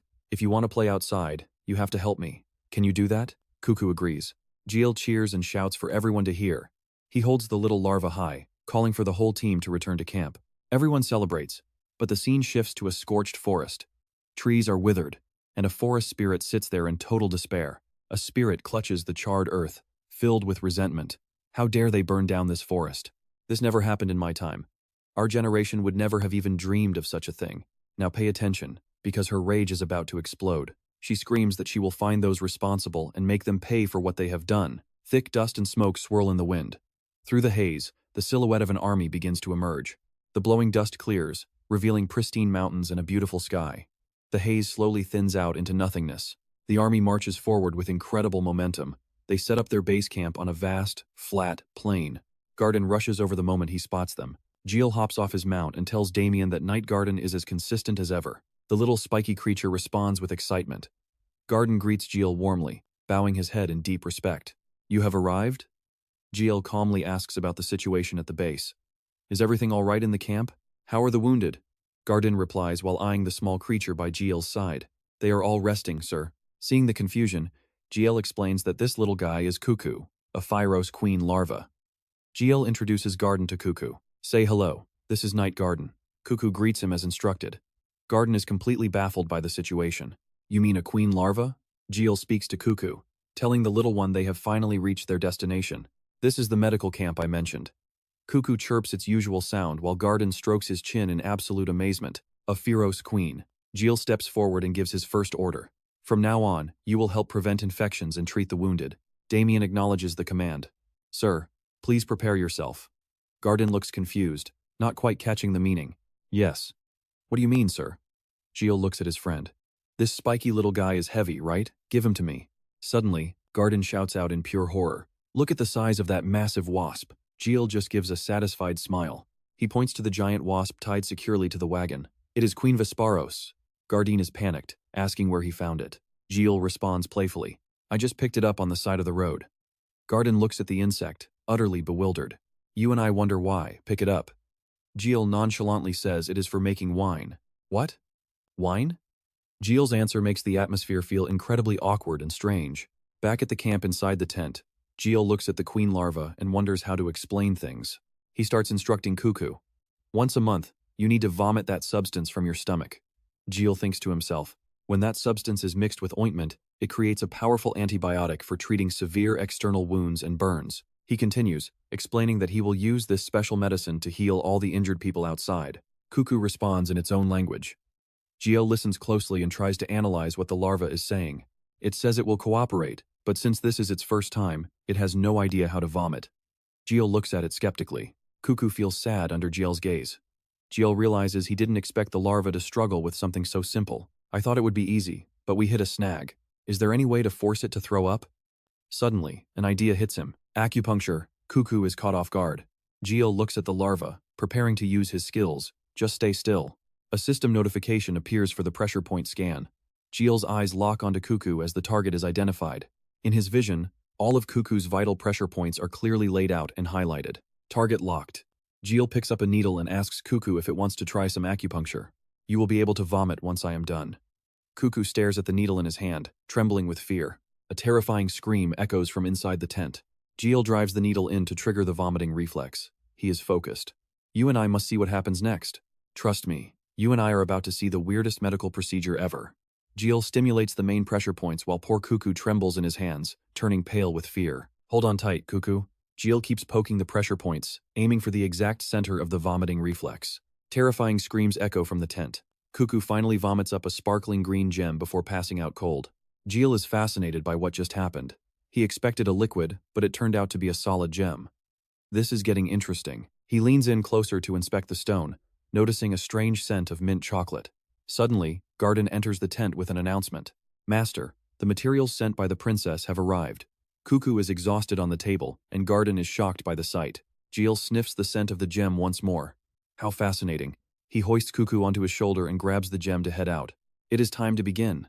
Garden accepts the order and follows Jill outside, where they meet Damian to start brewing the medicine. Jill gives the order for the solution. Garden hands him exactly what he needs, responding with a quick, "Yes, young master." Jill holds the bottle and explains the process. "We just need to add the materials from Adeline and Cuckoo's gem to finish this." He pours the solution into the boiling pot. Immediately, a bright light and a powerful fragrance erupt. Jill barks out a command. "Pay attention here," because Damian rushes in the exact moment the pot starts glowing. He sets it by the fire while the others watch from a safe distance. Jill charges forward with burning passion. Seeing his master so fired up makes Cuckoo feel a sudden burst of energy too. Jill uses all his strength to stir the mixture.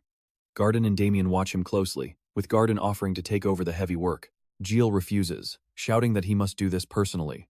He is incredibly anxious because they absolutely cannot afford to fail this time. Cuckoo only produces this gem once a month.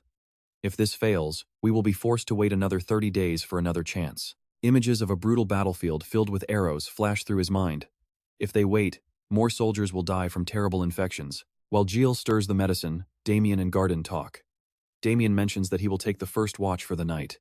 Suddenly, Jill screams in pure joy. Success! His cheers echo under the clear blue sky as he celebrates reaching the end. Cuckoo joins in the celebration. It is finally done.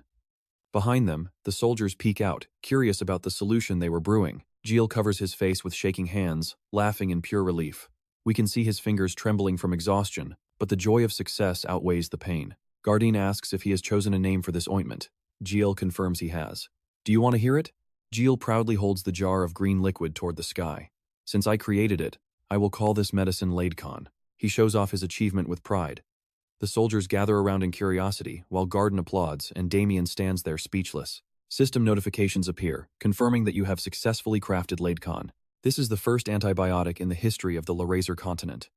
Laidcon will be the pioneer, signaling a total revolution in modern medical treatments. Furthermore, you will be recorded in medical history as the father of all antibiotic treatments. Your internal organs are both thrilled by your success and complaining. They warn you to be more careful next time. They reluctantly congratulate you and grant 800 health points. Current health is 7,300. Jill turns pale from the strain. He gasps for air while someone shouts for the medic to wake up. Soldiers are already lining up neatly outside the tent. They all look exhausted and covered in wounds. However, those leaving the tent have satisfied and peaceful faces. The soldiers entering look miserable, but Jill just smiles proudly with Cuckoo on his shoulder while wearing gloves covered in green ointment. Now, it is time to apply the medicine, so stay still. The green liquid flies directly toward the wounds of the injured soldier. Jill moves with incredible speed, treating the rest of the soldiers one by one with the green solution. The treated soldiers are amazed. The pain is gone, and it looks like the infected wounds are already starting to heal. Everyone starts cheering for the military doctor. Jill thinks to himself that they should be cheering for the Laidcon instead. These are my bonus longevity points. The shouts continue, praising both Jill and the adorable Cuckoo for their miracle work. 10 days later, inside Valoa Fortress, someone is giving a report. I am here to update you on the war situation. A wooden pointer moves across the map. Currently, there are no major conflicts except for minor skirmishes happening in the northeast region. The reason is clear.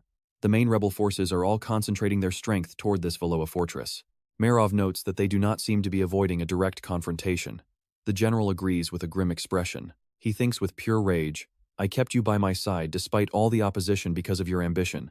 Yet is this how you repay me? That damn job along. He rubs his forehead and asks if there is anything else left to report. The general strokes his chin in thought. Lately, one of the medical camps has been achieving some strangely excellent results. Survival rates there have passed 70%. The commander is stunned, and trust me, you and I are just as shocked as he is. Wait, 70%? The general continues his report. All right, you and I are about to dive into a story where rumors of a miracle field hospital are spreading like wildfire through the Royal Army. To his utter shock, no matter how bad the injuries on the battlefield, the word is that if they reach the 21st Company, they will be saved. That belief is growing fast, and the soldiers have even given the place a specific nickname. Curious, he asks for the name. The general answers. They call them. And hearing this, the white-haired man is stunned. Someone grips their case tight. A group led by Chandra speaks up in doubt. This is a recovery camp? A voice answers. Apparently, it is famous because of a chubby medic they call the Miracle Doctor. Chandra watches the satisfied soldiers and grits his teeth. Ridiculous. A miracle? It is just a cult.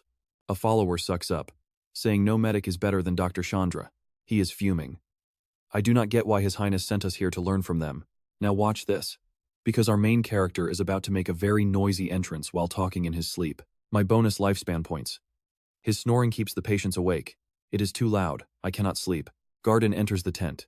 He is instantly rattled by Jekyll's terrifying snores. He quickly calms down, feeling deep pity for the boy. He was treating people all night, so he must be absolutely exhausted.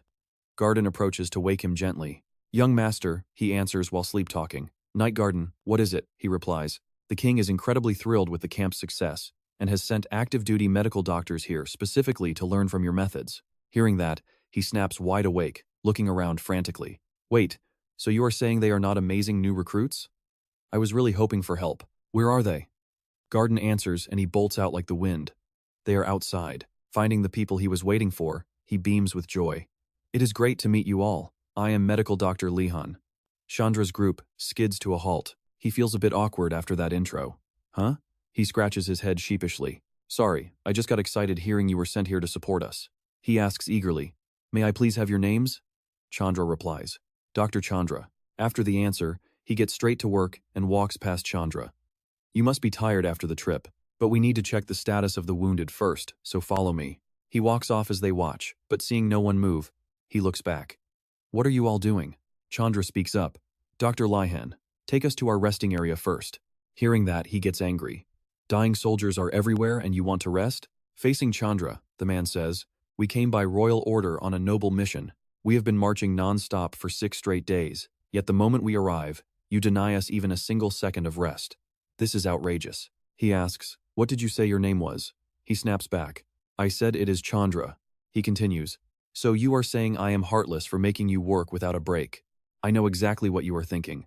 This guy is about to get what he deserves, right? Let us watch as our hero's patience finally snaps. He is absolutely livid. Do you think a dying patient waits for a doctor to finish resting?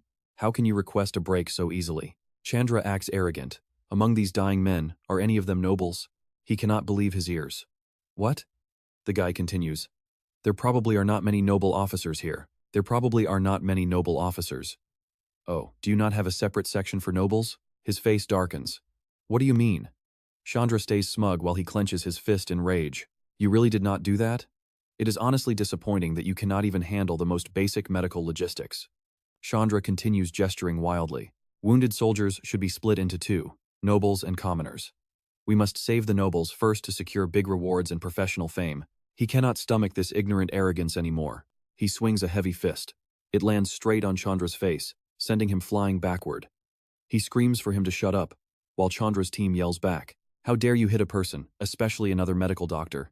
The bag bursts open and things fly everywhere. Since my time in Korea, I have lived by one rule. Violence is wrong. He swings again. But for people like you, a beating is the only language you understand. Suddenly, someone steps forward to cut him off. You dared to attack us without saying a word. That is crossing the line. Chandra's teammate threatens him. Trust me, you and I just witnessed a punch that felt way too good. Stick around to see the fallout of this massive slap. Alright, you and I are jumping right into a showdown. He asks again. What exactly are you reporting to your superiors? Violence, obviously. Violence? What about your blatant insubordination? He asks, staring the man down with absolute authority. Why call it insubordination? Simple. The king ordered you to learn from me, yet you ignore my instructions and talk nothing but nonsense. He crosses his arms confidently. Doesn't that sound like a direct violation of orders to you? The man goes quiet, seemingly understanding. Meanwhile, the unconscious Chandra is carried to a bed while his entourage fusses over him. Chandra lies there on a wooden cot, his face a mess of bruises. Finally, his eyes snap open. He sits up, clutching his head in pain. Where am I? What the hell happened to me? You were knocked cold, so we brought you here to rest. Hearing that, Chandra starts shaking with pure rage. How dare he look down on us? I cannot calm down when I think about how that freak made me, the best doctor, look like a runner-up. His closest follower speaks up, trying to calm the storm. Now pay attention, because here's the rumor. While you were out, I heard the soldiers talking about Lihan saving tons of people without any amputations at all. He is skeptical. No amputations? And yet the survival rate is actually 70%? The follower mentions a mysterious ointment called Lihan. He explains that it's the secret behind these miracle recoveries, and then continues. They say he stabs them with needles everywhere, or sings strange songs while performing surgery without any pain at all. He starts laughing like a maniac. Chandra stands up, absolutely sure of himself. Of course, it's nothing but dark arts. Everyone looks at him confused. He claims Lihan is a fraud who tricked everyone, even using violence from the start. The follower smiles with satisfaction, noting that not just the soldiers, but even the king has been fooled. Chandra grabs his medical kit, his bruised face twisting into a scowl. "I'm going to expose this filthy truth once and for all," he declares. "Where are you going?" the follower asks. Chandra ignores him, watching the camp under the cover of darkness. He creeps into a tent, convinced the so-called heretic is fast asleep by now. He looks at the patient and scoffs. Apparently, the basic post-op care is non-existent here. "I know what you're thinking. This guy is a doctor?" Chandra stares at the soldier like a predator, scalpel in hand. "I was taught that injury and sickness are caused by a buildup of dirty blood." Chandra grabs the man's arm, intent on using his scalpel to drain the filth away for a quick recovery. Suddenly, the soldier's eyes fly open in the dark, and he gasps in sheer terror. "Who the hell are you?" the soldier cries. Chandra just tells him to shut up because he is the new doctor performing treatment. "But Dr. Lihan operated on me today and told me I needed total rest," the soldier stammers. Chandra glares down at him. "A lowly soldier like you dares to question my superior medical methods?" The soldier trembles, realizing this man is nothing like the kind and gentle Dr. Lihan. Chandra raises his blade. "You should be honored. Usually someone of your status would never get my treatment." Blood begins pouring into a bucket while Chandra smirks. "Don't compare me, the best doctor in camp, to that heretic." His face turns demonic as he thinks about his rival. The atmosphere turns dark as the smell of blood fills the air. The patient's vision begins to fail as he trembles, barely able to speak. "Doctor, I feel so dizzy." Chandra stands there like a complete lunatic who has lost all control. "I'm removing the filth so your body can heal. You'll be just fine." Chandra shouts like a maniac while the soldier starts to pass out. "Wake up, damn you!" Chandra screams. Somewhere else, Jill snaps awake from a strange dream, yawning as he realizes he can't go back to sleep. He tosses the blanket aside. Maybe a walk under the stars will clear his head for a bit. The night is silent. Jill walks along, fuming over how those medics turned out to be worse than expected. He looks at his fist. Forget those useless guys. He'll just let them finish their time and then kick them out. All that matters is stacking up those life expectancy rewards. He opens the system window and grins with pure satisfaction. "I've finally stacked up over 200 days of life expectancy. If I keep this up, I'll have a whole year's worth of time soon." He skips along happily, humming a tune. The weight of his short lifespan finally feels a little lighter. Gilles is enjoying himself when a voice echoes from a tent. "Hey, wake up! Come on, wake up!" He turns toward the noise. That's the private room area, right? Inside, Chandra is holding a bloody knife and screaming. He throws open the tent door and sees the horror inside. His eyes immediately lock onto that bloody knife. "Trust me, you and I are about to see GL lose it. This primitive bloodletting is the final straw. All right, you and I are about to watch a healer go absolutely ballistic on some incompetent frauds." GL lunges forward, shoving Chandra aside. "Get out of the way. What the hell do you think you are doing?" Chandra yells at GL. "Hey, what are you doing with my lifespan reward?" The loud commotion draws a crowd of soldiers. "What happened?" "I heard a noise and came to check it out." Chandra keeps arguing. "What?" "I was just treating him." GL glares back. "You call that treatment?" Chandra snaps back immediately. "This is none of your business." Just then, a close subordinate enters the tent. It is Medical Lieutenant Chandra. The aide helps Chandra up while questioning GL. "What kind of trick is this?" Lieutenant Lihan is here too, but GL ignores them and rushes to the soldier. "Rank, are you okay?" The soldier speaks with a weak, trembling voice. "Lieutenant Lihan." GL looks at the wound and makes a quick judgment. His vein is severed. "We have to stop the bleeding right now." GL pulls a white cloth out of his medical kit. He uses the cloth to apply pressure to the soldier's wound. Seeing how weak the man is, GL grits his teeth. Damn it. GL looks at the blood-soaked arm with pure rage. He cannot believe he has to witness such insane medical methods here. They actually believe that draining dirty blood helps the body recover. Chandra steps forward with an arrogant, confident smirk. The treatment process was clearly going smoothly. "So why did you have to go and do this?" Chandra rubs his forehead, acting like GL is just being violent toward a superior. GL has heard enough of this nonsense. "Shut your mouth." GL screams in a rage. "You and I know this isn't healing, it's straight-up murder." He turns and points to the people behind him. "Look at this soldier's condition. Does he look like someone who is recovering?" The soldier is fading. He is dying because he lost too much blood. GL calls out their fatal mistake, and they can only hang their heads. "You really call this medical treatment?" He is beyond furious. "Even if you call it healing, you must feel it too. Something is horribly wrong here, so why won't you admit it? Are you just afraid of staining your precious reputation?" Chandra tries to talk back. "Hey, you there!" GL bellows in anger. "Get out of here right now if you do not want to be beaten to death." Chandra shuts up as the soldier whispers weakly, Lieutenant, I can't take it anymore. Gio looks at the soldier's pale face and panics. Wake up, Gio shouts. Stay with me. The noise finally brings Garden and Damian running into the tent. Garden calls out, Young master, what is happening? Gio reacts instantly. Hurry, get over here right now. Damian, lift Veng's legs high so the remaining blood flows to his vital organs and brain. Damian nods. Understood. He continues giving orders. Master Garden, the vein is cut. Stitch it up immediately. Garden takes over. Right, I am on it. The three of them work desperately. The system notification pops up and begins checking the pulse. Gio watches the red scanning lines across the soldier. Expert analysis confirmed. The patient is currently in a state of critical blood loss. Approximately 30% of his total blood volume is gone.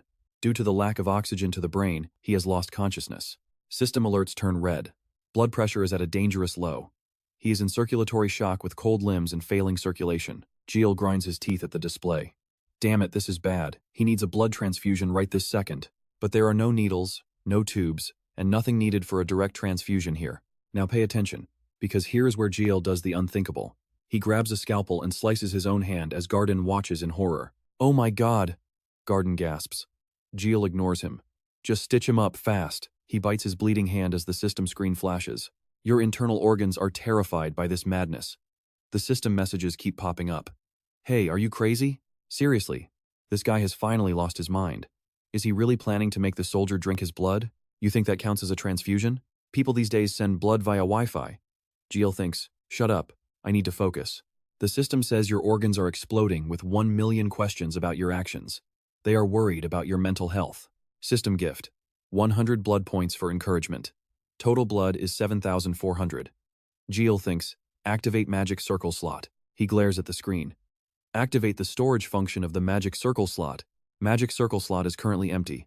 Ready for storage. Absorbing substance. Human chain. H+ detected. Activating storage material in magic circle, IS. In his mind, Gio's answer is a definite yes. The system announces it is storing the material into slot 1. A circuit board appears. Slot number 1 is active. Human blood, Rh positive, 0.06 liters out of 10 liters. He tells Damian, move aside, it is done. Gio thinks about transferring blood by combining it with mana. He touches the soldier's foot. The Yongquan point is the body's second heart. It is the perfect choice. Red light pulses as 0.01 liters begin to transfer. Trust me, you and I need to see if this gamble pays off. Let's dive in. JK's channeling raw power straight into the pressure points of the patient's feet. He keeps pushing, refusing to break the flow of the blood transfusion. Success. The soldier's hand finally begins to move.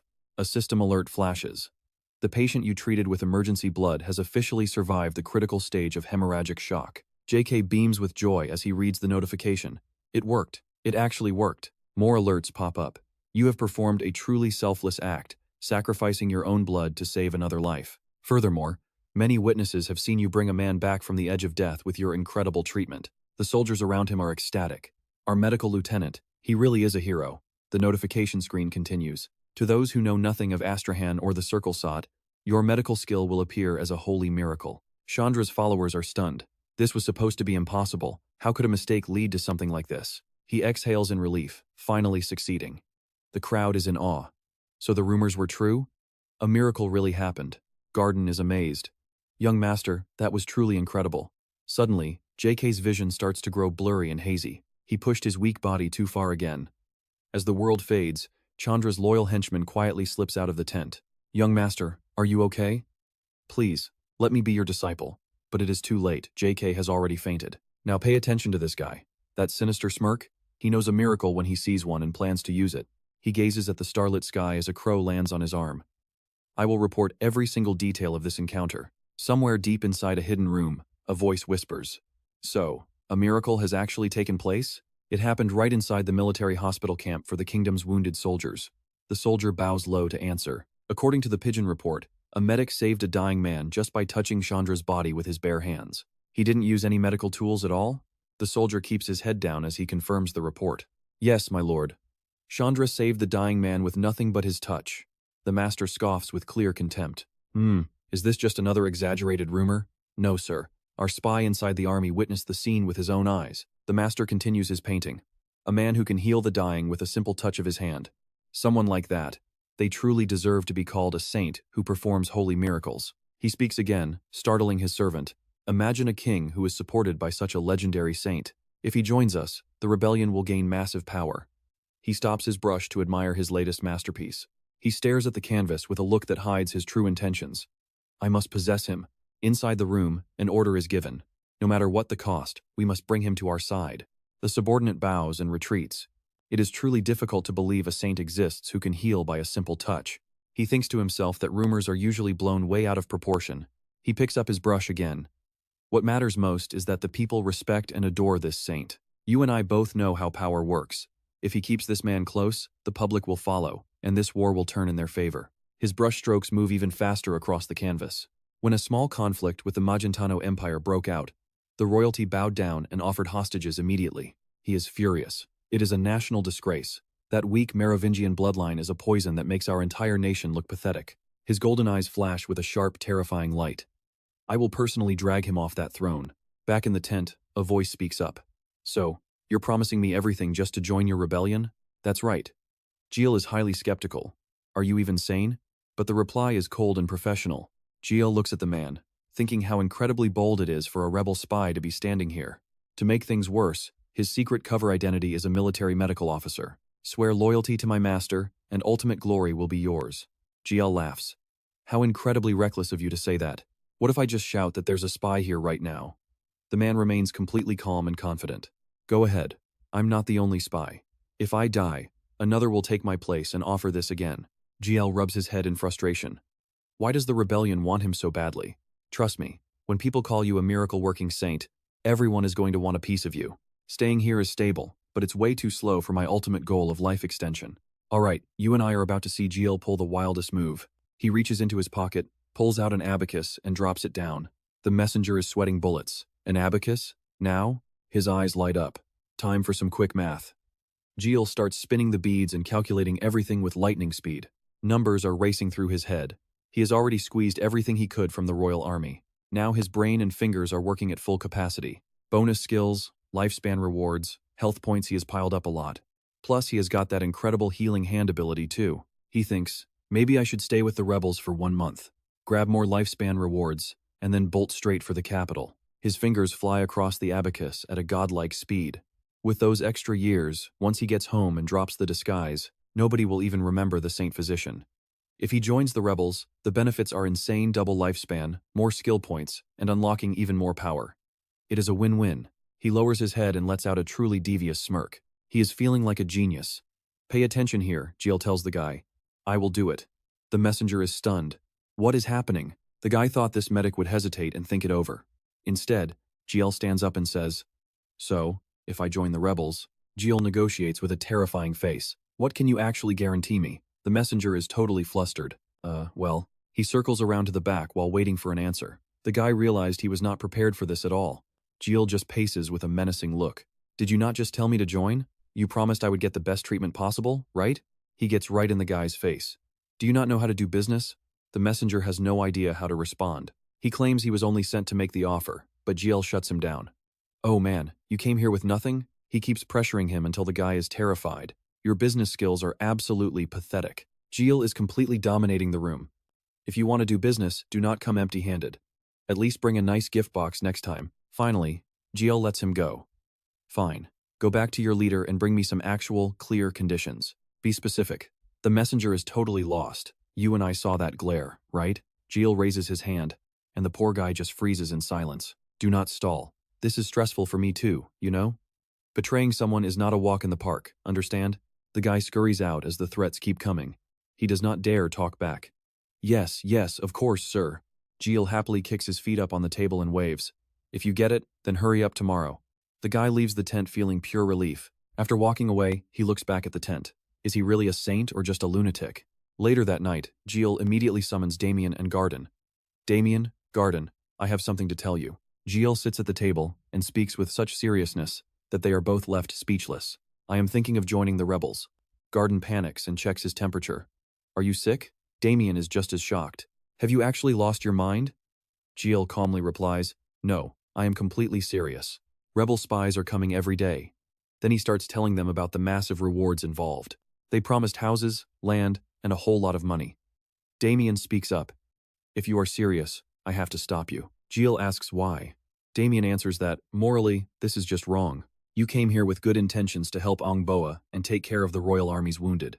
He continues, so does joining the rebels make any sense? Jill listens and seems to actually think it over. Damian loses his cool and stands up. Seriously? Why are you being like this? Jill just looks at him, determined. Aren't the rebel soldiers also citizens of Angboa?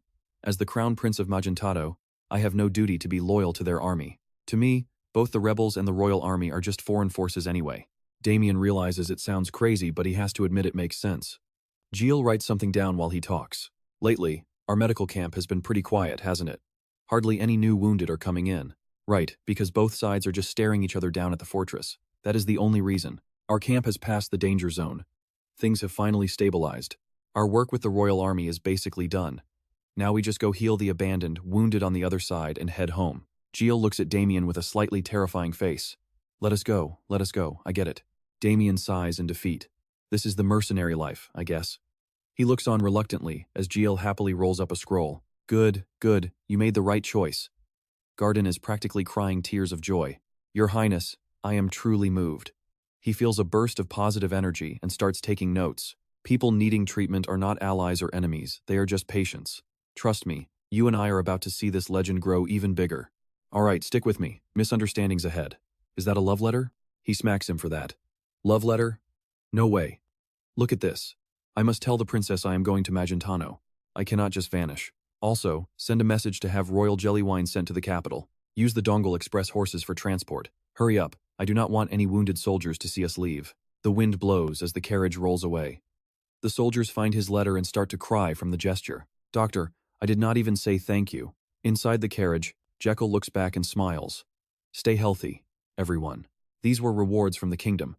3 days later, under a scorching sun, they arrive at the rebel camp. A soldier greets them. The commander is inside, and he ordered that only the medic can enter alone. Damian leans in and whispers to him with a worried face. Your Highness, but that is the rebel leader. Are you really okay going in there alone? Jekyll just looks curious and interested. It is fine. They want me, so they would not dare hurt me. Plus, I have Gorham. Do not worry. He enters the tent and someone welcomes him. Jekyll pauses. You are Jabalon, the patriot who went mad for Angbo. The man walks toward Jekyll and thanks him for coming. Jabalon gives him a warm welcome. The saintly medic versus the rebel leader, Jabalon Flamber. He reaches out with a dangerous, smiling face. Pay attention. The atmosphere is about to get heavy. Jekyll gulps at the intense pressure. They shake hands. I am honored to meet you too, Jekyll says. The true heart of the revolution. He replies that he is happy Jekyll is willing to join his cause. I have treated you with respect, so you do not have to do the bloody medical work anymore. Jekyll says he is fine, but the leader tells him there is something else he must do instead. Tension builds between them. What task is it? Later, Jekyll and his men stand at the campsite. Soldiers are patrolling the area. Seeing his master looking around, Damian asks what is wrong. His words are ignored, so he shouts. Jekyll shushes him quickly, making Damian even more confused. Then he starts making all sorts of strange hand signals. His two subordinates just sigh at him. People might be listening, so we will use code. Gadden follows along and starts using hand signs too. So, do they actually plan on letting you treat their wounded soldiers? Damian gets anxious and says they should just go back to the capital. Jekyll scowls at the idea. I cannot believe this. Tears stream down his face, showing his raw emotions through sign language. Who knew he would use me just to spread his revolutionary propaganda to everyone? You and I see what is happening, even if the soldiers are confused by their weird acting. What is the task? I am going to give you a very important mission right now. His eyes are dangerous like an old fox. You will announce it to the whole world. Jabalon looks at him with hope. A noble supporting my revolution. Jekyll is sweating as they discuss a new world. 10 days pass by. On the plains, Jabalon tells them to just stand there and speak boldly. He asks with excitement if it is great. Jekyll forces a smile, but his mind is racing. What part of this is great? He feels a deep sense of dread and plans to run. This is bad. I have to escape right now. Jekyll pulls back and says he has something to say. Jabalon tells him to speak up. He pulls out a cloth and fakes tears. My lover will break up with me if we do not meet. But he gets hit with a cold fact. You do not even have a lover. That truth stabs him deep. Forever alone. But Jabalon asks if he really wants to go see her. Yes, exactly. Jekyll nods his head repeatedly while looking very nervous. He predicted this. If this was an arranged marriage, you probably would not come back, right? Jekyll denies it. But Jabalon says he knows Jekyll's heart and his duty to the wounded. He turns away, clearly not believing a word of it. Trust me. You and I need to see how he escapes this. He cannot give the task yet. All right. You and I are diving into a tense standoff where Giel's secret identity is on the line. He asks if revealing the truth too soon would ruin the rebels' big announcement. Jabalon gives a cold smirk and tells him he guessed perfectly. He turns away, insisting that the announcement must hit the revolutionaries like a massive shockwave. Giel asks why he can't just do it now. Why not declare support immediately? Jabalon is blunt, the time simply isn't right yet. Giel is lost. What does he mean by the right time? Jabalon calmly breaks it down for him. Lachiello. I mean, when you truly back me, I want your declaration to hold at least a little bit of sincerity. No, it must be sincere. He explains with a terrifyingly calculated look that only genuine emotion can sway the people's hearts. Giel shudders and asks what that implies. Jabalon steps closer, his voice dripping with a challenge. I will give you 10 days to deeply experience life with the rebels until you truly sympathize with our goals. By then, your words of support will finally have a ring of truth to them. He keeps going while Giel breaks into a cold sweat. Oh, are you just worried about your duties as a medic? Watch this, because Jabalon's next move is absolutely suffocating for our main character. Seeing Giel's anxiety, he forces him to fulfill his duty in a specific way. From now on, you are my personal doctor, staying by my side 24/7. Giel is internally screaming. It's over. The three of them huddle together in tears, recounting how they ended up in this nightmare. Now he has to sleep in the same room as that guy. Living in the same room? They panic, wondering what their next move should be. They start plotting their escape. There is no choice, they have to make a run for the capital. But there is one major problem. Security here is incredibly tight. Even in the dead of night, a secret escape seems almost impossible. Everything is top secret, so they communicate only by writing on scraps of paper. Plus, with Jabalon glued to him 24/7, there's no way out. Giel writes back, admitting the situation is dire while imagining Jabalon and Damian. One will hurt him, the other will save him. But this place is guarded so strictly it is suffocating. Unless Damian is a sword saint, sneaking out of here is a total pipe dream. Giel warns the group seriously. Just trust me, I will handle this.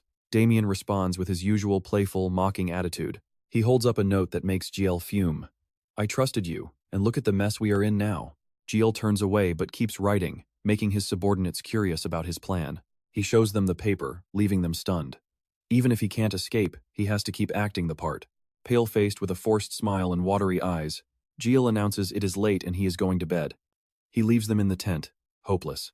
Now, let's shift scenes to a starry night at the magnificent imperial castle. A soldier rushes in with a letter. Pedro bows quickly, greeting the wise emperor who sits upon his throne. It is very late. The emperor notes the time, and a nervous Pedro apologizes, explaining that gathering all the intel took extra time. I deserve death. Asterion allows him to speak and asks for the report immediately. Pedro quickly complies. Your Majesty, this is the 107th periodic report. 5 days ago, the prince left the military infirmary of the Kingdom of Oa, also known as the recovery camp. The emperor is shocked. He left the camp? Why? Pedro looks down nervously. At first, they could not figure out the prince's goal. That is why analyzing the information took so much time. The emperor asks calmly if the conclusion is that the prince is returning to Magentano. Pedro continues. Reports from spies in the camp say the prince sent a farewell letter to Princess Imboa. Asterion is surprised and demands details. A farewell letter? Tell me everything. Pedro opens a scroll and begins to read. Your Majesty, he told the princess his work there is finished. He said it is finally time to return to Magentano and asked for a large barrel of wine. He asks him, is that all? The conversation ends as the emperor dismisses him. Yes, sire, that concludes today's report. I see. You may leave. Pedro bows in gratitude and exits. Once alone, the emperor sits in deep thought, resting his hand on his chin. A satisfied smile spreads across his face before he bursts into laughter, raising his hands in pure excitement. My son is finally coming home. Come back quickly and show me that you are safe and sound. His booming laughter echoes through the halls, startling the guards. But little does he know, the prince is currently a total nervous wreck. And that is where we leave it with Giel, terrified he will never see the capital again. Wild, right? All right, you and I are jumping into a moment where our main character wakes up to a literal nightmare. Jabalon is already sitting right there, scaring Giel half to death under his blankets. Oh, you are awake? Jabalon asks coldly. Giel jumps up instantly, frantically claiming he needs to perform a morning medical checkup right this second. In his head, he is panicking because this guy is watching him 24/7. Giel just scratches his head and laughs, trying his best to act natural. No need. I am the Sword Saint, as you well know. While Jebalon plays it cool, Chiel is secretly gritting his teeth in pure frustration. Then why did you sleep in here? I did not get a single wink of rest. Jebalon just stares back with total confidence. Simple. No one knows my body better than I do. Chiel climbs out of bed, stuttering as he tries to process that logic. He just smiles and tells him to go eat breakfast first. On the table, a spread of incredibly delicious-looking food is waiting for them. Jebalon raises a glass of wine while Chiel watches him warily. He swills the liquid and tells Chiel to take his time eating. Yes, sir.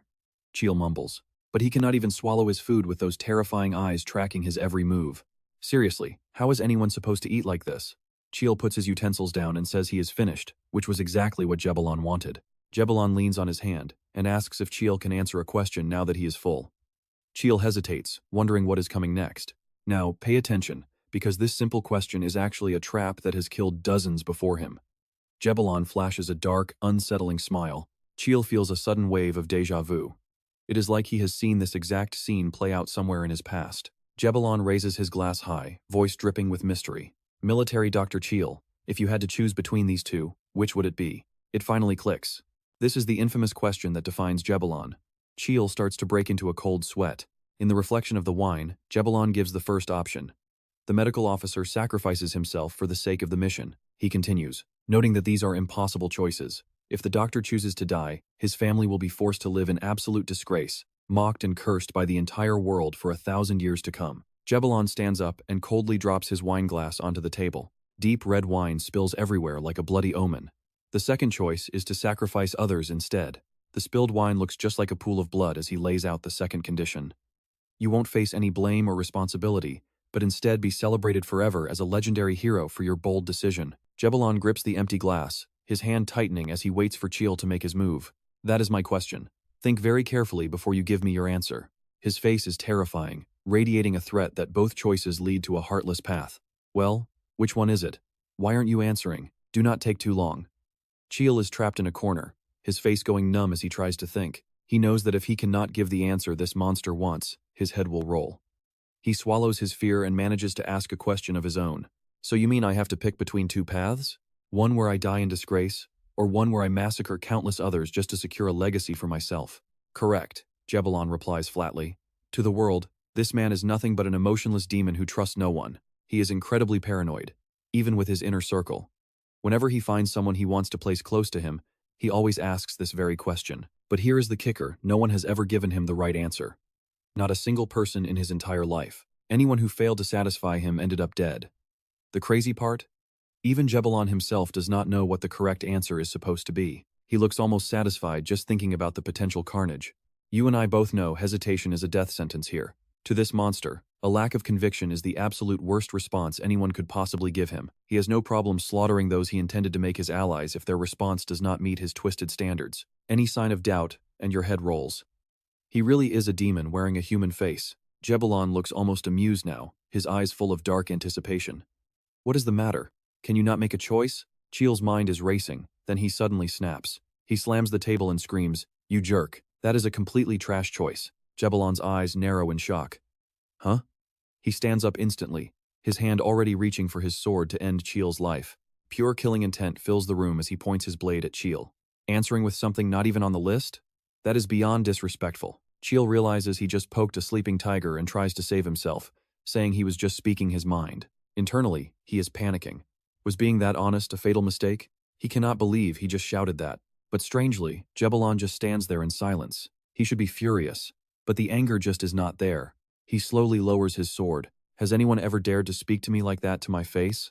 He sheathes the blade, feeling a strange sensation in his chest. Step 1. Stay alive. Jebalon sits back down, head lowered as his mind starts spinning in circles. And that's where we leave it. You and I just saw Chiel survive the impossible by giving the one answer that truly touched a demon's heart. Stick with me here, because he actually spared Chiel's life, even after those incredibly rude words. He calmly pours some wine and says, "So that is how it is. You are dismissed." Then he adds a final warning. "Better not let me see your face again today." Escaping death's grip, he breathes a huge sigh of relief. As he steps out of the tent, he thanks the heavens and starts planning his next move. Man, I almost died. Now how do I hide? Suddenly, a young man appears and points the way forward. The medic Rakiel went this way. Confused, Yil asks, "Go where?" Then panic hits as he looks back at the death trap he just left. He was told not to show his face, but his own tent is sitting right next to that monster's. Looking at it, he's totally exposed. Fear washes over him like a flood as he begs for Godin and Damian to save him. Back inside, Jabalon swirls his wine, lost in thought. He used to believe that only blood could truly change the world. Strange thoughts are clouding his mind, confusing even himself. Now, those old beliefs just fill him with a sense of pure disgust. Was this really what he believed in? His gaze turns sharp as a blade while the wine glass in his hand is suddenly crushed to pieces. He laughs at his own thoughts. With one powerful squeeze, glass and wine spray everywhere, flowing down like a dark stream. Outside, the camp remains under heavy guard as night falls. Now pay attention to these two in the bushes, because Godin and Damian are desperate to rescue the prince. He's been stuck next to Jabalon for 3 whole days now. He's pacing with worry, unable to accept that the crown prince has to serve a man like that. Damian stands beside him, replying that they have no choice but to put all their faith in the prince for now. He glances at Godin, who is actually crying like a lost child because he's so worried about the prince. A patrolling soldier hears a rustle in the grass and shouts out, "Who is there?" Searching the bushes for any movement. What was that? A stray cat, he mutters before leaving. Behind the bushes, Godin and Damian are frozen, afraid to even breathe. He sighs. They have come all this way just to play hide and seek. Soon, the sun begins to rise. Gilles peeks out of his tent, watching the guards with a hopeful smile. If they're still stationed there, he must be inside. It has been 2 days since he came out. This could be the chance to escape. Suddenly, a voice rings out behind him. I feel like taking a walk today. Gilles curses under his breath before turning around with a perfectly obedient look on his face. Yes, of course. Greetings, sir. Jabalon signals his men to stay back, and they immediately obey his command. He crosses his arms, eyeing Gilles threateningly. Medic Rakiel, how long do you plan on standing there like that? Shaking with fear, Gilles says he will get ready immediately. Soon, the two of them arrive at a scenic spot. Gilles is panting for air, thinking that this mountain climb definitely doesn't count as a walk. Suddenly, Jabalon calls out the medic's name. Let's pause here, because Jabalon admits he's been thinking about that rude answer, and he's finally reached a very strange conclusion. He looks at him gently and says, I accept your answer. Gilles is stunned by this sudden change. You do? Looking into his eyes, he senses that Jabalon is still deeply conflicted. Placing his bandaged hand over his heart, Jabalon begins to share the thoughts he has kept hidden for so long. Any sacrifice is noble, whether it's by choice or forced by fate. Gilles watches as Jabalon's hand clenches into a tight fist. He claims that more bloodshed only makes them greater, but Gilles can't help but think it's all just a bunch of hypocrisy. After all, he didn't find this realization himself. He just heard the answer he was seeking from someone else's mouth. How truly pitiful. Gilles is just waiting for the right moment to strike. He's hoping that Jabalon's inner turmoil finally creates an opening so he can make his escape. If he sees one chance, he's out of there. He clears his throat and asks, Wait, why is your hand injured? Jabalon quickly makes an excuse, claiming it was just a small training mistake. Gilles finds it hard to believe. A sword mistake? Who would believe that? Let me take a look at the wound. He turns away, coldly refusing. There is no need. It is just a minor scratch. It will heal on its own in time. Gilles scratches his cheek helplessly. Even though I am supposed to be your personal doctor, he looks at him, suddenly feeling completely useless. This whole situation is just getting more and more awkward. Being told his help isn't needed feels wrong. He needs to say something. Gilles starts looking around, taking deep breaths. What a refreshing breeze. Jabalon just sighs at the comedy act, pointing out that there is no wind. But Gilles doesn't stop there. He tries again, shouting, Aha, the air here is just so incredibly fresh. Jabalon ignores him, but the plan backfires when a cloud of dust makes Gilles sneeze and cough uncontrollably. So what do you and I make of this? Jabalon finally realizes Gilles is nothing like him. All right, you and I are about to witness a very strange bonding moment between a captive and a tyrant. Gilles' casual, fearless treatment of him feels completely different to Jabalon than his usual subordinates. They have only been together for a few days, yet he feels surprisingly comfortable. When was the last time I let my guard down like this? Or is this actually the first time? He snaps his head around to look seriously at Gilles. Could the words coming from this person actually be the answer I have been searching for all this time? He wants to deny it, but the thought is already there. A sharp, judging gaze full of pressure locks onto the young man. So, what kind of relationship does he want here? A close companion or a trusted right hand? Thoughts race through Jabalon's mind, but they all feel wrong. No, that is not it at all. He closes his eyes and smiles, completely dropping his guard. He starts rambling about wanting to be a painter, making Gilles wonder if this guy has a mental problem. Why bring up the past now? Why is he acting so friendly? Looking at the distant mountains and fields, he truly starts to speak from the heart. I have loved drawing since I was a kid. I might look like this now, but I am still pretty good at it. Jill asks the obvious question. So why did you pick up a sword and become a master instead?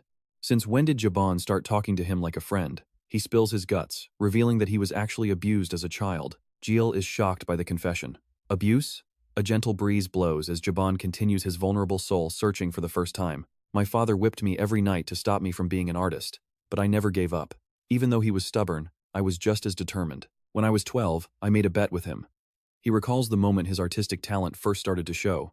If I passed the art school exam, I could follow my dream, but if I failed, I would obey him and take up the sword. Jill bluntly assumes he failed. But Jaban remembers holding that acceptance letter with eyes full of pure joy and hope. No, I actually passed. But then, something unbelievable happened. My father used his power to secretly cancel my admission results. He abused his authority behind the scenes, ensuring my dream of entering art school was permanently destroyed and gone forever. Then he saw it. His father's body with a sword driven right through him.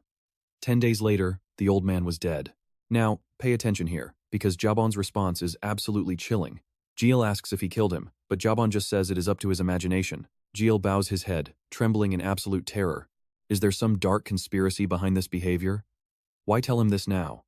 Jill just wants to escape this madness as fast as possible. Jaban turns to him, noting that Jill doesn't seem interested. The boy frantically waves his hands to deny it, terrified of another outburst. Without any anger, Jaban says he understands.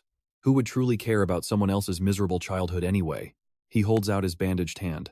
Fine, just check my wound for a bit. It feels like it is getting much worse.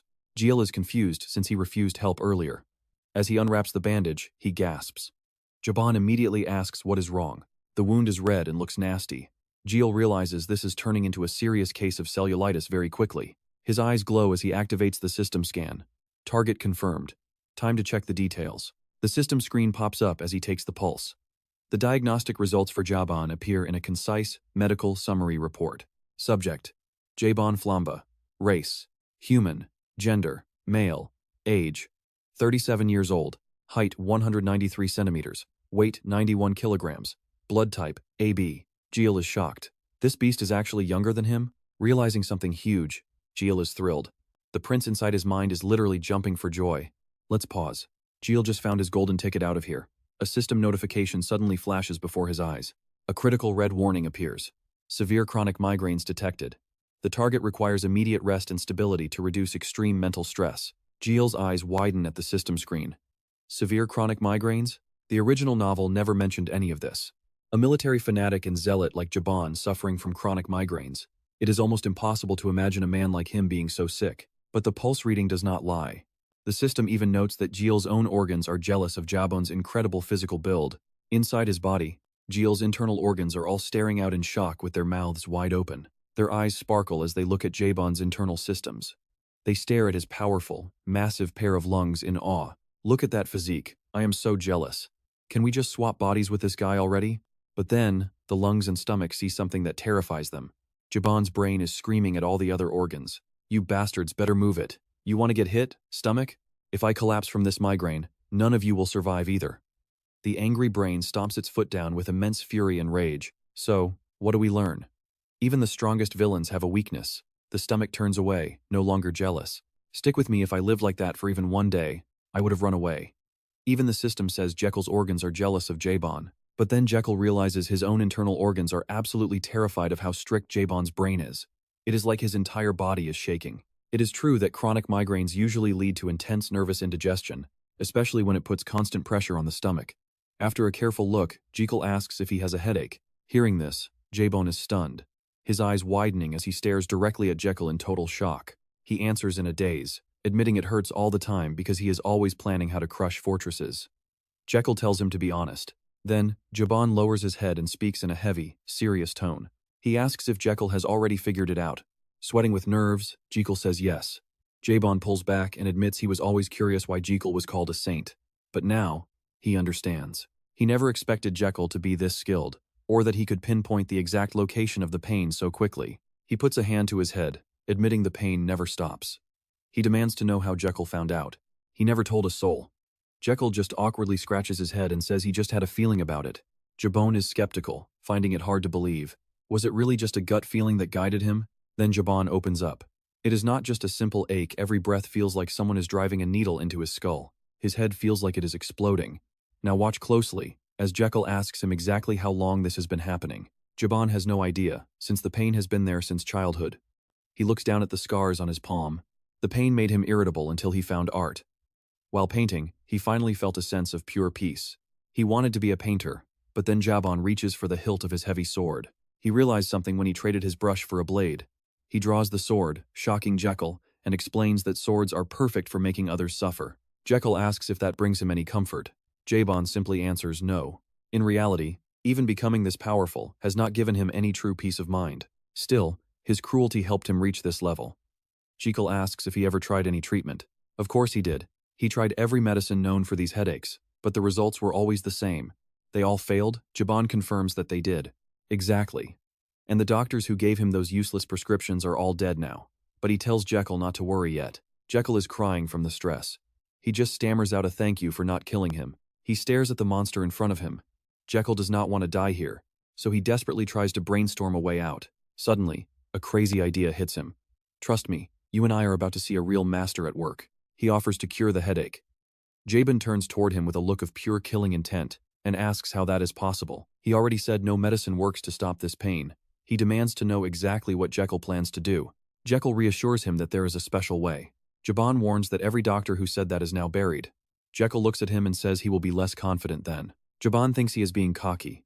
Jekyll begs him to just try, and to please not kill him if it fails. Jaban is curious. He asks why Jekyll even wants to bother curing him. Jekyll is honest and says it is because he wants to stay alive.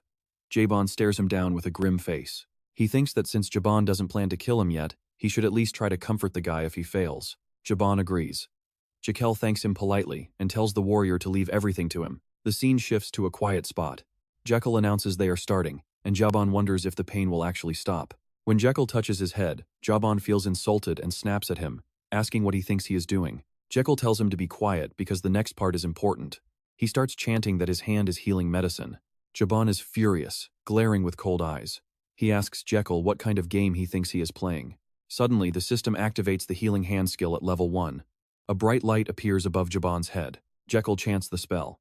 Jaban is confused by the words, but he starts to feel something very interesting. He is totally dazed because it feels so refreshing. You saw that too, right? This monster is finally at peace. Jekyll whispers for him to stay focused and keep repeating the healing mantra. He needs him to concentrate. He asks how it feels. The pain is finally fading away, and Jaban stays perfectly still, letting Jekyll continue the treatment. I do not know. Jekyll stares at Jaban before saying, I honestly do not know what to say anymore. It is so strange. I wonder if this is okay. As tears fall, you and I are watching a genius scam unfold. I have no idea why these tears are flowing. Did you really succeed in removing my headache? Suddenly, Jekyll's voice drops low. You are celebrating too soon. That sends a wave of fear through Jaban. What? Jekyll explains that the special treatment he performed only lasts for one single day. This makes the tyrant jump in total surprise. Jekyll stays calm. Do not be disappointed. I just need to perform this exact procedure for you every single morning. Jaban listens and asks, So you are saying I will not feel any pain until tomorrow morning arrives? Jekyll confirms. Exactly. As long as you do not oversleep and miss a session. Jaban cheers. Good, I am counting on you. Jekyll thinks to himself. Perfect. Keep trusting me. He will make sure Jaban becomes completely dependent on his healing touch. He celebrates internally, knowing his escape plan is finally possible. Then, he puts on his most professional and reliable face. Of course.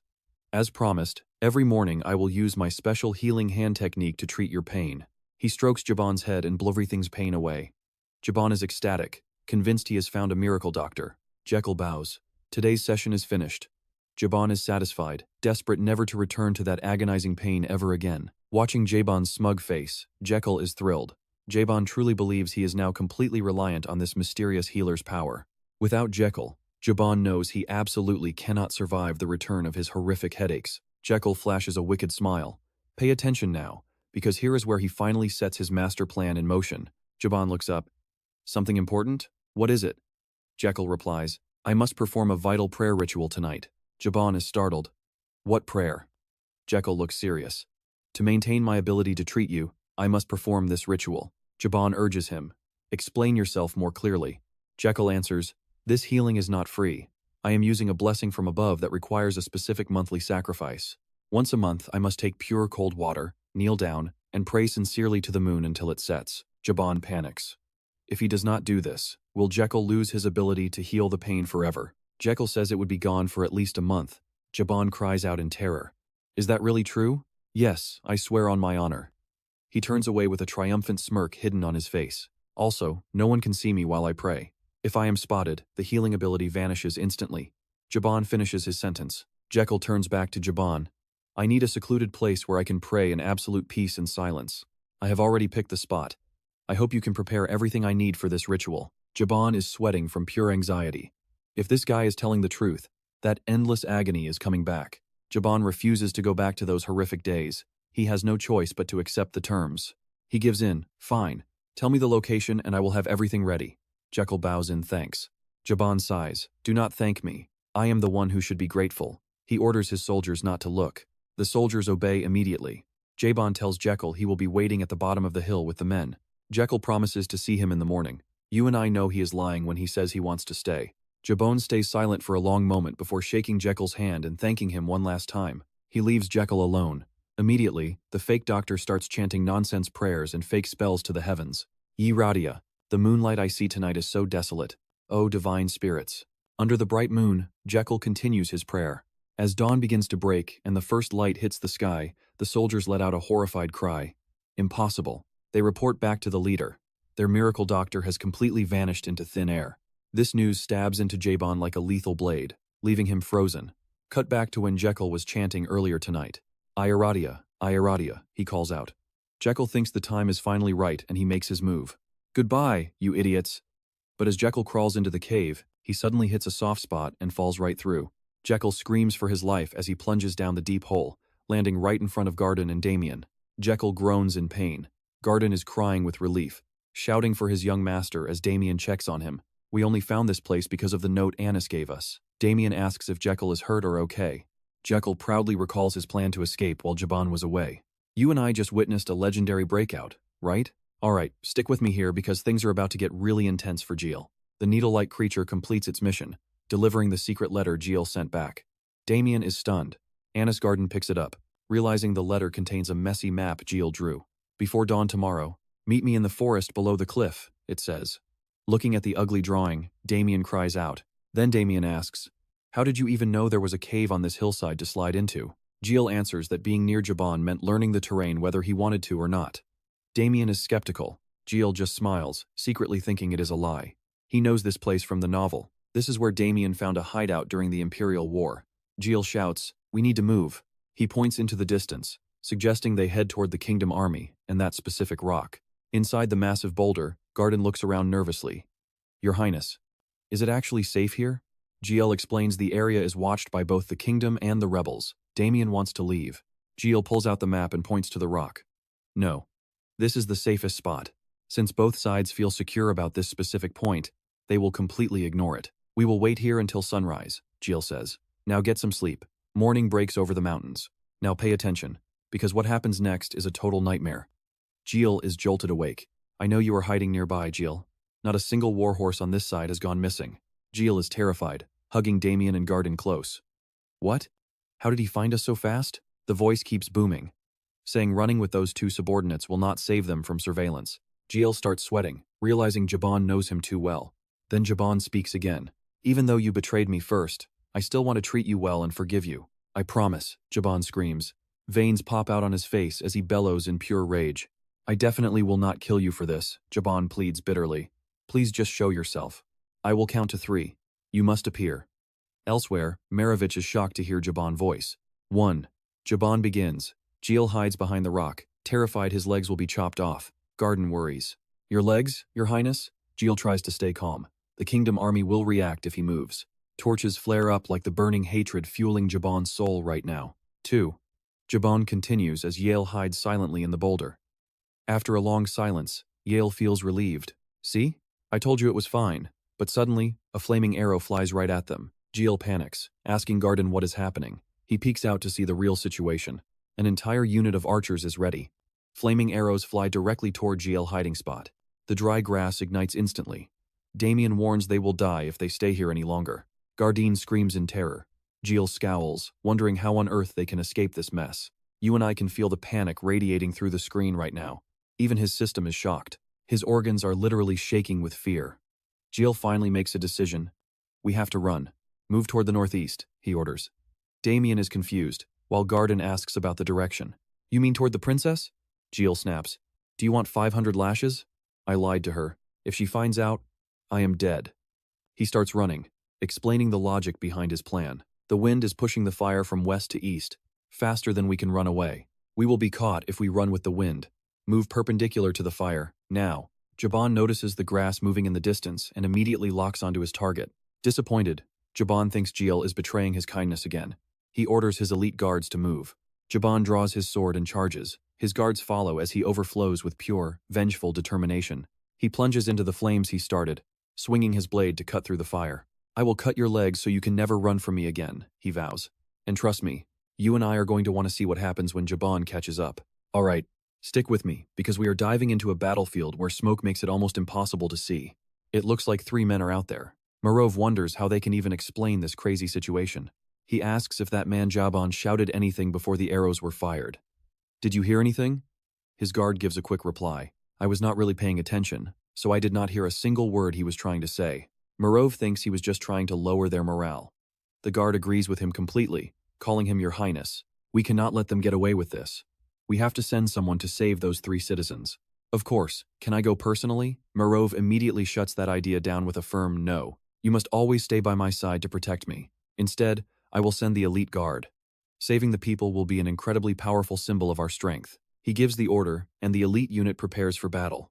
Meanwhile, Princess Adeline is already taking charge. She announces the move with total confidence. All units, move out toward the northeast. She tells herself to wait, vowing that they will definitely save their people. Just then, Adeline sees 3 figures appearing in the distance. I see them. Crown Prince, can you see me? Thanks to you, I have become healthy and brave enough to face these rebels and save our people right now. Wherever you are, please cheer for me. I am always grateful to you, and I will definitely work even harder from now on. That figure. I have seen it before. Now, you and I need to pay close attention. Raikiel is running for his life from Jaban. Damian and Garden are right behind him, trying to escape. Adeline calls out to the Crown Prince. Raikiel looks totally confused and asks what she is doing here. Adeline glares toward him without saying a single word, looking absolutely terrifying. Raikiel starts sweating buckets and does not know what to say. Adeline looks down and asks in a low voice why he is here. Then she orders everyone else to stop immediately. Hold on. Raikiel gives a nervous laugh and tries to be polite, but Adeline angrily asks him why he lied. Raikiel tries to explain he had a reason, but Adeline is not having it at all. You left me with just a letter and no proper goodbye. I thought you had already returned to the capital, so why on earth are the rebels chasing you like this? She looks at his chest and comes up with a theory. Don't tell me you have that mark. Adeline is furious. Have you been with the rebels this whole time and lying to my face? Yes, it is true. I was at the rebel headquarters. Those months were more meaningful than I imagined. Joining them was a necessary sacrifice for me. Adeline is stunned by the word sacrifice. I braved great danger with a sharp gaze fixed right on the heart of our enemy. I did this just to help our kingdom. You and I can see he is really trying, right? You have no idea what I had to go through. Garden shouts that now is definitely not the time to be standing around talking like this. Jaban is closing in fast. The rebels are charging through the fire, getting closer by the second. Raikiel jumps on her horse and tells Damian to take Garden and get out of there now. Damian obeys immediately. Raikiel tells Adeline she can scold him later, but they need to run now. She smirks confidently. Run? There is no need to fear them when we have twice as many soldiers. Since it has come to this, I will face them head on and destroy them all right here. This is the perfect chance. Crushing them will be a great example and boost our morale. But Raikiel screams that they will all die if they try to stand and fight. Jaban is personally hunting me. Adeline breaks into a sweat. Wait, Jaban? What did you even do?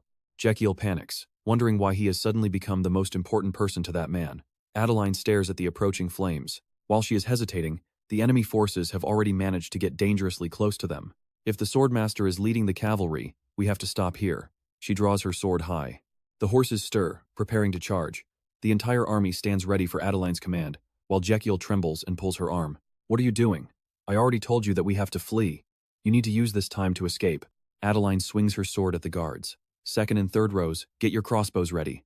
They all obey and draw weapons. Sharp arrows are aimed straight at Jaban as Adeline quickly gives the command to fire. The arrows fly toward the furious Jaban as he charges. The horses sense danger and jump back in total fear. Adeline turns back. Trust me, you and I cannot miss what happens next. All troops, fall back. Adeline screams for everyone to move. Stick with me, because this simple retreat is about to get deadly. Adeline turns to Raikiel, breathing hard. We bought some time with those arrows, so we should be able to escape safely now. Suddenly, a strange sound catches her ear. What was that? Adeline looks back, her face twisting in pure terror as she screams, Jabalon! He did it. He smashed through every single obstacle to catch up with Adeline and Raikiel. Raikiel turns pale, shaking with fear. That psycho is staring right at him with a gruesome smile. Raikiel's expression tightens in desperation, but then, Jabalon's silhouette starts to fade into the distance. Suddenly, he is nowhere to be seen on that horse. Raikiel shouts a panicked warning. Princess, Jabalon has vanished. Adeline can only gasp in shock. What? Both of them are completely stunned.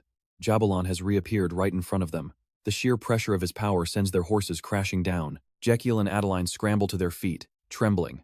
Jabalon approaches, radiating pure killing intent. You really enjoyed tricking me, didn't you? Jabalon points his blade directly at Raikiel. I'm going to make sure you never even think about running away ever again. Like a lethal arrow, Jabalon lunges toward Raikiel. The boy covers his eyes, shivering in terror, unable to even look. Help me. Just as he closes his eyes, Damian suddenly appears. Now pay attention, because this is the hero moment we have been waiting for. Damian is taking the full force of the blow to protect Raikiel. Jabalon sneers. So, you are the guard for the medic? Jabalon scoffs in pure contempt. Is this all you have? Based on your skill, you are just an intermediate swordsman at best. Jabalon leaps back before launching a series of brutal, high-speed strikes. But somehow, Damian manages to block them all. Still, Damian is no match for Jabalon's overwhelming speed and power. He takes a direct hit. Raikiel watches, heart pounding as Damian gasps for air. Damian, stop fighting and run. But Raikiel stops himself. He realizes that now is not the time to be worrying about others. Adeline rushes over and pulls Raikiel up. Your Highness, please, you have to wake up right now. She carries him towards safety, shouting for him to stay conscious. We have to use the time your guard is buying us to escape. Raikiel protests. I cannot leave him behind. If we abandon him here, every single person in this place is going to die. Raikiel bows his head. It is not just because Damian is the main character or a future powerhouse of this world. He wants to explain everything, but he simply cannot. Revealing the truth would expose the secrets of heaven. If he does that, the entity that brought Damian here will personally intervene. Raikiel looks up and speaks. Princess. Adeline looks back. He continues, you are the only one who can save everyone here. Adeline is stunned. What? Raikiel says firmly. From this moment on, you must do exactly as I tell you. He stares at Adeline with a deadly serious expression. Can you do it? Then, Raikiel leans in to tell her the plan. He quickly whispers the details into her ear. As Adeline listens to his words, her eyes go wide with shock. She screams, is that even possible? Raikiel grabs her hands, encouraging her. Princess, I know you can do this. Good luck. Adeline feels totally overwhelmed by Raikiel. Sometimes, there are things in this world that are better left undone. Growth is not always a good thing.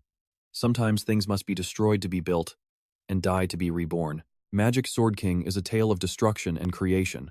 Let that sink in for a second, because the stakes are much higher than we thought. As order shatters, Damian is destined to grow among the ruins of a collapsed empire. He is fated to destroy the world so that everything can be reborn. This is the heavy burden Damian was born to carry. Raikiel thinks to himself, Damian, if I leave you here, you will be pushed to the brink and realize your true nature. That entity will take action, and this entire world will finally meet its end. That is why Raikiel made every excuse to keep Damian out of the arena and by his side. Despite everything they have faced, he hoped that by staying together, Damian could avoid the tragedies from the novel. Yet here they are. Raikiel forces himself to stay sharp. Damian, now is not the time to be paralyzed by fear. After weighing every option, the moment is finally right. Raikiel asks the princess, are you ready yet? Adeline tells him to wait, then finally signals she is ready. The scene shifts back to the chaos of the battlefield. Swords clash violently as Damian raises his blade to face Jabalon one more time. Damian is clearly struggling under Jabalon's massive pressure. Jabalon smirks as he swings. What is the matter? Tired already? Jabalon rains down more heavy strikes. Damian is barely holding on. But suddenly, Jabalon senses something very strange. Wait, what is this kid doing? Jabalon thought he was just defending, but every time Damian moves, he neutralizes the attack. Jabalon is completely baffled. You and I just saw a monster awaken, and trust me, things are about to get crazy. Alright, you and I are about to watch a monster learn why you should never underestimate a growing hero. Jabalon growls a threat, promising a taste of true terror before lunging forward like a starving ghost. Damian barely tracks the movement, but survival instinct kicks in just in time to dodge that devastating strike. Jabalon retreats to reset his distance, impressed that Damian actually managed to avoid a direct hit. He begins channeling massive power, deciding he has entertained this little struggle long enough, it is time to end it. Damian raises his blade in defiance, claiming he can still fight, but Jabalon just scoffs at the bold words. Fear finally freezes Damian in his tracks as Jabalon lunges again, forcing him into a desperate, heavy block. Suddenly, Damian's sword snaps right in half, giving Jabalon the perfect opening to finish him off for good. A brutal blow sends Damian flying into a massive rock. Jabalon slowly approaches, radiating an overwhelming dark energy. The villain declares this boring game is over. Damian can only lie there, gasping for every breath he has left. Jabalon levels his blade for the killing blow. Damian is helpless, watching the sharp steel descend toward his heart. He never imagined it would end like this. Damian slumps his shoulders, finally looking ready to accept his defeat. Damn it! He closes his eyes one last time, waiting for the cold embrace of the end to take him. But then, something strange surges through his body. His vision blurs and warps. Something is very, very wrong here. It feels like time itself has ground to a halt. Damian looks down at himself in absolute, stunned silence. Now pay attention here. This is the moment Damian taps into a hidden power, leaving even Jabalon completely confused. Damian drops to his knees, clutching his chest. Jabalon stares at him, sensing a weird, abnormal flow of mana. Out of nowhere, Jekyll's voice rings out across the battlefield, shouting for the princess to throw the stone. Adeline hauls a massive boulder and heaves it with everything she has got, determined to back up her ally. Jabalon watches the rock fly toward him with pure contempt. Did they really think such a pathetic trick would work? He shatters the boulder with one slash, only for Jekyll to come flying through the debris like a madman. Jekyll screams his name. Jabalon realizes too late this is not an attack, it is some kind of medicine skill. Jabalon glares at Jekyll as the boy crashes into the dirt, his face twisted in a mask of pure rage. Jekyll coughs violently from the impact while Damian watches the scene unfold with wide-eyed shock and confusion. The system confirms skill, hand is medicine, level 3 is active. Jabalon's lifelong headache is suddenly, miraculously cured. For the first time, he feels like he is in heaven.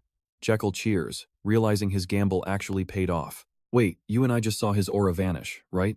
Jabalon is standing there like a statue, totally lost. That headache was a constant shadow since childhood, a pain he had simply accepted as part of his life.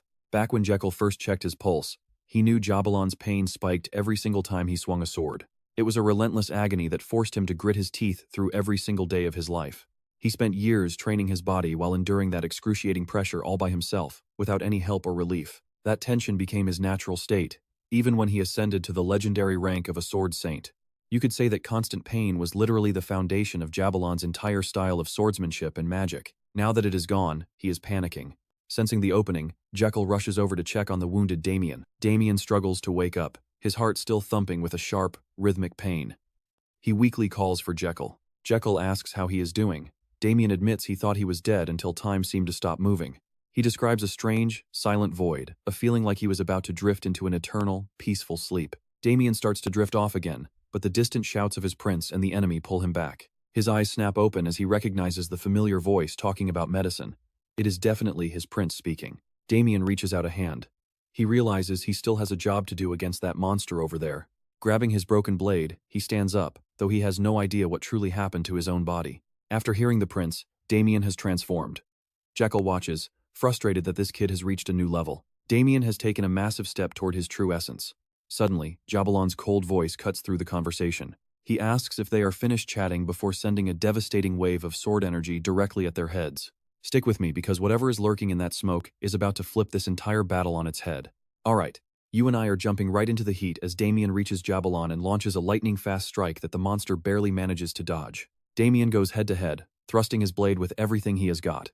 He manages to graze Jabalon's cheek, forcing the beast to freeze for just a split second. The battle continues to escalate as Jabalon and Damian close the distance, clashing with overwhelming force. A chunk of the monster's hair flies off. But strangely, Damian seems to be the one struggling to hold his ground. Damian shouts that he will buy some time, telling the prince to take this chance and run. He urges Jekyll to move now, or they will lose their only shot. But Jekyll just stands there like a statue behind Damian. It makes him feel helpless. He tells the prince to stop lingering and get moving immediately. Jabalon seems to read his mind. He mocks them, asking if the prince is just going to stand there while Damian desperately tries to save him. Damian trembles as he blocks Jabalon's earth-shattering blow, realizing the monster knows exactly what they are planning. Suddenly, Jill walks up and places a hand on his shoulder. He tells Damian that he lacks faith in his master. He strikes from behind, releasing a massive cloud of toxic gas from slot number 1. Gio looks smug as the poison starts leaking out bit by bit. He definitely prepared enough for this. The toxic smoke hits the monster's face, forcing him to breathe in at least a little bit of it. Now pay attention, because this is where the backup plan finally kicks in as he signals Adeline to start Rescue Operation 119. The army shouts back in unison, "Yes, sir." Then, Gio informs Damian they only have 5 seconds left at most. "Get ready to mount up." Damian nods in agreement. Suddenly, the monster Jabalon charges in, standing right between them. He asks if they really think they can leave.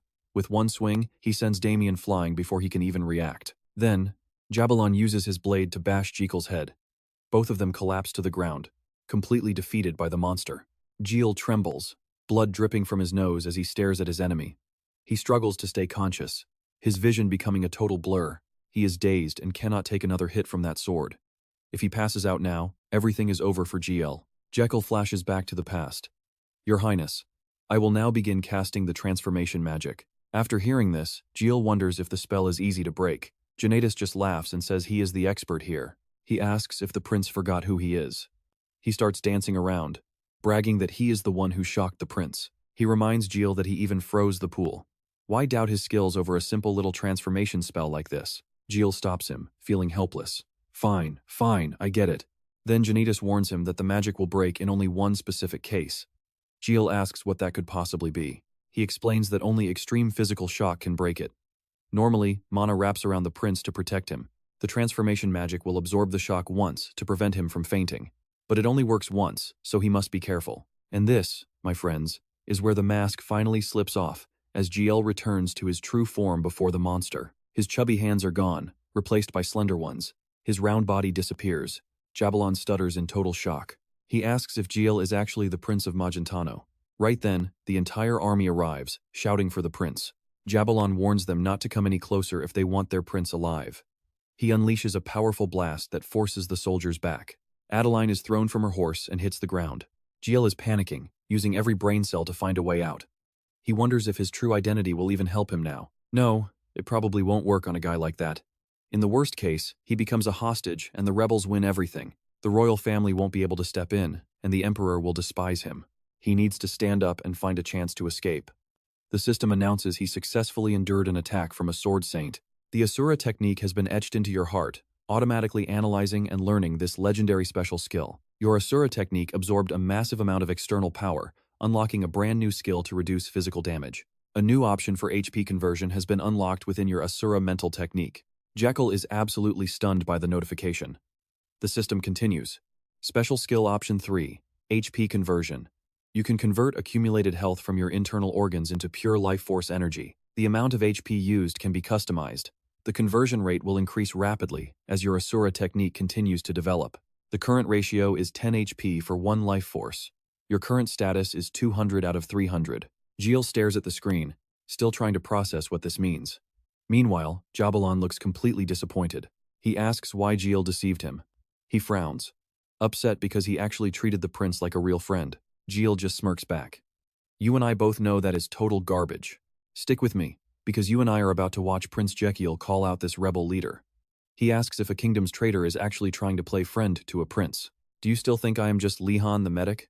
He starts lecturing him like a child. "Are you really going to stalk me 24/7? Threatening to cut my legs just to keep me nearby? You are obsessed and completely insane. Stop this ridiculous acting right now. Back off while I am still being polite, and quit pretending we are close. We are not friends and never will be." Suddenly, Jabalon speaks, sending a chill down Jekyll's spine. He hoped it would not end this way, but claims no one cares about the prince anymore. Jabalon mentions Princess Adeline, the commander of the kingdom's royal guard. She has been heavily wounded by the monster Jabalon's previous attack. "Your Highness, Princess, are you all right?" He continues, saying if he kills everyone, there will be no witnesses. Jekyll asks if he still plans to take his legs. Jabalon shares that he is confident he can hide Jekyll away by his side for the rest of his life. Forget the kingdom, he is even confident he can topple the entire empire.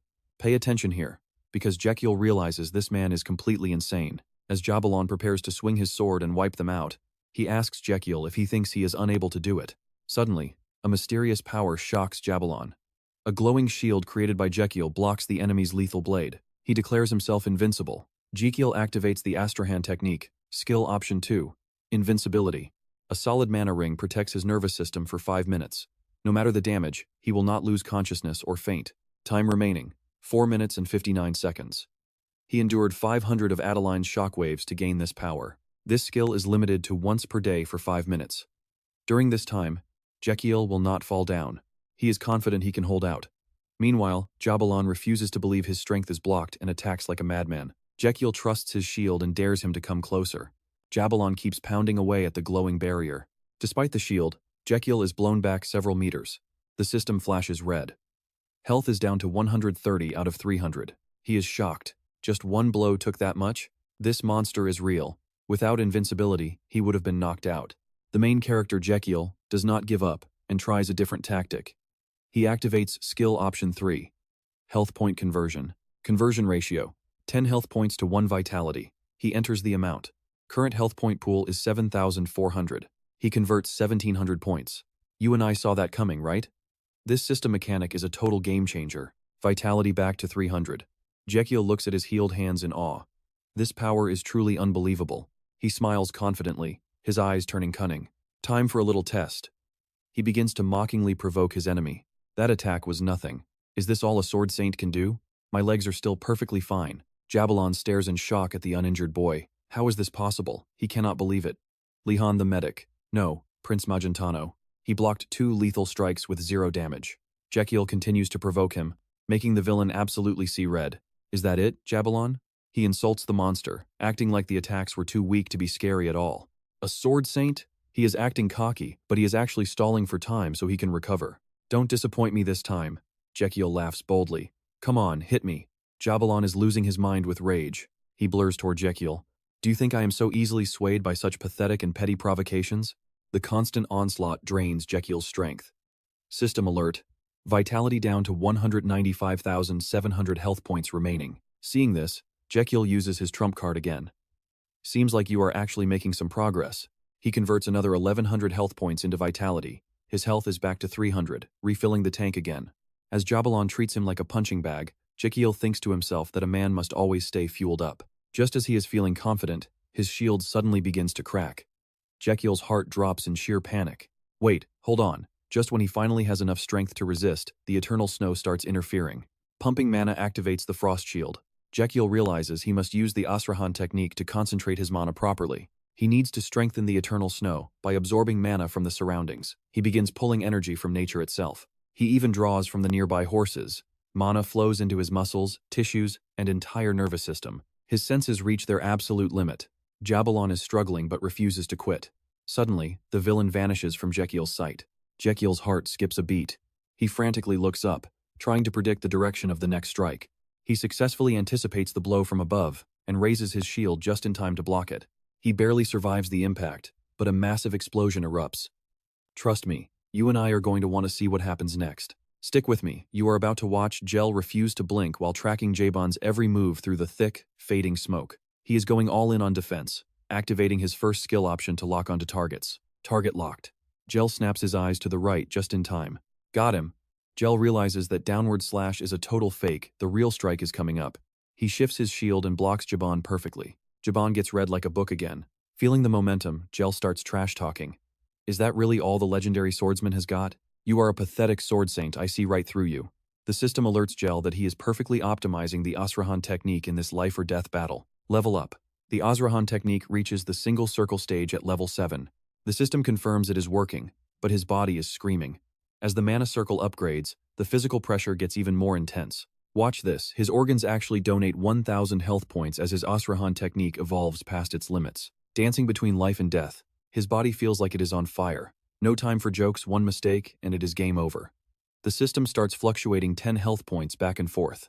Raikiel is stunned as his lungs scream for him to endure. His stomach says not now, and even his liver joins the panic, shouting for him to survive. His intestines chip in too, do not die on us.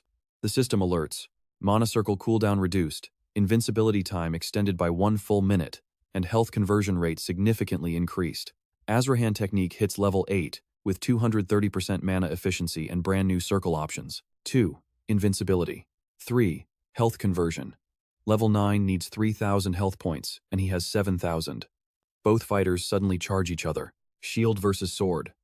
Gel wonders, is it finally time for you to drop that pathetic obsession of yours? Gel calculates silently. He keeps provoking and defending, but he is hitting his limit. The plan is simple. Gel holds the line while Damian strikes back. If Gel can just withstand the assault, Damian won't lose his composure and can focus entirely on the counterattack. To survive longer, he needs to simplify the enemy's moves. He feels a bit guilty about digging up Jaban's childhood trauma, though. Why live in such a web of lies? What did you mean about losing your father? That was not just some simple accident, was it? Jaban stays silent. Gel doubles down, attacking his pride. You hated him, sure. But you never actually wanted to kill your own father, right? Jaban snaps. Shut up. He loses his cool and slams a heavy fist straight into Gel's shield. Gel is shocked by the impact, but he knows his provocation worked. He remembers Jaban talking in his sleep back when they shared a room. Are you dreaming? Back then, Jaban had called out in his sleep. Now, looking at his face, the truth is obvious. Gel speaks up, I guessed right. A clumsy stab killed your father because neither you nor he realized how much hidden talent you actually possessed. Jaban has reached his breaking point. No. He screams in pure agony, telling Gel to shut up as a massive, overwhelming power surges from deep within him. Talk about bad timing, the system announces that Gel's invincibility has ended. He is completely frozen. This is not good. Jaban's rage triggers a massive explosion. Gel does not even dare look, shielding his face with both arms. As the smoke clears, a figure appears. You and I both know Damian would never let his master down. That guy simply does not know how to give up. Gel gasps in surprise. Damian returns just as the battlefield was getting ugly, having finally found his resolve. He looks up, wondering if he blacked out for a second. Damian looks around and spots Adeline. The princess is gravely wounded and suffering on the ground. Over here, Gel is still holding his shield against Jaban. He notices Jaban's aura is already starting to recover. Damian decides he has to act now, before the enemy is back at full strength. But as he goes to move, Damian's body locks up. How can he do this? He takes a breath and remembers his past training. He refuses to let another tragedy like the one in Gmo happen again. Driven by that fear, Damian trains harder than ever. His strikes are sharp and lightning fast, slicing through wood. Then, a circular swing sends everything flying through the air. By the time he turns around, the wood has exploded into splinters. Damian grips his sword, ready to protect his highness. He is determined to grow stronger. He needs to push his mana to the absolute limit beyond anything he has ever reached before. As he focuses, Damian's body reaches its breaking point, unlocking a new energy source.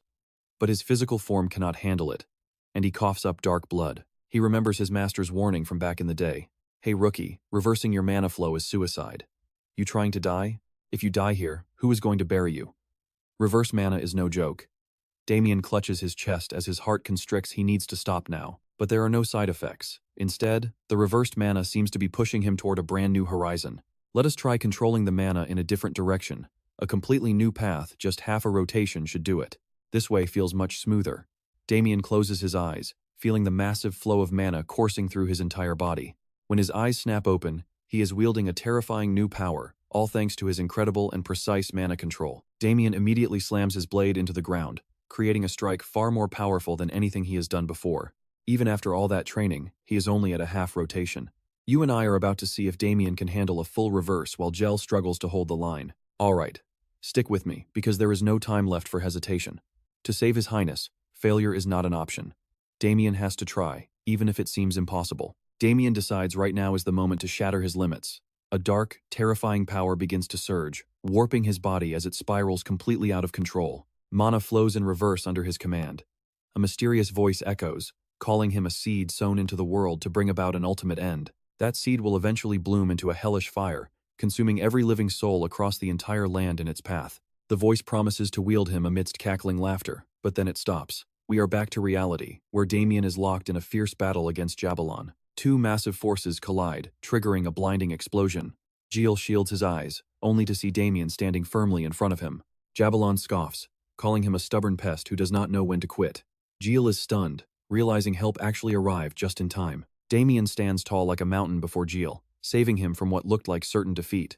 Gel cannot believe his eyes, recognizing that incredible technique, the Labursa mental method. Nearby, Jabalon is losing his mind. How did this guy block his blade? A Sword Saint's aura should only be stoppable by another aura. Is he actually feeling fear? No, that is impossible. There is no way a nobody like this could ever make him tremble. Taking advantage of that split-second distraction, Damian strikes. Jabalon roars in fury, screaming that he is going to tear him apart right now. But every single one of Jabalon's attacks is easily dodged. Not a single strike touches a hair on Damian's head, leaving his opponent screaming in frustration. He watches Damian's calm expression and absolutely loses it. No matter how hard he swings, he just cannot land a single hit. Suddenly, Damian makes his move. Jabalon gasps as his aura is completely shattered with just a single strike, leaving him speechless and broken. Now watch this. Jill sees something that is absolutely impossible. Damian is using the first characteristic of the Demon Sword Sovereign technique. It is a broken ability that ensures the user's power is always one level higher than their opponent. Even a Sword Saint cannot win against that logic. Jabalon begins to tremble in pure terror. He refuses to accept losing to someone like this. Driven by desperation, Jabalon charges forward, refusing to give up the fight just yet. Just as Jabalon is about to unleash his ultimate lethal technique with his own hands, a hand reaches out to stop him. Jill steps in, claiming this fight is his now. Jabalon is stunned to see the prince shaking. Damn it, the move is already activated and it is too late to stop the momentum now. If this continues, Jabalon might accidentally kill him. He asks Jill if he even understands the danger of what he is trying to stop. Jill just smirks. He knows all about the Eli formation. He does not want to provoke Damian anymore, so he will handle this mess himself. The Eli formation is a brutal, primitive technique that sucks all the pure mana out of both the user and their target. When pure mana is being drained like that, even the legendary Labursa technique becomes completely useless in battle. Since Damian is smaller than Jabalon, he would definitely lose. Yiel taunts the rebel leader, calling him a coward who only picks on those smaller than him. Jabalon is confused. He asks if the prince is actually planning to sacrifice himself to save his own bodyguard. Okay, check this out. Jiel is not sacrificing anything, he is about to crush him. He activates the Kuzman skill using a red sunflower seed. System warnings flash red. He used a spirit beast item on a human body. The magnification effect will only last for 3 minutes. The seed can cause severe side effects in humans. The system even suggests seeing a doctor, pharmacist, or a traditional herbalist immediately. Once the 3 minutes are up, he will fall into a deep coma for 5 full days. No way around it. Jiel begins to grow massive. Amidst the chaos, Maravich asks what on earth they are looking at, but his guard has no clue either. Jiel flexes his giant arms, joking that he is a doctor himself. He laughs with confidence, realizing that even being absorbed by the Eli formation won't matter now. By taking this risk, he can stop Damian from reaching his final awakening. This way, everyone can actually make it out alive. He calls out to Jabalon, telling him the winner is already decided. It is time to give up and surrender before things get worse. He tells him to drop the sword, but Jabalon's massive ego won't let him quit, even as his blood vessels begin to burst. The pure mana inside his body is being crushed by the prince. Jiel shouts at him to listen, but Jabalon is utterly helpless. He fought so hard to reach this position, and now it is all for nothing. He wonders if his entire life is really ending like this. Seeing how stubborn he is, Jiel wonders why he won't just fall already. The system timer shows only 56 seconds of power remaining. With time running out, Jiel grabs Jabalon and starts shaking him like a toy. Jabalon is tossed around so much he cannot even speak. Jiel keeps at it, knowing this monster needs a lot more to stay down. He literally begs him to just fall over already. He keeps reminding him that his time is almost up and they need to finish. Jiel asks why he is being so difficult. But even the toughest opponent has a limit. Jabalon can only break out in a cold sweat. Jiel reaches out to give him one final flick. He tells him to fly away, and Jabalon is instantly launched into the distance. He watches his opponent crash into a rock and smirks at the new record. That is when Adolin finally wakes up to the chaos, and that is where we leave it. Adolin is staring at a giant Jiel in shock. Everything is finally over. Wild ride, right? Stick with me because you and I are about to witness the end of an era. The amplification time hits 0 minutes. Jiel celebrates the perfect timing, relieved he could protect Damian, even if he feels dizzy. Is Damian okay? Jiel reaches out with trembling hands, calling his name before collapsing right into Damian's arms. Are you all right? Damian is deeply moved by the sight, holding him tight as he whispers, Your Highness. While unconscious, Jiel is taken to rest. Suddenly, a loud voice shouting for the Crown Prince jolts him awake. He wakes up dazed. What is going on? Jiel finds himself in a groom's suit, walking arm in arm with Adeline. What is this situation? Jiel is completely confused. Why is the princess dressed like this and what is happening? Adeline tells him it's time to take the stage. Jiel has no clue. Stage? What stage? Then the host's voice booms. Ladies and gentlemen, please welcome our protagonist for today. The Crown Prince himself has finally arrived. The Pride of Magentano, a celebration for the double circle upgrade. Asrahan skill, double circle rank, 400% mana amplification. Your Asrahan stop skill has been upgraded. Following this, your circle slot is enhanced with a unique option for skill 1. The circle slot is enhanced, and slot 2 is now unlocked. This activation brings new functions. Please, a warm round of applause. GL is in total shock. He can't stop stuttering while the audience below claps and cheers for his success. Congratulations to you, the host shouts, celebrating the Crown Prince for finally achieving the legendary double circle rank. GL is stunned. He really did it. He looks up at the system board to confirm the impossible. He's baffled by the news of Slot 2 and the slot merge. The host offers to explain everything to him. GL quickly looks for his supporter, Garden. The man explains that slot merging allows him to mix materials from different slots. Garden clinks 2 mixing glasses together. He shakes them with a smooth, sensual, and incredibly refined movement. It feels just like this. Simple, right? GL is still struggling to process what's happening around him. Now watch this. Things take a dark turn as GL wonders if this is all just a dream. Suddenly, GL finds himself in a dark place facing Damian. Damian asks him, "Who did this to me?" Without warning, Damian asks what GL has done to this world, and what his true intentions really are. "You knew from the start, didn't you?" GL tries to explain he just wanted to protect him, but Damian radiates pure bloodlust. GL tries to argue back, but suddenly tape seals his mouth shut. All he can do is make muffled sounds. GL realizes this isn't the real Damian. It's the entity living inside Damian's subconscious that's questioning him. He stares at the sword in Damian's hand. "Wait!" GL panics, thinking this might really be the end for him. GL screams in terror and wakes up, rolling around in a panic as he realizes it was just a nightmare. Damian looks at him, confused. "Did you do that on purpose?" GL wakes up and sees the real, helpless Damian. GL watches him closely. Is it possible that this guy is currently in an awakened state? Damian points to his forehead, complaining about the headbutt.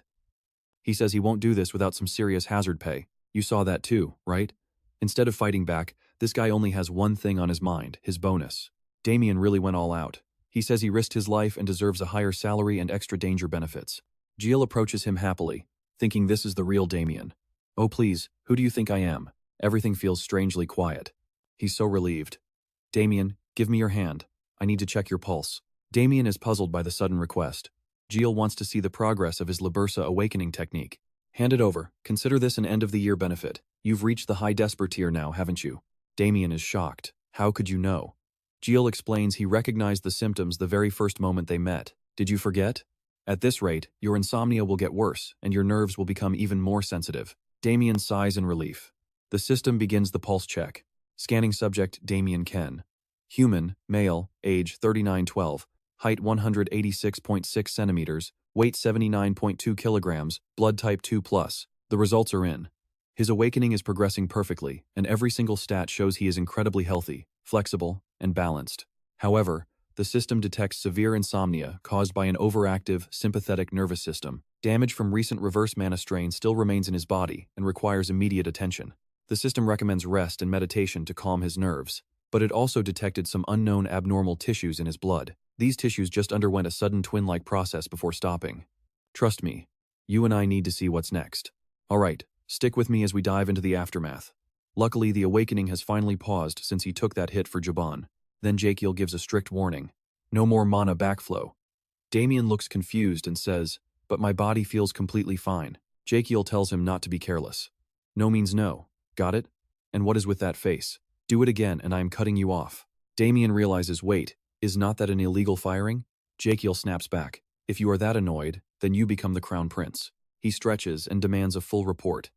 He wants to know everything that happened while he was out, especially what happened to Jaban. Damian starts to answer, but a voice surprises them both. "Allow me to explain." Both Raikiel and Damian quickly bow down. It is the King of Angoma. They pay their respects. He speaks up, saying he needs a private word with the Crown Prince. King Maravich begins by mentioning the punishment of the rebel who brought so much misery to his people. On behalf of the royal family, he expresses deep gratitude and welcomes Crown Prince Magentano. Rakiel feels pretty awkward. The system announces his selfless contribution to the Angoma Civil War will be etched into the history of the Laser Continent. The royal family of Angoma officially thanks him for this massive achievement. Raikiel cannot believe his ears. What is going on? While the system notifications flash, the king keeps calling out to him, "Crown Prince, Crown Prince." He snaps out of it and replies, "It was an honor to contribute my humble effort to your country." Maravich smiles with pure satisfaction. "Very well, now I will tell you what you want to know." He explains that after Jaban fell, the rebels surrendered immediately. Everyone involved was sent to military court. Jaban was arrested for treason. Raikiel is curious if that is really the case. What about all the rebel soldiers? Maravich says he will not punish them, as they were just forced onto the battlefield. Raikiel asks about Jaban's fate. Maravik reveals he will be used for experiments, since he is a rare and talented swordmaster. A traitor does not deserve forgiveness or a glorious death. No need to waste any pity on a pathetic man like him. This tragic ending is exactly what he deserves. Simple enough? Raikiel just gives a forced, awkward smile in response. Maravich pauses to think for a moment. Raikiel looks at him, wondering if there is something else he needs to say. Now, watch this part closely. Raikiel is about to realize he dug himself into a major hole with his lies. Please let me marry the princess. Wait, sorry, he shouts it out before quickly bowing. I apologize, Your Majesty. I was far too hasty. He claims he was sincere then, but after actually meeting the princess, he realized they are much better off as friends. Maravich ponders this. Delaying his daughter's return to the capital seems meaningless now. Raikiel bows deeply at a 90-degree angle. How embarrassing. Hearing that, the king laughs out loud. Youth really is wonderful. Raikiel is completely confused by the reaction. The king says he was the same way. Hot-headed and quick to change. He is not angry, just worried his daughter was rude. Rude? Like, her temper being so short that she actually hit him? Raikiel replies, yeah, that definitely happened. About 500 times. Adeline is listening outside, trembling in fear. 500 hits? He said it was for treatment. Is he serious? The royal guard tries to stop her, but Princess Adeline is absolutely furious as she storms into the room. This crown prince is making a scene just to get attention. Adeline shouts at him with pure resentment in her voice. You, crown prince. 3 days later, Raikiel bows farewell. It has been an honor. Adeline speaks up to check on him. So you are really going back to Magentano? He confirms it. Adeline is still mad about the conversation she overheard earlier. What a creative excuse, saying I hit you 500 times, my strength is no joke, and calling me a silly child? Huge mistake. You see that smile? Garden definitely smells some young love in the air. Adeline keeps complaining. After meeting him, we are definitely just friends. I did not even do anything. I was just standing there. Raikiel tells himself to run. He bids the king farewell, wishing for the country's glory and prosperity. I will take my leave. Before he can escape, Adeline grabs his arm. Where do you think you are going? Raikiel looks back, terrified. Adeline whispers in his ear, make sure you give me another chance next time. He blushes and waves goodbye to her. Take care then. Raikiel sighs in relief inside the carriage. Phew, almost got beaten again. The scene shifts to the road. Your Highness, we are approaching the capital. Raikiel starts panicking. That emperor is definitely going to be in a total rage. He has heard the news and cleaning up this mess will not be easy. Negotiations with Angoma and getting scolded. What a nightmare. Nothing can be done. It is all because of his arm. Suddenly, Raikiel panics as they arrive. Wait, what is all this? Garden explains that the emperor is waiting at the city gate. Raikiel groans. He came all this way just to yell? He bows to the ruler of the empire. Surprisingly, the emperor is gentle. So, you have returned home safely? And trust me, you and I are about to see this kid become a true monster in battle. You and I are diving into a shocker. Look at this speed. It took the emperor 25 years to reach this level. Raikiel bows. Asterion just gives a short response. Raikiel is stunned. What? That is it? No scolding? Is he actually in a good mood? The emperor mocks him, saying he only showed a bit of joy and Raikiel is already hurting. How can a weakling handle the prince's duties? It is finally happening. Asterion hands a scroll over to Raikiel. Take this. Raikiel is confused and wonders what the old man is giving him. These are marriage proposals from royal families and high nobles everywhere. Raikiel holds them, his voice hitting the clouds in shock. What? At Frontera Square, a fruit seller leans in close. Hey, did you hear the news? The guy is curious. What news are you talking about? The man whispers behind his hand. I heard the crown prince achieved 9 massive victories in those 3 territories. The listener is completely stunned. Is that for real? The man nods, explaining that the prince infiltrated the rebel army and knocked out their leader with just 1 finger. Hearing this, the guy jumps back in panic. There is no way that actually happened. The seller yells that he heard it with his own ears. The guy winces, his ears ringing from the shout. Fine, I get it already. The old man adjusts himself, stroking his beard as he continues the juicy gossip. After that feat, every foreign princess and noble lady started sending marriage proposals to the crown prince. Now watch this closely. Everyone thought the prince was too weak to ever marry. Turns out, all that worry was for nothing. Instead of worrying about the royals, you should worry about yourself. The guy grits his teeth in pure frustration. What did you just say? The old man turns his back. Is it not true? You need a real job to get married. The guy is fuming because that hit a nerve. He still hasn't found any work yet. He shouts at the stall, saying he never asked for help. You always talk like this. Apologize for your outdated, rude comments right now. The old man turns around with a cold face. How about you apologize for the unpaid rent first? Suddenly, The guy bows deeply, admitting he was too impulsive. The scene shifts to the front of a magnificent, luxury castle. Inside, Rakiel collapses on the sofa, complaining about being tired. Suddenly, Damian calls out to him. Your Highness, do you have a moment? Damian bows respectfully, reporting these are all marriage proposals. Rakiel admits it easily. Yeah, everyone wants to marry me. Damian looks doubtful.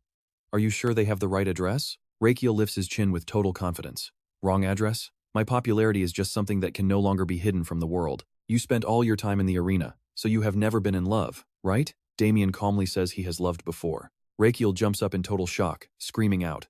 What? Damian argues that the underground arena was not just full of men. Rakiel looks devastated, calling him a traitor with main character energy. This is not the reaction I expected. You and I can see he is stressed, Rakiel sighs, thinking this is not exactly great. It really makes him wonder. Garden asks if he is struggling to choose. He suddenly leans in with a big laugh. If it is romance, I am the expert. Based on my incredibly rich dating experience, I will seriously help you find the path to true love. Garden grabs Rakiel's hands, explaining the first step. To find real love. First, you must hold their hands firmly, and then, look deep into their eyes. Rakiel is done and tells him that is enough already. But he won't stop. Getting so close, Rakiel turns pale. That is basically a crime.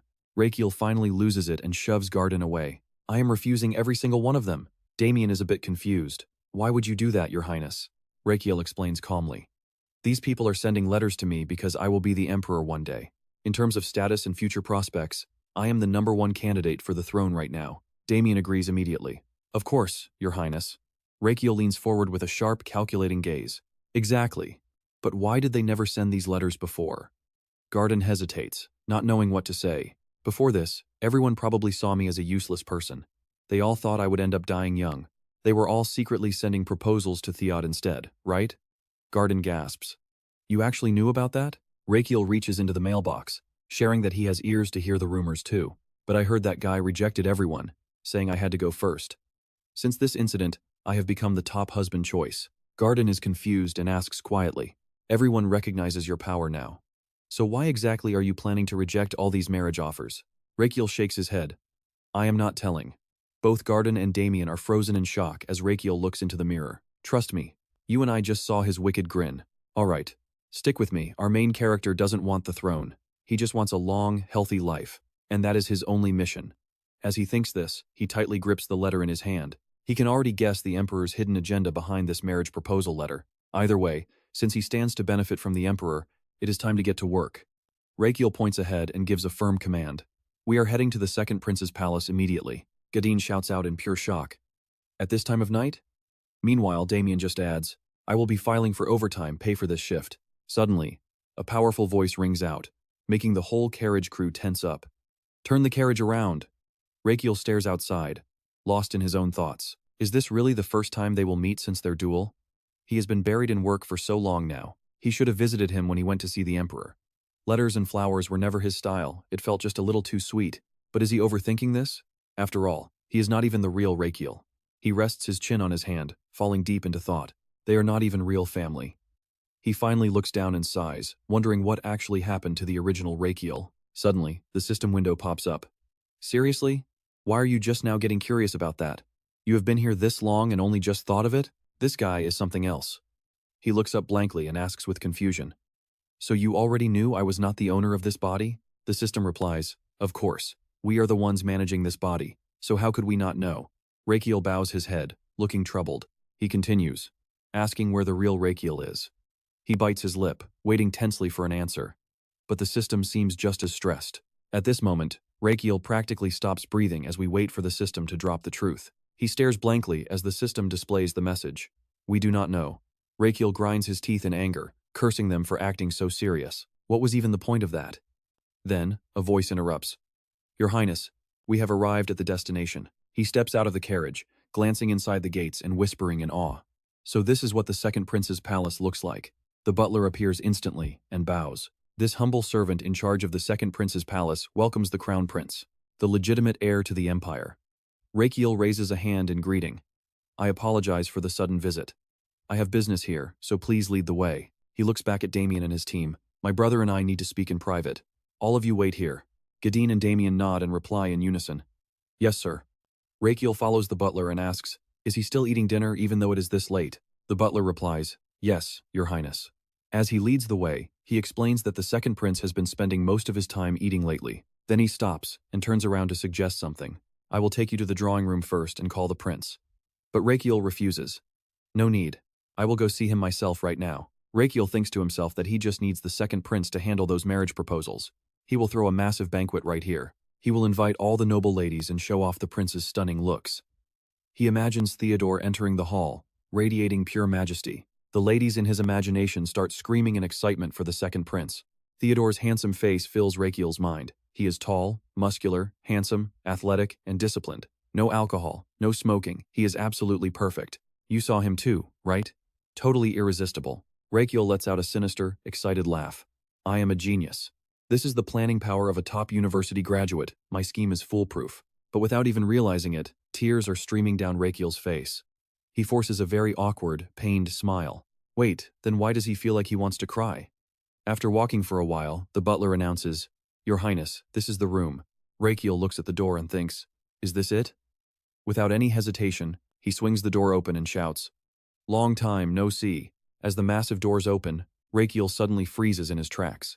He stares in shock into the room, where a blinding light surrounds a blurry, massive figure. A bloated Theodore is stuffing his face, stunned by the noise. Raikiel stands there like a statue, unable to believe what he is seeing. He mumbles under his breath, "Theodore is not here. I must have the wrong room." But as he tries to close the door, a familiar voice calls out, "Brother, it is me, Theodore." Rakiel looks down, refusing to believe it, and keeps pulling the door shut. "No, you are not Theodore." The man rubs his head and explains, "Brother, it really is me." That is when Raikiel finally screams, "What on earth happened?" and rushes in. He frantically inspects Theodore from every angle. "How did you end up looking like this?" Raikiel's face goes pale. If this is the case, he is doomed. His plan is ruined. He looks at the mountain of food and asks if the prince is okay. The prince nods and speaks seriously. "Yes, people always say a man should have a big, strong build." Raikiel scans the massive, heavy frame one more time. "Really? You think this look is actually okay?" Theodore does not seem to care at all as he devours a chicken leg in one bite. He says that after losing to his brother, he lost his motivation. No swords, no books, just food and zero stress. And that's where we leave it for now. Trust me, you and I are in for one wild ride. Alright, stick with me because we are about to watch Raikiel realize his brother has a serious stress eating disorder and decide to cook up his most devious scheme yet. Why don't you try losing some weight? Raikiel suggests this with a very suspicious smile while plotting his next move to send that marriage letter. He patiently asks one more time if his brother wants to diet, claiming he is worried. But Theodo really does not seem to care at all. The prince just focuses on enjoying his meal, insisting that he is perfectly satisfied with how his life and body are right now. Rakiel leans in close like a sweet little angel, but as soon as he speaks again, he suddenly uses his hand to shove the boy away. Living like this just is not good for your health. Raikiel shares as he finally starts to lose his patience with his stubborn brother. Theodo knows his lifestyle is not great, but since he is not hurting anyone, he tells the butler to bring out the dessert course. The butler bows respectfully while Rakiel stands there watching the scene, grinding his teeth in total frustration at his brother's complete lack of willpower. This kid has no motivation or determination to change, especially when a massive bowl of ice cream is placed right in front of him. Raikiel realizes that with this kind of lazy mindset, any attempt to force a diet on his brother is guaranteed to end in failure. He stares at the sweets on the table feeling completely helpless, wondering if he should change his approach as Theodo innocently offers him a bite. "Do you want some, brother?"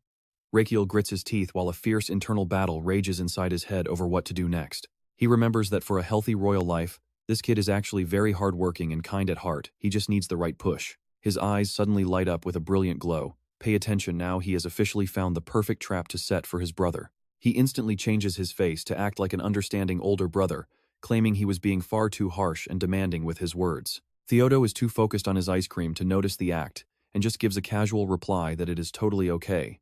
Suddenly, Raikiel reaches out and grips the boy's shoulders tightly, telling him there is something very serious that he absolutely must say right now. He leans into his brother's ear and whispers in a cold, heavy voice that he actually has less than 1 year left to live. Theodo is so shocked by the news that he stands up and screams at the top of his lungs, completely losing his mind. Raikiel is caught off guard by the reaction and gets knocked backward, tumbling onto the ground as his brother stares at him with a pale face. Is that really true? Theodore has bitten the bait, and Raikiel hides a cunning smile while lying there on the floor acting for his life. After a moment, Theodo regains his senses and rushes over to help Raikiel up, begging him to confirm if the terrible news is actually true. Yes, it is the truth, Rakiel says, while his inner organs are practically screaming in shock at how incredibly good his own acting skills are. Theodo cannot believe it, crying out that his brother is a strong hero who won the Civil War and should not be dying like this. Raikiel looks down and sighs with a heavy heart, asking his brother if he is feeling confused by the sudden and tragic revelation. You and I both know he is totally faking it, but seeing Theodo this devastated makes the act look like a real masterpiece of manipulation. He continues the lie with a shaky voice, repeating the fact that his time in this world is officially running out very soon. Theodore looks completely terrified as Raikiel raises a hand to signal him to stop, acting like a man who has accepted his dark fate. He claims all his time spent healing patients and treating wounded soldiers was only because he knew his own life was ending so quickly. Every good deed he did across the world was driven by the faint hope that he could help the one person who would replace him. Tears fill the boy's eyes as he asks if his brother saved all those people just for his sake, feeling a massive weight of guilt. Raikiel sighs like he is exhausted, saying he is truly sorry that his brother has to suffer through such a great and painful loss. Theodo clenches his fists in self-blame, wishing his brother had never fought him for the throne so he could have lived a peaceful life. Raikiel suddenly slaps himself hard and screams that he is a selfish and stupid fool for letting things reach this point of no return. He does not hesitate to run toward the window, declaring to the entire world that he is human trash who deserves to die. Theodo chases after him immediately and grabs his arm with a serious expression, desperate to stop his brother from doing anything truly crazy. He shouts that it is his own fault for being weak and not realizing the pain his brother was carrying alone after the battle. I have lived such a cowardly life, he says, burying his head in his brother's chest and taking all the blame for their past. Raikiel tries to deny it, but Theodo just punches him in the chest, crying out that everything is his fault and nobody else's. He takes the hits with a dark expression as they both start wailing and shouting at each other about who is the real failure here. Finally, Raikiel looks down and flashes a secret smile of victory before putting his hands on his brother's shoulders to push him back. He tells him that if he really feels guilty, he needs to show his determination by taking real action to make up for it. Theodo nods his head without a single word of protest, asking his brother what he needs to do to prove his new resolve. Lose weight! He screams with total fire as the campaign to handle those marriage letters officially kicks back into high gear under the sun. And just like that, you and I are witnessing a lazy prince transform into a literal running machine as he sprints with everything he has. Alright. You and I are watching Raikiel observe the entire training process while sitting on Theodore's lap. He thinks the progress is good, but dropping that much weight safely is going to take several months. Raikiel ruffles his hair in frustration, knowing he cannot delay his response to the marriage proposal that long. Suddenly, a messenger arrives reporting that the package from Princess Amboa has finally reached the annex building. Raikiel claps his hands in realization, jumps down, and sprints toward the building as fast as he can. He runs flat out, shouting that he absolutely cannot wait a single second to open the delivery. Pale light spills through the doors as he bursts inside, heart racing with anticipation. Where is it? The royal jelly wine. His face freezes at the sight. It is a massive crate with a ladder leaning against the side. Is it really this big? Garden's voice suddenly cuts through his thoughts from behind the giant barrel. Garden is standing there, trembling and looking like he is about to collapse from pure exhaustion. He and the soldiers barely manage to carry this massive oak barrel into the room. Garden falls right in front of him, unable to stay on his feet a second longer. Now pay attention, because what Raikiel finds inside this glowing barrel is a total game changer. He scoops up a spoonful, his face breaking into a satisfied, clever grin as he studies the liquid. The color and scent are perfect, but he still needs to analyze the components more deeply first. He opens his shirt to talk to Biobook, offering the little fish the first taste of the wine. He calls the fish his best friend, making Biobook absolutely ecstatic to try the expensive drink. This stuff is incredibly pricey, and Biobook leaps out of the pocket with his eyes glowing. The fish gulps down a huge mouthful from Raikiel's hand and goes rolling across the floor in a daze. The system announces Biobook used his death and resurrection skills, plus he earned a size enhancement point. Raikiel breaks into a cold sweat and tries to stop the fish before things get even weirder. Raikiel stares at the long screen in shock, while Biobook wipes away a drop of sweat with his fin. Raikiel kneels by some heart-shaped papers while Biobook swims around, grumbling in clear dissatisfaction. The journal complains that the expensive wine was actually a total lie and tasted absolutely horrible. It was salty, sour, and concentrated enough to cause the poor fish some serious stomach pain. It feels terrible when the fatty acids move into the cells. This is pure robbery. Give me back my fat. I want my chubby belly back. Raikiel rubs his chin in deep thought. Carnitine? Isn't that the supplement people use for extreme weight loss? The little fish continues to argue that this stuff has absolutely no limits. Burning fat without side effects or dosage limits is basically a total cheat code for losing weight. You and I both know Raikiel isn't going to let a massive gold mine like this slide. If they play this right, They can turn this wine into the ultimate weight loss supplement. It would be even more profitable than Minotaur's pills, and he shouts with pure excitement. Time to burn that fat. Theodore starts chugging the wine without a single moment to rest. Raikiel pushes him to train immediately, leaving Theodore gasping for air as he runs. It is a constant cycle of training, supplements, more training, and more supplements over and over. 2 months fly by, and heavy, confident footsteps now echo across the floor tiles. A muscular and toned Theodore picks up his pace before stopping right in front of Raikiel. Rakiel praises his hard work as Theodore greets him with a much more powerful voice. He wipes the sweat from his brow, curious about why Raikiel looks so stunned right now. Raikiel is frozen. He can't believe this transformation happened in only 2 months. They head to the fountain where Raikiel checks Theodore's pulse for a full medical update. Checkup for Theodore Palermo Magantano. Height 183, weight dropped from 151 kilograms to 88. The final report shows that dropping weight this fast has totally disrupted his metabolism, leaving his liver and kidneys completely exhausted. Rakiel reads the report, nodding as he realizes they might have gone a bit too far. So what do you and I take from this? Persistence pays off, but man, this was brutal. Be quiet, will you? His kidney stands there with arms crossed, acting like a total boss. All right, stick with me, because our doctor is about to deal with a patient who is quite literally a walking medical miracle. Suddenly remembering something, he shouts, "Right, the kidney in Imboa has finally awakened. Sorry, my mind is a mess right now, since the king of Imboa is standing right in front of me, after all." Thodo just stares, completely ignoring his repeated calls. Finally losing his patience, he screams, "Sir, are the results that bad?" Raikiel snaps back to reality with a sudden start. Shaking off his thoughts, he replies, "No, it is so good I was just surprised." "You worked hard?" Thodo asks. "No more dieting?" Raikiel gets serious. Since the liver and kidneys are exhausted, he must rest for at least 1 month. Thodo looks worried. "Is there something seriously wrong with me?" He explains. "Nothing major, just rest. But a healthy lifestyle is much better anyway." Thodo clenches his fists, showing off his massive, bulging muscles with a look of total confidence. Yeah, he feels lighter and his spirit is much better, but he never wants to drink that medicine again. He looks disgusted. "It tastes like goblin earwax." Raikiel sighs. "I thought it was fine. Do not complain. The results were huge, right?" Thodo stands before him and bows his head deeply. "Yes, thank you so much for everything, sir." Crossing his arms, Raikiel looks smug. "See? You should be grateful. But is that all?" Thodo has no idea what he wants. "What do you mean?" He leans in and whispers, "Do you not know basic social rules? The give and take of life?" He gasps. "I just have not had the chance to pay you back yet." Raikiel wipes the sly look off his face. He reassures him, "It is fine. You are young, mistakes happen. I will give you a chance." Thodo nods his head frantically. "Thank you for the chance. Is this really happening?" Finally, Raikiel makes his move. "Just do one favor for me. It is not hard." He excitedly agrees immediately. "Anything, just name it." Raikiel gets straight to the point without any hesitation. "Now watch closely, here is the bombshell. Get married in my place." Thodo freezes, breaking out in a cold sweat. Seeing his reaction, Raikiel asks, "I thought you said you would do anything? Was that just talk?" He hesitates, feeling awkward. Raikiel lets out a long, heavy sigh. "I see. I have requested something that you simply cannot do. Have I not? I understand those were your true feelings." Across from him, Thodo is tearing up. "Wait, why are you crying?" "Fine, I will ask for something else." He blushes and interrupts. "No, it was just so sudden that I got confused, that is all." Rakiel stays calm, shifting his blue eyes toward him. True, that kind of reaction is perfectly understandable. He made such an extreme request only because he is living his final days.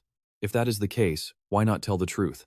Every word he speaks feels like a sharp arrow piercing straight through poor Thodo's heart. No, the truth about his remaining time must stay hidden, especially from the king. He is not fully recovered yet. He knows how critical the king was. Even with a miracle recovery, the side effects and risks are still very real. What if the king hears this without being prepared? He loses his cool and panics. That simply cannot be allowed to happen. Without hesitation, Thodo makes his choice.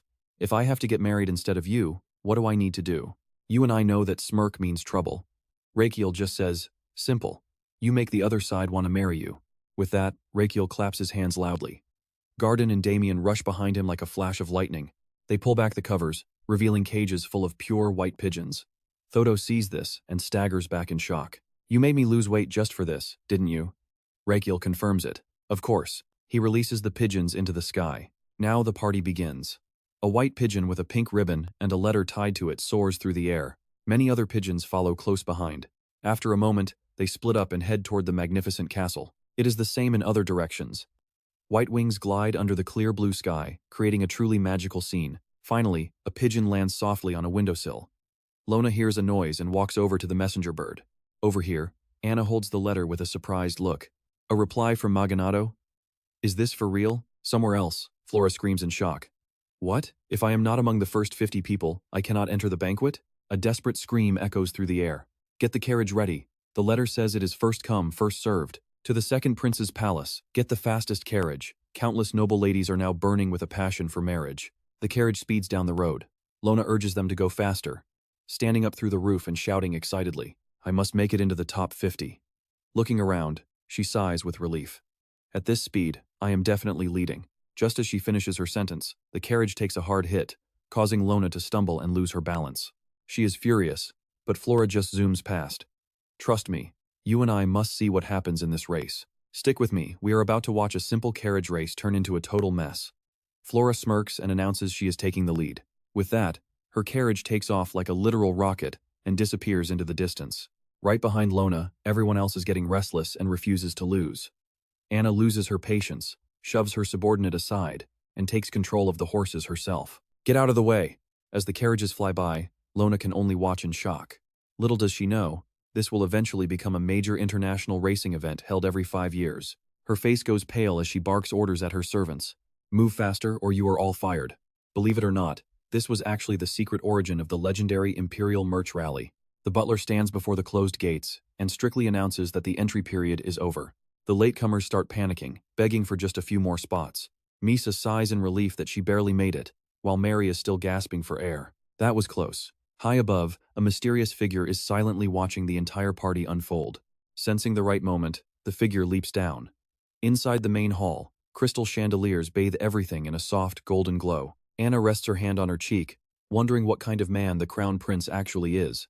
Flora has the same look on her face.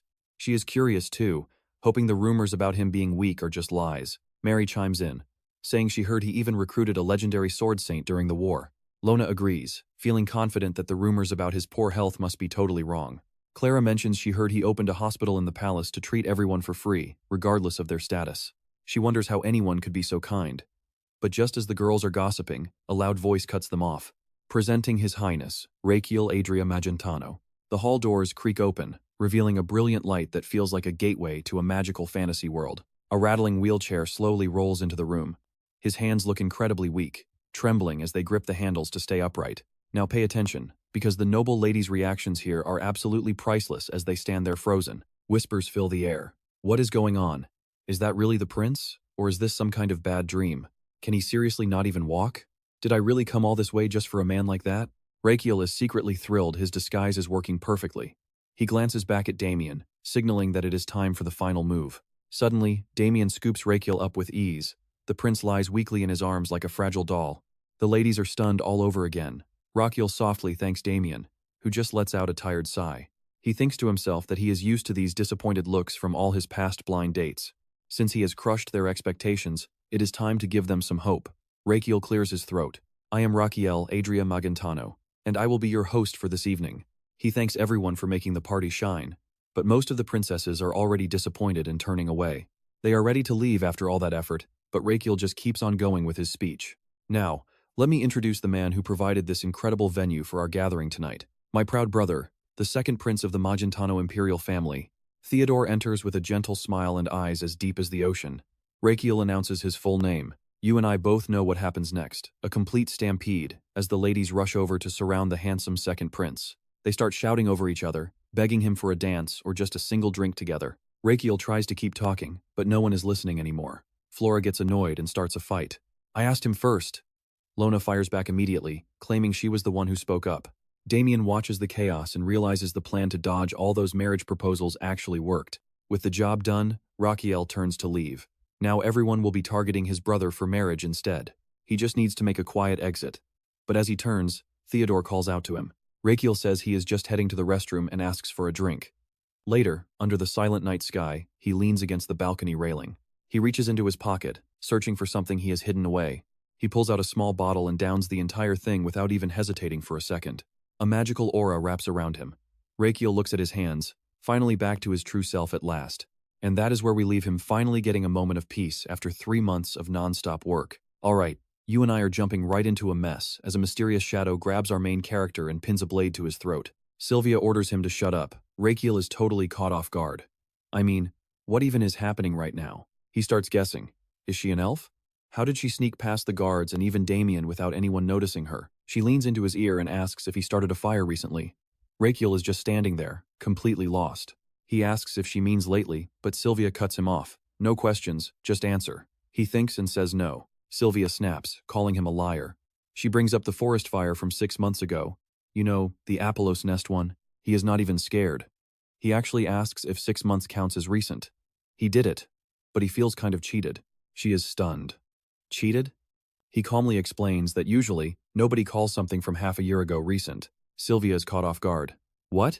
She claims she put a lot of thought into this before coming here. Rakiel touches her wrist and tells her to put the knife down first. He asks if she is here because she wants to request something from him. He tells her to just say it plainly. Sylvia is a bit shocked he saw through her. Fine, she wants compensation. Rakiel is curious. Compensation for burning down the forest? Sylvia nods. You burned that beautiful forest and killed it in cold blood. Rakiel does not flinch. He apologizes, saying he has no excuse. Inside, he knows the fire was real, even if his goal was to kill monsters. Elves are obsessed with plants. They love greenery so much they refuse to eat it, making them a strictly carnivorous race. Stick with me here, because looking at her angry face, Rakiel realizes he is dealing with the ultimate apex predator. Finally, Rakiel makes a choice. I will compensate you, he says. Just tell me exactly what you want. Sylvia lays out her demand. You need to go to that forest yourself and restore everything. Rakiel nods, but then she adds that he must personally replant every single thing. He is stunned. Me? Must I go personally? He asks how many plants are needed. Sylvia says it must look exactly the same as before the fire. Is planting it enough? She looks down. No, you must care for it until it returns to its original form. Sylvia turns cold, staring right at Rakiel. That is what real restoration looks like, is it not? He gets worried. He explains that for a forest to fully recover, we are looking at least 20 years. Sylvia just snorts. She does not care at all. 20 years? That is basically nothing. He is boiling inside but keeps it cool. To a human living day by day, 20 years is a massive joke. Is she kidding? For her race living thousands of years, it is a blink. But for him, 20 years is a huge chunk of his life gone. She cuts him off. Are you refusing? Rakiel asks if there is any other way to settle this debt. He offers to cover all the restoration costs. Sylvia blurs out, You want to use money as compensation? In a flash, her weapon is right in front of his eye. Ridiculous, she says. Cheap gold coins mean nothing to the elves. He does not panic. He clarifies that he is not talking about just a few coins. He mentions millions of gold coins. If she wants, he can give even more. Sylvia starts muttering the number. Now watch this part closely. Raikiel notices her face changing. He thinks she is actually starting to waver. He asks how much it will take. He just wants the most efficient and realistic way to pay her back. Why spend 20 years planting when he can just hire an army of gardeners to do it faster? Is that not better for everyone? Sylvia is stunned. She realizes this human is kind of trash, but his logic is actually impossible to argue with. She bites her lip and says she understands. Rakiel laughs.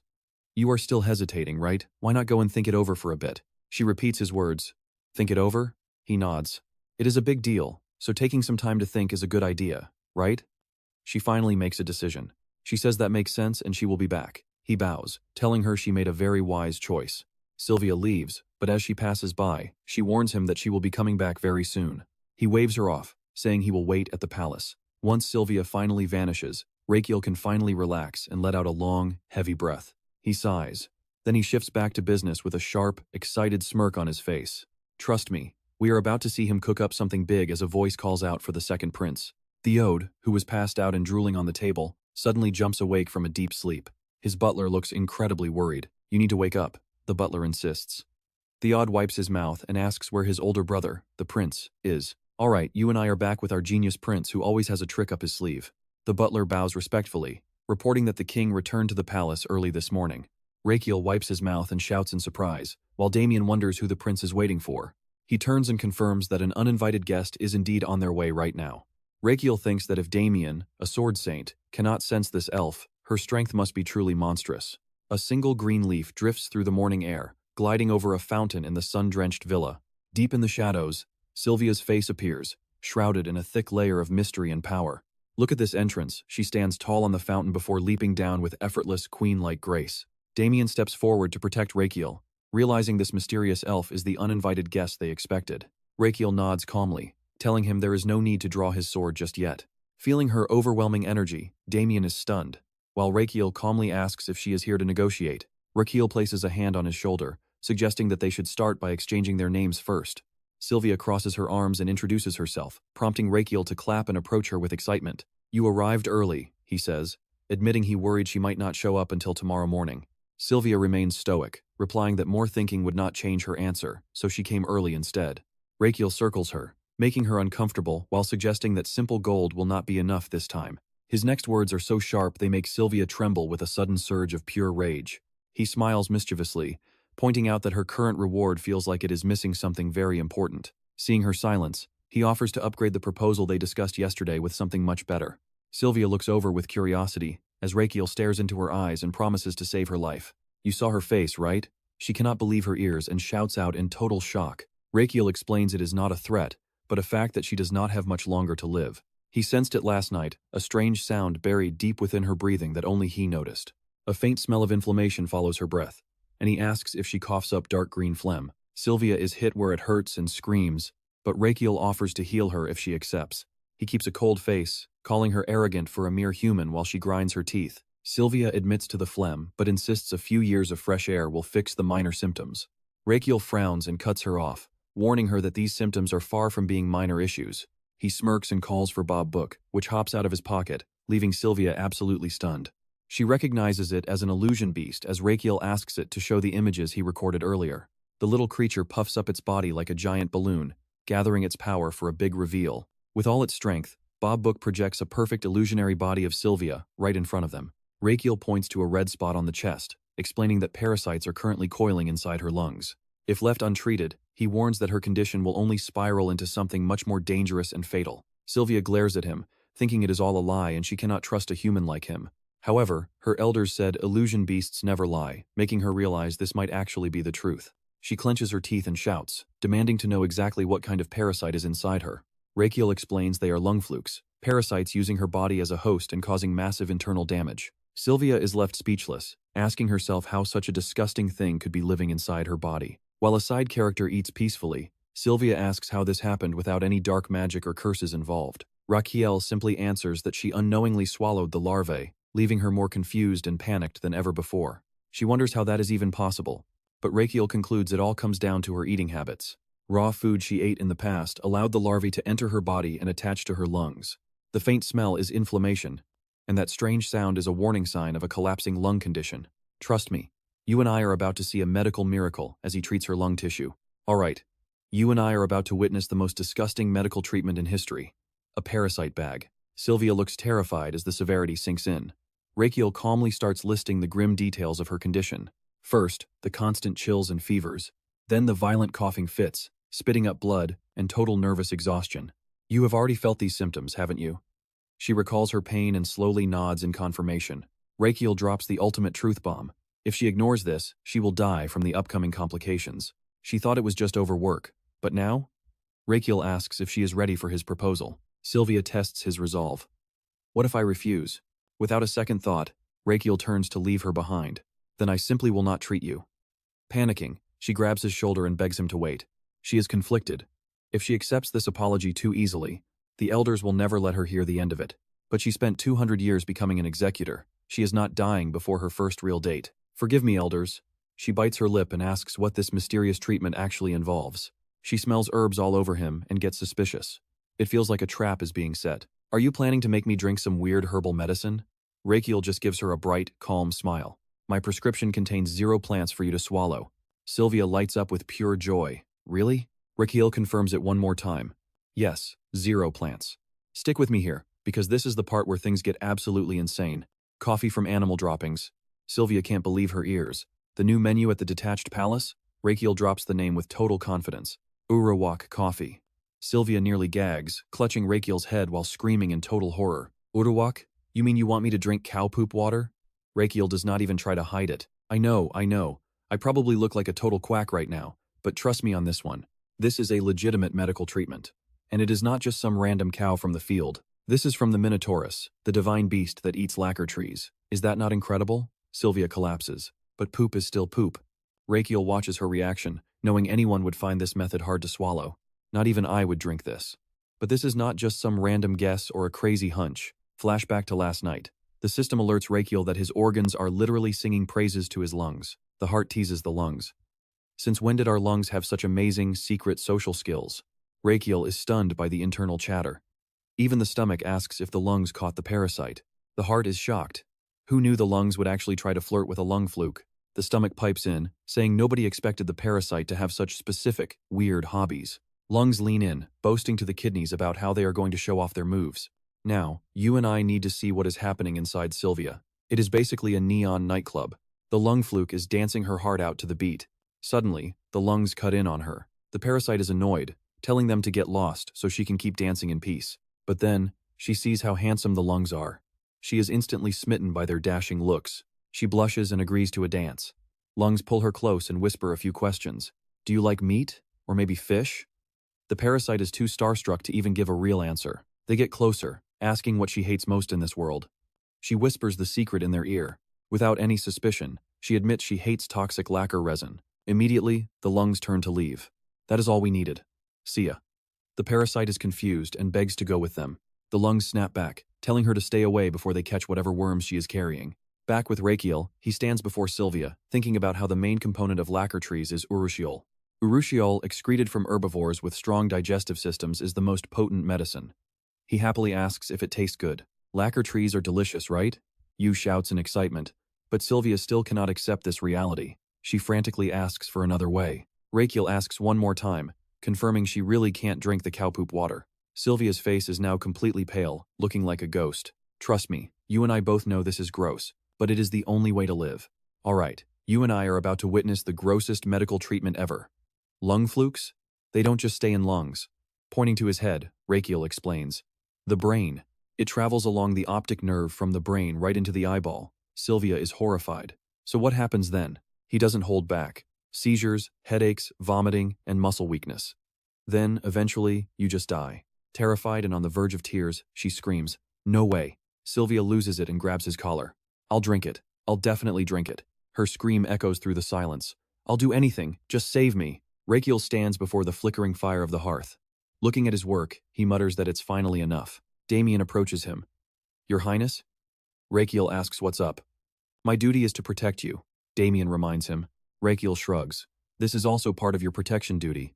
Damian remembers the absolute stench of shoveling it earlier. The smell of manure makes him grit his teeth in pure rage. Why am I the one carrying this? Damian can't believe he's touching poop. Rakiel takes off his mask. "It's because you're still no match for Sylvia." Damian's hand clenches tight, but he bows his head. "My apologies." Raikiel's next words leave him completely stunned. "If this saves Sylvia, I won't have to die." So making medicine is technically a bodyguard mission. Damian seems to understand that twisted logic. Raikiel cuts him off. "Stop talking and grind this up." Damian obeys immediately. "Yes, Your Highness." Damian grips his sword and strikes hard. He focuses his energy, then slams his fist down with force, sending everything on the table flying everywhere. Now watch closely, this is the weirdest way to use a sword. Cow dung flies up, and Damian swings fast. Slash! In a single heartbeat, everything is sliced perfectly in two. He sheathes his blade with a deadly serious expression. "Work done," Damian asks if it's sufficient. Raikiel picks up a handful of powder and nods in approval. The powder is brewed into a liquid. Raikiel warns that if it cools down, it loses its effect. Time for a special cup of coffee. Sylvia stares at it, struggling internally. She pushes the cup back toward him, clearly wanting to refuse. Thinking it over, she's not okay with this. Raikiel smiles and pushes it back. She grimaces and pushes it away again. No. Finally, he holds it right to her face. "Didn't you say you'd do anything to be cured?" She snaps out of it. "Right." Sylvia takes the cup with trembling hands. "I don't even know anymore," she thinks. "This isn't poop." Sylvia breaks into a cold sweat and takes a deep breath. She forces herself to take the first sip. She struggles to swallow. It's so foul. Suddenly, Raikiel appears right behind her without making a sound. He covers her mouth. You can swallow it. Since she can't spit it out, Sylvia has to gulp it down. She gasps for air, completely exhausted. Setting the empty cup on the table, she asks him desperately, "You and I both know something's about to go wrong. Is the parasite gone?" Raikiel hesitates, and suddenly she grabs her chest. Sylvia begins coughing violently. Her body slams into the chair, sending it crashing onto the floor. Trembling on the ground, a terrifying thought hits her. Is this actually poison? Raikiel's smug face flashes in her mind. I'm so stupid. I was tricked. It was poison all along, you idiot. Sylvia's teeth clench in hatred. Imagining Raikiel's mocking face, she manages to force out a sentence. That guy. I'm definitely going to kill him. Suddenly, Sylvia leans over and vomits everything out. Standing nearby, Raikiel starts cheering with pure excitement. Is it out? Sylvia wipes her mouth and screams at him. What kind of sick prank is this? I won't be fooled again. Raikiel tells her to calm down. What prank? Just stay still and look at what you just threw up. Look right here. See it? That's the lung fluke from your lungs, Sylvia. She gasps. Is that really it? It's not a fake? Raikiel waves her off with a laugh. I don't play games when it comes to medical treatment. Realizing she was wrong, she asks awkwardly. So, am I fully cured now? Raikiel gives it to her straight. No, not at all. What? She screams. He pulls out a knife. Don't make a face like you just chewed on manure. He mocks her by pinching his nose. Well, you did technically just eat it. Drink this twice a day until the flukes are gone. Simple, right? A single hot tear falls to the ground. Sylvia wails in total despair. In the morning light, the cup lies abandoned, near a basin full of everything she purged. Raikiel stands behind her and gives her a gentle pat on the back. Good job. The system displays a notification. You've successfully administered your handmade Urawak coffee to the patient, Sylvia. So, what do you and I think? Genius doctor or master troll? Level 5 skill gives him a 14% boost. Stick with me, we are about to see a medical miracle. Success. The patient has severe lung parasites and only 3 years to live. If she drinks the Uruk coffee, he prepared, every single parasite in her body will be completely destroyed. Medical fee level 2 activated. Sylvia has just had her lifespan extended by a grand total of 732 years. Since she is not human, the lifespan gain is cut by 50%. That brings the total to 67.7 days. Interest is calculated by the day and rounded up. That is a total reward of 68 days added to his life. Predicted lifespan, 376 days. He smirks. Not bad at all. I knew I could count on the elves. Raikiel clears his throat and makes the announcement. Congratulations, you are cured. Sylvia looks up, completely shocked. Is it true? He tells her seriously that she can stop drinking the coffee now. She blushes with relief. Thank goodness, that stuff was nightmare fuel. Then Raikiel asks a curious question. Does anyone else around her have the same symptoms she did? Sylvia is confused. Why ask that? She remembers the past and scoffs. Does he really need to ask why? The system spams notifications for 60 extra days of reward. Sylvia finally connects the dots in her head. He is trying to suck out all her vitality for double rewards. She bluntly says she does not know. Raikiel is devastated. Sylvia admits she has not been home in 30 years. Raikiel panics. Did you run away from home? She shakes her head. Not exactly. I am an external agent, so I do not return to the village for missions. Her hands cross while dandelion seeds float through the air. It is a beautiful but lonely way to live. She explains the High Elder sends orders through those dandelion seeds. I just have to receive them and get to work. Rakiel glances away and sighs in regret. What a shame. I guess I will just have to wait for next time. She still has to pay for the forest fire, but giving this money away is painful. I work so hard for it. Time to collect whatever he can. He keeps his voice deep. So, are you ready to pay your medical bills now? Sylvia breaks into a cold sweat. Wait, was this not free? I heard the treatment here was free of charge. Raikiel slams his hand on the desk, making her jump. He leans in close with a threatening glare. Who told you that? She says the other patients told her. Why only me? We never agreed on a price for this treatment. He reaches into his clothes to find something. I said I would cure you, but I never said I would do it for free. I'm only asking for what is fair. Rakiel shoves a paper in her face. Do you see the note at the bottom? Only those who fill out the registration form get it for free. You did not fill out a single thing, Sylvia. She is stunned. There was a form? He snaps his fingers. Exactly, so you have got to pay the bill. Now pay attention, the vibe is about to get heavy. Outside, heavy footsteps echo as Ura stares in with glowing eyes. Standing before everyone, Raikiel shouts at her. Are you trying to skip the bill? I expected more from the elf race. When you asked for compensation, did I complain? No, I agreed immediately and even cured your terminal illness. And this is how you repay me? Sylvia sees the crowd closing in and stands up in a total panic. How much? He blurs it out. 100,000 main. She freezes like a statue. Can I at least pay in installments? Raikiel tilts his head and exposes her. You are broke, aren't you? Sylvia hangs her head. Not a single coin. Raikiel nods to his butler. That is a problem. The mountain plants I feed Urus are expensive, and so is the equipment. The butler plays along, calculating the debt. We are in the red. I might have to sell the house at this rate. Sylvia suggests asking the imperial family for a subsidy. He scoffs. You clearly do not know the emperor very well. He told me to be independent, so he won't give me a cent. Sylvia turns pale. Is there any other way to pay? I know what you are thinking. But he says she can pay with her body. Soon, the noisy crowd vanishes. The castle sinks into a deep silence, leaving only the faint echoes of a busy day. Looking at the piles of gold and jewels, Raikiel is thrilled. He sold everything in just one night. Suddenly, the door bursts open. Sylvia charges in, screaming in a total rage. You big scammer! Raikiel just smiles. Oh, has our star model arrived? She asks why he made her stand there. Sylvia gets in his face and points a finger. You dared to drag me into your little scam? You are not a crown prince. You are a con artist.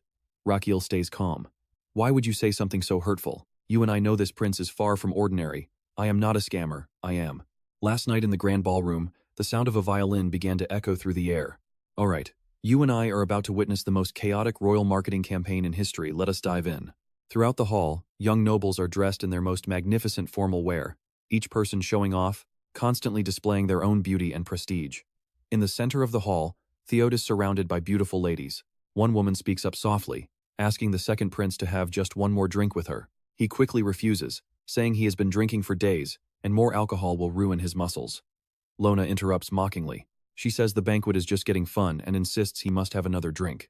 Halai cuts her off irritably. She asks why they are bothering our second prince when he clearly said no, her sharp eyes filled with sarcasm. Lona snaps back, asking who she means by we and suggesting her brain is clogged with dessert fat. Halai hides a smirk behind her fan, retorting that Lona is actually the one who looks quite bloated. Lona clenches her fists, her voice hissing through gritted teeth. I am not fat, I am just bloated. Her rival mocks her without mercy, saying that after drinking so much, she probably finished off an entire vineyard. Lona's eyes burn with rage as she claims the second prince is still hers regardless. Halai glares back threateningly. She insists the second prince is hers, and says she will let Lona have the crown prince instead. Suddenly, a voice interrupts. No, I am the one stepping aside. Regardless, I appreciate everyone for joining the festivities today. The atmosphere in the grand hall suddenly goes silent as every pair of eyes turns toward the sound. Before their eyes, Raikiel appears in the arms of Damian, looking so frail he is basically skin and bones, hauntingly fragile. He sighs deeply, taking slow and deliberate steps down the staircase while everyone watches in total silence. He keeps his eyes fixed on the weak, trembling body in his arms. Halai and Lona grind their teeth in fury. They both wonder why he had to show up now and ruin the perfect atmosphere of the party. Seeing their expressions, Raikiel can only laugh bitterly. After all, he is the crown prince, yet they look at him terrifyingly. Once they reach the final step, Damian quickly sets down the wheelchair. He sits down and adjusts his collar. Now pay attention, because this is where the crown prince flips the entire party on its head. Up ahead, Lona continues the argument, insisting she will give the crown prince to the princess. Halai responds helplessly that she already gave him up. Raikiel's face darkens as he mumbles that he can hear everything. He quickly stabilizes his emotions, telling himself it is time to get to work. He wonders if they can stay still after hearing this, then loudly announces his invention, a weight control revolution. Those words immediately grab the attention of both women as they turn back toward him in pure shock. They stare at him, their minds echoing only two words: weight control and revolution. As soon as Raikiel finishes speaking, a line of people begins to emerge from the upper hallway. The miracle weight loss medicine. Sylvia walks with a steady, firm pace that echoes through the quiet hall. He continues his pitch, loudly introducing his new product to everyone gathered in the room. The Slim, he begins. This medicine is refined from concentrated carnitine found in Vesparos royal bee jelly. Once absorbed, it burns fat like a nuclear power plant. Raikiel then gestures with his hand toward Sylvia. He tells the crowd that if they take this medicine, they can also look just like her. She is so angry that veins pop on her forehead, but he ignores her and continues his loud promotion. Raikiel mouths the words for her to read, telling Sir Sylvia to strike a few more poses. He reminds her that she has a debt to pay. Suddenly, the scene before him makes him freeze. You see that too, right? Sylvia is dying of embarrassment, but she has a debt to pay off. Despite her shame, she finally raises her arms to follow the crown prince's command. She slowly strikes a powerful pose, showing off her firm, rippling muscles. Lona gasps in awe at the sight. Even Hali is impressed by those muscles. Watching this, Theod stands frozen, his cheeks turning slightly red. His wineglass stops mid-air as the hall suddenly erupts into a noisy chatter of excitement. Some express doubt about the medicine's results, while others worry about how much they have already eaten. Another guest touches their chubby cheeks and sighs, noticing how much their face has rounded out. And that is where we leave it, trust me. Debt is the ultimate motivator for a sale. Alright, you and I are diving into a world where our main character, Raikiel, is eavesdropping on some juicy gossip. Nearby, a woman insists that no matter the price, she absolutely has to buy it. Her friend resolves to buy it too. But then Raikiel suddenly speaks up, making every single person in the crowd spin around in shock. Just standing in line won't guarantee you a spot. T-Slim is launching today as a special limited-time promotional package, and trust me, the stock is extremely low. The moment the words leave his mouth, the entire hall erupts in absolute chaos. Everyone starts shoving and clawing, desperately lunging forward to get to the front. It is a total stampede. Get out of my way! I'm buying first! Another person screams, shoving through the madness while insisting they were the very first in line. The yelling never stops as they fight over every last bottle. I'll take them all. Just give me everything you've got. Seeing the total carnage, Raikiel waves his hands, trying to calm the storm and keep them in line. Suddenly, his system pings. His internal organs are simultaneously screaming in pain and cheering for his genius sales tactics. The large intestine sneers, calling him a blood-sucking scammer who's more of a predator than a simple medicine salesman. Rakiel freezes, thinking they're being too harsh, while his stomach literally cries from laughing so hard at him. Isn't using an elf to shield diet pills technically false advertising? Rakiel just shrugs it off. Hey, a man's gotta eat.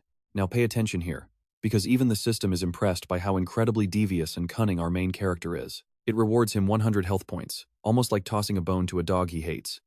Now at 2900 total HP, Raikiel calmly places the pillbox on the table. Sure, I might look like a total fraud right now, but the results?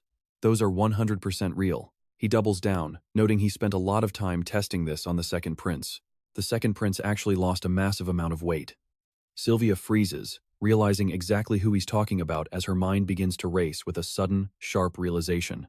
She remembers a handsome man at the ball, surrounded by a swarm of admiring ladies. Could it really be that guy? Caught in her intense stare, Theode turns away awkwardly, trying to avoid her burning, inquisitive gaze. She asks if he means the man swarmed by human girls.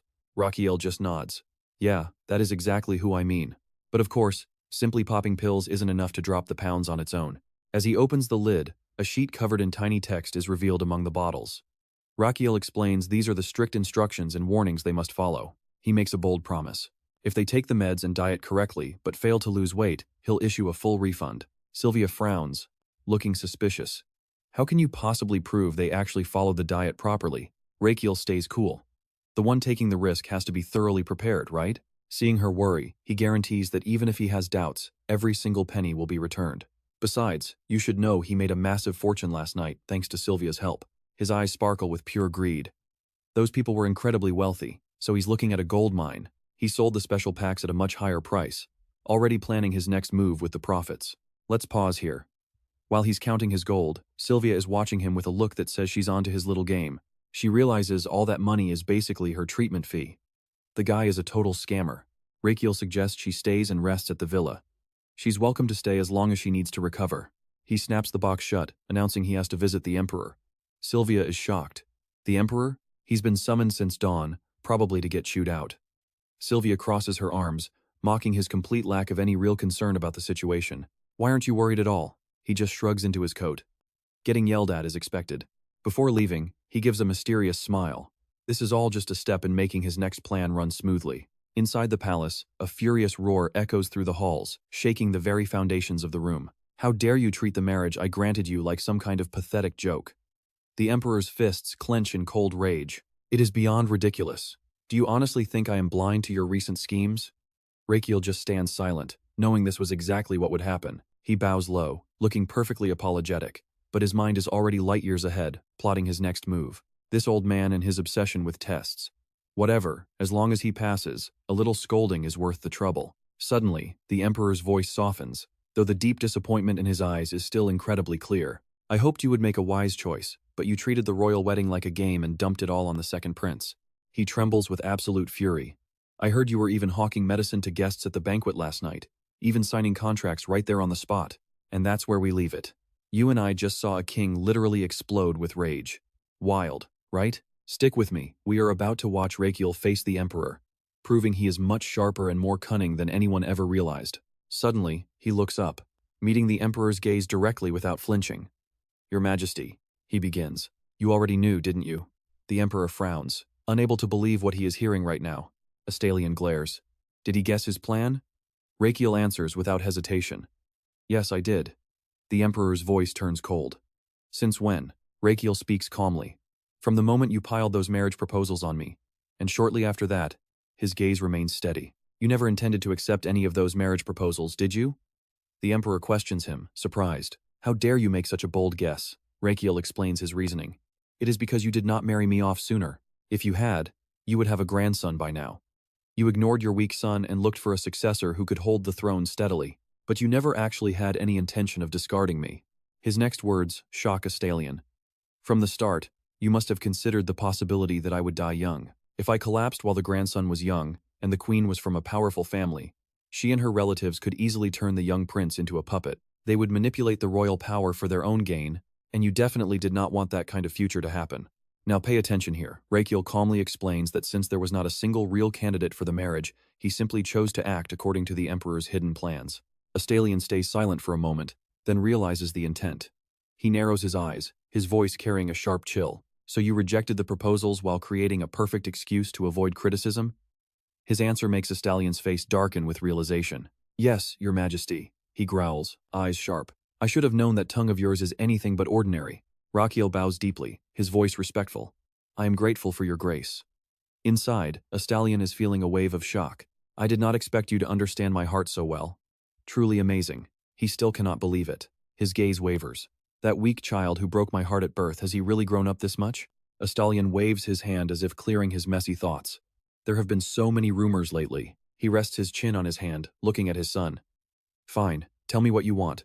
Calling me like this means you need something. You and I both know what is coming since he played his cards right. He is expecting a massive royal reward. Raikiel takes his time. Based on the achievements I have accumulated so far in my life, Rakiel bows respectfully. Please grant me the title of honorary professor at the Magenta Imperial Medical University. But as soon as he asks, worry sets in. If his private clinic becomes more famous, things will get much harder than they are now. Raikiel knows there is a limit to how many patients he and Garden can treat every single day. Thoughts keep flashing through his mind as he considers the future. We need more doctors with different specialties. But right now, I still do not have a medical license. To be exact, my clinic is an illegal medical facility with no certification. Raikiel understands this very well. According to imperial law, unlicensed clinics cannot hire certified doctors. He imagines elite doctors laughing at him with pure contempt. Just a quack doctor without any proper medical certification or license. Raikiel knows professional doctors will not work for an illegal clinic. His eyes turn determined. I must get that medical license. Once I am recognized, famous doctors will rush to join. People will be fighting to work here. I want to work here. Raikiel's resolve hardens. I need that honorary professor title. It is as good as a license. He has already planned every single next step. After that, he can hire doctors from various departments to open a general hospital. Just imagining the grand opening of his hospital makes Raikiel happy. It is the best way to extend his lifespan. But Astalion's response is like a bucket of ice water on his hopes. I refuse. Hearing the unexpected answer, Raikiel frowns with pure frustration. He does not understand. Why would the Emperor say no? He stands up straight. Majesty, I have achieved so much already. Do you really think I am not worthy of this title? The Emperor remains calm. I know that, but I want to see you struggle just a little bit more. Raikiel takes a few steps forward, his gaze determined. He needs to convince the Emperor now. Suddenly, he drops to his knees, hitting the ground with a loud and dry thud that echoes. And that's where we leave it, with Raikiel desperately begging for the chance to save as many lives as possible. Those words left Astalion stunned. His eyes widened, and a satisfied smirk slowly began to creep onto his lips. You and I are about to see if Raikiel can handle the king's newest challenge. Yes, Your Majesty. But then the king suggested the prince enroll in the final year of medical school instead of being a professor. Astalion's voice remained steady. And you must take the graduation exam as well. Raikiel looked crushed, whispering a weak yes. The king frowned, asking if he didn't like the idea, making Raikiel wave his hands frantically. Not at all, but inside, he was crying. Great, his obsession with testing me is acting up again. The prince didn't hesitate. Raikiel headed straight to the medical university, but the moment he sat down, his heart screamed in frustration. Oh my God. Raikiel bit his nails as a whirlwind of messy thoughts filled his head. A problem he could have solved in one step now took months. How annoying. Pure irritation was written all over his face. But then, a sudden shift happened. Rakiel's eyes flashed with calculation. If I build a general hospital here, I can also make a pretty decent side income, right? Now pay attention here, because someone is about to crash the party. A man in a sharp suit walked in, bowing deeply before introducing himself with absolute respect. The principal of Belvedere Medical University greets the Crown Prince. He was quick to apologize for his own delay. He explained that an emergency patient held him back. Rakiel calmly told him it was no problem at all. A doctor must always prioritize the sick, he said. The principal stood up, his gaze shifting awkwardly as if he was hiding something. Thank you for understanding, Your Highness. Seeing Belverde's heavy sigh, Raikiel immediately figured out what was really going on. Based on his look, they probably think I'm just some royal brat, using my status to take a shortcut. That thought fueled his fire. They must think I have zero medical foundation, so I'll just have to prove them wrong with pure skill. He stood up slowly, his voice calm and collected. Please, show me the way. Belverde glanced back, asking if the prince wanted a tour of the campus. Raikiel cut him off.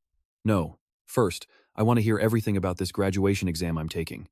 The principal's annoyed look softened slightly. Understood. Inside, Raikiel felt a wave of smug confidence washing over him. If it's a graduation exam, I've got this in the bag. He turned back and whispered to Dami to head home for now. Trust me. You and I both know this guy is far from ordinary. Look at that arrogant smile on his face. He was the runner-up graduate of Oriental Medicine from the top university in Korea. Before long, they reached the research lab. The door swung open, and the sound of light footsteps filled the room as Raikiel saw rows of sophisticated medical equipment. A detailed chart of the human skeleton hung on the wall. Looking at the people inside, he wondered if they were the seniors. Belverde's voice suddenly cut through the silence of the room. Everyone, eyes on me. As they turned around, he began to introduce the new arrival. Every eye landed on Raikiel, but their faces were filled with nothing but cold, unmasked disgust. Raikiel sighed inwardly. Their reaction was exactly like the principal's had been. He gave an awkward wave with a forced smile, thinking about how freezing the atmosphere in the room felt. Belverde continued. This is His Highness, Crown Prince Rakiel Adria Maganato. He paused before adding that the prince would be joining them for graduation, asking the students to help him out. Raikiel was fuming that no one clapped for the prince. Suddenly, a hand shot up from the crowd. Principal, I have a question. Keolat looked at Raikiel, his voice dripping with pure defiance. Is the prince really taking the exam without completing any of the required courses? The other students started clapping in support. Keolat. Belverde stayed calm, explaining that the prince might find their curriculum a bit foreign at first. He continued, suggesting that working together to graduate would be a meaningful experience for everyone. But principal, Keolat shouted, his brow furrowed in deep anger. What you're saying goes against every principle we've been taught to practice here. Belverde's voice turned low and stern. You mean the principle that one must be qualified to carry such a heavy responsibility? Keolat didn't blink. Yes, exactly. The scene was making Raikiel incredibly annoyed. Look at them, they didn't even mention my royal clinic during the intro. He sighed, feeling insulted.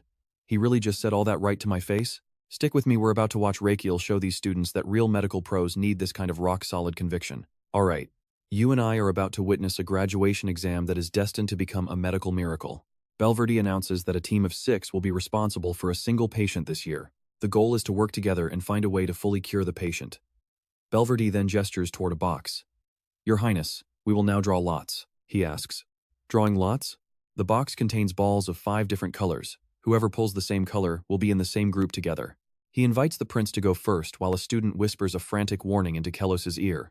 We must avoid the prince's team at all costs. He never studies. How can he be any good? If we are stuck with him, we are failing for sure.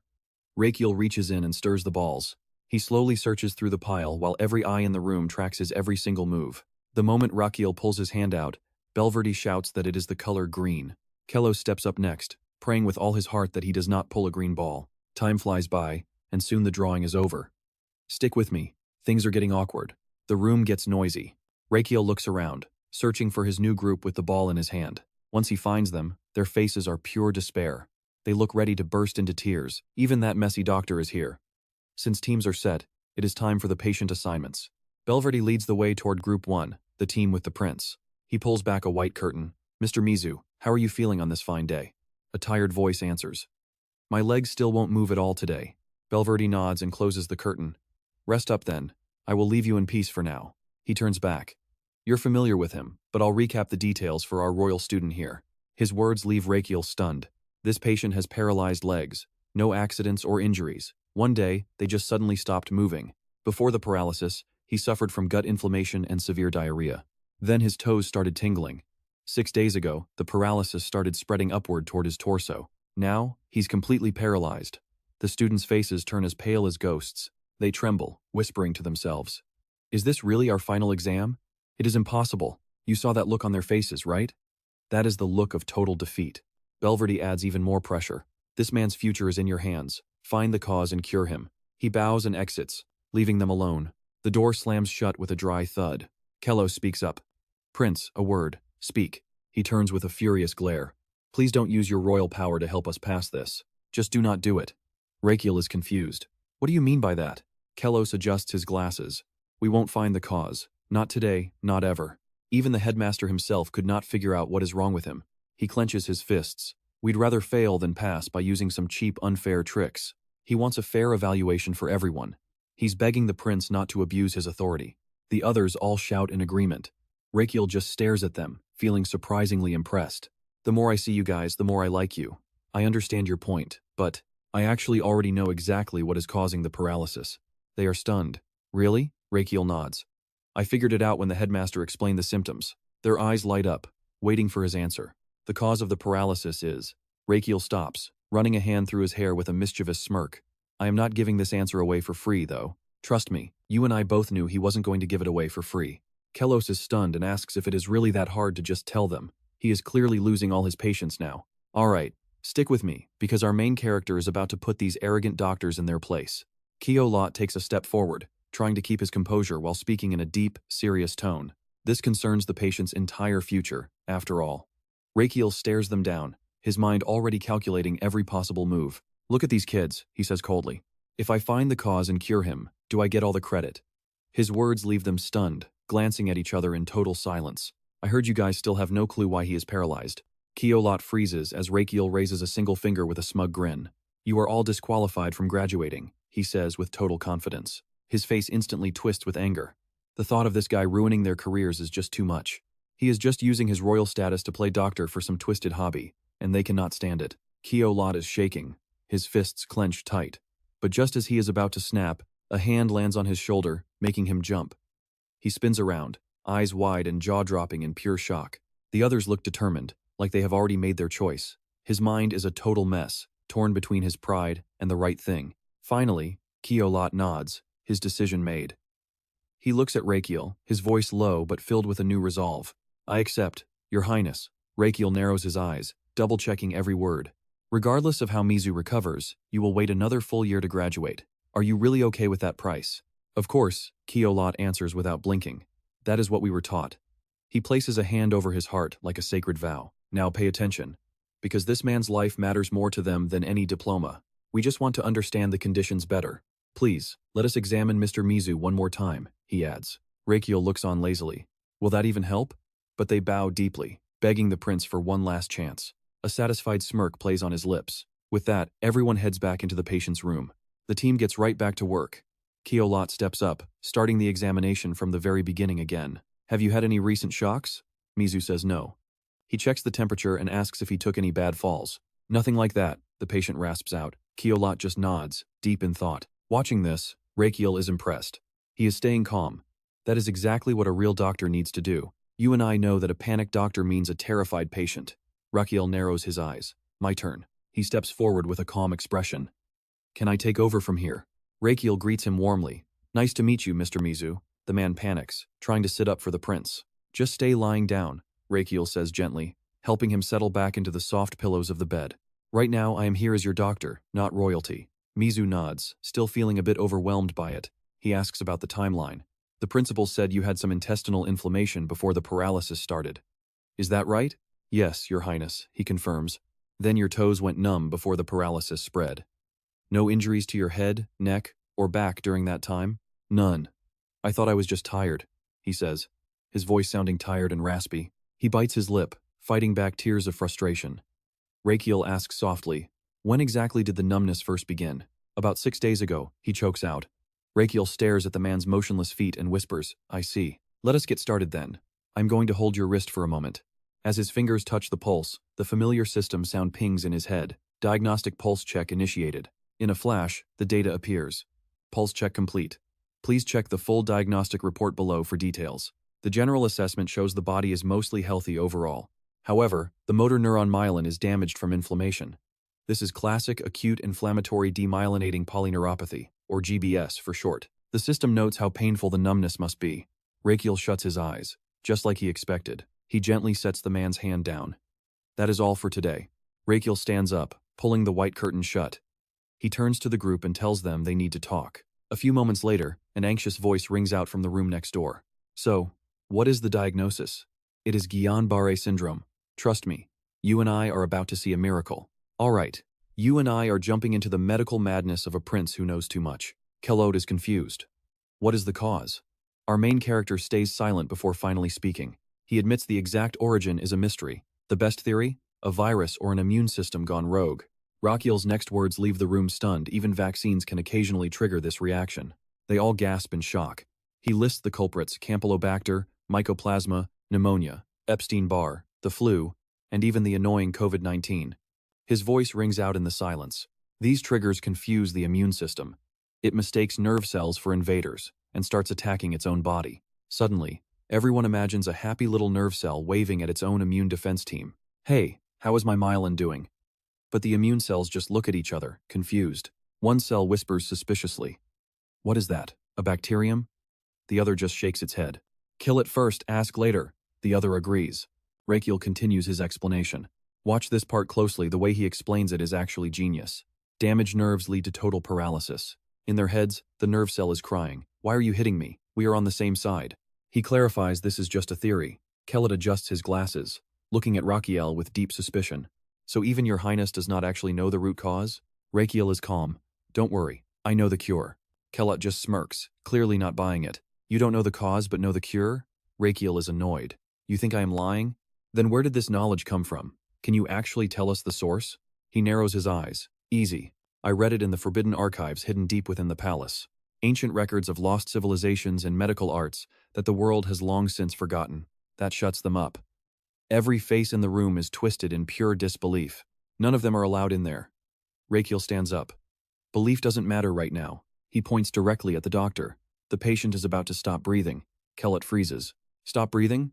Raikiel explains that diaphragm paralysis leads to immediate respiratory failure. Inside Raikiel's head, his medical skill is screaming.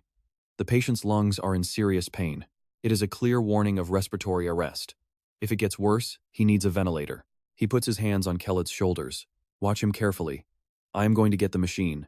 Can you believe this guy? Mentioning a ventilator in a fantasy world, everyone is speechless. Raikiel sees them just standing there and roars. Why are you still here? Check the patient. They jump in fright, bowing quickly before rushing out. The door slams shut, leaving Raikiel alone in the heavy silence. He stands there, eyes fixed on the exit. A moment later, he leans down, checking every single corner with high-level alertness. He searches every crack and crevice. The room is perfectly arranged, featuring a bed with shiny, clean sheets. Rakiel slowly sits down, his gaze scanning every inch of the space. Suddenly, he senses something and whips his head toward the window, only green leaves swaying in the wind. He opens his robe and whispers, Hey guys, it is time to meet a new friend. Outside, a dark shadow is hiding behind a tree. A spy is watching his every move. The man scribbles notes, sighing in relief. That was close. He is Agent 3 of the Valentino Intelligence Bureau. Agent 3 looks confused. There he goes again, doing that weird stuff, staring into thin air and talking to himself. The agent's mind is racing. He was paralyzed for 10 years, but lately, he never rests. The spy sighs heavily. Please, just take a nap so I can finally go home. He is crying over his workload. Sorry, kids. Daddy has to work overtime again today. Looking at the prince's strange behavior, he wonders if Raikiel is actually talking to spirits. Suddenly, a blinding golden light explodes inside the room. Trust me, you have to see what happens next. All right, stick with me because things are about to get weird. He tries to hide. She stays calm. Then another beast suddenly appears. Special Agent Number 3 is stunned. Another phantom beast? Where are these things coming from? Meanwhile, in the room, our main character is struggling to pull a creature off his face as his body shakes from the effort. After a fierce struggle, Raikiel finally manages to yank the thing off. He stares at the tiny creature and gasps. It blinks its big, sparkly eyes with an adorable expression and lets out a soft cry, Komong. Honestly, it looks too cute to be dangerous. Just then, the system interface suddenly pops up before Rakiel. Third draw selection. Cost is 2,700 HP, leaving him with only 200. All while Komong keeps making that same cute sound from before. Seeing the little guy look so worried, he asks, Are you okay? What is it? Suddenly feeling something dripping from his nose, Raikiel sits up in shock. A nosebleed? He stares at the bright red blood on his hand, completely stunned by what is happening. Is this for real? Right then, Komong starts flapping its ears like crazy. In an instant, Rakiel's blood surges out, swirling into strange streams as if guided by an invisible, mysterious force. The blood does not hit the floor. Instead, it flows straight into Komong, making its belly swell up. The scene leaves him jaw-dropped and totally speechless. What on earth is this? Looking at his clean fingers, it is like the blood never existed. He did not even touch his nose, yet it was sucked dry. His gaze fixes onto the little Komong. Now watch this. Its nose suddenly swells up like it is holding something back.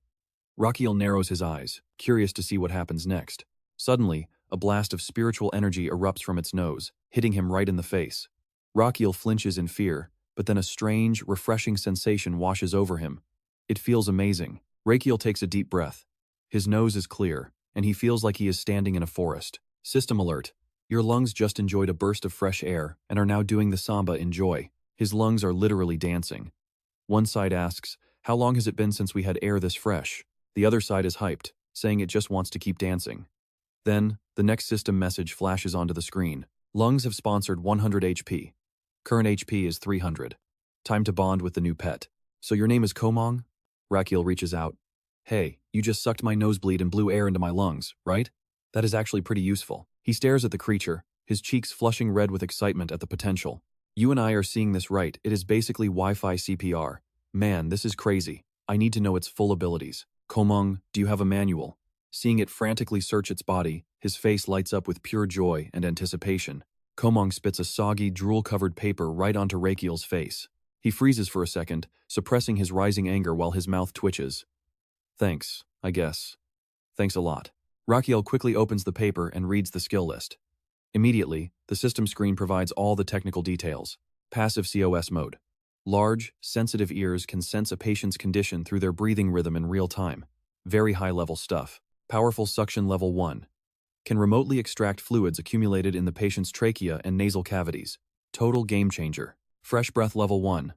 Sends fresh air from a distance to assist the patient's breathing remotely. Linked with COS mode to monitor patients.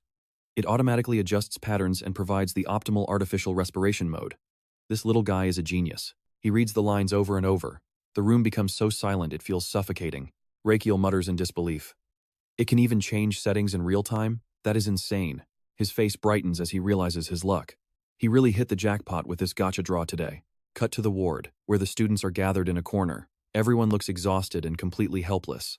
Kelos pulls back the curtain, looking skeptical. He was just lying there quietly. Yet he is supposed to have respiratory paralysis? Thinking of Raikiel's smug face, he grinds his teeth in annoyance. Right then, Mu's eyes flutter open, looking a bit dazed.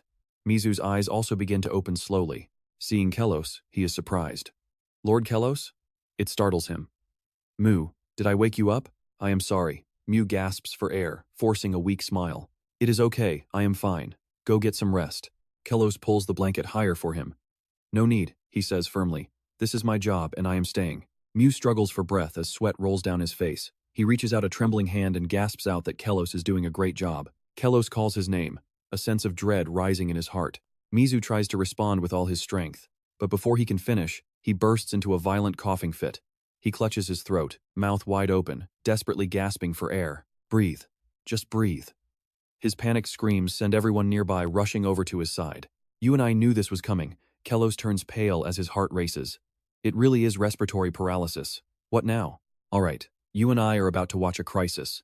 He spins around, ordering them to lift the body 30 to 45 degrees immediately to help the patient breathe and clear the airway. Everyone follows orders, but the condition does not improve at all. A frantic cry rings out as they realize the patient is still struggling to get even a single breath of air. Keelot cleared the airway, yet nothing is working. In this life or death situation, he hesitates before suggesting a risky alternative. Maybe it is time they try using an ancient herbal medicine formula? Jika asks nervously if that would be dangerous. Sa tries to keep her cool, reminding them they still do not know the cause. She suggests it might be better to call for Director Cherry instead of making a reckless move. Keelat is torn apart by helplessness while the frantic voices of his teammates echo in his ears. They are all looking at him, begging to know what their next move should be. His vision starts to blur from the intense pressure. He wonders if all the medical knowledge he has worked so hard to learn is completely useless in a moment like this. The sound of his teammates struggling to breathe feels like it is carved into his very cells. The sunlight hitting him feels like a final, cruel judgment on a career that is dying before it ever truly began. Keelat bows his head, his voice cracking with emotion. He screams out in pure despair just as Raikiel arrives at the door. The prince stands there for a moment, watching the chaos unfold and wondering how to step in. Hearing the noise, Raikiel scolds him for shouting so loudly right in front of a patient. Keelat is stunned to see the prince, stuttering out his title before turning back with frantic urgency. He reports that Mizu is in critical condition and experiencing extreme pain while breathing. Raikiel is visibly taken aback by how fast the situation has escalated. Without a moment of hesitation, the prince rushes toward the bed and tells everyone to leave the room right now. Now pay attention, because the prince realizes this acute respiratory failure is moving way faster than any of them could have ever expected. Rakiel calls out for Gyomong immediately. The phantom beast jumps onto the patient, its large ears twitching as it focuses intently on the sound of every shallow, ragged breath. Suddenly, the system announces that Komos mode is active. Gyomong coils its long trunk like a heavy spring, building up power to release its spiritual energy. In an instant, a blast of fresh, life-giving air is forced into the patient's nose. A deep red sunset covers the academy grounds as time seems to stand still inside that small, quiet room where life hangs in the balance. After a few long moments, breathing finally becomes steady. Suya stares in disbelief, realizing the patient's condition has actually stabilized under the prince's care. Naz cannot hide his curiosity, asking quietly if that elephant is the legendary phantom beast they have all heard so much about lately. Jika is still in total shock, nodding slowly. A beast that can actually help a human breathe? Keelat stands frozen with his head down, his mind filled with heavy, dark thoughts. He really thought the prince was just using cheap tricks to fake his medical skills. But Raikiel predicted this crisis perfectly and handled it with absolute calm. Keelat looks down at his trembling hands, blaming himself for being a useless doctor who could only stand there and do nothing. Keelat lets out a heavy, shameful sigh. He feels a crushing weight in his heart, realizing how embarrassing it was to act so proud toward the prince when he lacked the actual skill to back it up. Let's pause here. You and I can see Keelat finally putting the patient's life above his own pride as he asks the prince how the treatment will proceed from here. Rakiel likes that he is focusing on the patient. He tells him not to just rely on others and asks for his professional opinion. Keelat looks down, twisting his hands nervously, and admits honestly that he has no idea what to do next. He explains that he thought about using herbal medicine, but was terrified that using the wrong remedy without knowing the cause would end up killing the patient instead. Raikiel smirks, noting that his arrogant attitude from earlier has completely vanished. Keelat admits it is because the prince was the one who diagnosed the emergency correctly. Raikiel asks calmly if his doubts have finally been put to rest. He stays firm, stating that he still does not trust the prince 100%. Raikiel walks toward him with an intense, steady gaze. He tells Keelat that it does not matter what he thinks, because there is definitely a way to fix this. They cannot use standard intravenous medicine or plasma filtering, so he has to find a different approach for this case. He plans to use the same nerve blockage acupuncture technique he previously applied to the werewolf nurses. Keelat gasps in total surprise. Raikiel confirms the plan but says he needs to take a quick break before they start the next phase. They must wait for the patient to recover naturally while the breathing is stable. He turns to leave, complaining about how exhausted he is from everything. Keelat calls out in worry, but Raikiel spins around with a terrifying look on his face that silences the room instantly. He snaps that he is just resting and Gyomong will watch the breathing. He tells them not to worry and to call him if anything happens. Before long, he makes his way back to his room. Raikiel collapses onto his cushion with a sigh, complaining that he hasn't had a single moment of peace since returning from Ambroy. He looks at Gyodium and lazily asks for a few spines, planning to perform some self-acupuncture to help his tired body relax. Noticing the creature is also exhausted, he kindly offers to help pluck its own spines out to make it feel better today. The creature crawls closer in agreement. Rakiel says thanks. And trust me, you and I are about to see a whole new level of medical mastery in the next chapter. Let's dive in as our guy skillfully needles the Daedun point on his big toe before moving to the gap between his toes. Next up is the Hongon point. In that exact heartbeat, the system starts flooding his vision with a wave of notifications. His liver function is slightly triggered. The organ actually does a happy little dance because it hasn't felt acupuncture in forever. Inside him, his liver is vibing with excitement. It's been a long time, right? New lines of text keep popping up. His liver just gifted him 100 HP, bringing his total to 400. Raikiel gets hyped and starts needling every point. He hits the Taechung point next. But suddenly, Rakiel freezes. He can feel something seriously wrong happening inside his own body. Wait for it, this is where it gets scary. He looks down at his red, burning feet. What's happening? It is getting hotter. Rakiel stares at the thorn lodged in his foot. His pupils shrink. Now that he sees its true form, he screams in terror. A Vika thorn? Bone-shattering agony erupts instantly, surging from his feet and racing through his entire nervous system like a wildfire. He falls back, screaming in pure agony. The system flashes a red alert. You have needled yourself with a black Vika thorn, enduring hellish pain. You have triggered the true power of Vika. The Vika thorn effect is now fully active in your body. Metabolism is redlining in 8282 mode. Raikiel collapses on the bed, head spinning, feeling absolutely overwhelmed by the sudden chaos. 8282 mode? What the heck is that? Suddenly his heart hammers against his ribs like it might explode. His chest tightens, he cannot breathe. The pain is paralyzing and utterly brutal. His body spasms, veins bulging under his skin as a terrifying, explosive power starts tearing through him from the inside out. The system warns that his internal organs are losing it. The metabolic spike is sending everything into a total, uncontrollable frenzy. Inside Rakiel, everything is a train wreck. But his heart? It is cheering like a maniac, loving every second of this madness. Let's go. Pop a wheelie. It is shoveling coal into the fire, screaming for the body to move even faster than before. Through the noise, a faint voice calls out. Heart, bro? The other organs crowd the entrance, one of them starting to complain. This is way too fast. I am getting dizzy, and the lungs are struggling too. Yeah, seriously, we need to slow down. But the heart does not care about their whining. It is determined. Ignore them. I have not felt this alive in such a long time. With tears of joy in its eyes, it trembles with pure hype. Now, let us see if we can go even faster. Everyone hang on. The train roars out of control, black smoke trailing behind as it swallows the panicked screams from within. The system continues to spit out data. The internal organs are reaching peak levels of hype after experiencing their first metabolic acceleration. You and I both see it, he is losing control. It feels like he slammed 100 energy drinks at once. Then, he suddenly freezes. Suddenly, a tiny fly buzzes across the room, but he can see it perfectly. Every detail is sharp and crystal clear. From the vibration of its wings to the tiny hairs on its legs, Raikiel's eyes go wide. How is this even possible? He sits up fast, gasping. His eyes are full of disbelief. It feels like the entire world has just slowed down. Raikiel waves at Bob Book. Wait, am I just moving that fast? Finally, the system says the Vika effect has faded. 8282 mode is over.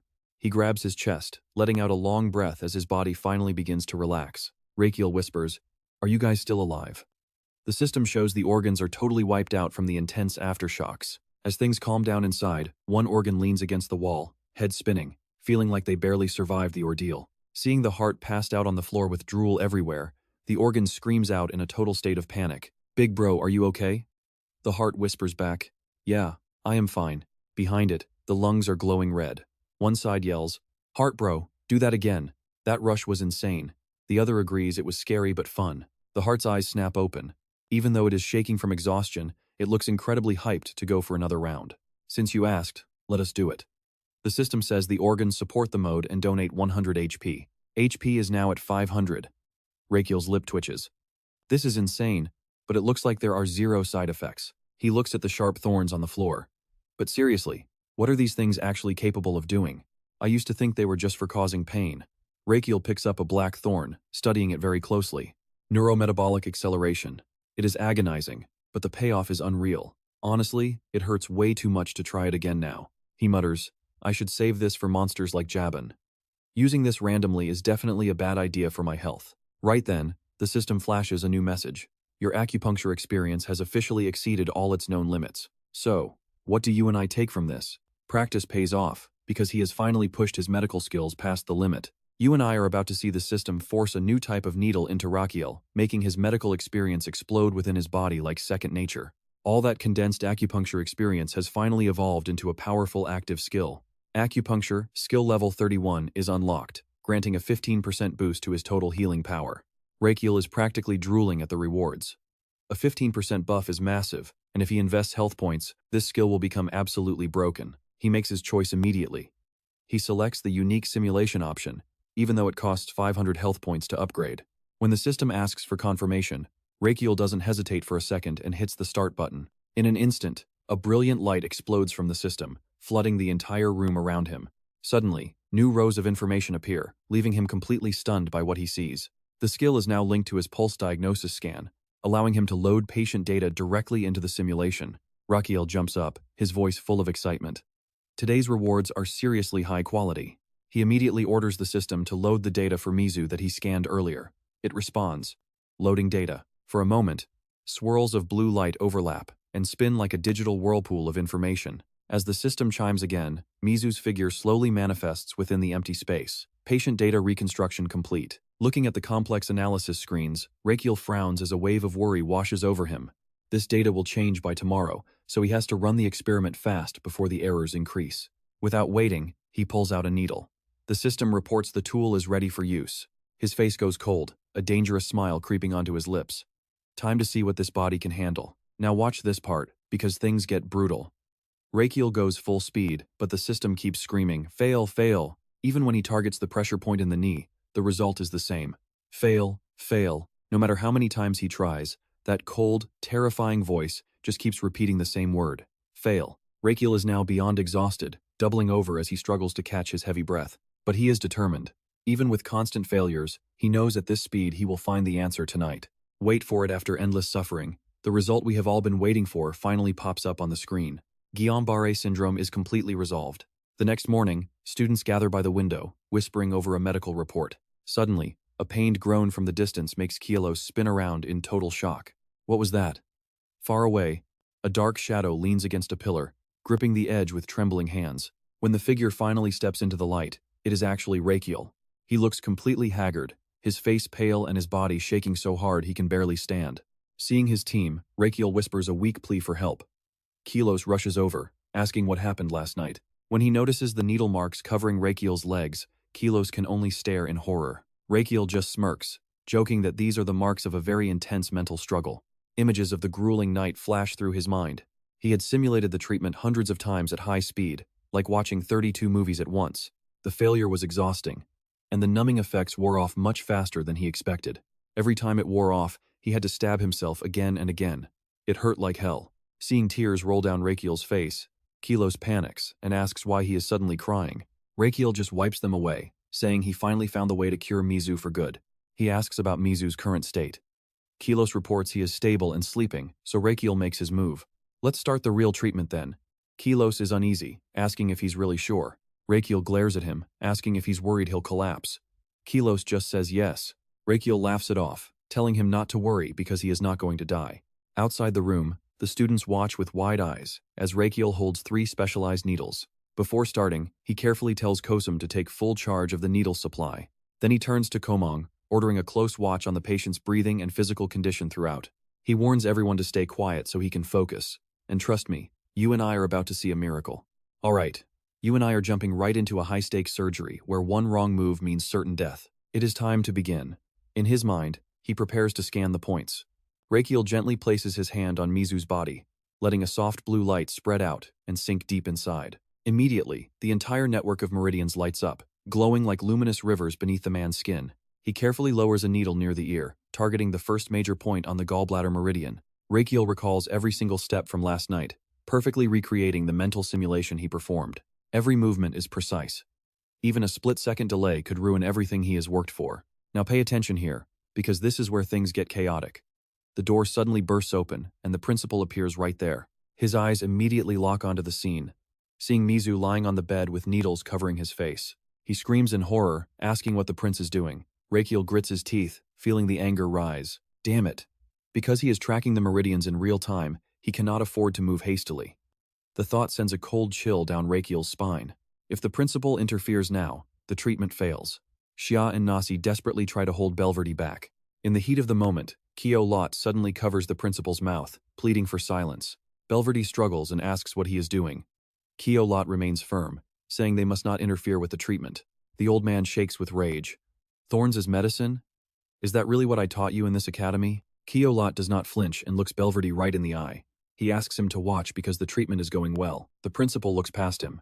Raikiel is moving with inhuman speed, placing every needle with absolute perfection. A sudden realization hits Belverdy, and right then, the patient's toes begin to twitch. The old man's pupils shrink in total disbelief. It moved. How is this even possible? Belverdy remains frozen, his eyes glued to Mizu's body. How can this be? He has been completely paralyzed and unable to move until now. You and I can see the shock as he asks the students if they knew the prince's method was effective. Kyo Lot admits they did not expect this much success. They just decided to trust the prince and observe. The principal smirks sarcastically. Trusting someone without any logical basis? That does not sound like his usual decision. But Kyo Lot stands his ground and disagrees. He and the others saw the prince stay up all night, agonizing over a way to find a cure. That is why they chose to take the risk. They wanted to believe in him just this once. Keolot points toward the bed, telling the principal to take a closer look at the prince. Even though he looks like he might collapse, he puts the patient first. That is no ordinary royalty. Keolot claims he has never seen a doctor like this. Honestly, the prince looks worse than the patient. Is he a doctor? Or is he the one who needs a bed?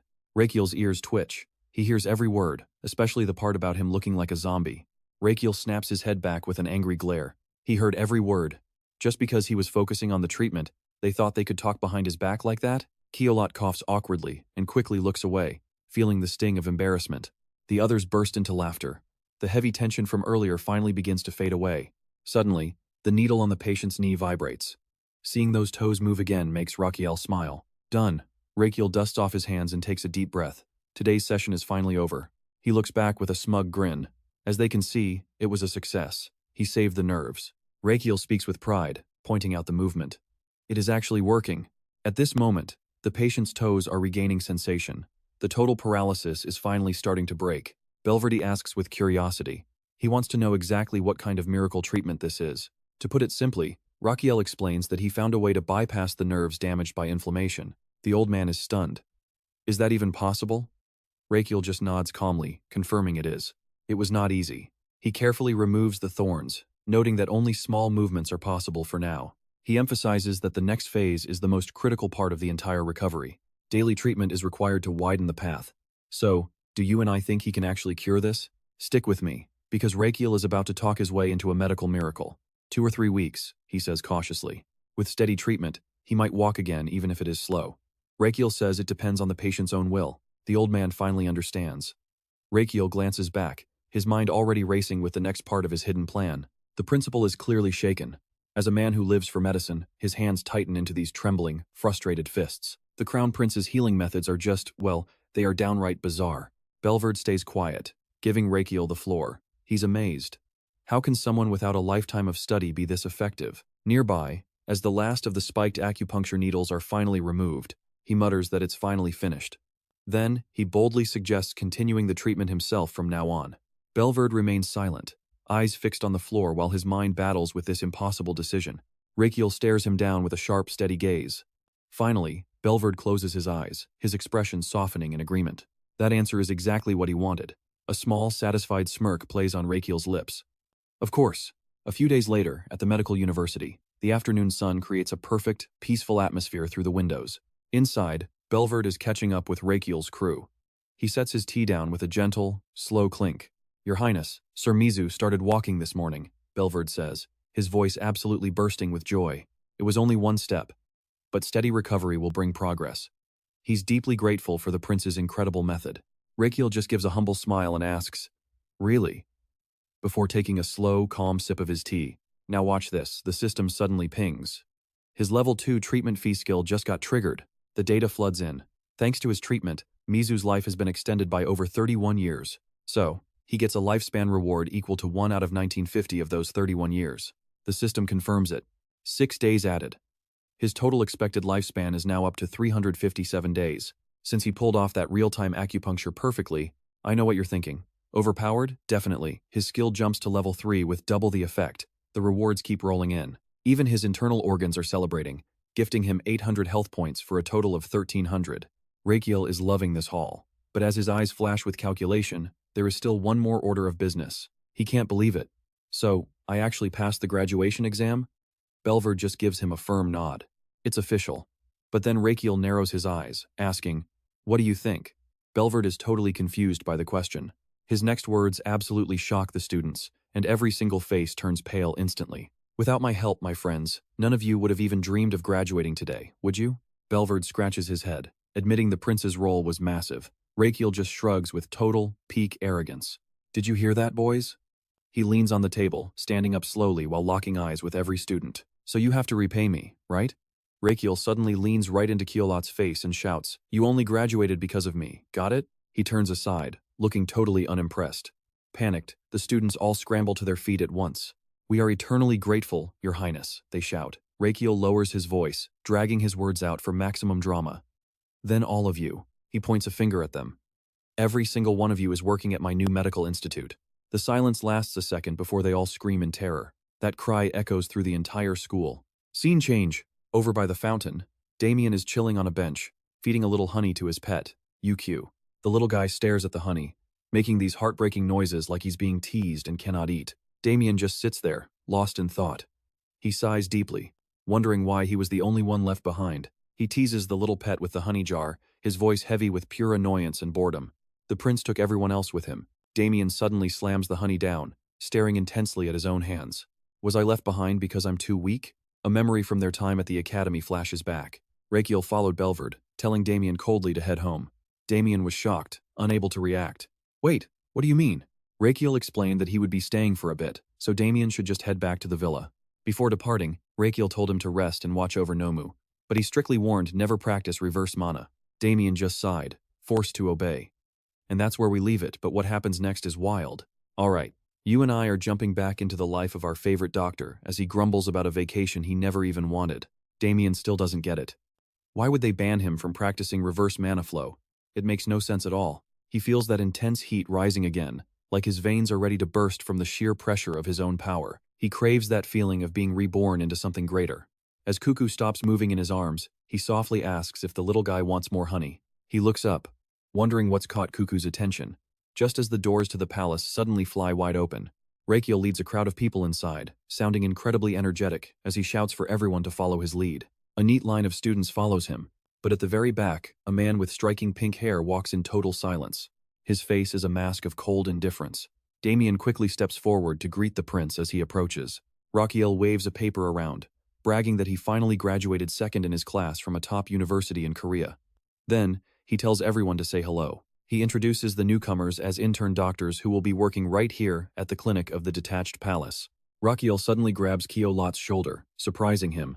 He claims these guys were practically begging to be stationed here. He whispers that these kids have deep motives, but Damian is more focused on delivering a serious report of his own. Before he can say another word, Raikiel holds up a hand to silence him. Wait, he says, eyes fixed on the entrance. Now watch this, because things are about to get loud as Garden's sobbing voice echoes from down the hall. Anis beats him to the punch, greeting the prince warmly before pointing toward the group of students standing in the back. She asks if these are the students mentioned in his letter. Raikiel confirms it and calls for everyone's absolute attention. He tells them they'll be learning the ropes from these two. Anis bows gracefully, while poor Garden is still struggling to catch his breath. For the next month, each intern will be paired with a werewolf nurse for training. Kyo-Lot's eyes nearly pop out in terror. Raikiel asks if he's scared, waving it off as Anis stands behind him with a smile that's anything but friendly. Don't worry, she says, her expression turning dark. Our nurses don't bite. But then, those sharp claws come out. They just tear you to pieces. Anis laughs at their fear while Raikiel continues explaining the training process. He'll be watching their progress closely before deciding which department they'll eventually be assigned to in the long run. Garden and Anis are put in charge of the pairings. They accept immediately, leaving Kyo-Lot sweating bullets under the new orders. The students follow the two seniors out, and Raikiel stays behind, watching every single one of them leave the room. But keep your eyes on this guy. Something tells me this specific student is going to be a real handful. Because they were short-staffed, Rakiel had to pull some strings, knowing full well that some of these kids were forced to come here. As Rakiel looks away, Valentino glares at him. He knows that prejudice and rumors take time to eventually wash away. He decides to shrug it off. Raikiel is determined to make sure they all adapt to the clinic's unique way of working. A few days pass by. Raikiel pushes the door open and is genuinely shocked by the scene waiting for him inside. Every student is buried in their notes, listening intently to the lecture. Even Kyo-Lot is working harder than ever before. They're doing much better than he expected. He laughs, realizing this is exactly the kind of atmosphere he was hoping for. Suddenly, a voice calls out. It's Theodore. Raikiel turns around, asking what brings the young man here today, of all days. He heard Rakiel was back from school and wanted to visit, especially since the big parties finally wrapped up yesterday.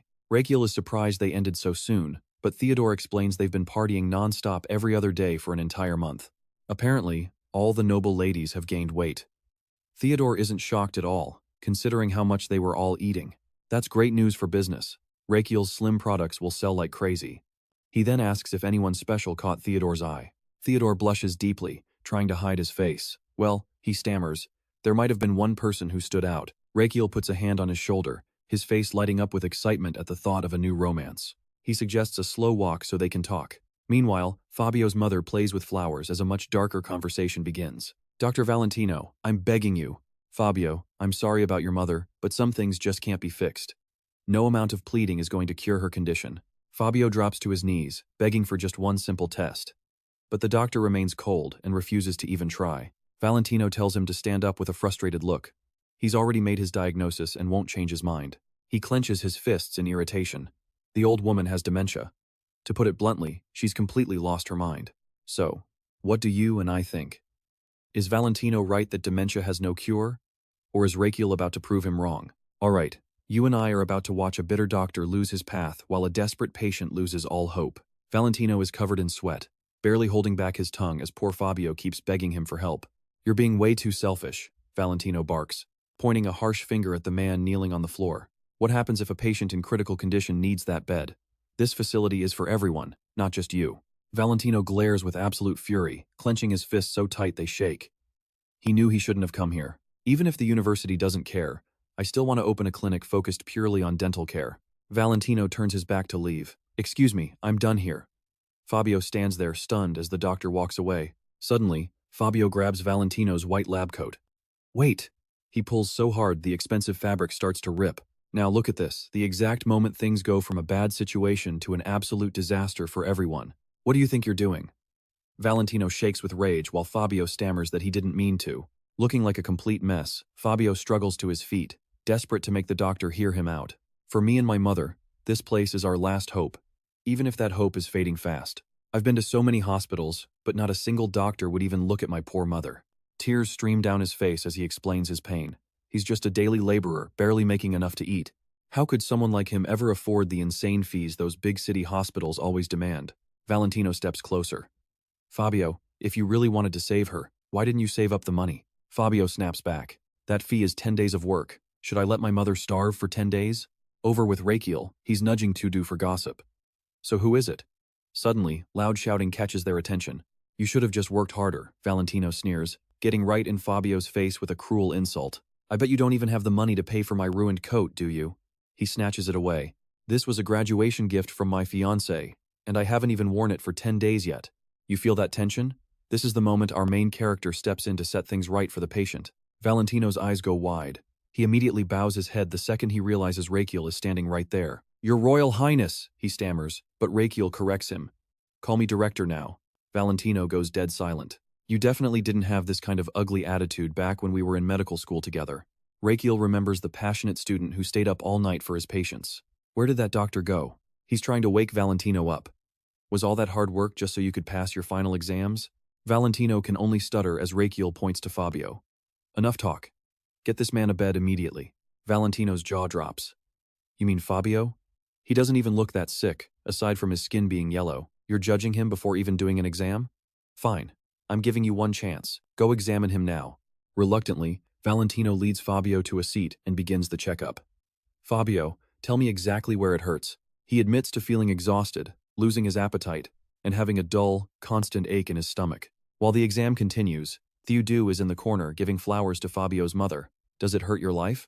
Fabio shakes his head. Not that much. Valentino immediately assumes the man is just overreacting for attention. He thinks the director just wanted to scold him. He announces that the results show absolutely nothing abnormal. Right then, Raikiel places a heavy hand on his shoulder. Is that really what you think, Valentino? Valentino reads it off.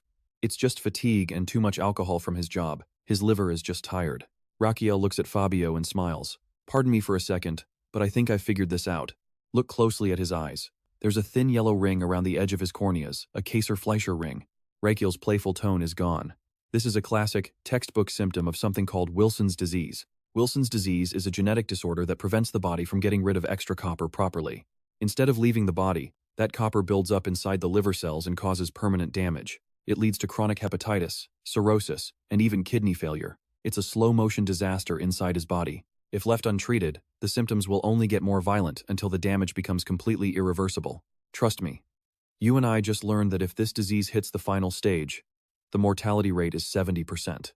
All right. You and I are diving into a mystery. Valentino is stunned, asking if Wilson's disease and those rings are real. Raikiel confirms it. Then, he rubs his chin thoughtfully and asks Fabio when that golden ring first appeared in his eyes. Fabio answers him honestly, I am not sure, but once, while working, a memory from the past just flashed before me. Fabio asks the man, Is it all done? Back then, the man did not answer, but just told him his eyes looked really strange. Sensing something was wrong, Fabio looks down at a wooden barrel sitting right next to his feet. His eyes widen in pure shock. What is this? Returning to the present, Fabio rubs his neck and continues. After that, the yellow mark just kept spreading. It showed up on the lower rim until it formed a full circle. Raikiel listens intently as he goes on. At first, it was just weird, but since it did not hurt, I ignored it. Fabio bows his head low, whispering sadly, I just had to focus on surviving day by day. Raikiel reaches out his hand and asks, Fabio, I want to check your pulse. May I hold your hand for a moment? Hearing the request, Fabio looks up, startled. Me? Is that really all right? Raikiel gives him a friendly smile. Of course, right now, I am not a prince. I am your doctor. Fabio is completely stunned as he stares at the man. After a moment, he slowly reaches out his hand. Thank you. Raikiel gently places a finger on Fabio's wrist. The system window appears, beginning the pulse diagnosis. Now pay attention, because the results are in. Pulse diagnosis complete. Please check the general examination report below. The report evaluates the situation. Wilson's disease caused by an ATP70B gene mutation on chromosome 13, preventing copper from leaving the body. At the bottom, it shows a warning. It has been about 2 years and 7 months since the symptoms first started. The patient needs intensive care and immediate treatment to survive. After reading, Raikiel thinks to himself that this is worse than he thought. Another system window pops up. Your liver just finished a consultation with the patient's liver, and it is terrified. It is covered in copper. It's like we are back in the Bronze Age. Rakiel's face darkens as he asks, the Bronze Age? How bad is it? His liver shakes its head, frowning deeply. The copper level exceeds 0.25 milligrams, almost enough to start a copper mine. I know what you are thinking. It is heartbreaking. Fabio looks up and asks if he did something wrong to get this. Raikiel immediately waves his hands to deny it. Not at all. You were just very unlucky. Hearing the answer, Fabio can only close his eyes and let out a heavy sigh. Is that so? Raikiel glances at Fabio's mother, wondering how to explain that this is actually a genetic disease. He speaks up. Fabio, this is dangerous. You need immediate hospitalization. Then he calls out to Valentino. Yes? Rakiel gives the order. You will be the one taking care of Fabio's mother. Valentino cannot believe his ears. Isn't that a nurse's job? Raikiel frankly admits that it is. Valentino beats his chest in confusion. Your Highness, I am a doctor. Why should a doctor be doing basic patient care? Rakiel leans his face toward him. A doctor who cannot even care for a patient or their family? Veins pop on his face as he grinds his teeth. Do you even deserve to call yourself a medical professional? An oppressive aura surrounds Raikiel as his sharp gaze pierces right through Valentino. He turns and walks away, leaving behind one final command. I will be watching you. Sweat pours down Valentino's face. Raikiel tells him he hopes he will not be a disappointment this time.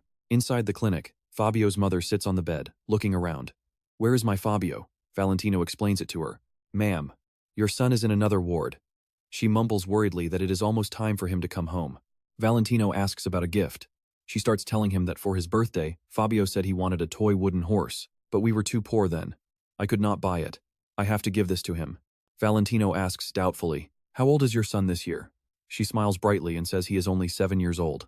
Hearing that, Valentino ruffles his hair and lets out a long, tired breath. The mother freezes at his reaction. Her eyes go wide as she stares at the man beside her. Seconds later, she grabs Valentino's arm tightly.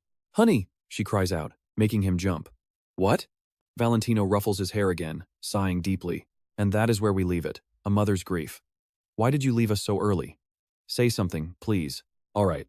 Stick with me here. Because you and I are about to witness Valentino making a truly massive mistake. He sits down on the chair by the bed, grumbling about being forced to work here and nurse patients.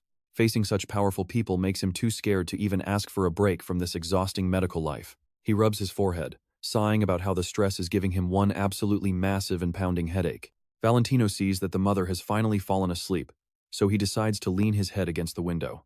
He tells himself that she is stable and that nothing major could possibly happen in just a few minutes. His eyes slowly begin to close as he reminds himself to only take a very short power nap. Time ticks away as the sun finally vanishes behind the estate, leaving the entire room in total darkness. He jolts awake to the sound of pouring rain, realizing with a massive shock that he has overslept for hours.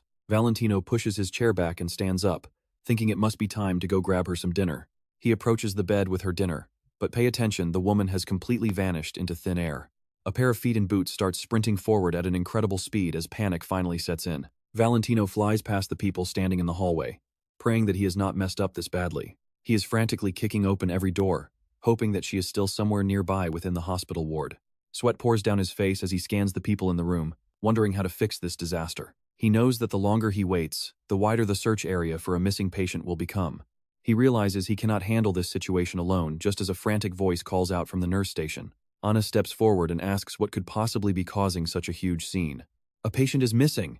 Ani screams in total shock, wondering how on earth something like this could happen. He bows his head low, ready to be fired by the prince as long as they find her first. He explains that she is a patient over 60 years old, a woman who is currently suffering from dementia. She must have slipped away the very second he let his guard down and fell asleep. Annis demands more information, asking for the exact location and the time she was last seen. Room B1 on the 3rd floor, and she has had at least a 30-minute head start. Annis rallies the nurses, and they all snap into focus, knowing this is a serious life or death emergency. Now pay attention, because you and I are about to witness the true, terrifying power of these werewolves. Valentino falls to the floor in pure terror as he watches Annis transform into a massive and truly snarling werewolf. Annis glances back and gives a sharp nod to the other werewolves to begin the hunt. Valentino sees them lunging toward him and screams in fear, thinking his life is over right here. He squeezes his eyes shut and begs for his life, apologizing for his mistake over and over again. But when he opens his eyes, they are just catching the scent from around his body to track her. A werewolf snout inches from his face sends his heart into his throat as he turns completely pale. Annis stands up, crosses her arms, and signals him to follow while Valentino nods in frantic relief. They sprint down the long corridor, with Valentino drowning in guilt over the mistake that he just made. Outside, the rain is relentless as the werewolves split up into 2 directions to cover more ground. He cannot stop regretting the fact that he fell asleep while a patient was in his direct care. All those years of study, and he fails at the basics. But then Ani suddenly stops in her tracks. She stands up tall and Valentino catches up, asking if she finally managed to find something useful. Anis nods her head in confirmation as the two of them stand right before a closed door. He asks if she is certain the woman is inside, and Annis gives him a firm verbal confirmation. Inside the room, they find Raikiel sitting quietly right next to Fabio's mother by the side of the bed. She says her son is so beautiful, and Raikiel softly agrees that it is the truth. Raikiel puts a finger to his lips, telling Valentino to be quiet while we flash back a few minutes. The prince was wandering the long hallway when he spotted a confused woman standing all by herself. He asks what she is doing. And trust me, you and I are about to see a new side of Rakiel.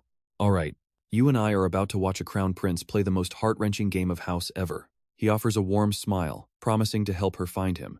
Meanwhile, he is secretly wondering where that brat Valentino ran off to. Back in reality, the mother of Fabio gazes at her sleeping son with nothing but pride and gentle praise. She tells him how good her boy is, never crying or making a fuss for his father when he wakes up. Rakiel asks if her husband is away on business. She sadly replies that he has gone somewhere he can never return from. Stunned, Rakiel offers his apologies. But the mother reassures him it is okay, saying it was not like he wanted to leave. She strokes the forehead of Fabio with a gentle touch, asking the doctor if her son's illness is truly serious. Gilles simply says it might just be a cold. Smiling, she holds out her pinky finger, begging him not to let her boy suffer. She asks for a promise. Rakiel smiles slightly, noticing her own pinky finger is heavily wrapped in layers of white bandages. He hooks his own pinky with hers, giving the mother a firm and certain promise that he will do his best. Suddenly, she calls out into the empty room, asking her husband when he finally made it back home to them. Now pay attention, because the situation is about to get incredibly awkward for everyone involved as Valentino begins to lose his mind. But then, Raikiel's voice rings out, making the young man's eyes snap open in pure disbelief at what he hears next. He tells her he just got back.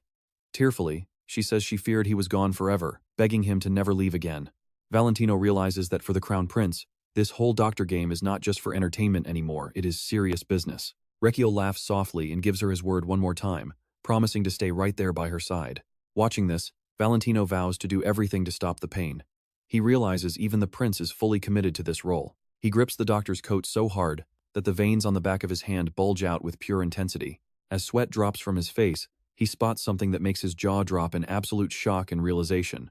Valentino picks up the coat, noticing a neat row of stitches where a tear once was, expertly mended by hand. His gaze shifts to the side as he notices the mother's bandaged fingers, realizing she must have fixed it herself. A sudden sound of sobbing makes Raikiel turn his head back to see what is happening with his assistant. You see that too, right? Valentino is finally learning what it actually means to have the heart of a doctor. He thinks that Valentino finally looks like a real doctor now. Outside, the rain has finally stopped falling. The night sky is clear, with a bright full moon shining down.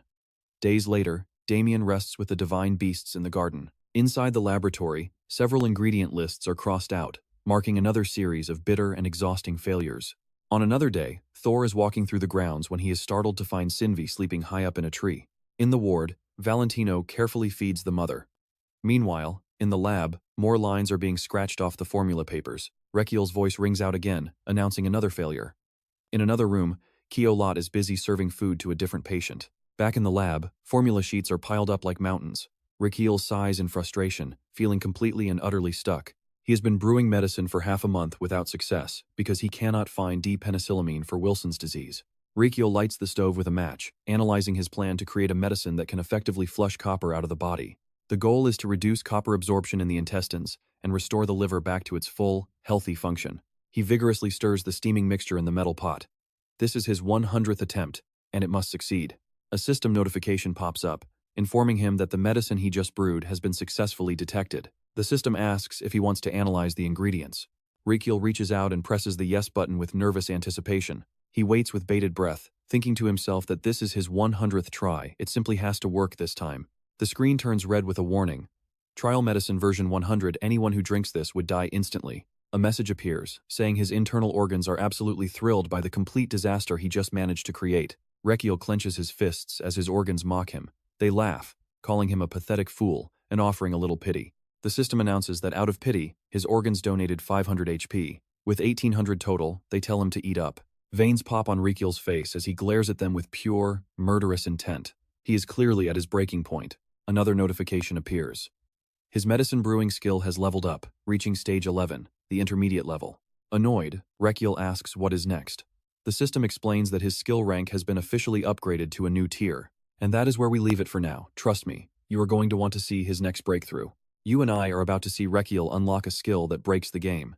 He can now preview a potion's effect based on his ingredients and ratios before even starting the mix. Raikiel's eyes widen as he processes this.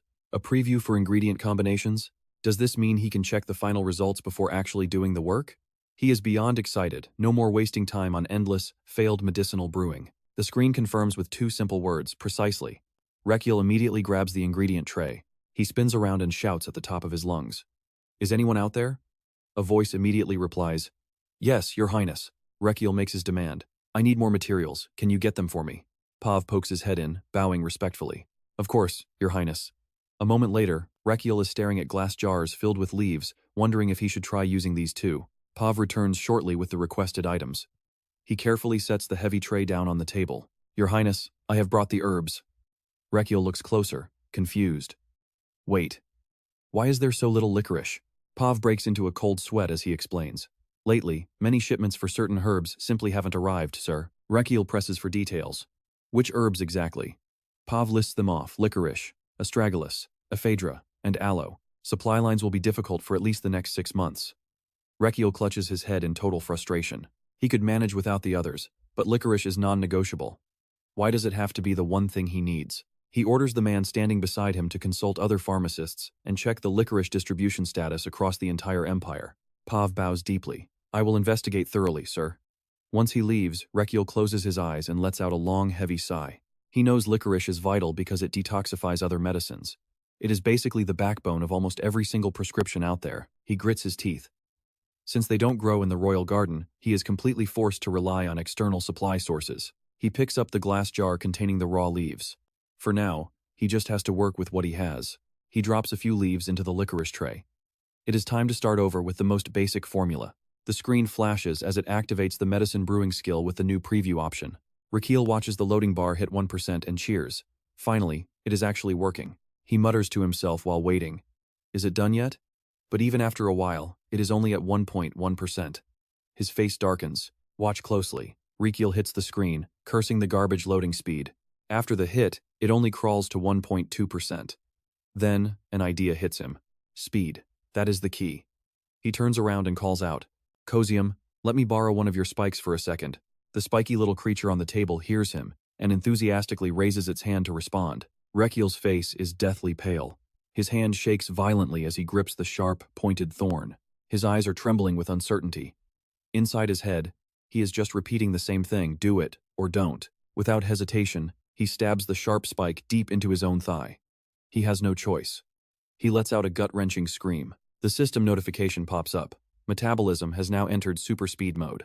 The loading text suddenly shifts, accelerating to a lightning-fast 21.2%.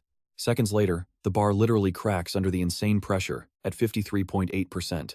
Finally brewing complete. You saw that, right? He collapses, gasping. The preview result is terrifying. Just how many people are you trying to kill with this recipe?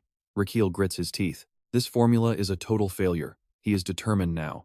He has to find the golden ratio before the day ends. Elsewhere, a man is desperately pleading. Is there really no other way? Please, you have to help us. A woman beside him adds, the palace is in complete chaos right now because of the licorice shortage. Braz doesn't hesitate for a second. He turns them away with a blunt no. He crosses his arms firmly. We only trade with recognized warriors.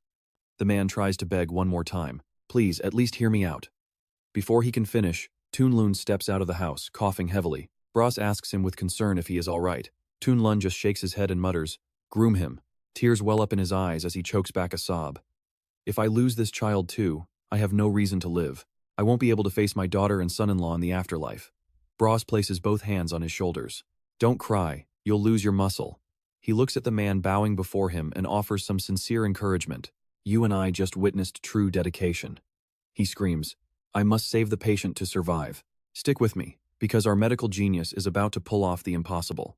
System reports flood in, loading 45%, 99%. 2 medical skills are syncing up for a massive breakthrough. It targets copper absorption in the gut while repairing the liver. You have officially developed the ultimate internal copper-killing formula. The mass production version of the copper killer is ready. A sharp needle drops as the final piece clicks into place. A notification chimes. Your medicine-making skill just leveled up from 11 to 12. You have reached intermediate rank. At level 12, drug effectiveness jumps by 21%. Raikiel lifts the cup, ecstatic about the palace's newest prescription. Fabio sits up on his hospital bed and downs the medicine from a white porcelain cup. He swallows the bitter liquid and grimaces. No matter how many times I drink this, it tastes absolutely awful. Valentino, sitting right next to him, just smiles. Is it really that bad? Fabio looks at him. Honestly, the first time His Highness gave me that detox brew, I thought he was trying to kill me. Valentino looks away with a forced laugh. To be honest, I thought the exact same thing. We see a quick flashback. A manic Raikiel shoves a bowl of dark sludge medicine toward Valentino, demanding he give it to Fabio. Back in the present, Fabio quietly calls out to Valentino, who snaps out of the memory to answer. Fabio places a hand over his heart. He thanks him sincerely for the dedicated care shown to his mother. Valentino stares at him, stunned for a long moment. He turns away, feeling a wave of deep shame washing over him. Now, listen to this. Valentino finally admits the truth. I am the one who should apologize to you. His voice echoes in the quiet room. I was far too harsh on you and your mother that day. He fingers the hem of his doctor coat. I want to apologize for my immature actions back then. Fabio bows his head. I was hurt, yes, but you weren't wrong. Most places would have kicked us out, but you actually saved us. Valentino sighs. Hearing you say that only makes me feel more embarrassed. Fabio blames himself now. I should thank the Crown Prince too, but I have nothing worthy of offering him. Valentino assures him with a confident smile. His Highness does not want anything from you. He is not that kind of man. He is naturally a very generous soul. Meanwhile, in another room, Rakiel is screaming with joy. It worked! Total success! You and I both know Rakiel worked hard for this. The system confirms a lifelong management plan for Wilson disease, but there is a catch. Since the disease cannot be cured completely, the system cannot calculate an extended lifespan. Rakiel stares at the screen, blinking in total confusion. Wait. What? The conclusion hits hard. The medical fee skill cannot be activated. Rakiel's eyes go wide. You have got to be kidding me. Instead, a different window pops up. His internal organs are actually praising his hard work. Messages from his organs surround him. Such a shame we tried so hard to treat it, right? Just hang in there. Seeing them gloat like that, Rakiel snaps. Are you people seriously my own organs? Another notification appears. His HP jumps from 1800 all the way to 8800. Suddenly, there is a knock at the door. Rakiel tells them to enter, and Pavos walks in with a stack of documents. Your Highness, I have finished the investigation you requested. Rakiel looks up. Really? Let us hear it. Pavos begins his report. The licorice supply has not just stopped in the capital, it has gone across the entire empire. He flips through the files. Historically, all our licorice came from Granos, a cold, dry region on the northwest border. Rakiel repeats the name, Granos. Pavos slowly starts to explain the root of the problem. The climate there is perfect for licorice, meaning the herb quality is always top tier. But it is a harsh wilderness ruled by orc tribes. According to records, only one group has the right to trade there. The Tunlun merchant group seems to be in serious trouble. Raikiel frowns. What kind of problem? The merchant leader, granddaughter, is deathly ill. Raikiel looks at the documents. Is he neglecting the business because of her? Pavos confirms it. Yes, Your Highness. He explains the situation further. His only daughter and son-in-law passed away years ago. That little girl is the only family he has left. Raikiel rubs his head. No wonder he is falling apart. He asks if there are any doctors in the area who can help. Pavo sighs. Even the most famous doctors in the region have completely given up on her. Now, you and I can probably guess what Raikiel is thinking. He wonders if they can bring her to the palace. Pavo analyzes the situation with a deep bow, explaining that establishing trade is nearly impossible, as even the guild leader took 6 years. Let's dive into this. Raikiel checks the files and asks, even if we use my authority as the crown prince? Sweating profusely, Pavo explains that Granos is autonomous land granted by His Majesty, meaning they answer to no imperial authority. Rakiel grips the documents tight, realizing his influence means absolutely nothing there, before heading straight for the door. I get it now, he says. Pavo asks where he's going, and Raikiel reveals his plan to use my father's name. Pavo can only stammer out a confused, I see. Raikiel suddenly lunges in front of him, asking why he looks so worried like they're about to commit some major crime. Pavo avoids his gaze, wondering if the prince really thinks that old trick will actually work this time. Raikiel plants his hands on Pavot's shoulders with a threatening glare, telling him not to ruin the mood, just smile for me. Pavo forces a terrified laugh as Raikiel exits, leaving him with one final instruction, just trust me this once. The sky above is wide and clear, with sunlight filtering down in bright, shimmering rings across the path. Leaves scatter in the wind as Raikiel walks forward, looking completely dejected and deep in thought. He grinds his teeth, muttering that with all the sensitive intel his father has, the Emperor should really be helping out. He spoke too boldly, but at least he's grateful he actually got the green light to head toward Granos. Still, His Majesty's information network is terrifying. Rakiel remembers the chilling question Emperor Astalion asked him earlier. Did you think I was easy to handle? Rakiel suspects his father is testing him, as if he already knows everything. Back then, kneeling on one knee, he quickly denied it all, but now, a sudden suspicion hits him hard. It feels like someone's been reporting his every move, so he rips through the bushes, shouting into the empty space. Now watch this. He's convinced his father has spies hidden everywhere, scanning the tops of the massive stone pillars. Suddenly, a voice from the distance catches his attention, calling out to him, Your Highness. As he turns away, a secret agent from the Magenta Intelligence Bureau emerges from the shadows of the stone pillar. Pavot reports that the carriage and 30 guards are ready for departure as ordered. Rakiel steps up to take charge. Excellent, let's move out. Ahead, Damian waits with Cuckoo in his arms alongside Anis. In the distance, the 30 guards stand with Urus. Rakiel climbs into the carriage, urging Damian to hurry up and join. Otherwise, Garden will start whining about being left behind, but Damian points out the doctor is already lurking nearby. With teary eyes, Garden asks if the prince is really planning on abandoning him here all alone. Tears stream down like rivers as he pleads, claiming his duty as a personal physician is to serve by his side. Rakiel turns back and shouts, asking what on earth he's talking about abandoning him. He steps forward, claiming he's actually entrusting his deputy with the most important mission before he leaves. A confused Garden asks, Deputy? Rakiel gives his right shoulder a firm, encouraging pat. Next, he pats the doctor's left shoulder and head, officially appointing him as the new deputy manager of the medical wing. Garden asks why it has to be him, and Raikiel looks him in the eye with a serious expression. You and I both know why, because he's the person Raikiel trusts most in this entire palace. Raikiel climbs back into the carriage with a grin, telling him to take charge of the place while he's gone. Once inside, he breathes a massive sigh of relief. Finally, they can set off now that the doctor is settled. He managed to soothe the old man at last. The carriage wheels begin to turn, leaving the palace behind.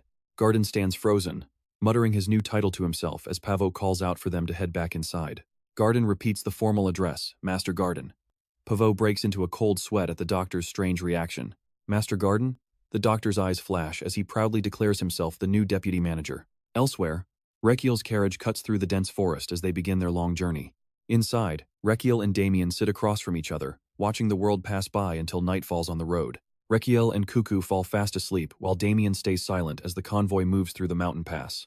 After what feels like forever, the group finally approaches the borders of the Granos headquarters. Raikiel slowly opens his eyes to the sound of a voice announcing their long-awaited arrival. And that's where we leave it. Raikiel steps off the carriage, finally standing before the massive gates of Granos. Stick with me, you are about to see our crown prince walk right into a funeral he never expected. Raikiel stares at the black banners, whispering, What is going on? Beside him, Damian warns, Your Highness, look over there. Raikiel is stunned. His eyes go wide. Why on earth is the Merchant Guild headquarters holding a funeral like this? He watches the grim scene unfolding inside the guild, wondering how things could have gone this wrong. A man inside the hall spots them at the entrance, his face twisting into pure shock. He rushes over to Rakiel and Damian to offer a formal greeting. "Greetings, Your Highness." Rakiel cuts to the chase. "Are you the one in charge?" The man bows low, his voice trembling. "Yes, Your Highness, I am." Rakiel presses him. "So, who passed away? Has something happened to the guildmaster's granddaughter? Is this for her?" The man stays bowed, hesitating before whispering the truth. This is the funeral for Guildmaster Tun Lun. Now, pay attention here, because this is where the mystery gets even darker. Raikiel gasps. "What? How?" From behind them, a voice answers. He was consumed by worry for his granddaughter. Brass speaks, revealing sharp fangs, explaining the old man stopped eating and drinking entirely until he collapsed 2 days ago. He stops in his tracks, his voice dropping as he continues the tragic story. Just like that, he was gone, consumed by regret. Rakiel studies the stranger, his mind racing to figure out who this is. Brass places a hand over his heart and bows deeply. Brass, chieftain of the Stone Main tribe, greets the crown prince of humanity. Rakiel, with Damian stepping protectively in front of him, simply nods. "I see." Brass closes his eyes, his voice heavy with respect. "Tun Lun was my oldest friend, a warrior recognized by our people. I am here to honor his spirit." Rakiel places a hand on Damian to signal he is okay, then looks at Brass. "Thank you for the information." He gestures for Damian to move aside, then steps forward to face the orc leader directly. "I have questions, but they can wait," Rakiel says solemnly. "First, I must pay my respects to the guildmaster." Brass looks surprised by the human's gesture, but he quickly bows his head. "As you wish, Crown Prince." Raikiel and Damian enter the silent hall and stop before the wooden coffin of Tun Lun. Both men close their eyes in a moment of heavy silence.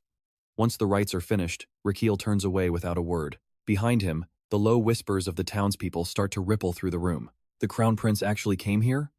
In person? Rakiel ignores the gossip and heads toward the man waiting by the exit. "I am truly sorry you lost such a close friend." Brass nods slowly.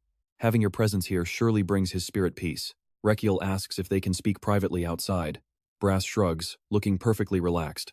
"Fine by me. You and I both know Raikiel's luck is usually better than this." He thinks, half a month of travel for nothing. The guildmaster is dead. This is a disaster. He frowns, his mind working fast. The merchant group still exists though. I just need a new plan. The midday sun beats down on the training grounds as a booming voice echoes through the air. "Must we talk here?" Brass crosses his arms, watching his warriors. "In this place, even the air you breathe builds muscle." He shuts his eyes and takes a deep, dramatic breath, savoring the atmosphere. "Now, what is it you want?" Rakiel closes his eyes and gets straight to the point. "I want to resume the medicine trade once the funeral ends." "The medicine trade?" Brass repeats. Rakiel opens his eyes. "I have opened an herbal clinic back at the imperial capital. I treat and prescribe medicine for countless patients, but the supply from these lands has stopped, causing me trouble." He makes an offer. "I do not need to be the direct buyer. I know it took Tun Lun years of hard work to convince your tribe to trade with humans." Rakiel holds up one finger, emphasizing his point. "Just keep the deal going through the guild he left behind." Brass frowns, considering the proposal. Suddenly, he tenses his arm, his massive muscles bulging with raw power. He shifts his weight, throwing both arms up to flex his entire, hulking physique for Rakiel to see. Rakiel stares, completely speechless. He thinks to himself, is he actually striking poses while he is making a decision? Finally, Brass raises his arms and roars, "I have decided." Rakiel feels a wave of relief. "Excellent." Brass crosses his massive hands and delivers a blunt blow. "I refuse." Damian's hand flies to his hilt. "Your Highness, permission to draw my sword?" Rakiel holds him back. "It is fine." He steps toward Brass, asking, "May I know why?" Brass does not hesitate. "Simple. We are the Orc tribe." He gestures toward the warriors training nearby. "My people only trade with those we recognize as true warriors. Trust me, this is where the story takes a massive turn." Brass looks Rakiel in the eye. "You misunderstood. We never traded with that merchant group. Stick with me. We are about to find out if Raikiel can handle a challenge that seems literally impossible." Brass tilts his head toward the wooden crate nearby and confirms that he is exactly right. He remembers the past Tun Lun was a legendary warrior, but now his guild is empty of fighters. Brass bluntly declares they do not do business with the weak, leaving Raikiel shocked that the old man was a warrior. He swallows hard, realizing that being a warrior here means more than just fighting. Can he actually pull this off? Raikiel looks up and asks directly what he must do to be recognized as a true warrior by them. Brass holds up 3 fingers. "Simple. Just lift a total of 700 kilograms. Raikiel turns pale instantly. We are talking bench presses, deadlifts, and squats. Brass insists a real warrior must be able to lift that much. He starts lifting heavy weights with lightning speed, just to show off his insane orc strength. To be a true orc warrior, the weight must be even higher. Raikiel nervously asks how much more. Now watch closely. Brass lifts a dumbbell over his head and says 1 ton, making Raikiel shatter like a stone statue into tiny pieces. Brass adds that 1 ton is the bare minimum standard for any warrior in the orc tribe. Since humans are weaker, they only need 700 kilograms, which he calls a piece of straw. Raikiel panics internally. How could I ever lift that much? Even with training, it would take 5 years, and the clinic would be gone. Total despair hits Raikiel as he looks at his guard. If he fails now, he is basically a dead man walking. He silently apologizes to Damian when suddenly, a brilliant idea flashes through his desperate mind. He points to Damian and asks if his guard can take the test instead, patting the man's chest for emphasis. He claims Damian looks skinny but is actually packed with muscles forged through years of real combat. Damian blushes from the sudden praise while Brass rubs his chin, clearly doubting these claims of hidden strength. He asks why the guard wants the licorice when the crown prince is the one who actually needs it. Raikiel starts sweating and makes up an excuse, claiming Damian needs it too. Brass leans in dangerously close. Raikiel tremblingly signals his guard to play along. Damian is drenched in sweat but manages to keep a cool head. Damian confirms it, but Brass just turns away, warning them not to even think about lying to him.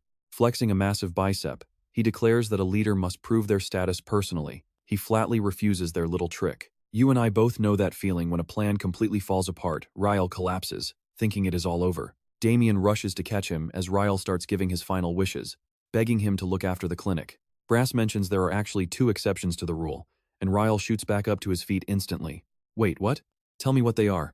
One is the Emperor, and the other is a blood relative of an established warrior within 3 generations. The Emperor is out, so he looks for the second option. He recalls documents showing bloodlines within 3 generations. Raikiel confirms that if you have the right bloodline, you can trade without ever having to pass the test. Brass agrees. His ears twitch as he listens to Raikiel talking to himself just a few steps behind him. Raikiel realizes Toonlun's granddaughter is here, so he decides it is time to go and check on her condition. Raikiel waves his hand and asks where the girl is. Brass turns around to look at him suspiciously. He asks if Raikiel intends to save her, and Raikiel smirks, knowing Brass mentioned the exception for a reason. Brass does not even try to hide it and admits he is right, offering to lead the way to the house. Suddenly, violent coughing echoes from inside a 2-story wooden house. It sounds like she is in real trouble. They arrive at the bedroom door. Raikiel realizes that just from the sound, her condition is incredibly severe. He analyzes the sound. It is not just coughing. There is a wheezing whistle mixed into her every painful breath. Stepping inside, he senses her intense agony. Brass tells the maid sitting by the bed to move aside. He explains that this man is here to treat Na and tells everyone else to leave for now. As the maid walks past, her own small cough catches his attention, making him turn his head to look. Raikiel slowly approaches the bed and frowns as he observes her, noticing tiny red spots spreading all across the girl's arms and neck. The coughing will not stop. Raikiel freezes as he recognizes the symptoms of petechiae right away in his head. Trust me, we are about to see if he can save her, as she whispers softly for her grandpa. Dive in with me. He flashes a sharp look and decides checking her pulse is first. He gently takes the girl's hand while his system display begins the 3-2-1 scan. Raikiel can only pray that he is capable of curing this. A flash of red light appears on the screen, and Jay starts to tremble from head to toe.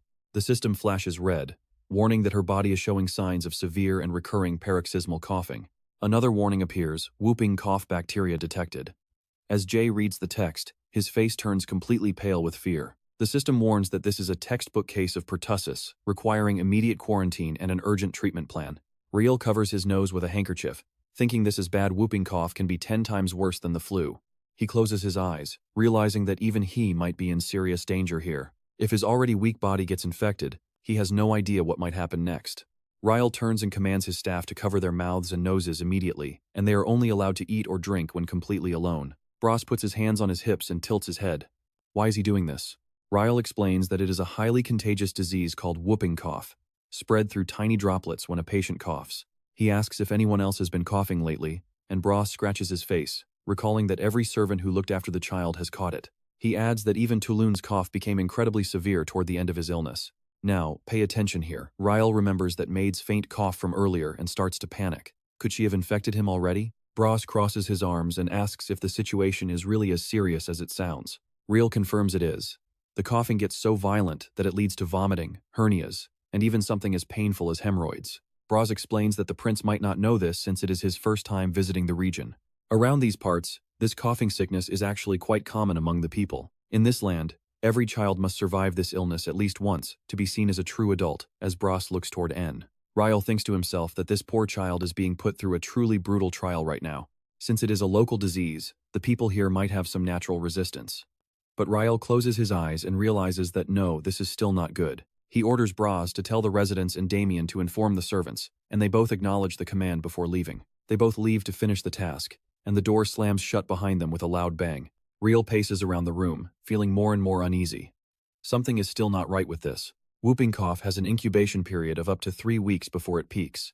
This means the girl has been suffering for a long time already. In the modern world, vaccines and medicine would fix this easily, but here, there is absolutely nothing to help her. Rakiel wonders if he should use Radix Ophiopogonis, but then he quickly shakes the idea off. No, herbal medicine is far too weak compared to modern treatments. It is not a specific cure. Raikiel looks at N suffering on the bed. Those are more like health tonics.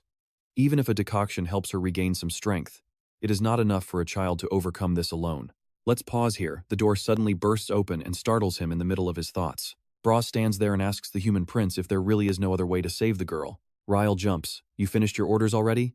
Bras says he rushed back after remembering one vital thing for the treatment. He says there is something that can actually treat N. Have you ever heard of long-root licorice?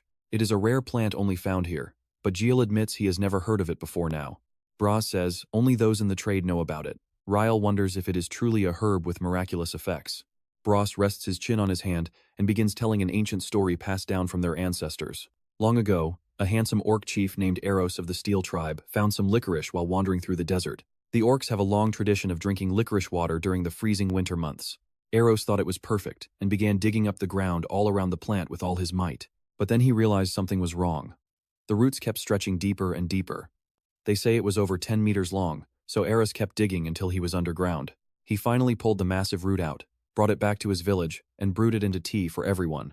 As the tribe gathered to enjoy the brew, one of the members respectfully offered him the very first cup. Eros took one sip and froze for a long moment, his eyes popping out of his head in shock. You and I won't believe it. His muscles swell up and his veins pop out. Talk about a major power-up. All right, you and I are witnessing muscles growing massive and powerful. Eros lets out a roar, lifting 2 entire rows of heavy benches high into the air with his bare hands. Several members sitting on the right are completely stunned, their jaws dropping at the sheer display of raw, unbelievable strength. On the left, others huddle together in fear as he finishes his set, lifting 10 tons of weight across 3 incredible reps. Back in reality, Bras finishes his story and asks a simple question: isn't that level of effectiveness just terrifying? Raikiel thinks to himself that this sounds exactly like an energy drink. He asks if that long-root licorice can truly help. Bras confirms it, closing his eyes and bowing deeply with absolute sincerity. He begs Raikiel to save the child. Raikiel presses a cloth to his nose and asks how they can find it. Bras holds up a finger, saying they must gather thousands. It only appears once in every 10,000 licorice plants. Raikiel repeats the number in shock. 1 in 10,000? Bras adds that it looks exactly like the normal ones. The only difference is the root, meaning they must dig up every single plant. In this vast area, how long will it take? He turns to leave, thanking Bras for the information. Bras bows again, telling Raikiel that he is counting on him completely. After Bras leaves, Raikiel sits alone, thinking. If he spends too much time searching, he might miss the window for treatment. He looks down at N on the bed, calculating. Still, he can't help but wonder what kind of medicine this would create. If the medicinal power is truly that strong, it could become the trump card needed for this difficult operation. He decides to try everything possible. Raikiel quietly calls for his skill unlock list, and an information window instantly appears. Options appear: cupping, moxibustion, medicinal materials, herb foraging, and brewing medicinal wine. There's a lot to choose from. The 6th option is chiropractic therapy. He stares at it, wondering when exactly that new skill even showed up on his list. But that's not important now. His finger hovers over option 4, herb foraging, as he hesitates to try it out. Now pay attention, because here is where the game changes. He selects herb foraging for his 3rd skill unlock. The cost is 8,000 health points, leaving him with 800. The information window confirms the skill is now active. The skill is level 1 herb foraging. Once activated, it enters gathering mode, automatically detecting any herbs within a 10-meter radius. Raikiel pauses, whispering the name of the mode to himself. A smirk plays on his lips as he realizes he found another totally broken skill. His eyes flash as he lets out a satisfied laugh. The next day, the massive feet of Urus stand on barren soil. Raikiel sits on the giant's shoulder, with Bras and a team of guards following closely behind him. You and I are about to see if he can pull this off. Raikiel signals the others to move out. He gives orders, splitting the teams to check the left and the bushes on the right. Every guard responds in unison. Raikiel tilts his head and asks if Damian is doing okay. Urus glances at him, asking if the man feels abandoned. Raikiel stands up and sighs, saying it can't be helped. He closes his eyes, thinking that if wilderness monsters attack suddenly, the entire situation will become dangerous. Raikiel mutters that Damian needs to be protected like a flower in a greenhouse. The night before, Raikiel held a tray of medicine, instructing the man in front of him to give this Ophiopogon brew to N. He explains the girl needs this to hold on a bit longer. Damian bows, accepting the task for his highness. Raikiel turns to leave the room.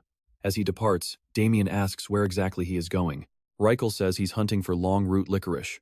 Hearing this, Damian moves with lightning speed to block his path, offering to go. Raikiel warns him not to spill the precious medicine, gently placing both hands on Damian's shoulders. He smiles, telling him to stay here with Annis and look after N. Damian asks why he, the guard, is being left behind. Raikiel explains he's the fastest messenger if N's condition changes. Damian grips the tray, arguing that Annis could do that job better. Raikiel tells him to think carefully. If something happens and she leaves to report, who will stay with the child? Damian has no answer and simply shuts his eyes in silence. Raikiel concludes that both he and Anise must stay.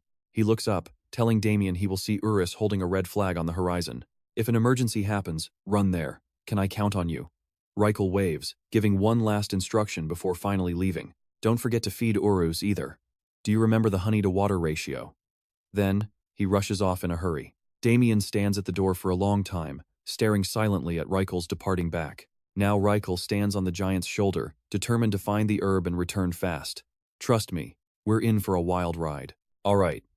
You and I are about to witness the moment our main character activates his most broken skill level 1 herb searching, is officially online.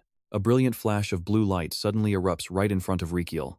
The light shifts into a high-tech interface, just like an AR lens. The system confirms, herb search mode is active, and all plants within a 10-meter radius will be automatically detected. Raikiel is stunned, realizing this vision works exactly like a pair of high-tech smart glasses. A secondary menu appears, color-coding every plant based on its purity and medicinal strength. Beneficial herbs glow a vibrant neon green, while dangerous poisons are marked in bright red. Anything useless shows up as gray. The stronger the medicinal effect or poison, the more intense the color becomes. Rakiel scans the area, noticing a powerful green glow hidden behind some large boulders. The brighter the light, the stronger the herb must be. He stops suddenly. Could this be it? His excited shout echoes through the clearing, making the guards jump and look up. Stop right there. Rakiel points, and Urus nods back in immediate understanding. The massive beast lowers his arm so Raikiel can slide down from his shoulder. The guards rush over, shovels ready. They offer to help, but Rakiel uses his lens to scan the plant. It looks like common licorice. He gives the order anyway. Dig this licorice up. The guards shout their compliance in unison.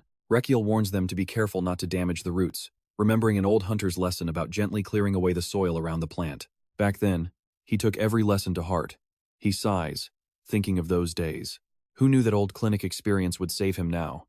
The guards begin digging in a group around the licorice plant. Moments later, one of them reaches down and easily pulls the licorice plant out of the soil. He holds it up high, asking if this is the prize they were looking for. Rakiel sighs. It is just ordinary licorice with a deep green hue, which simply means the medicinal quality of the plants in this area is average at best. He realizes he cannot expect to win on the first try, but now he understands the skill. He just needs to find a deeper shade of green. Rakiel turns back to the group. This is not the long-root licorice. Keep moving, everyone. Team 1, push further to the left. Countless red and green dots flicker across Rakiel's display as they move deeper into the forest. Brass and the rest of the team continue digging up plant after plant for hours. The sky turns a fiery orange as sunset approaches. Rakiel knows this task won't be finished in a single day. It is getting dark, so he decides to head back, climbing back onto Uros's shoulder and giving the order to return. Everyone, retreat!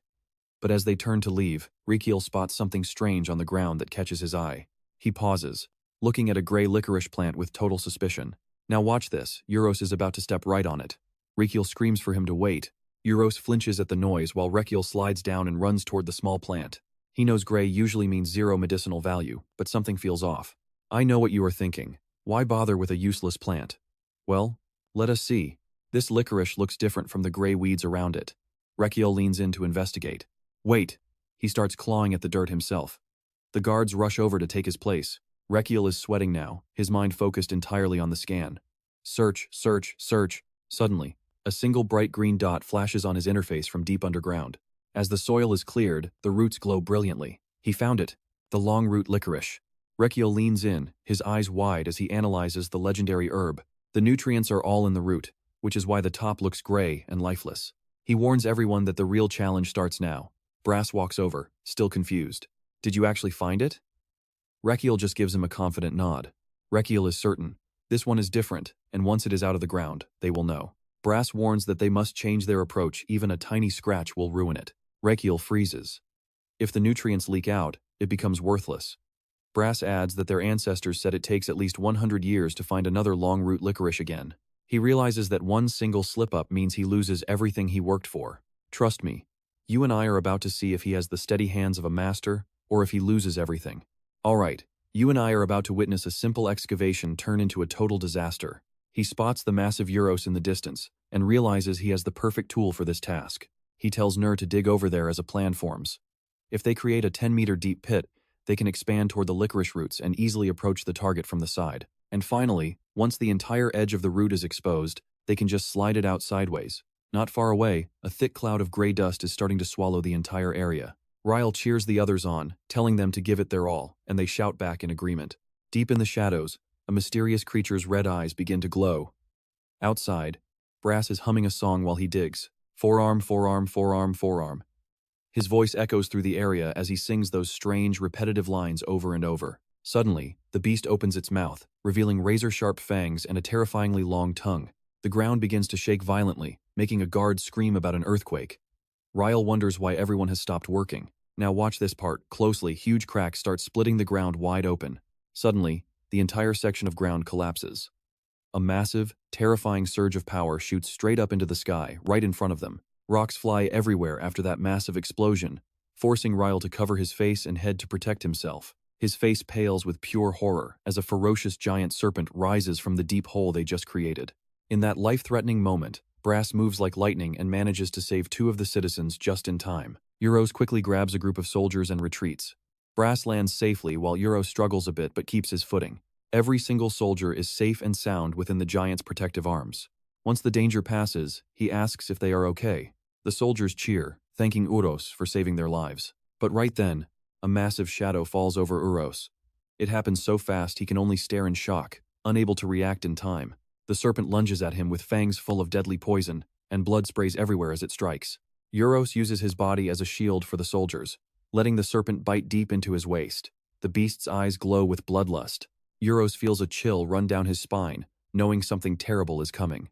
And he is right. The serpent sinks its teeth in and flings Euros into the air like he is nothing more than a ball. Euros crashes painfully into the ground.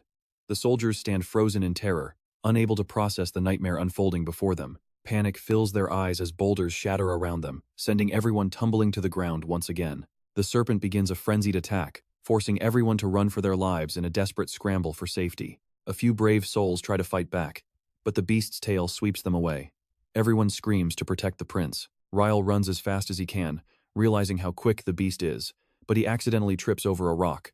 He hits the ground hard just as a massive boulder begins falling directly toward his head. Everything happens so fast he can only stare. Let's check in on the others for a second. Damian feeds the child while complaining that he is a royal guard, not some kind of nursemaid. But seeing her eat so well actually makes him feel satisfied. It looks like the little girl is finally full. Still, his mood is terrible. He wonders if he has somehow lost the trust of the royal family. Anis notices the dark cloud hanging over Damian. Finally, she looks at him and tells him to just leave. She coldly advises him that if he hates this job so much, he should go. She will handle things here. Damian stubbornly insists he must stay because the prince ordered it. But Anis snaps and tells him to get out. She points at the empty soup bowl in his hand and criticizes his meaningless habit of moving the spoon up and down before shouting at him. Even if you stay here, you are not being helpful to me at all. Stop making these empty gestures. Damian is still confused, so Anis decides to physically drag him out of the room. It is clearly taking every ounce of her strength to move the stubborn man. If nothing has happened, just go back and act like you were here the whole time. But if there is trouble, go protect the prince. Why is this man so heavy? Damian just stands there looking dazed, asking what happens if the child has an emergency. Frustrated, Anis tells him she would leave the girl with the others and run to inform the prince herself. Damian finally snaps out of it and rushes off. You and I need to see if he is too late. Stick with me, we are diving into a high-stakes rescue right now. Anis watches Damian run off. thinking that, instead of being upset, everyone must do their best at their own assigned positions. Damian races toward Prince Rakiel with everything he has. But things look grim. A massive boulder is plummeting down, and the prince is seconds away from being crushed. Rakiel closes his eyes, helpless. He accepts his fate. Goodbye. Suddenly, a sharp blade flashes through the air. Damian appears right in front of Rakiel, in the blink of an eye. He slices through the massive rock with ease. Of course, Rakiel misses the heroic moment because he is busy shaking in fear. Damian's voice rings out. "Your Highness, are you hurt?" Hearing that familiar tone, Rakiel opens his eyes in pure shock. Recognizing his savior, he cries out with joy, "Damian!" Then, confusion hits him. "Why are you here? Did something go wrong?" Damian tries to explain the situation. Rakiel refuses to give him a chance to explain. He immediately starts questioning him, demanding to know if Damian disobeyed his orders just to follow him here. Damian quickly explains that Annis told him he would only be a hindrance if he stayed behind. Rakiel stands up, his voice dropping low enough to scare Damian. But then he lunges forward, hugging Damian tight while screaming, "You lucky charm. Damn it, I really thought I was a goner." After crying for a bit, he points at the giant snake like a child reporting a bully. "Take that beast down." Damian obeys instantly. "As you command, Your Highness." He takes off like a whirlwind, ready for battle. Rakiel shouts a warning not to reverse his mana. Damian just charges forward with a confident smile. Meanwhile, the soldiers stand their ground, trying to block the snake from advancing any further. Right then, the giant serpent senses a massive threat closing in on its position. Before it can react, Damian slams directly into the beast. He moves forward with incredible, blinding speed. He starts calculating a way to beat the snake, knowing its scales are tough enough to pierce the earth. Then, he lands on the beast's back. Now watch closely, he realizes there is only one way to finally end this massive beast. Damian aims straight for the snake's head. He strikes down with power and absolute determination. But before he can strike, the snake lets out a bone-chilling scream. Damian covers his ears in pain. Luckily, he still manages to dodge. Seeing this, Rakiel mutters in total despair. Is even Damian not enough? Just then, Brass arrives and asks if the human prince is okay. Brass points into the distance. Rakiel looks over and sees Yu lying on the ground, finally feeling a bit relieved. Thank goodness, he is still conscious. He watches Damian fighting the snake and thinks if he can hold on a bit longer, Yu will return. He hopes they can work together, but then he notices something strange. Wait a minute. The snake is not even reacting to Damian's repeated attacks. It is as if the beast is completely ignoring him. Why is that? To get its attention, Damian jumps right in its face. Blocked, the snake finally bares its fangs. Suddenly, the snake's tongue snags Damian. It whips him high into the air before hurling him far across the battlefield. Rakiel is completely confused by the snake's behavior. What is going on? But then, something catches his eye, a very strange and mysterious plant nearby. Wait for it, a wicked smile spreads across Rakiel's face as he realizes the truth. The ground is ruined. Damian gasps for air, realizing this is no ordinary monster he is facing. He decides to get serious. It is finally time to fight this beast for real. As the snake goes on high alert, Damian kicks off the ground and lunges forward. He has a plan to win. I need to get close and finish this with one single strike. Sensing the danger, the snake swings its massive tail, shattering the ground and creating deep cracks everywhere. Damian dodges just in time. His eyes turn cold and ruthless as he leaps toward the beast. He swings his blade with perfect precision against the snake. The monster glares back with glowing red eyes. Damian lands firmly on the snake's body. He leans in and strikes directly at its eye. Suddenly, his own eyes are filled with pure shock. He never expected this. He cannot wound the snake even when hitting its softest spot. Shockingly, there is not even a single scratch on its massive body. Trust me, you and I are witnessing a total nightmare. Stick with me, our hero is currently getting sent flying. He expects a bone-crushing impact on the dry ground, but instead, he lands on something soft and squishy. Confused, he looks up and realizes exactly who caught him in the nick of time. It is Urus, the massive beast himself. Lord Urus. He immediately shouts his thanks. Right then, the spine-chilling voice of the giant serpent echoes through the air. Anyone who dares to stand in my way will die. It lunges forward, ready to slaughter anyone attempting to block its path. Both Urus and Damian stand frozen as the serpent hurtles toward them. But before it can strike, a familiar voice rings out, forcing the monster to a halt. Hey, crush that snake. The voice is filled with raw power and determination. Now, repeat after me. Then comes the thunderous response. For our Lord! Suddenly, the entire area is filled with soldiers shouting at the top of their lungs. Got it? Shout as loud as you can. Got it? It turns out Raikiel was the one leading them, but he actually wanted them to stop repeating the instructions. Somehow, his message got scrambled, and his subordinates are literally barking out his meta commands to everyone else, like complete idiots. Cut the is that clear part. Their pure stupidity makes him feel helpless, but he has to suck it up for now. Whatever, the crowd keeps screaming to distract the serpent, yelling that they are going to crush it and flatten it into the ground. Meanwhile, Raikiel points his shovel toward a lone medicinal herb sitting on the dirt. A truly devious smirk spreads across his face. That single move sends the serpent into a total panic.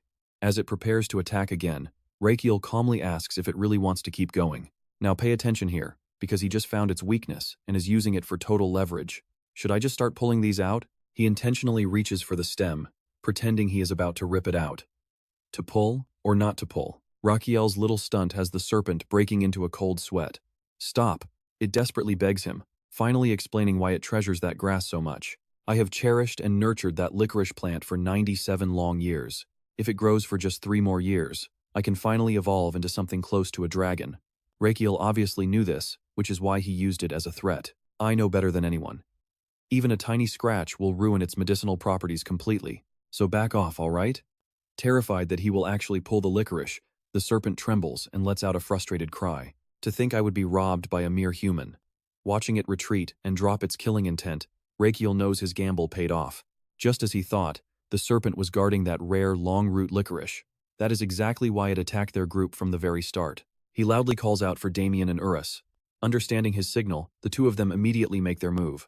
Urus uses his incredible strength to suddenly pin the serpent's head down. He tries to pry its jaws open, but he forgets about its flexible tail. That tail wraps around Urus like a vice. Each squeeze becomes more powerful and suffocating by the second. A scream erupts as they realize even its eyes seem completely immune to damage. You and I both know Damian is not a man to be messed with. As he swings his blade, he senses the girl's breath is still stable. His sword pierces straight through the serpent before it can even let out a sound. Thick, poisonous green blood sprays everywhere from its mouth. The creature's eyes lose their bright red glow, turning a dull gray. It finally collapses, and Urus is finally freed from its grip. As dawn breaks, the group heads back to the village. The soldiers and orcs hold the serpent's head high as a trophy of their victory. Annis stays busy monitoring Nina's condition, while Raikiel is preoccupied brewing medicine. This is not good. The treatment is taking much longer than I originally planned. He mutters while checking the herbs he just brought back. Normal licorice contains glycyrrhizin, but as he reads the notes, he realizes alpha-glycyrrhizin is on a whole different level of crazy. The notes say it has instant anti-inflammatory and antibacterial effects, but the side effects are almost guaranteed to happen. Looking through the data, Raikiel notices a chemical compound he has never even heard of before. Alpha-glycyrrhizin. I have never seen this compound. After thinking it over, he sighs, realizing it likely only exists in this rare long-root licorice. He is torn. The healing power is incredible, but the potential side effects are absolutely devastating for the patient. Raikiel reaches into his pocket and pulls out a sharp object that had been poking him this whole time. Man, that actually hurts. Suddenly, he takes a deep breath, gathers all his courage, and stabs the sharp object right into his own thigh. Immediately, the system sends a notification. Your metabolism has entered 8282 mode and is accelerating rapidly. After a few moments, the red warning message finally flips to a calm green. Skill activated. Ingredient mixing, preview, and custom medicine crafting at option 2. The medicine dish in front of Raikiel hits 100%. Sample A001. Expected effects are powerful healing and cough reduction. Expected side effect, total destruction of all beneficial gut bacteria. That side effect leads to immediate death. Since this batch is still a failure, Raikiel immediately dumps the entire thing out. Trust me, you and I need to see if he can find a cure that actually works. He dives back into crafting, determined to find a version with 0 side effects. Sample A008, A0, A012, A018, and A0. Trust me, you and I need to watch this carefully. The intended effects are strong anti-inflammatories, but the side effects include severe dehydration, shock, and even death. No matter how much pain he feels, Giel just ignores it. He is determined to finish this today, no matter what. But as the drug samples keep piling up, he is slowly reaching his absolute limit. Sample A048, Sample A067, and Sample A099.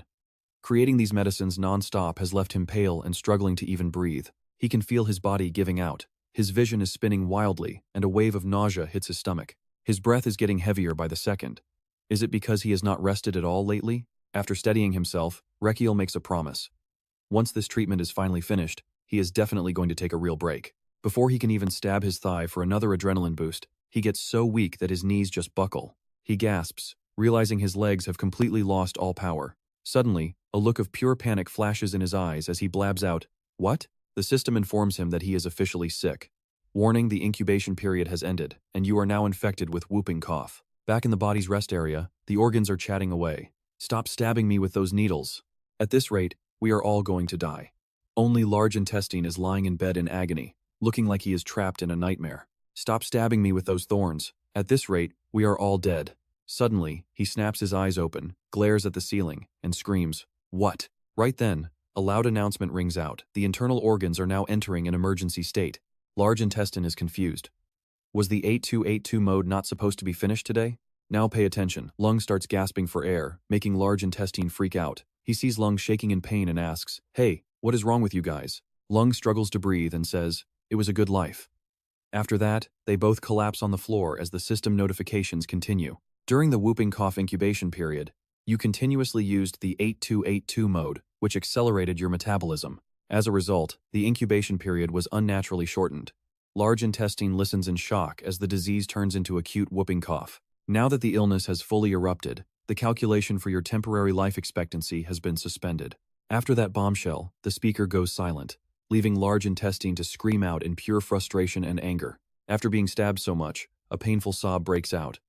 Goodbye does not have to mean it is over forever. Stomach hugs another organ friend and starts wailing. It is a promise that they will meet again someday. Back to Jill, his hands are shaking, but he still grips that thorn tightly. He forces himself up, even though his entire body is screaming in pain. Even in this emergency, he forces himself to stay sharp. I cannot afford to panic right now. You and I both know what is at stake here, saving Na and himself. By making a new drug, he can save the child and cure himself too. But because he is currently infected, he cannot use several of his vital skills. The real problem is time. His condition is worsening, so using 8282 is out. His steps are shaky and his voice sounds exhausted. The only choice left is to process these medicines personally.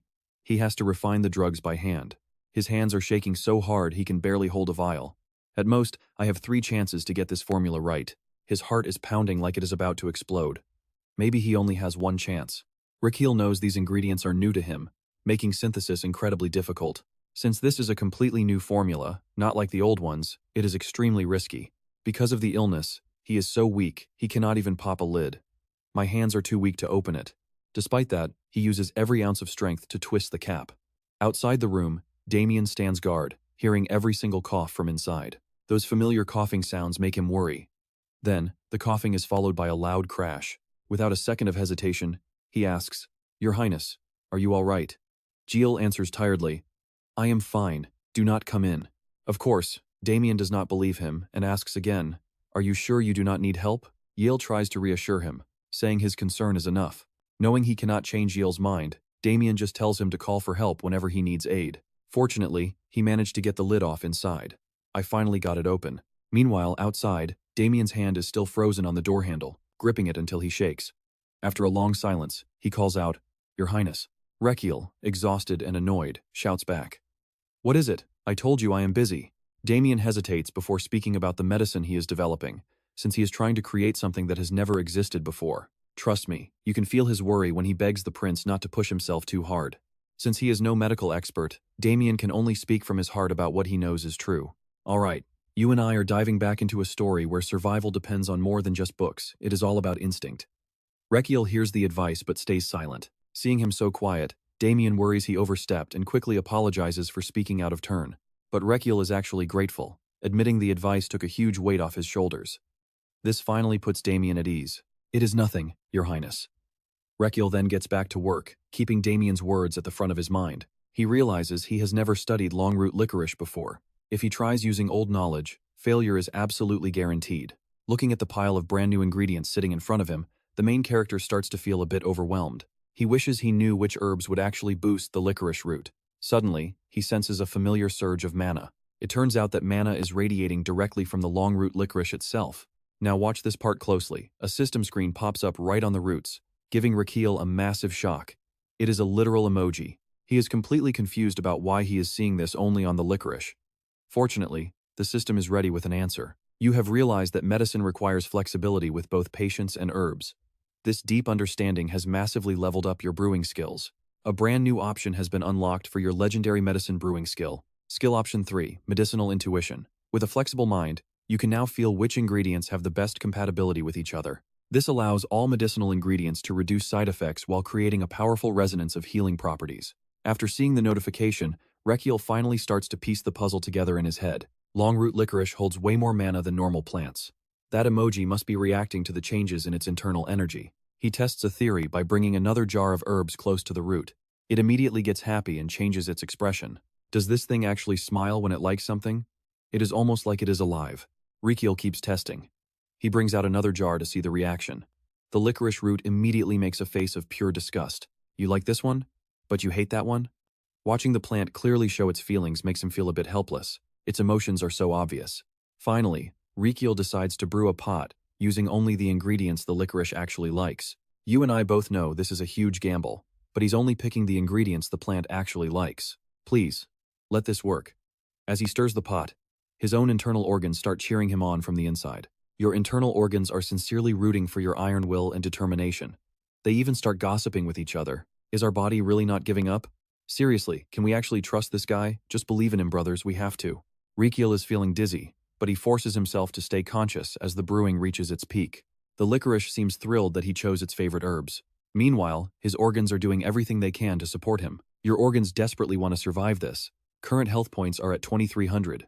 Things are looking grim because Rakiel is incredibly weak. His legs are shaking and his vision is starting to go blurry. I can't see. I can't hold on anymore. He collapses onto the hard ground, his breathing becoming heavy and labored. Raikiel knows he is at his limit and calls for Damian. When he finally wakes up, he sees Damian looking worried by his bed. Your Highness, do you recognize me? Raikiel suddenly sits up straight and shouts the name Javelin at the top of his lungs. Startled by him using his full name like that, Damian can only stutter out a confused, Your Highness? Once he sees the reaction, Rakiel casually says he was just joking. Of course, this little prank makes Damian pretty annoyed. If the prince can still make jokes, then he must be doing all right. Rakiel then asks what exactly happened to him. I was just in the kitchen, wasn't I? Damian informs him that he has been unconscious for 2 whole days. Rakiel is stunned. 2 days? He suddenly remembers the most important thing and asks how Nyla is doing. Mentioning Nyla makes Damian and Anis share a secret smile. Then a healthy Nyla appears and shyly calls out to the prince. It seems like your highness does not remember a single thing that happened. He explains that right before fainting, Raikiel handed over the medicine and ordered him to give it to the girl. On that day, Damian was terrified, but Raikiel used his last bit of strength to ensure Nyla drank every drop. After hearing the whole story, Rakiel is still a bit confused about one major thing. But why am I perfectly fine too? Damian explains that the prince had started coughing with the same symptoms. Anis recognized the smell of the medicine Raikiel made for the child and brewed the exact same batch for the prince. Everything finally makes sense, and you and I just saw a miracle. Raikiel smiles and asks Anis how she is feeling. Alright, stick with me because this heartwarming scene is about to take a very weird turn. Anis replies softly. I still have a little cough, but my body feels so light. Suddenly her voice cracks as she sobs. But I will never see my grandfather again, will I? She bursts into tears, which is honestly heartbreaking to watch. Rakiel reaches out and gently takes her hand to comfort her. The atmosphere is peaceful now. Soft sunlight bathes the scene while a single bird glides across the clear blue sky. But near a rocky crevice, someone is dragging a heavy object across the dirt. It looks like a person wrapped in cloth. The fabric shifts, revealing an old man. Back in the guest room, Raikiel is gently comforting the little girl, Nia. He tells her the old man is in a better place.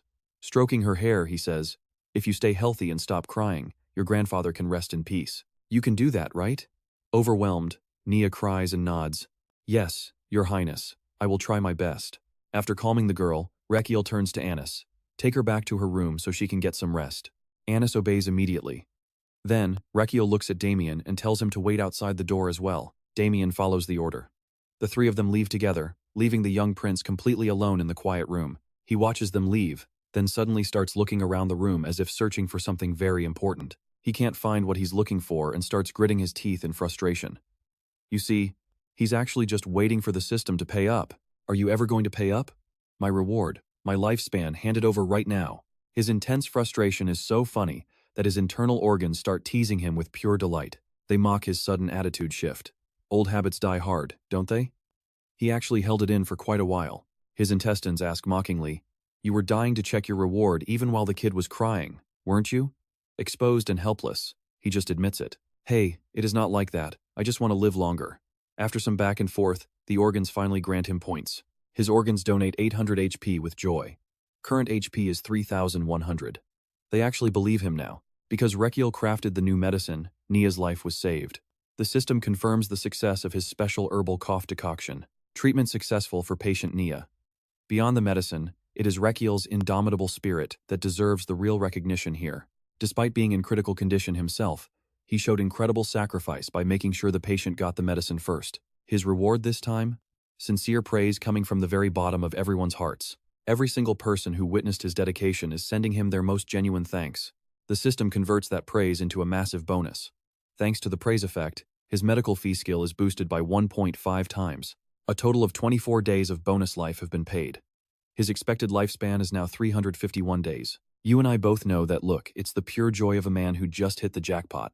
Later, at the soldier quarters, Brass is training when someone calls him. Raikiel has come all this way just to remind him of the promise they made back then. Let's handle that licorice deal. You haven't forgotten, have you? Brass hasn't. I was actually planning to come see you myself. He keeps lifting weights as he approaches Raikiel, his muscles bulging with every single rep. You saved my only blood relative. How could I not show my gratitude? Hearing this, Raikiel can't help but tease the big guy. If you are so grateful, shouldn't you have come to see me at the crack of dawn? Brass's voice suddenly goes high as he shouts, absolutely not. He swings a massive weight with raw power, showing off every single rippling muscle. His sheer physical peak is enough to stun anyone. He shouts at the top of his lungs, morning is for back day. Brass is so obsessed with his physique that he claims if he breaks his workout schedule, he will lose all his gains. Rakiel watches the group of men staring in awe at Brass's massive arms and just feels completely done with them. Realizing he can't change these muscle-obsessed meatheads, he just sighs in defeat and lets them have their gym time. Fine, train however you want. Just keep your promise. Brass agrees easily, but Raikiel has one more condition.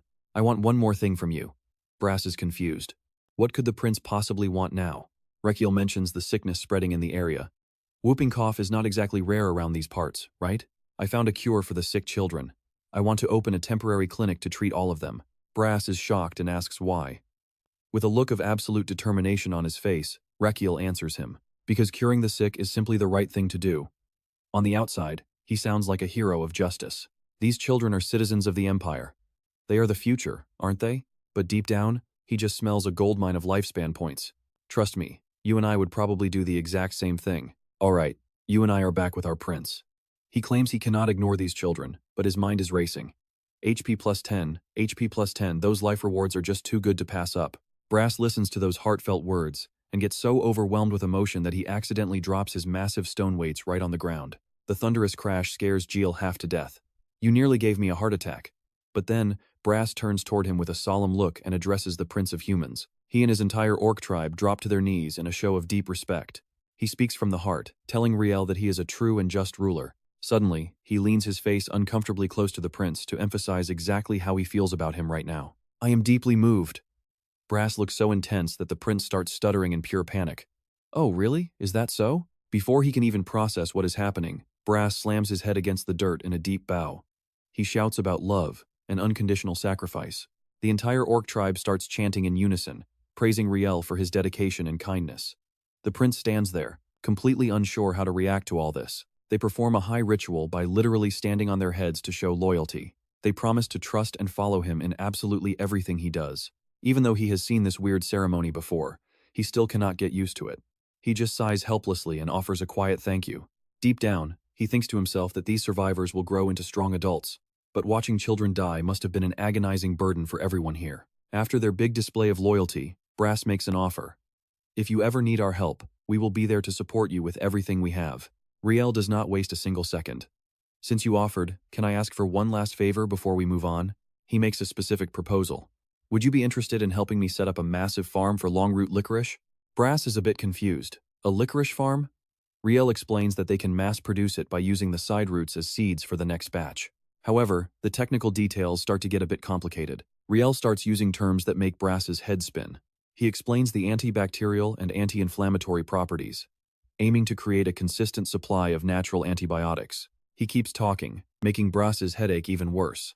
It might be slightly weaker than wild versions, but it is still better than normal licorice and provides a stable source. If we pull this off, the recovery rate for patients suffering from whooping cough will skyrocket. After finishing his long speech, Raikiel makes it official.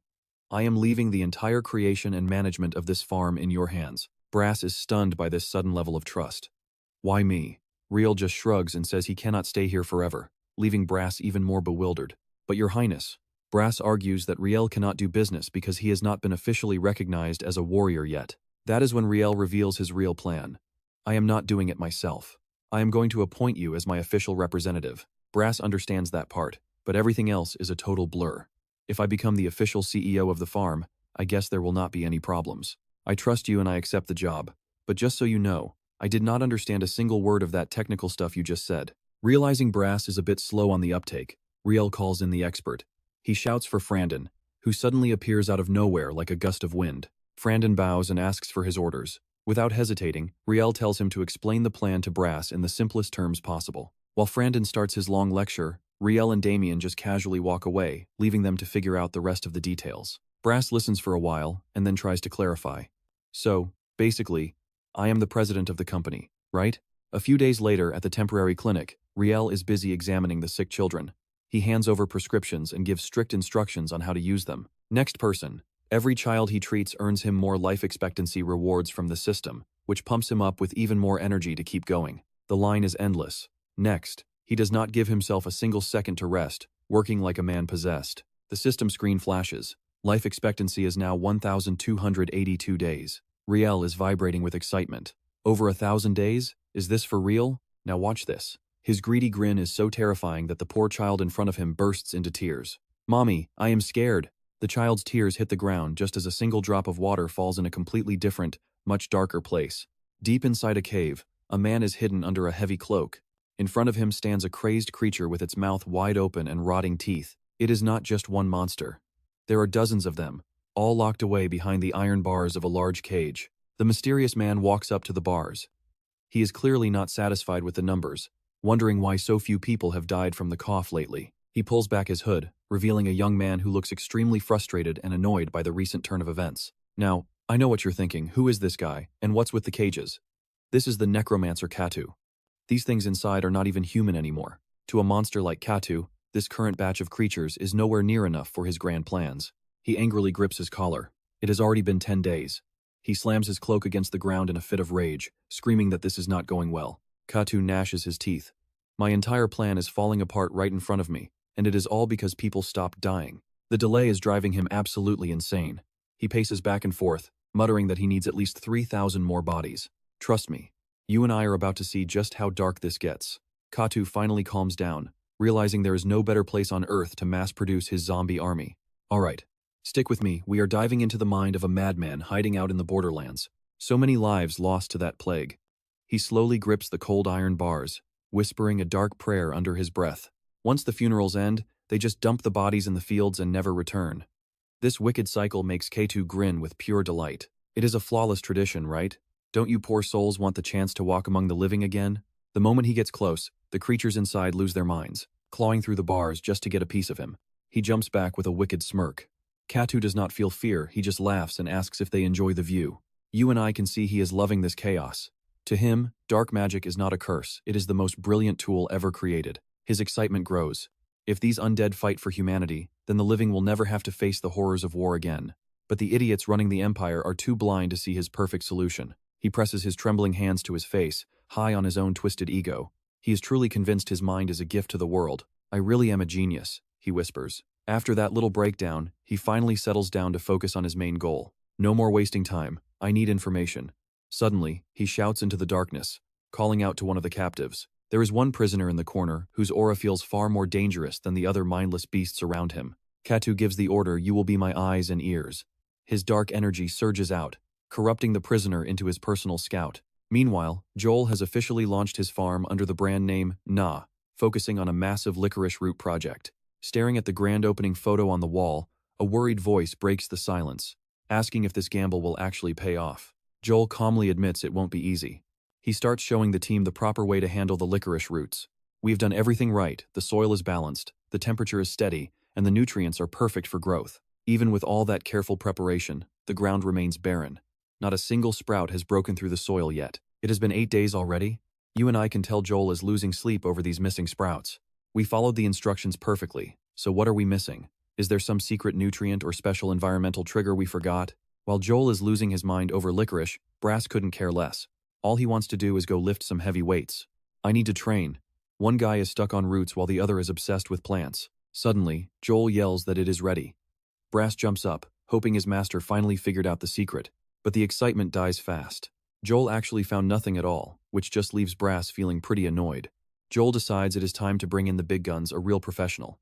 Brass looks confused, wondering what kind of expert they need. Joel gives a sly smirk, calling this new recruit a total plant fanatic. Meanwhile, over at the training grounds, Sinvi is putting Thoro to the test. For a kid your age, your basic foundations are actually quite solid. He blushes at the compliment, insisting that he is basically an adult now. Even so, Sinvi is not exactly convinced of his skills just yet. But in my eyes, you still have the fighting style of a newborn baby. She puts more weight behind her wooden sword, nearly crushing his guard. Right as she goes for the finisher, he barely manages to slip away. The session is not over. Sinvi demands more.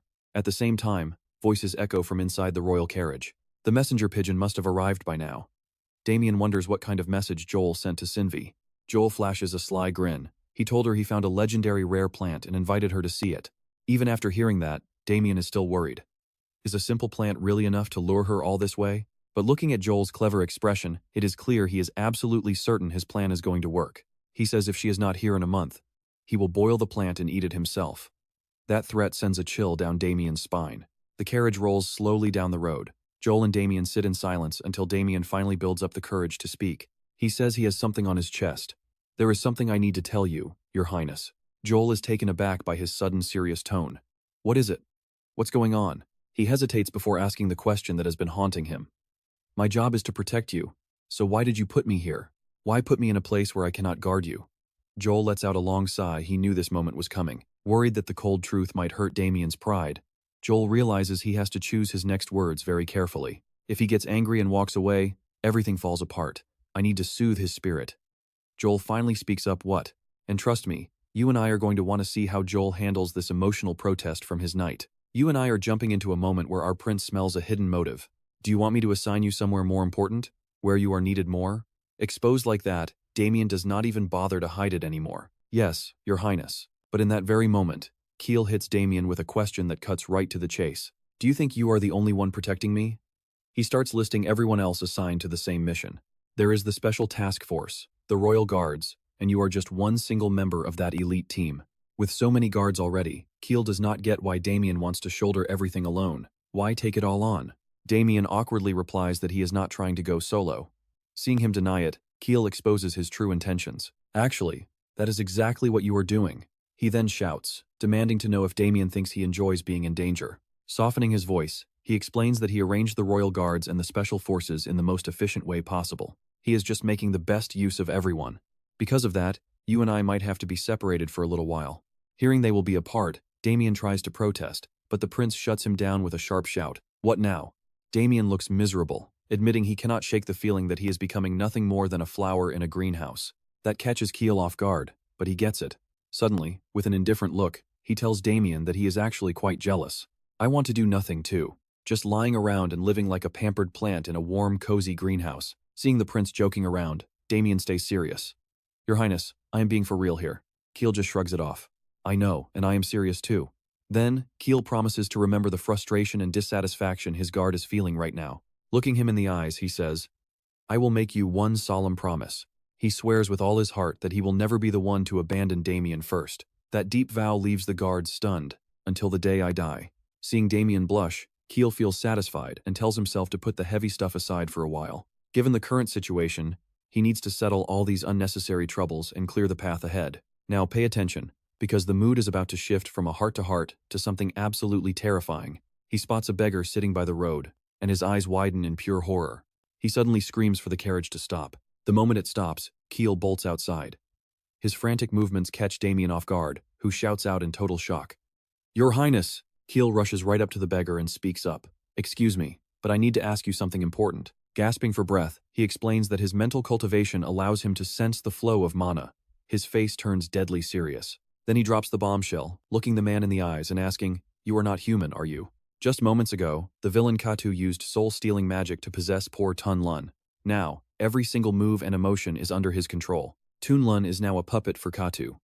While wandering around, he starts eavesdropping on the gossip of the people nearby. I heard the neighbor's cow just had 2 calves. They were all celebrating, but apparently, one of those calves kicked someone really hard. Further down the road, Katu watches two children playing happily together through Toonloon's eyes. He then sees Brian talking to Ella, asking if she visited the temporary clinic where the prince is healing the sick. She casually answers that she certainly did. You saw that too, right? Back in his dark cave, the real K2 is reeling from the pure shock. What? Why is the prince here? And what is this clinic? Did he really travel to this middle-of-nowhere village just to play doctor for fun? It does not stop there. K2 continues to manipulate Tunlun's body to stay close. He lingers there to eavesdrop on their conversation. Ella mentions that after taking the prince's medicine, her child's cough vanished. Brian adds that his father regained his strength too. Ella rejoices that no one will die from that cough anymore. Brian laughs and agrees. Hearing this, K2 is absolutely fuming, collapsing onto the road in a fit of rage. Inside his mind, K2 is screaming, realizing it was all because of that damn crown prince. He ruined everything. But wait, there is no need to panic. The prince cannot stay here forever. In a few months, he will be gone. Time is on my side, and if I just endure, I will win. Back in the cave, he calms down and grins. What are the odds of actually running into the prince here? Scene change. Suddenly, someone walks right up to Tunlun's body and asks a question that sends chills down his spine. You are not human, right? It is Keel. And trust me, you and I are about to see a showdown that will change everything. Alright, you and I are jumping into the moment everything changes for our prince. Raikiel appears suddenly, catching K2 completely off guard. He looks at Damian's group and freezes, wondering why on earth they're calling him Your Highness. K2 stares at the prince, realizing this is the legendary royal heir himself.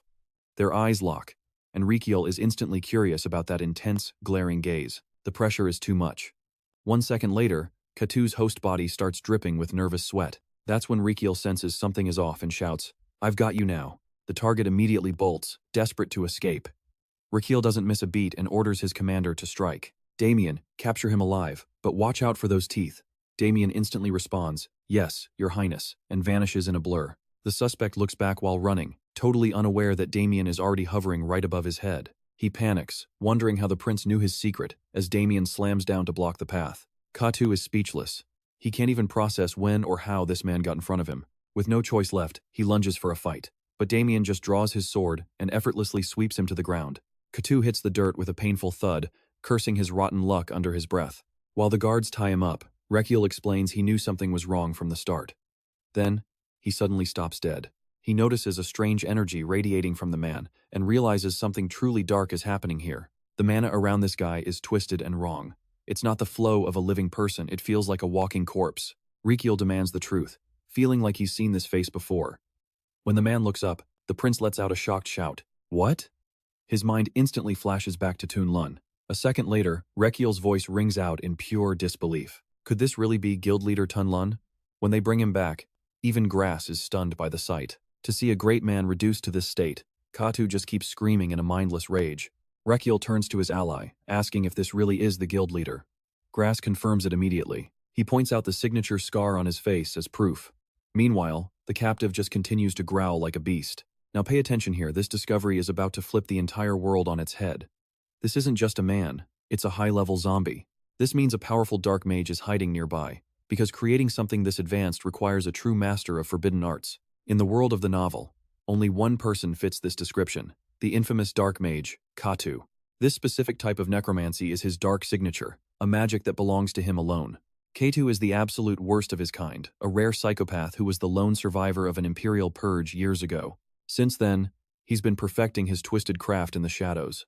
He dreams of an immortal world, run by zombie labor, an obsession that leads to the total destruction of Midgat 7 years from now, ruining everything. But according to the timeline, that disaster shouldn't be happening yet. Rakiel thought he had years to prepare. Why has this monster started his deadly work so early in a place like this? Let's pause. Think about it, the main character's knowledge of the future is finally being tested. He warns Grass that a mage is definitely lurking. Grass sounds hesitant, asking if they should mobilize all their warriors for a hunt. Rakiel shuts it down. No. We need to find that mage first before they realize we're onto them. He plans to call for scouts from the capital, but Grass argues that their own warriors are strong enough. The prince snaps back, saying their warriors won't help if they don't know what this zombie is hiding. Suddenly, the creature spits right in Raikiel's face. As he wipes it away, he senses a faint trace of dark mana. The zombie's screams get louder and more violent. Raikiel stares at him, trying to decode the energy. He sees evil mana circuits pulsating through the body, twisting the natural flow of power into something artificial. These mana vessels are what's forcing the dead body to move and act like a living person. If he can stimulate those circuits, he might be able to pull memories from the brain. He calls for his spirit. The small creature pops out from his clothes with a chirpy response. With a sinister grin, Raikiel says he knows exactly how to make it talk. He takes a long needle and drives it into Tunlun's skull. The pain is instant, making the zombie howl as a massive surge of dark energy is unleashed. As he slowly pulls the needle out, Raikiel freezes. He could have sworn the thing just spoke to him. So, what do you and I think? Is he hearing the dead? Either way, he's certain he heard a voice. All right, you and I are about to witness the most insane medical procedure in Manhwa history. Raikiel holds the needle for one last check. Tunlun trembles as that sharp needle gets closer to his face. Meanwhile, Raikiel watches the whole scene with nothing but pure excitement. With a swift move, he plunges the needle right into the center point. Tunlun lets out a scream of absolute, pure agony. Raikiel is stunned when the man collapses to the floor. As he speaks, thick black energy begins radiating from the needle's tip. He watches with indifference while manipulating the mana flow. Even though it's brief, the meridians at the needle point vibrate violently. It worked. Raikiel's eyes flash with success. Crouching down to observe Tunlun's struggle, he wonders what happens if he bends the mana flow to his will. For instance, what if a zombie's central nervous system could be restored so its brain starts functioning once again? Raikiel orders Brass to bring Damian and the guards here. He confirms. When they arrive, he tells everyone to hold him. Actually, hold this zombie tight, he corrects. The guards rush in and pin Tunlun down firmly. Yes, Your Highness. Damian notices something else and asks if the prince intends to use acupuncture, just like how he treats regular patients. Raikiel takes a needle from his assistant. I am about to start the treatment, so make sure you hold him. Damian sighs, wondering what can be done for a zombie. He presses Tunlun's shoulders down as the face turns gray. Tunlun thrashes his head wildly.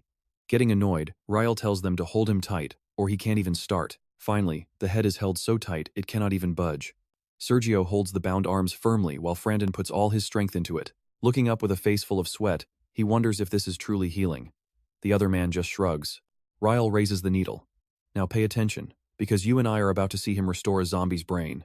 That is just as insane as it sounds. At the training ground, Theodore lunges towards Sinvi like a bolt of lightning. She effortlessly dodges the incoming strike. Too slow, kid, she taunts. While Sinvi is distracted by her own confidence, Theodore manages to knock her wooden sword away. He grinds his teeth and counters. The wooden sword grazes Sinvi's hair, leaving her standing there in complete shock. Sinvi places her slender fingers on Theodore's arm. Leaning in close, she whispers, making his entire face turn bright red. Then, with a sudden burst of strength, she flips him. Theodore falls through the air, his face contorting in pure panic. When he finally opens his eyes, he realizes she is cradling him. Have you not learned how to land yet? Sinvi's face appears before him like a descending angel. Theodore just stares blankly, his jaw dropping at her incredible beauty. Is she an elf or an actual angel? His cheeks turn as red as tomatoes. Suddenly, a white pigeon appears. A letter for me? The bird quietly perches itself right on top of Theodore's messy hair. He reads the letter aloud to Sinvi. It says a super rare plant was found in Kranos and invites her to see it. Hearing this, Sinvi gets incredibly excited. A rare plant? I have to go prepare for this right now. Theodore watches her leave with a sad expression. She stops and asks, Wait, aren't you coming along with me? Theodore's face flushes red once again. Hearing those words, a massive, bright smile spreads across his face. He runs after her, back to Raikiel, who must now drain the dark mana from the Dantian using precise acupuncture. He starts at the Chi-Hai point. Then, he hits the Yutang and Juwei points, making the old man scream. It hurts. 3 needles strike Tunlun's chest, followed by points on the shoulders and several more on the belly. He hits the Guanyuan point. You and I can probably feel that agonizing pain through the screen, can't we? It is absolutely brutal. It is bound to hurt since that is where the main meridians intersect. Dark mana flows through Tunlun's body. Normal mana from the Baihui meets the twisted mana from the Dantian. They clash, creating a small internal explosion. Raikiel looks at the man across from him. Damian, lift his legs so I can see the soles of his feet. Damian lifts both legs. Holding the needle high, he shouts, This is the final one, and strikes both feet simultaneously. Tunlun stiffens at the Yongquan point. He starts coughing and laughing. Raikiel can't tell if he is crying. Different mana flows blend together inside Tunlun's body. It's finished, he says, carefully pulling the needles out. Very good. Raikiel smiles brightly. Flow through him, power. Tunlun's internal energy swirls violently before he lets out one final roar. Tunlun's eyes turn pitch black. Everything stops. The system alerts him. Thanks to his acupuncture skills, the dark magic functions within the zombie's body have been altered. Tunlun is temporarily freed from his slavery to the dark mage. He has become a unique entity capable of using logic and intelligence. Tunlun pants, exhausted. The system warns that his remaining time of intelligence is only 5 seconds. Raikiel is shocked. Trust me, you and I are going to want to see exactly how he fixes this mess in the next episode. 5 seconds? Unbelievable. Alright, you and I are about to see if Raikiel can pull off the ultimate medical miracle. The system pings with a brand new update. Acupuncture, Skill 2. Mental Awakening. He can now treat zombies under very specific conditions. Tunlun's eyes turn pitch black as he transforms into an entity with permanent logic and intelligence, keeping every single memory from both before and after his death. The system lists the requirements. First, it must be a zombie that was created specifically by the power of a dark mage. Requirement 2. They must have died within the last 49 days. Raikiel scratches his chin, thinking, this is crazy, but could it actually work? A red warning pops up. This forbidden art defies nature and requires a sacrifice of 100 days of the user's expected lifespan. The system reveals the exact amount of time that Raikiel will need to pay to make this whole process happen. His expected lifespan is 1,273 days. Obviously, a cheap guy like him is absolutely losing his mind over that number. He worked so hard to save those days. He really doesn't want to trade them away. No way.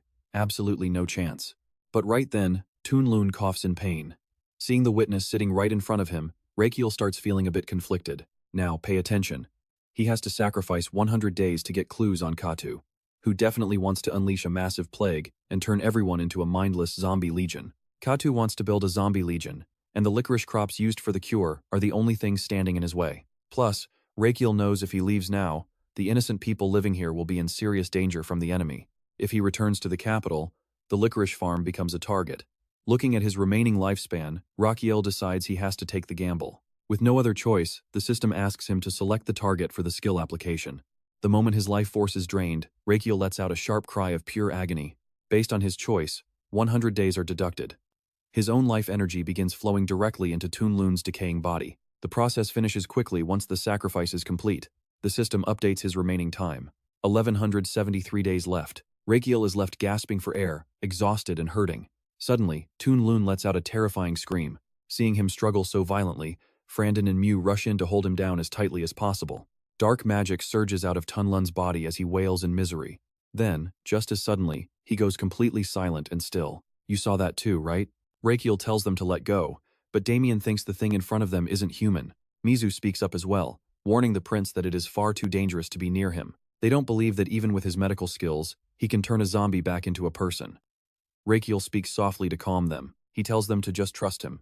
His sheer determination makes Damian and Mizu hesitate, but they eventually unlock Tunlun's heavy chains. Raikiel finally speaks, asking the man how he is feeling and if he is doing any better. Tunlun regains consciousness and gasps out a response.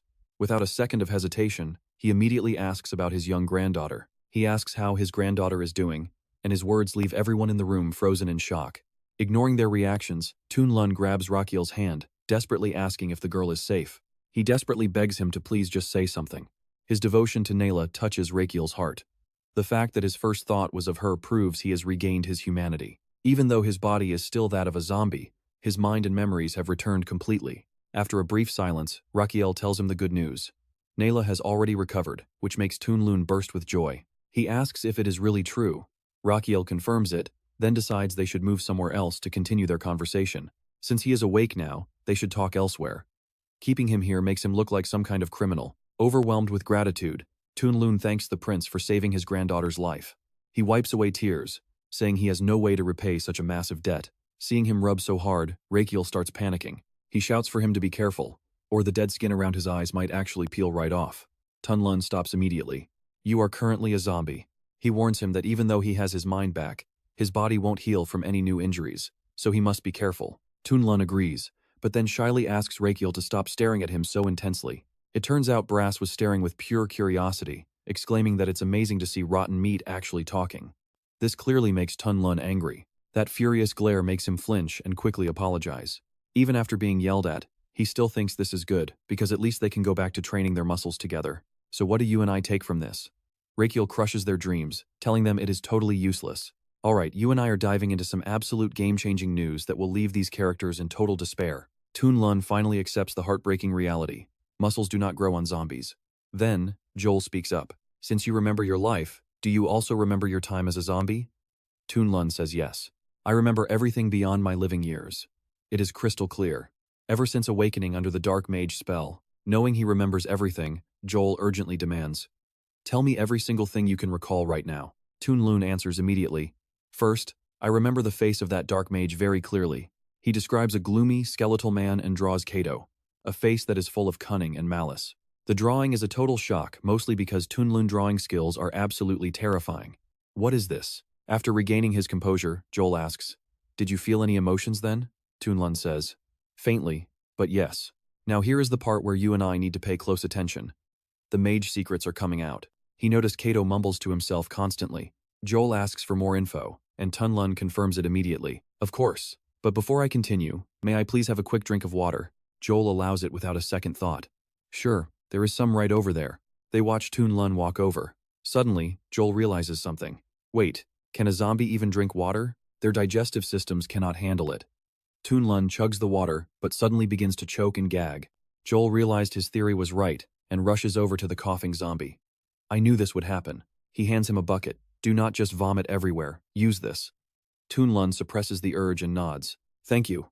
As soon as he grabs the bucket, Toon-Lun starts puking his guts out violently. Watching the mess, Joel feels totally helpless. After finishing, Toon-Lun apologizes, promising to be more careful. Joel does not blame him and keeps things moving. "Let us get back to it." He gets straight to business. "First, tell me the location of the Dark Mage hideout." Toon-Lun asks for a map right away. Without hesitation, Joel orders Ross to bring the local map and gather everyone here. Toon-Lun points out a secret passage where Kato hides thousands of zombies.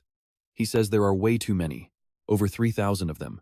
Looking at the terrain, Brass realizes the horror of what is happening here. "You and I both saw this coming." Toon-Lun confirms the hero's worst fears are actually true.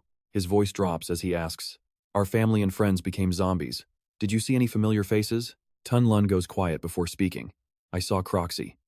Those words leave Brass in total shock. What? One-eyed Croxy? The thought of his friend being turned into a monster fills him with pure rage. Their tribe bravest warrior is now a mindless zombie. That hero is neither human nor ghost now. That bastard actually dared to do this to a noble warrior. Toon-Lun warns Prince Joel. "That man is incredibly dangerous. You must be very careful. It is not just about numbers. He is building an undead empire." Joel already knew that, surprising Toon-Lun. "How did you know?" Joel plays it cool. Just a hunch. In reality, he has read the whole story. Frandon whispers, "If he can save a zombie, predicting this much is easy for him." Mizu agrees. Toon-Lun confirms the prince is right and adds another terrifying detail. He wants to burn this unfair world and build a paradise run entirely on undead labor. He is a madman who wants to filter everyone and turn the unfit into mindless zombies. Things are getting urgent. The prince is out of time. Toon-Lun felt the mage thoughts before escaping. He drops a bombshell. The mage is planning to move his hideout very soon. Joel starts calculating. Contacting the capital and forming an army takes 2 months. "We do not have that." Frandon speaks up. "Your Highness, we still have the orc warriors right here. With the orcs and the royal guards, we can launch a raid immediately. They are strong enough for Kato. This combined force is powerful enough to face the Dark Mage army of the dead." Joel calculates the numbers. With the orcs and humans combined, they will have 4,000 troops total. And that is where we leave it. Will this gamble pay off? Trust me, you will want to find out. Stick with me, you're about to see that Katu is no ordinary Dark Mage. He's plotting something that'll seriously mess with our main character's head. In the Demon Sword Emperor world, being careless leads to a brutal death. So, he decides to build an army to finally face off against the villain. "Alright, I'll form the expedition army based on your plan.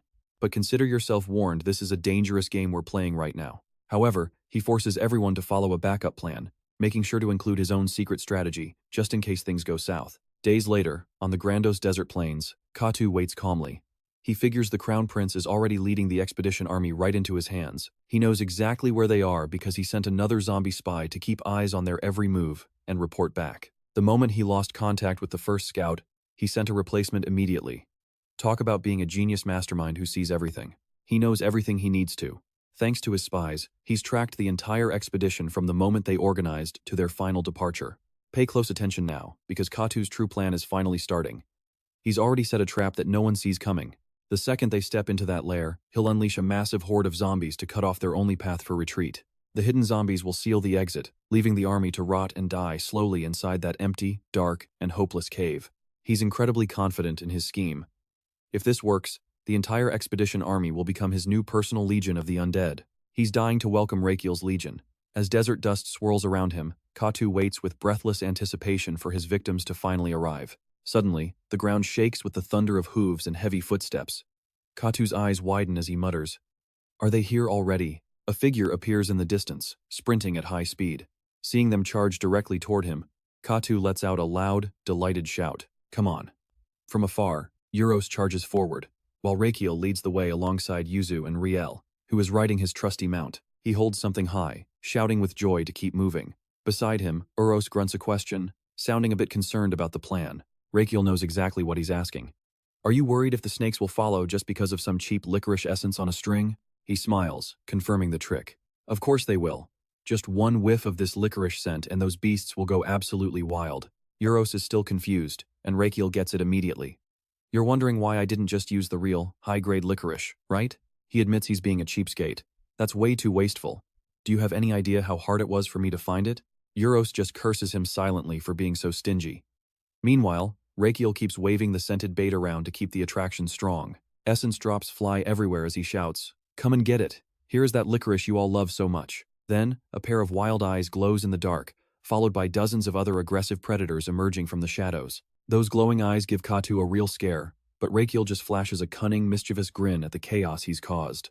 It turns out he lured a swarm of giant pythons out of their cave. Now, they're chasing the group with mindless, hungry rage. Seeing their size, he realizes these are smaller. The massive one that attacked them before must have been the alpha of the pack. You and I can clearly see Katu is losing his mind. He's panicking, wondering why on earth these giant snakes are invading his hideout right now. This isn't their habitat at all. The pythons lunge forward with their jaws wide open, ready to swallow everything in their path. At that exact moment, Euros leaps out and headbutts the lead python, sending it flying backward with immense force. The python crashes down, scaring the nearby zombies into a panicked retreat. The more snakes that appear, the faster the undead army scatters in terror. The snakes try to tear Raikiel apart, but Yuzu is right there. Any beast that dares to lunge is immediately pinned to the ground. Compared to the monsters they usually face, these snakes are tiny. Euros grabs them in his hands like they're nothing but toys. He effortlessly slams one right into the dirt. Zombies crawl out from the earth, disturbed by the massive brawl. Euros starts using a giant python's body as a living weapon, swinging it around to smash through the undead army. Watching the chaos, Raikiel lets out a wicked laugh. "You thought you could abandon your lair and set up a nearby ambush, didn't you? I knew your plan all along." Seeing the zombies rise, he realizes exactly what kind of cheap trick Katu was trying to pull. This Katu guy used the exact same boring tactic back in the Demon Sword Emperor world. Not wasting a second, Raikiel tells Euros to keep the momentum going. He charges alone into the sea of snakes as both sides collide in a showdown. From the distance, a combined force of humans and orcs marches forward in perfect formation, ready for the final strike. "Today, we end you." Amidst the thunder of hooves and roaring war cries, the army repeats their vow to wipe them out. The human and orc soldiers are targeting the snakes, planning to use their deadly venom to melt away the zombie horde. Euros joins in on the fun with excitement. He hurls a snake carcass into the crowd, tossing zombies around like they're cheap toys. And that's the end. Katu watches his empire crumble. You and I definitely need to see what happens next. Watching his undead soldiers crumble one by one, he is absolutely furious. No, all those years of hard work, gone? Alright, you and I are about to see a villain realize he is totally cooked. Katu snaps, ordering a retreat. He knows this battle is lost, so he decides to slip away for now. Dark magic begins to cloak his body. He vanishes, escaping the chaos while fuming with rage. Soon, I will turn every last one of you into zombies. Brass and Damian lead the charge, their voices booming across the field. Capture that dark mage right now. Brass pulls back on his mount, scanning the area. He spots a gap by the cliffs where Katu just was. What happened? He immediately shouts to the prince. "Prince Gil, that dark mage has vanished into thin air." Instead of panicking, Gil just smiles and tells them to keep moving. Brass is completely confused by that reaction, but he does not have time to overthink it. He turns back to his soldiers, ordering a renewed assault. Everyone throws themselves back into the fight with a roar. Gil is confident because he knows exactly where Katu is heading. There is only one path for escape. Now pay attention, because our prince is playing 4D chess. I deliberately left the south unguarded. Diam, to the southern mound. The energetic spiked creature carries Gil across the desert toward the trap. He looks around, hunting for any sign of Katu. "If I catch you early, maybe I will go easy on you." Meanwhile, an invisible Katu stands nearby, watching the prince search for him. Gil's creepy smile gives him actual goosebumps. What a liar. That look does not mean he is going easy. Diem keeps sniffing around while Gil's sharp eyes lock onto the exact spot where Katu is standing. Panic sets in, and Katu quickly dives behind a rock for cover. His heart is pounding. Did we just make eye contact? No, my invisibility magic is master level. There is no way a prince who is not even a mage could ever see through my disguise. Just then, Jiel slowly rides Diem right toward the spot where Katu is hiding. He mumbles about giving up. Where did he go? Should we head back? Forget it. Let's go, Diem. Seeing Jiel turn his back, Katu feels a smug sense of relief. Be grateful I did not ambush you, kid. He starts plotting his revenge. One day, I will turn you into a zombie and make you my slave. You and I saw this coming, right? Jiel suddenly jerks the reins, sending Diem's spiked body slamming into Katu. The impact sends him flying against a stone wall. Those sharp spikes pin him down, and his invisibility finally breaks. Jiel hops down from Diem's back, letting out a purely mocking sigh. Oops, I was just leaving but my hand slipped. Back at the camp, Damian spots someone waving a red cloth. Lord Brass, over there, someone is waving. It looks like His Highness has found our target. Indeed, Jiel has captured the Dark Mage, and is looking incredibly smug about it. He struts around like a proud peacock, waving his red cloak back and forth to get their attention. Damian is speechless, while Brass can only laugh at the prince's style. Soon, everyone surrounds Katu, weapons drawn. Damian turns to the prince, asking, Your Highness, how on earth did you manage to track him down? Jiel cannot tell the truth, so he just makes up a story about having a strong gut feeling. But in reality, he used his circuit scan. With this skill, nobody can hide from his sight. Even if someone is invisible, they cannot hide the flow of mana inside their body from Jiel. The distance made it a bit blurry, but the flow of his circuits was still clear as day. Katu finally wakes up coughing, and Jiel looks at him with a puzzled expression. Something is strange. In the original story, was Katu really this easy to defeat? Something feels off. I need to confirm this. He orders the system to activate the circuit scan again. When the results pop up, he is stunned. What? Without wasting a second, he rushes toward Katu to check his body and realizes he is not human. He looks like a person on the outside, but his internal circuit flow is that of a zombie. This never happened in the original story. Katu was supposed to be human until the moment Damian killed him. Did history change? His circuits look exactly like that chairman from the Toalon Guild. And that weird mana? Trust me, you and I are going to want to see what happens next. Diem, give me a spike. Alright. You and I are about to see one hell of a trap snap shut. Jel grips the massive thorn, ready to strike Katu, while Brass watches in shock. Damian and Miju turn pale as the tension peaks. Without hesitation, Jel lunges forward with the thorn, aiming straight for Katu. Is he going for the kill? Just as the strike is about to land, Katu screams out in a desperate, guttural panic. An explosion of mana blasts Jel back. Terrifying energy surges through the air, and Katu suddenly transforms into a horrific zombie. Looking closer, that is not Katu at all. It is another mindless monster, screaming with a primal, savage fury. Connecting the dots with Janatus's warning, Jiel realizes the truth. This entire thing was nothing but a massive disguise magic trick. He knows physical force only works with the Black Thorn, but the current situation makes no sense to Damian. He demands to know what on earth is happening here. Rakiel growls that they have been played. The enemy commander used fake zombies as bait, while the real forces were hidden away, using the trash as simple decoys. With Katu missing, the big question remains. Where is the real enemy leader hiding his true self right now? More importantly, where is the rest of his main army? They have completely vanished from the battlefield. Suddenly, a chill runs down his spine. Raikiel barks an order for all units to gather and retreat back to Kranos immediately. The soldiers shout their compliance and dash toward the orc unit. Only Damian remains behind, rooted to the spot in fear. Horror fills his eyes as he spots the zombie pinned to the rocks. It is gathering mana for a final, lethal attack. The magic condenses into a tiny, glowing sphere. Though small, it is packed with enough power to level everything nearby. Watch this closely. Damian is about to make a move that will leave you breathless as he screams for the prince. A massive explosion rocks the area. The impact is so heavy that the castle gates begin to crack and split apart. Outside, the undead are using a massive log to batter the gate. Zombies are swarming every inch of the lower walls. Jack tells Logan to hold the line at all costs, but he hesitates, saying there are too many and they keep climbing.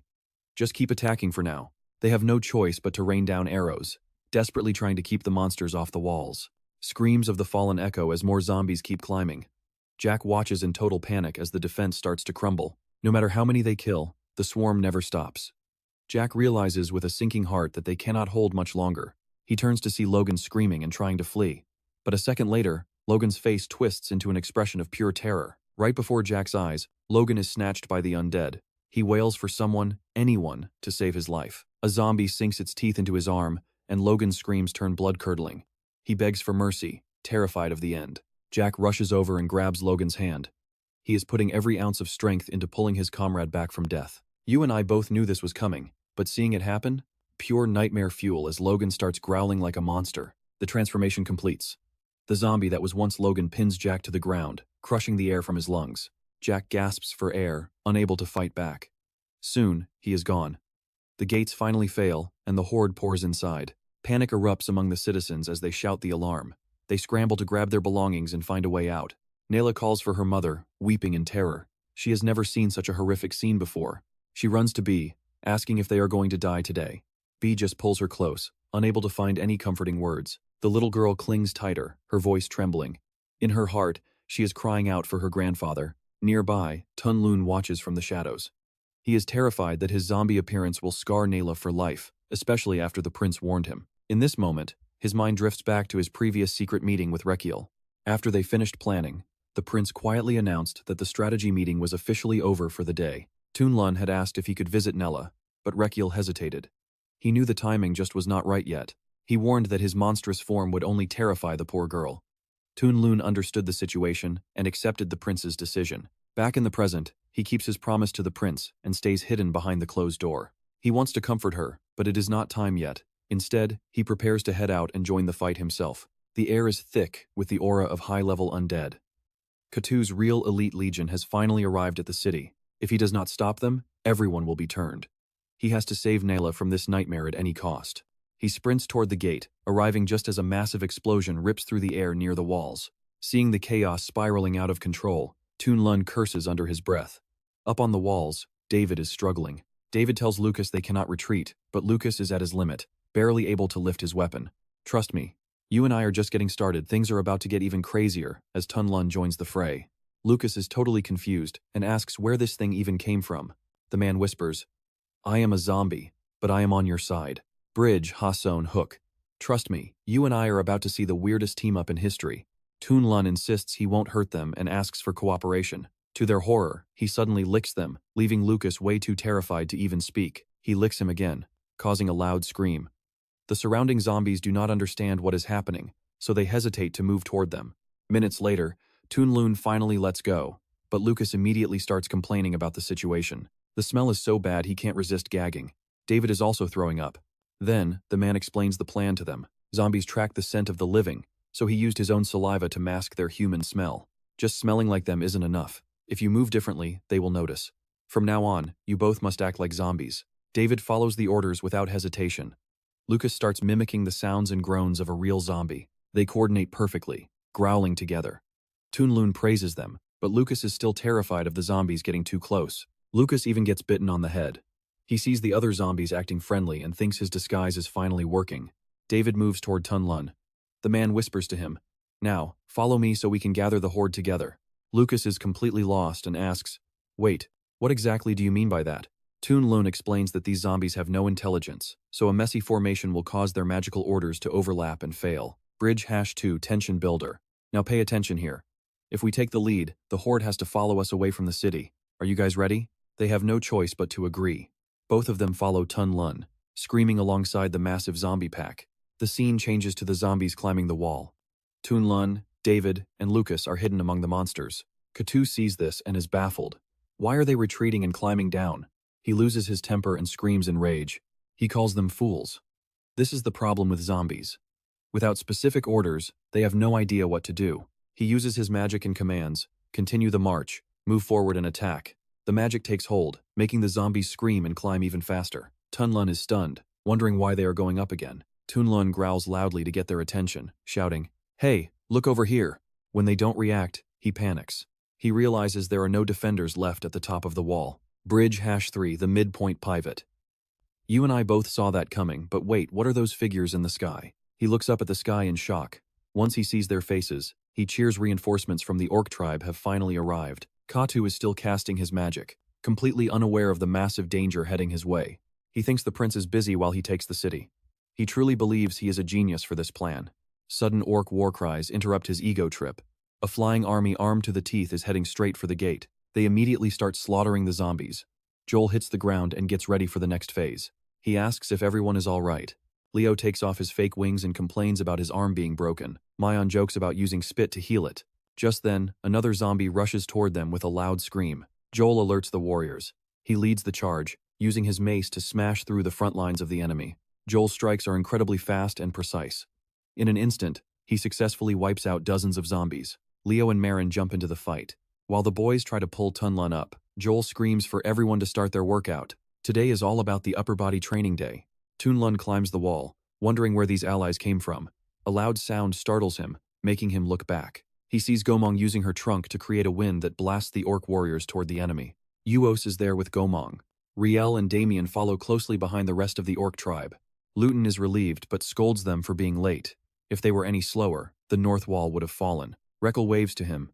He says that with the elite orc forces, they can hold the line for a while. Someone suddenly vanishes, leaving him confused. He turns around and asks Damian if he is truly all right. He took a direct blast from the explosion. Damian says he is fine, but Raikiel is still very suspicious of him. Did you secretly use that technique behind my back? Damian looks awkward and hesitates to answer. If you mean the reverse bloodheart art, I definitely did not use it. Raikiel still does not believe him. Bridge #4, the closer. You and I just witnessed a narrow escape, but the race to find where Kay is hiding starts right now. Alright, you and I are jumping right into a high-stakes battle with Brass and Urus. Giel gives the order to charge, and they dive in. Damian immediately asks to join the fight. Your Highness, I am going too. But the prince refuses, ordering him to stay back and protect him. He finally gets it. It is not a lack of trust, the prince is desperately trying to keep him out of harm's way. But why? Suddenly, a memory from the past flashes through his mind. Giel was in danger, and Damian screamed in panic before throwing him back and charging forward alone. Damian fought until a massive mana explosion erupted. He ended up pale and exhausted, barely able to catch his breath. Right then, a strange light flickered from deep within the abyss. A voice echoed, "Another me. How nice to meet you." Recalling this, Damian's eyes widen in absolute shock. Damian breaks into a cold sweat and screams. Rakiel looks back as Damian realizes this must be why he is being protected. He simply says, "I understand. But what is the plan?" Rakiel whispers that the enemy attack is stalling, so it is time for a trick. Meanwhile, Aros is tearing through zombies, but he is forced to stop when something blocks his path. Kato quickly summons a magic circle to halt their progress. Eros watches, feeling the tension rise as he frowns. Check this out, giants start crawling out of that magic circle, and they look absolutely terrifying. He sees a familiar face and shouts, "Croxy!" But his old friend is now a mindless, screaming zombie. Without hesitation, he attacks. Eros is caught completely off guard and cannot even dodge the blow. Croxy's punch sends him flying back into a massive rock. Urus roars and charges in to help, ramming its horns directly into the giant. It is a brutal showdown. Urus gains the upper hand, pushing the giant back. It roars in rage while the giant screams in pain. Watching from afar, Damian asks what that thing is. Raikiel answers, "It is a giant ghoul. Orc warriors alone cannot win this." So, does the prince have another way to turn the tide? He plans to pierce the dark mage's line with a direct hit. Damian sees the needles and is confused. Acupuncture? Raikiel explains he has figured out the stealth magic mechanics, so he is putting his skills to the test. The system chimes in. Your internal organs are actually excited to see how this experiment goes. You and I know this guy is crazy, and even his own heart is terrified of his latest stunt. Ignoring the warnings, he grabs a needle and prepares to strike. The stomach speaks up next, reporting from the chest area and asking for a connection to the nipple control tower. The control tower gives the green light, and GL immediately drives the needle in. He focuses on the gate portal and the middle points above his navel, guiding the flow of energy. As the chi pathways open up, the sudden surge of power makes Raikiel scream out in agony. He looks at his hands and sees a massive change. Finally, he smiles, feeling satisfied with the results. A worried Damian rushes over, asking what on earth is happening. With no time to explain, Raikiel says, "Ask later, I am opening the path. Charge when they are confused." With that, Raikiel vanishes, leaving Damian standing there in total shock. The prince is gone. Damian panics, while Kato remains confident that his ghouls will hold the line. Kato brags that no one can get past, but Rakiel's voice suddenly whispers, "Are you sure about that? What?" Before he can react, a needle pierces Kato's shoulder, making him howl in pain. He stares at the needle, wondering what it is, until it suddenly explodes with magical energy. The magic takes hold and Kato screams. Raikiel appears, mocking him for thinking he's the only one using stealth. Kato spins around in terror, recognizing the Crown Prince's voice. Raikiel stands right there in stealth mode. He wants to punch him, but fears the defensive magic might block it. But then, Raikiel spots something that makes his eyes go wide with surprise. He is looking directly at a hole in the man's body. Is that where he breathes from? Trust me, you won't want to miss how he exploits this weakness with a cold smile. Alright. You and I are about to watch the prince take down a villain with just a tiny needle. He strikes the exact gap he spotted earlier, hitting a critical weakness that makes the villain scream in pain. You think you're the only one who knows invisibility? Raikiel asks. Hearing that familiar voice, Katu panics, realizing it's the crown prince. Katu starts to stumble, his eyes darting everywhere as he desperately tries to find his hidden attacker in the chaos. His face twists in rage as he mutters to himself. He can't understand how the prince is even using magic. Before he can finish, another needle sinks into his skin. He shrieks, and a second later, he collapses to the ground. Seeing the needle in his shoulder, Katu shakes with fury. His defensive magic is failing, and he needs to focus now. Bored of the game, Raikiel reveals himself. How's that blackthorn taste? Hard to stay focused when you're being stung? The more you drop your guard, the better. Katu's mouth is bleeding, but he's still acting tough and refusing to quit. You dare use poison on me?